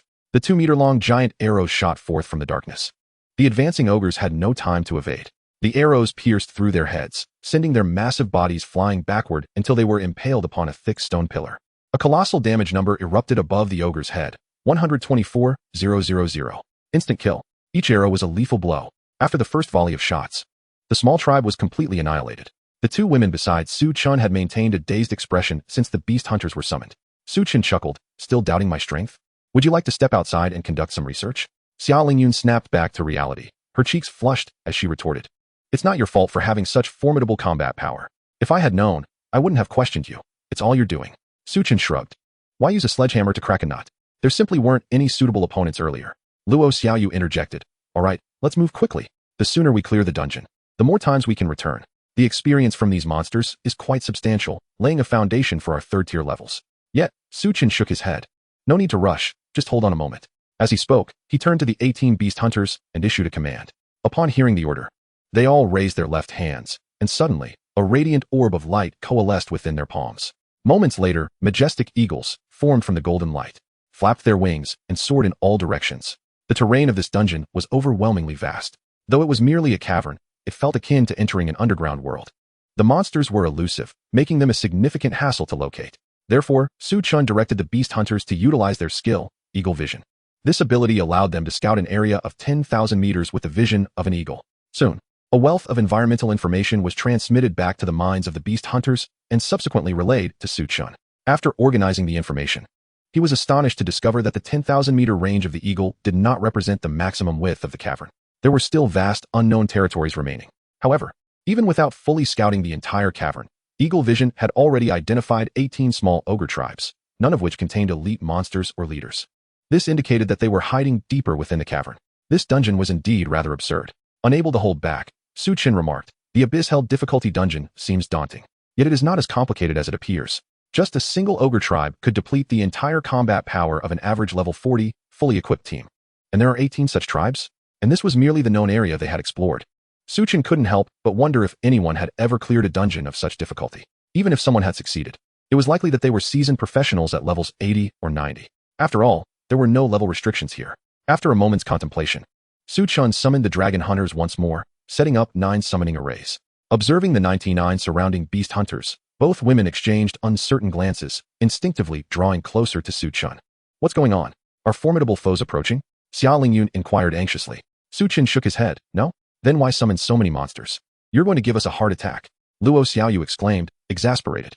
Su Chen briefly shared the information he had gathered, explaining, "These 18 tribes are too widely dispersed. It would take an inordinate amount of time to hunt them down one by one, making it highly inefficient." The 2 women blinked, their expressions puzzled. Luo Xiaoyu asked, "What is the point of summoning monsters here? Are you suggesting that your summoned creatures can eliminate the ogres from such a distance?" Su Chen attempted to pat her head, but she dodged. He chuckled, "You're quite clever. Let me show you what efficiency truly means." With that, he turned and commanded the beast hunters. The ordinary dragon hunters possessed the skill charged shot, which allowed them to draw their bows, enhancing the arrow's power and shooting distance. However, their charge was limited to 2 to 3 times. Yet Su Chen's dragon hunters, having undergone 9 transformations through the SSS Talent skill, not only had their attributes multiplied by dozens or even hundreds, but their skills had also undergone significant changes. Su Chen noted that the description of charged shot did not mention any limits. The longer the charge, the greater the shooting range. Of course, this did not imply that there were no limits at all, but reaching such limits would undoubtedly be a formidable challenge. After inputting the locations of the ogres from the 18 tribes into the minds of the beast hunters and assigning them their hunting targets, Su Chen stepped back. And immediately, the colossal beast hunters raised their longbows. First, they imbued themselves with a fatal enhancement. Then, they charged their shots. Charged shots. Charged shots. The golden bowstrings were drawn back slowly, the process excruciatingly gradual. Yet, this very act caused the veins in the hunter's arms to bulge ominously, as if they might burst at any moment. 10 minutes later, bang! With the resounding crack of the first bowstring, a cacophony followed. Second, third, fourth, and fifth, a thunderous barrage. Countless arrows soared forth, targeting the scattered ogre tribes in a relentless onslaught. Within one of the ogre tribes, the ogres lay sprawled on the ground, deep in slumber. Suddenly, they jolted awake, as if sensing an ominous presence. There was a murderous intent. Yet, as they surveyed their surroundings, all they found was silence. No trace of an enemy in sight. They glanced about, dismissing it as mere illusion. Some ogres returned to their resting positions, gazing upwards with heavy minds. In the fleeting moments between their open and closed eyes, they seemed to perceive something descending from above. How could that be? There was no sky within the cave. Just as the ogres pondered this, their eyes widened in horror. No, something was indeed falling, but it was too late. Thick arrows rained down from the heavens. Whoosh, whoosh, whoosh. In scarcely 10 seconds, 97 ogres from various tribes had their skulls pierced, blood flowing like a river. The remaining 2, quick to evade, were also struck through the chest, meeting their demise. The most terrified were the surviving ogres. Their companions had been slaughtered before their eyes, yet they remained oblivious to the location of their foe. They scrambled to their feet, preparing for defense. However, as they gazed into the empty expanse around them, their clear, innocent eyes resembled those of naive students. A perfect hit rate elicited a satisfied smile from Su Chen. Yet, a single wave of assault was insufficient to eradicate all the ogres. Su Chen commanded them to continue. This kind of strike, however, bore its drawbacks. Firstly, they could only reap experience and points for the daxia, while any drops would necessitate a run to collect. Moreover, the spoils were hardly worthwhile, deemed unnecessary. Su Chen turned to the 2 women, noticing their expressions had turned blank once more. What was the matter? Was there an issue? Xia Lingyun and Luo Xiaoyu gaped, their minds brimming with unuttered thoughts. Yet, when on the verge of speaking, they found themselves at a loss for words. They recognized Su Chen's formidable prowess, even going so far as to describe it as monstrous. His strength was utterly incongruous for a mere second-tier practitioner who had only awakened a month prior. But this was simply outrageous. To strike monsters from afar with arrows? Truly, he was a prodigy. Such an unprecedented occurrence was unlikely to manifest in anyone else. You are truly a freak. Luo Xiaoyu could no longer contain herself. Su Chen shrugged and smiled. Just say whether it feels good or not. Luo Xiaoyu pondered. How could one not revel in the delight of gaining experience and points while standing still? It was simply exhilarating. Chapter 57. The Scroll of Basic Skill Advancement. After another synchronized volley from the beast hunters, 18 ogre tribes were entirely wiped from the map. The party pressed onward, with the beast hunters leading the way, utilizing the eagle's eye to continuously scout the terrain. Meanwhile, Su Chen and his companions followed leisurely behind. Regrettably, although the cave was vast, it offered no picturesque scenery. The ground was littered with remnants of ogre meals and excrement, a nauseating sight. Without needing the two women to voice their discomfort, even Su Chen, as a man, found it hard to bear. He bestowed the skill ride the wind upon the beast hunters, further accelerating their pace. Half an hour later, having traversed 7 or 8 kilometers, the eagle's eye relayed new information. 5 additional ogre tribes had emerged in the vicinity. Notably, one of these tribes housed a rather exceptional ogre. Towering at a height of 3 zhang, it was 2 to 3 times the size of an ordinary ogre. Unlike others, who donned crude animal hides, this one was clad in a full set of silver-gray metal armor, covering its entire body, even its face concealed behind a grotesque metal mask. Its demeanor was not that of the typical ogre, sprawled carelessly on the ground, but rather seated cross-legged upon a fur blanket, a 2-meter-long short-handled battle axe resting beside it. This was either a leader or an elite. Su Chen deduced, realizing that the quest to conquer the ogre den required the death of the ogre chieftain. Along their path, they had encountered only ordinary ogres. This one was different. Even if it were not the king, eliminating it might yield information about the king.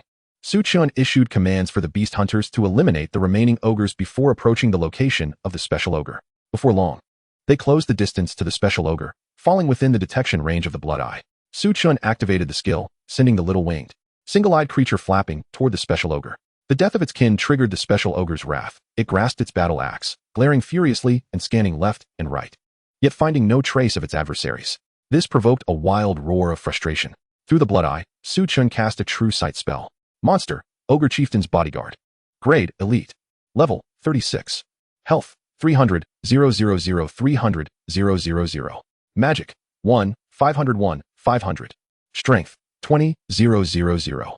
Constitution, 35, 000.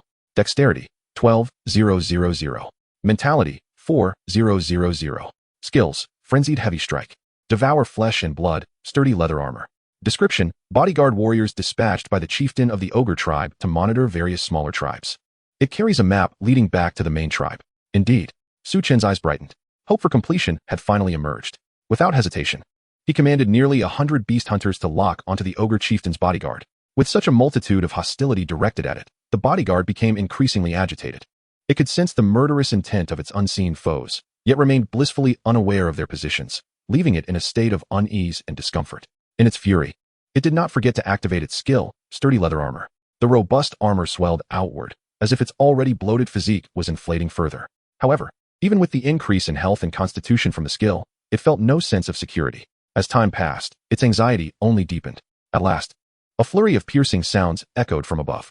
Those very arrows that had reaped the lives of its kin were upon it once more.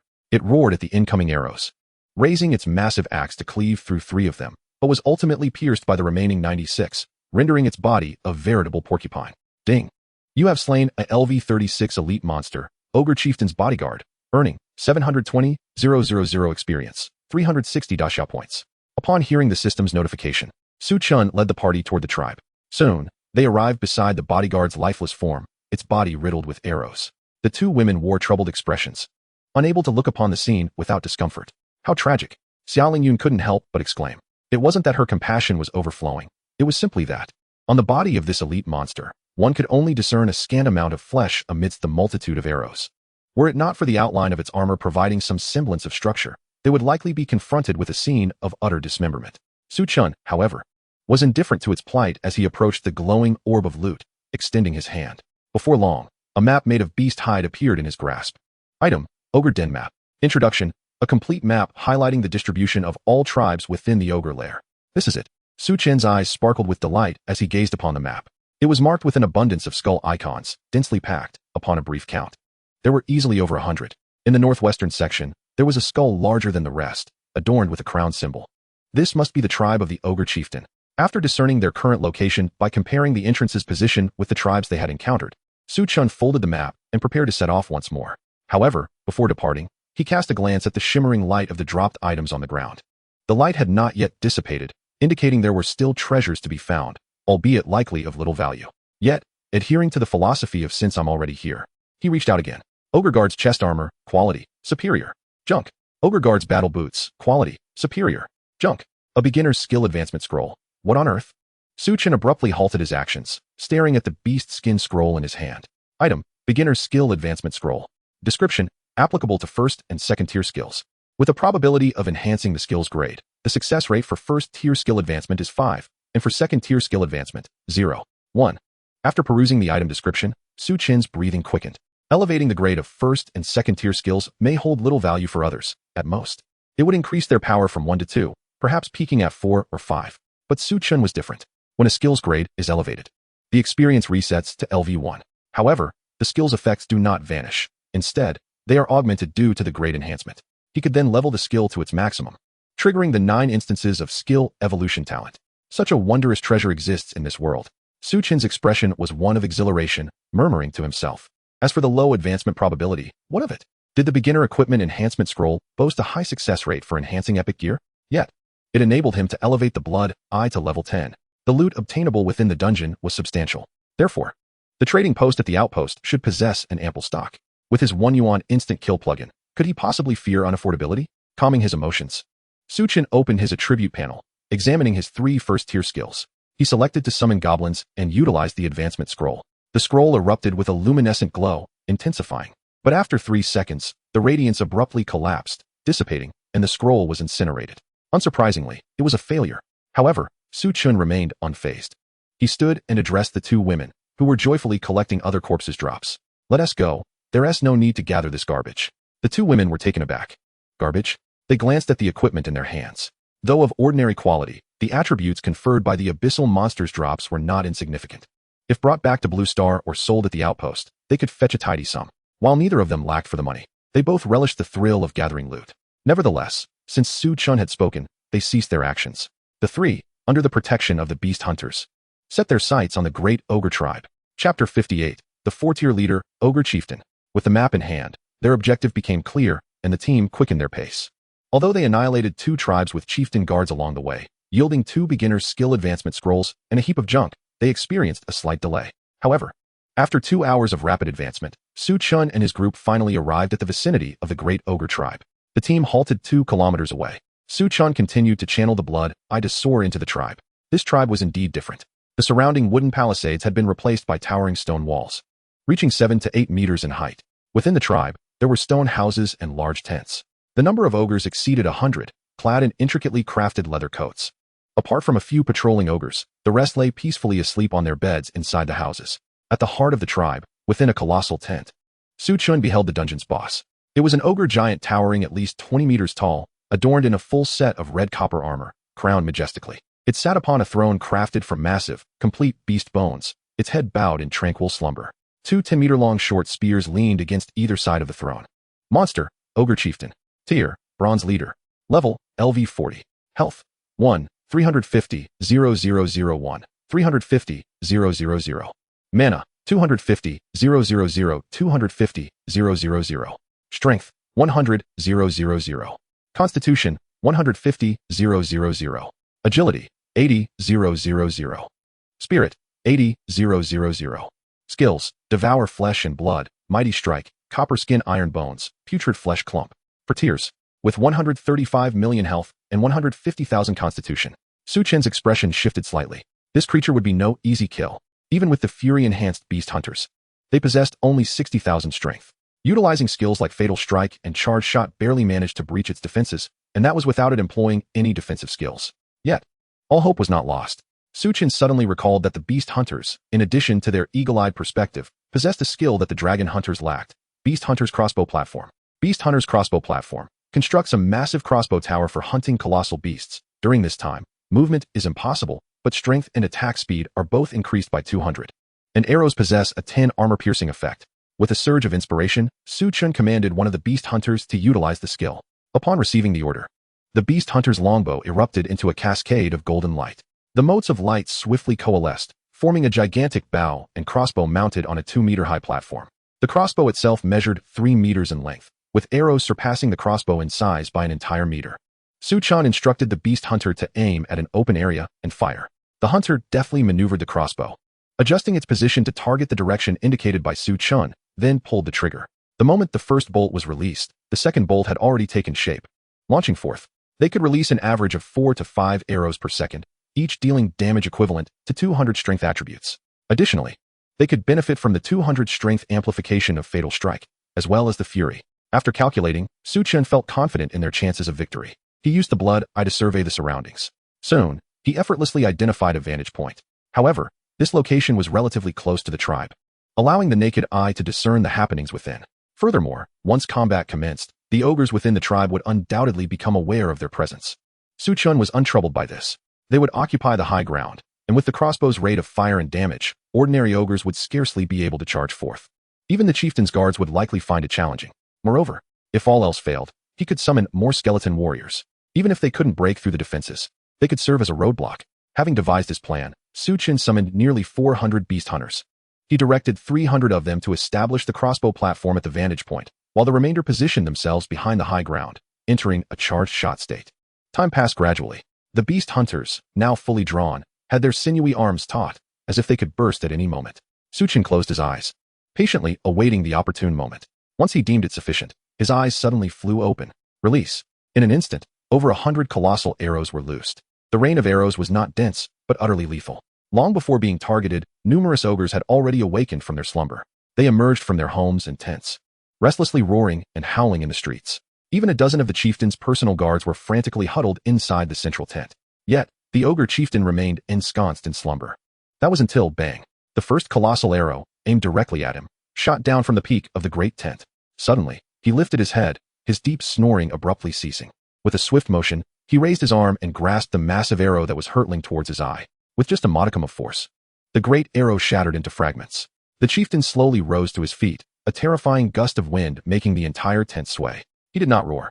His gaze was tranquil, exuding an aura of calm that was unique to the powerful. Seizing 2 short spears from beside his throne, the ogre chieftain strode outside. By this time, numerous ogres had already been struck, their skulls burst open. From a tribe of about 100, only a handful of personal guards remained. Witnessing this scene, a flicker of anger crossed the chieftain's face. With a thunderous roar, he bellowed, shaking the very cave with the resonance of his voice. He emerged from his elevated position. Su Chen gazed at the gargantuan figure within the tribe, a grin spreading across his face. He brandished his blood-eyed staff to cast a spell of wind riding and rage. After tripling the attack speed of the crossbow platforms, he issued a command. Fire! The sound of clashing gears echoed continuously. Over 300 crossbow platforms began to operate, pivoting their arrows to target the 20-meter-tall ogre chieftain.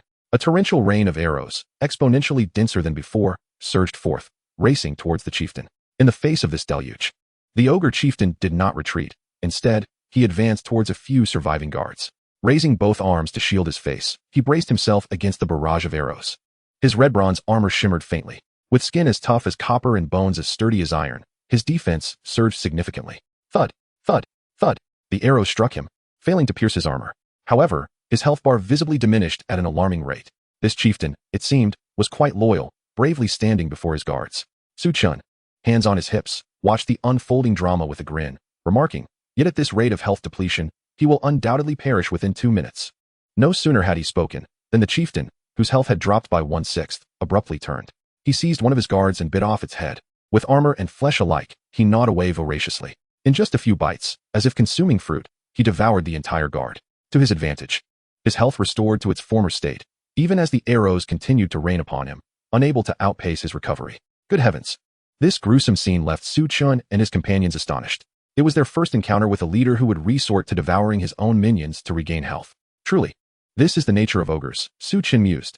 Suddenly, Xiao Lingyun exclaimed in panic, "He has spotted us." Su Chen focused his gaze. Indeed, the ogre chieftain was staring in their direction, seemingly assessing them. In the next moment, he opened his mouth and vomited a mass of flesh and blood. With a mighty throw, the grotesque mass soared through the air, landing below their elevated position. Upon impact, it exploded into a cloud of blood mist. However, the mist quickly dissipated. It missed. Su Chen rejoiced, but his joy was short-lived as he received a notification. Ding! You are being corrupted by a foul aura. Losing 1 health per second, all attributes reduced by 5, and speed decreased by 20. Please evacuate immediately. Chapter 59. Luo Xiaoyu refuses to restrain herself. The corrupting aura spread through the party, affecting not only the trio of professionals, but also a large number of beast hunters, who quickly began to lose health.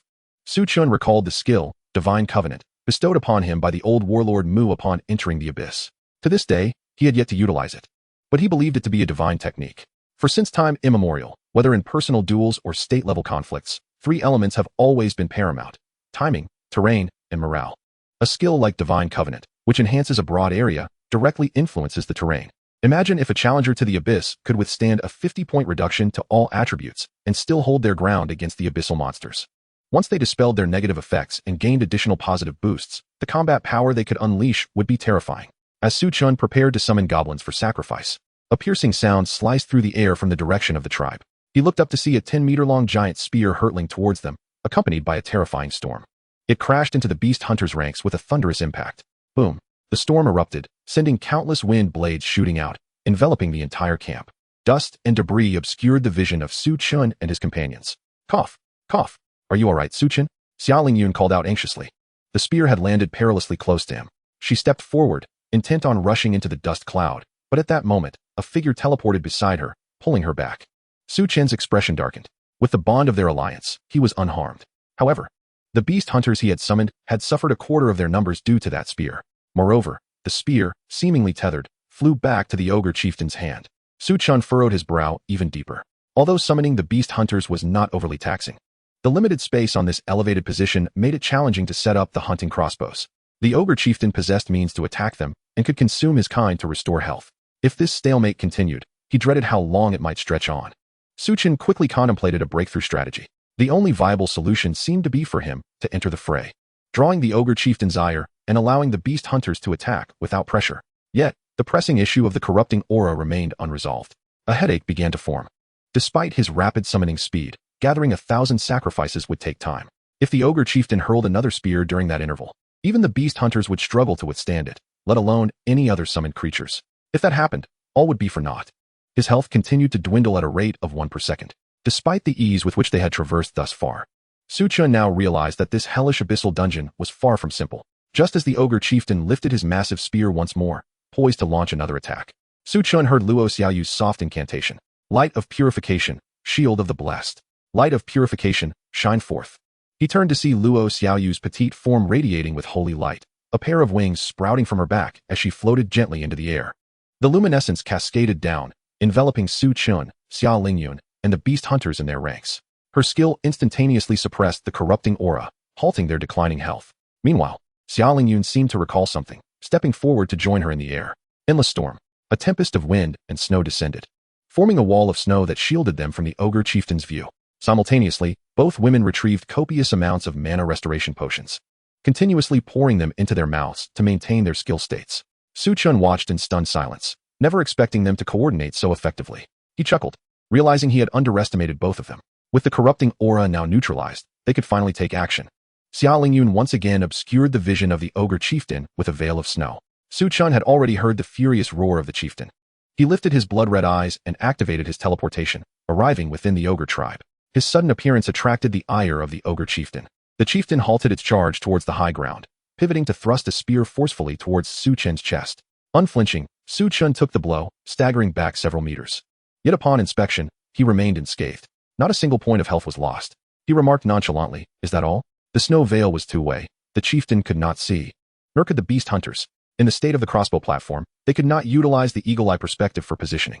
Yet at that moment, Su Chen became the eyes of the beast hunters. He relayed the chieftain's coordinates to the minds of the hunters. Moments later, within the snow veil, countless massive crossbow bolts pierced through, forming a dense rain of arrows directed at the chieftain. With a roar, the ogre chieftain's healing effects concluded, and its health plummeted at a visibly alarming rate. Ignoring Su Chen, who had teleported in front of it, the chieftain barreled towards its nearest guards. The guards, masked and expressionless, trembled in their armor, their bodies shaking like chaff in the wind, clearly gripped by fear. Su Chen sneered, "I shall not grant you your wish."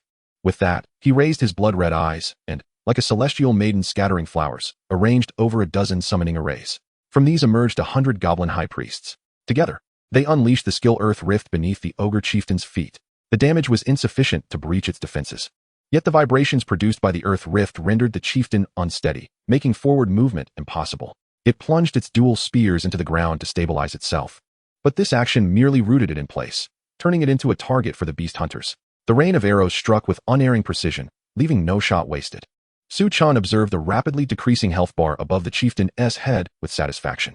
Just as he believed the conquest of the ogre lair was drawing to a close, an unexpected turn of events occurred. The ogre chieftain's expression twisted with fury as it suddenly gazed in the direction of the arrow rain. The snow veil obscured its view of the high ground, yet above the veil, the air was relatively thin. Two figures, one radiating golden light and the other shimmering with icy blue, became strikingly clear. As its health dwindled to 15, the ogre chieftain unleashed a dying roar of rage. It abruptly drew a spear, its muscles swelling with effort, and hurled it with all its might towards the icy blue figure. Swiftly, it drew another spear, launching it towards the golden figure. The two spears soared through the air, propelled by immense force and speed, manifesting a white flurry in their wake. They spun rapidly, resembling two rockets. Xia Lingyun and Luo Xiaoyu clearly witnessed this scene in the air, both displaying expressions of panic and trembling slightly. The sight of the two spears hurtling towards them instilled a sense of impending doom. If struck, survival was utterly improbable. However, Xia Lingyun maintained a semblance of calm, for she knew Su Chen would rescue her. Indeed, just as the spears were 2 meters away, the fierce winds from their tips whipping her hair about, a strong arm enveloped her in a familiar embrace. Luo Xiaoyu gazed wide-eyed at the figure appearing beside Xia Lingyun, a wave of desolation washing over her. As tears welled in her eyes, was she to always be the one cast aside? Alas, so be it. In despair, Luo Xiaoyu closed her eyes. The wind from the spear tips had begun to sting her cheeks painfully. She felt as though the spear was already piercing her flesh. In the next moment, the tempest abruptly ceased, and all discomfort vanished in an instant. She was held tightly, a wave of warmth engulfing her. At that moment, it felt as though a wall had risen high before her, shielding her from the storm. With a resounding thud, a powerful impact resonated from behind the wall. Sensing the force, Luo Xiaoyu instinctively opened her eyes, meeting Su Chen's composed and calm visage. He glanced down at her, a light chuckle escaping his lips. "Why are you crying in fright? Do you not trust me?" Luo Xiaoyu's mouth fell slightly agape, her expression contorting into a mixture of joy, sorrow, shock, and horror, all intertwined. The girl, skilled at concealing her emotions and often steeped in pessimism, suddenly felt no desire to restrain herself, bursting into tears. Chapter 60. Can you truly conquer hell difficulty? Ding. You have slain a LV40 bronze chieftain ogre, earning 2,000,000 experience, 4,000 great Xia points. The ogre chieftain fell silently. Su Chen meticulously collected the chieftain's drops, 3 exquisite pieces of equipment, along with a skill book for a 4th-tier knight, bronze skin, iron bones. Only the skill book held any value, the others were mere trifles. However, upon completing the dungeon's conquest, Su Chen, as the primary damage dealer, acquired over 5,000 great Xia points, while Luo Xiaoyu and Xia Lingyun each garnered 2,000 to 3,000 points. This was not merely a high school exam score. Great Xia points could be exchanged for resources at the outpost and within the academies entered. Before setting out, Su Chen had heard from Yang Gang that the best past performance was 845 points, with a mix of whole and fractional values. His score had firmly secured the position of national champion. Su Chen declared, "Let us depart. There seems to be nothing of value left in this dungeon." The two women nodded in agreement. Su Chen transported them to the heart of the ogre tribe. The exit portal was situated within the chieftain's great tent. As the three stepped through, a flash of light enveloped them. Just as they exited the dungeon, all three heard the prompt from the apocalypse system. Ding.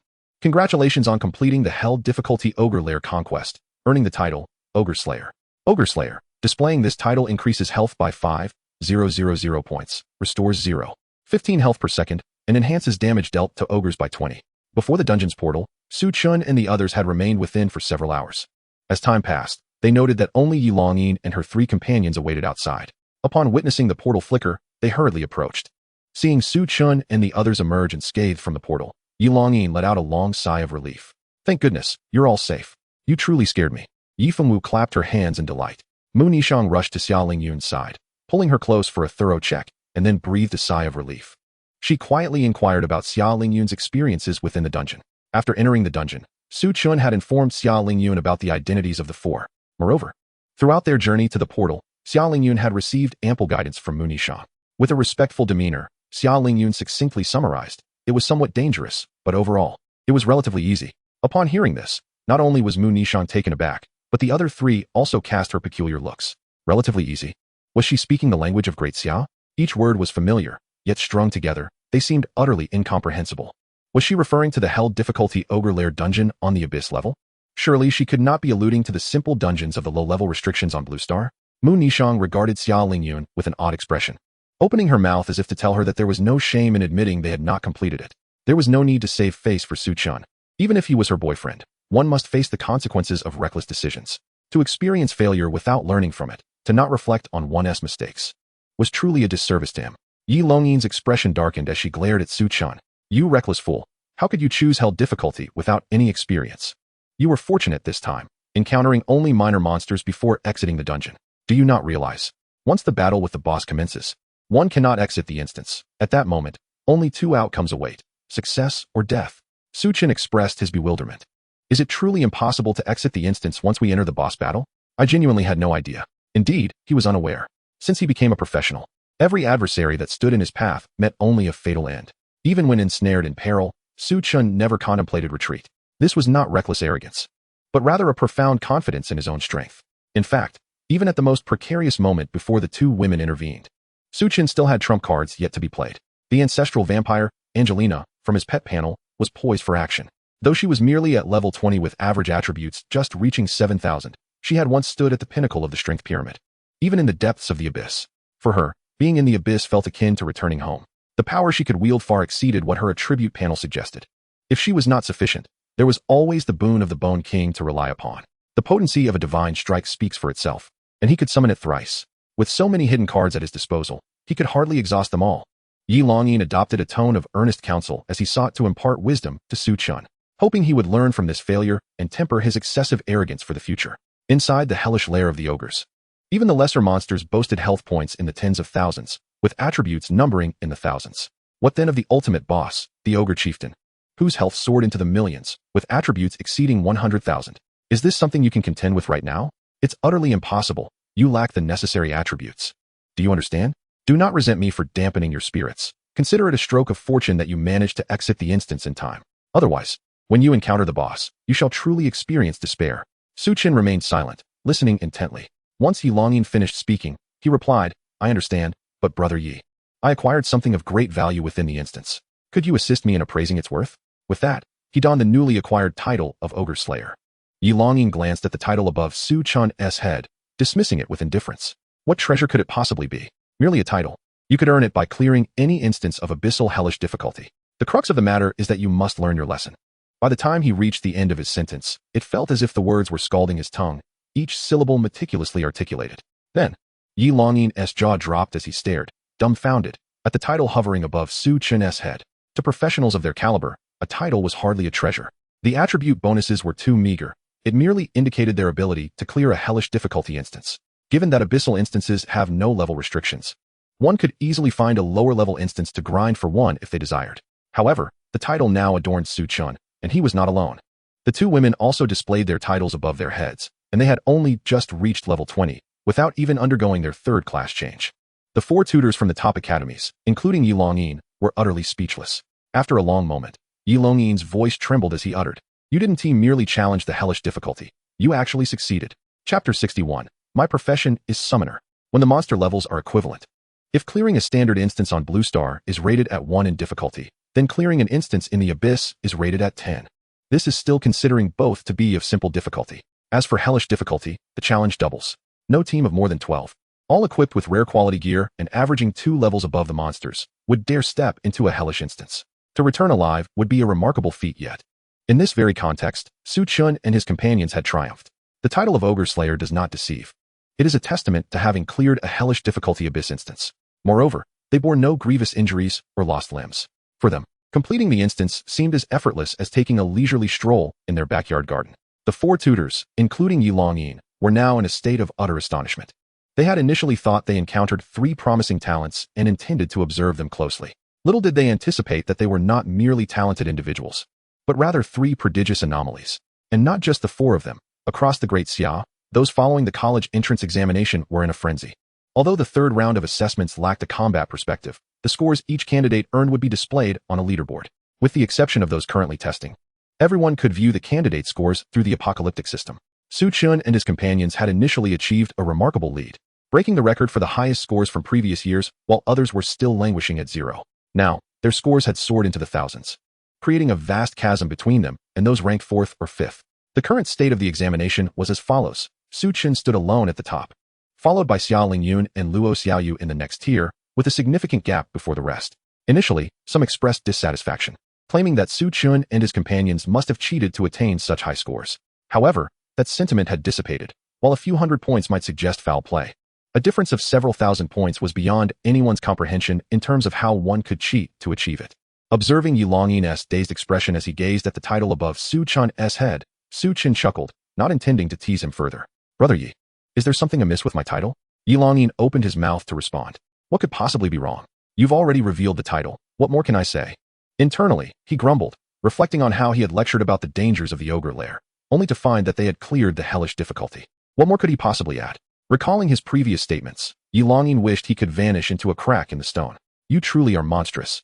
Yet, Yifengwu appeared unfazed as she took Luo Xiaoyu's hand and said, Little sister, I shall not conceal any longer. I am, just as she prepared to reveal her identity. Suddenly, a cacophony of alarming sirens erupted from outside the cave.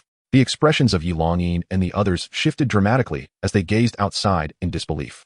Su Chen sensed something was awry and hastily inquired, What is happening? Why do you all look so troubled? Yilongyi, with a grim expression, anxiously raked his fingers through his hair.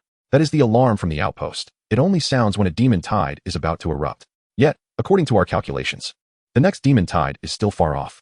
Moreover, the first layer of the abyss has been sealed off as the examination venue. No one can enter or exit. How could a demon tide breach the first layer of the abyss? Upon hearing this, Su Chen pondered thoughtfully. Generally, a fortress as impregnable as a fortress could only be breached if there were issues internally. Could it be that someone was hiding among the candidates for the college entrance examination, infiltrating the examination venue to cause chaos? Yifengwu shook her head. Impossible. Every candidate is screened by the apocalyptic system, and no one can conceal their identity. However, it is not out of the question that a candidate could collude with nefarious individuals, working together from within. But who would be so reckless as to jeopardize their own future by committing such a grave error? Su Chen fell silent, equally perplexed. All candidates eligible for the third round of assessments were undoubtedly the elite of their respective cities. Even if they performed poorly in the final results, even ranking last, they would still have opportunities to advance professional academies for further study. Their futures were bright, making it implausible that they would conspire with others to create chaos. Yet, Su Chen's considerations were too narrow. Those selected for the third round of assessments were indeed exceptionally skilled. However, strength in battle is not necessarily the only measure of prowess. Luo Xiaoyu had already discerned something, her complexion turning ashen, her lips pressed tightly together, reluctant to speak. She recalled the madness that flickered in Luo Qingqing's eyes as she departed. Luo Qingqing had been spoiled by her parents, and she likely possessed countless devious tools at her disposal. The fact that she had managed to infiltrate even the third round of assessments left little room for doubt about her capabilities. Luo Xiaoyu's knuckles turned white as she clenched her fists. Luo Qingqing, how dare you? Yilongyi inhaled deeply, striving for calm. This is not the time for such thoughts. The forward base houses the only teleportation array that can lead us out of the abyss. If the forward base is breached and the array destroyed, we may find ourselves in peril. However, while we await the array's repair, the other candidates may not be so fortunate. We must return swiftly. No one opposed him. Su Chen nodded in agreement, having initially planned to return to the forward base for supplies. Without further discussion, the seven of them hastened towards the forward base. With their previous experience as a foundation, and bolstered by Su Chen's wind riding skill, the three of them barely kept pace with Yilongyi and the others. Along the way, they encountered a multitude of monsters, 4 to 5 times the number they had faced previously. Fortunately, they were all of a lower level. Before Su Chen could intervene, Yilongyi and the others charged through the throng, clearly indicating the gravity of their situation. 3 hours later, the seven returned to the forward base without incident. At that moment, a crimson barrier had risen before the base. This unique barrier only repelled monsters, allowing humans to pass freely. The seven entered the city without hindrance. Upon reaching the city walls, they found Yang Gang leading the station professional troops in preparations for battle and fortifying defenses. Numerous magical arrays had been activated on the walls, and crates of unknown magical artifacts were being transported up. Meanwhile, the candidates who had only just completed forming their teams appeared bewildered, unsure of what to do. Luo Xiaoyu anxiously scanned the crowd, her complexion growing ever paler as she failed to locate Luo Qingqing. Xia Lingyu noticed her distress and glanced at Su Chen, who stood beside Yang Gang and Yilongyi. She took Luo Xiaoyu's hand and softly reassured her, "Do not worry, everything will be all right." Luo Xiaoyu gazed at her in confusion, her eyes misty, and nodded. Su Chen listened attentively as Yilongyi and Yang Gang discussed the defense arrangements. As the strongest professionals present at the forward base, he felt it unwise to interject, choosing instead to absorb the situation and gauge the level of danger they faced. Yang Gang assessed. For a full 3 hours, the vicinity of the forward base has been eerily calm, which bodes ill. However, we are detecting a rapid increase in monster populations elsewhere. This is highly abnormal. Clearly, someone is orchestrating trouble, and they come prepared. Yi Longyi nodded in agreement. Fortunately, the monsters that have gathered are primarily of lower levels, albeit in large numbers. With the strength of the forward base, we should be able to manage. Mid-sentence, he noticed Yang Gang's troubled expression and quickly inquired, "What is it?" Yang Gang sighed, striking the wall with his fist, gritting his teeth. Before we detected the abnormal monster numbers, a group of candidates had already left the forward base. I dispatched many to search for them, and now there are only over 500 third-turn candidates and just over 100 fourth-turn, along with you and me. Yi Longyin exclaimed in shock. What? Only this few? Yang Gang maintained a serious demeanor, nodding in affirmation. As the two fell into silence, Su Chen finally spoke up. If you are worried about manpower, there is no need. We candidates are also human and can participate in battle, and besides, my profession is that of a summoner. Chapter 62. Su Chen's strength can still improve. Yang Gang furrowed his brows and shouted, "Nonsense. Our guard force at the forward base is not entirely decimated. What do you students have to do with this? Your talents far exceed ours. We cannot afford to lose a single one of you. Do not linger near the walls. Find a safe place to hide." His expression softened as he sighed. "I understand your intentions, but your battlefield lies in the future, not in the present. Furthermore, your level is too low. Even as a summoner, what impact can you truly have?" Yi Longyin's thoughts diverged from Yang Gang's. He was well aware that Su Chen had recently completed the hellish difficulty of the ogre nest. Perhaps he indeed possessed the strength to sway the tide of battle? Su Chen spoke earnestly. "Captain Yang, your words are somewhat misguided. When a nest is overturned, how can any eggs remain intact? If we are nearing annihilation now, how can we speak of the future? Moreover, you have yet to witness my capabilities. Why rush to dismiss them? Allow me to demonstrate." He then produced the blood eye, activating the skill to summon dragon hunters. As 9 towering figures clad in golden armor and wielding longbows emerged from the ground, both Yang Gang and Yi Longyin held their breath. The formidable presence of these summoned entities was readily apparent. Nonetheless, Yang Gang stubbornly thought, all that glitters is not gold. Even if they appear powerful on the surface, what is their actual strength? What can a mere level 20 summoner summon? He and Yi Longyin cast a detection spell on the giant beast hunters, and upon viewing their status panels, both 5th turn experts were left dumbfounded. With 50,000 health points, they surpassed even a level 30 third turn peak warrior. Even 4th turn warriors who could achieve such strength were exceptionally gifted. Su Chen had effortlessly summoned 9. Yi Longyin burst into hearty laughter, exclaiming, "Su Chen, you have truly astonished us." Yang Gang's brows remained tightly knit, unwilling to concede. He attempted to detect another giant beast hunter. Realizing that each summoned creature bore identical attributes, his expression shifted to one of excitement. However, he quickly revealed his disappointment. "Your summoned creatures are indeed powerful, but I suspect the cost of summoning them is quite high. How many times can you summon them?" "It is but a drop in the bucket." Su Chen raised an eyebrow and smiled. "How many times can I summon?" "Infinitely." Both Yang Gang and Yi Longyin were taken aback. Then, they watched as Su Chen raised his staff, arranging a series of summoning circles in a manner reminiscent of celestial maidens scattering flowers. Yang Gang could only stare in astonishment as one giant beast hunter after another emerged from the summoning circles. Before long, the vast area atop the city walls was completely occupied by giant beast hunters. Some had already descended under Su Chen's command to the city front for defense.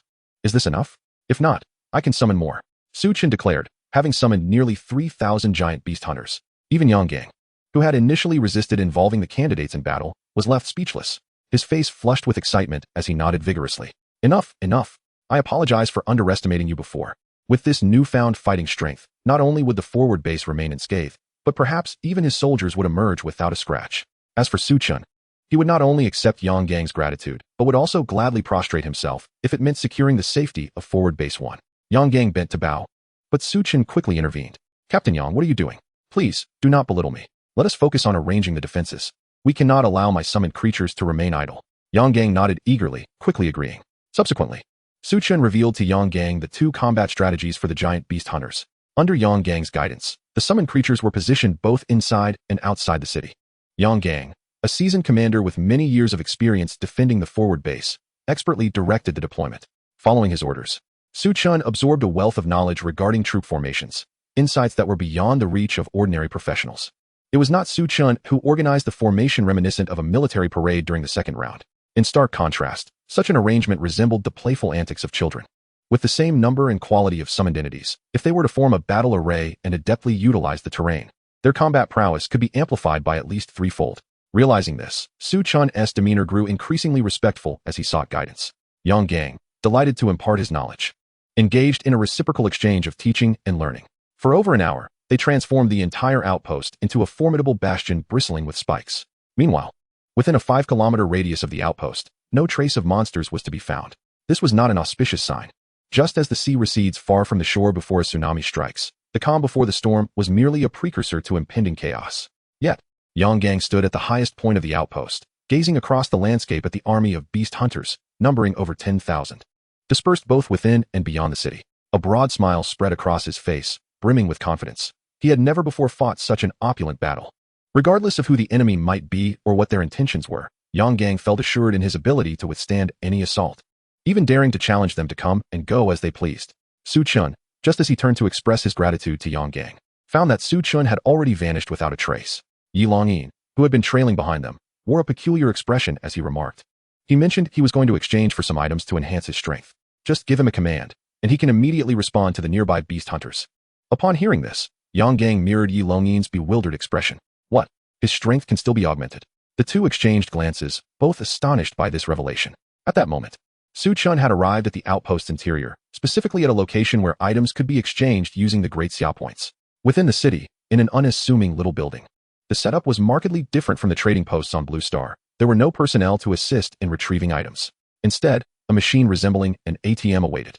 By inserting his identity card and entering the desired item, one could search and conduct transactions. After inserting his identity card, Su Chen entered 39 Basic Skill Advancement Scroll 39. Ding. Would you like to use 998,000, crossed out, 1 points to purchase the Basic Skill Advancement Scroll for 980? 1,000 Great Xia Points for 1 scroll. Quite expensive, Su Chen mused. However, upon reflection, such pricing was reasonable. After all, these items could only be obtained from elite monsters within the abyss, particularly in hellish difficulty dungeons. Under normal circumstances, Su Chen would never be able to afford them. Yet, he possessed a 1-second kill plugin. Without hesitation, he confirmed the transaction, noticing on the machine's screen that the trade was complete. He quickly checked his item bag. Everything was in order. Next, he entered Intermediate Skill Advancement Scroll, only to be met with a notification indicating no stock available. This was merely the exchange point for the first outpost of the first layer of the abyss. It was only natural there would be no inventory. After some contemplation, he input second transfer skill experience book and third transfer skill experience book. To his delight, there was a substantial quantity available, numbering in the tens of thousands. Su Chen swiftly cleared the entire stock for the price of 6 points.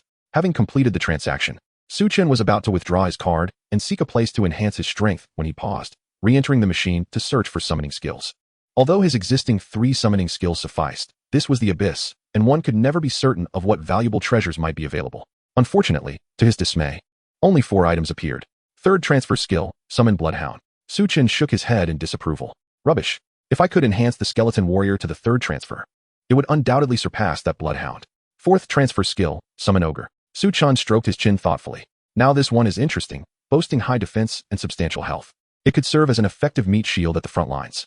However, acquiring this skill requires 20,000 mental power, which I lack significantly. His gaze then shifted to the remaining 2 skills. Second transfer skill, Summon Claw Demon Bat. Inferior to the Bloodhound. Second transfer skill, Blood Sacrifice Worm. Oh, this skill piqued his interest. Su Chen examined the skill details. Item, Blood Sacrifice Worm. Learning requirement, Summoner, mental power greater than 500 points. Description, a second transfer skill that can consume 500 points of mana to cause a Blood Sacrifice Worm to grow on a summoned creature. The worm can utilize the life force of the summoned creature, inflicting 10 damage per minute, inducing a frenzy state in the summoned creature, enhancing all attributes by 100, granting an additional 150 attack speed, and upon the creature's demise, producing 10 controllable worms. This was yet another skill to amplify summoned entities. Although the effect was somewhat peculiar, requiring the sacrifice of the summoned creature's life, it was an unacceptable notion for most summoners. However, for Su Chen, it not only served to enhance his summoned beings, but also facilitated his self-detonation strategy. Without hesitation, he purchased the skill. Subsequently, he exited the exchange point and sought a secluded spot to begin his enhancement.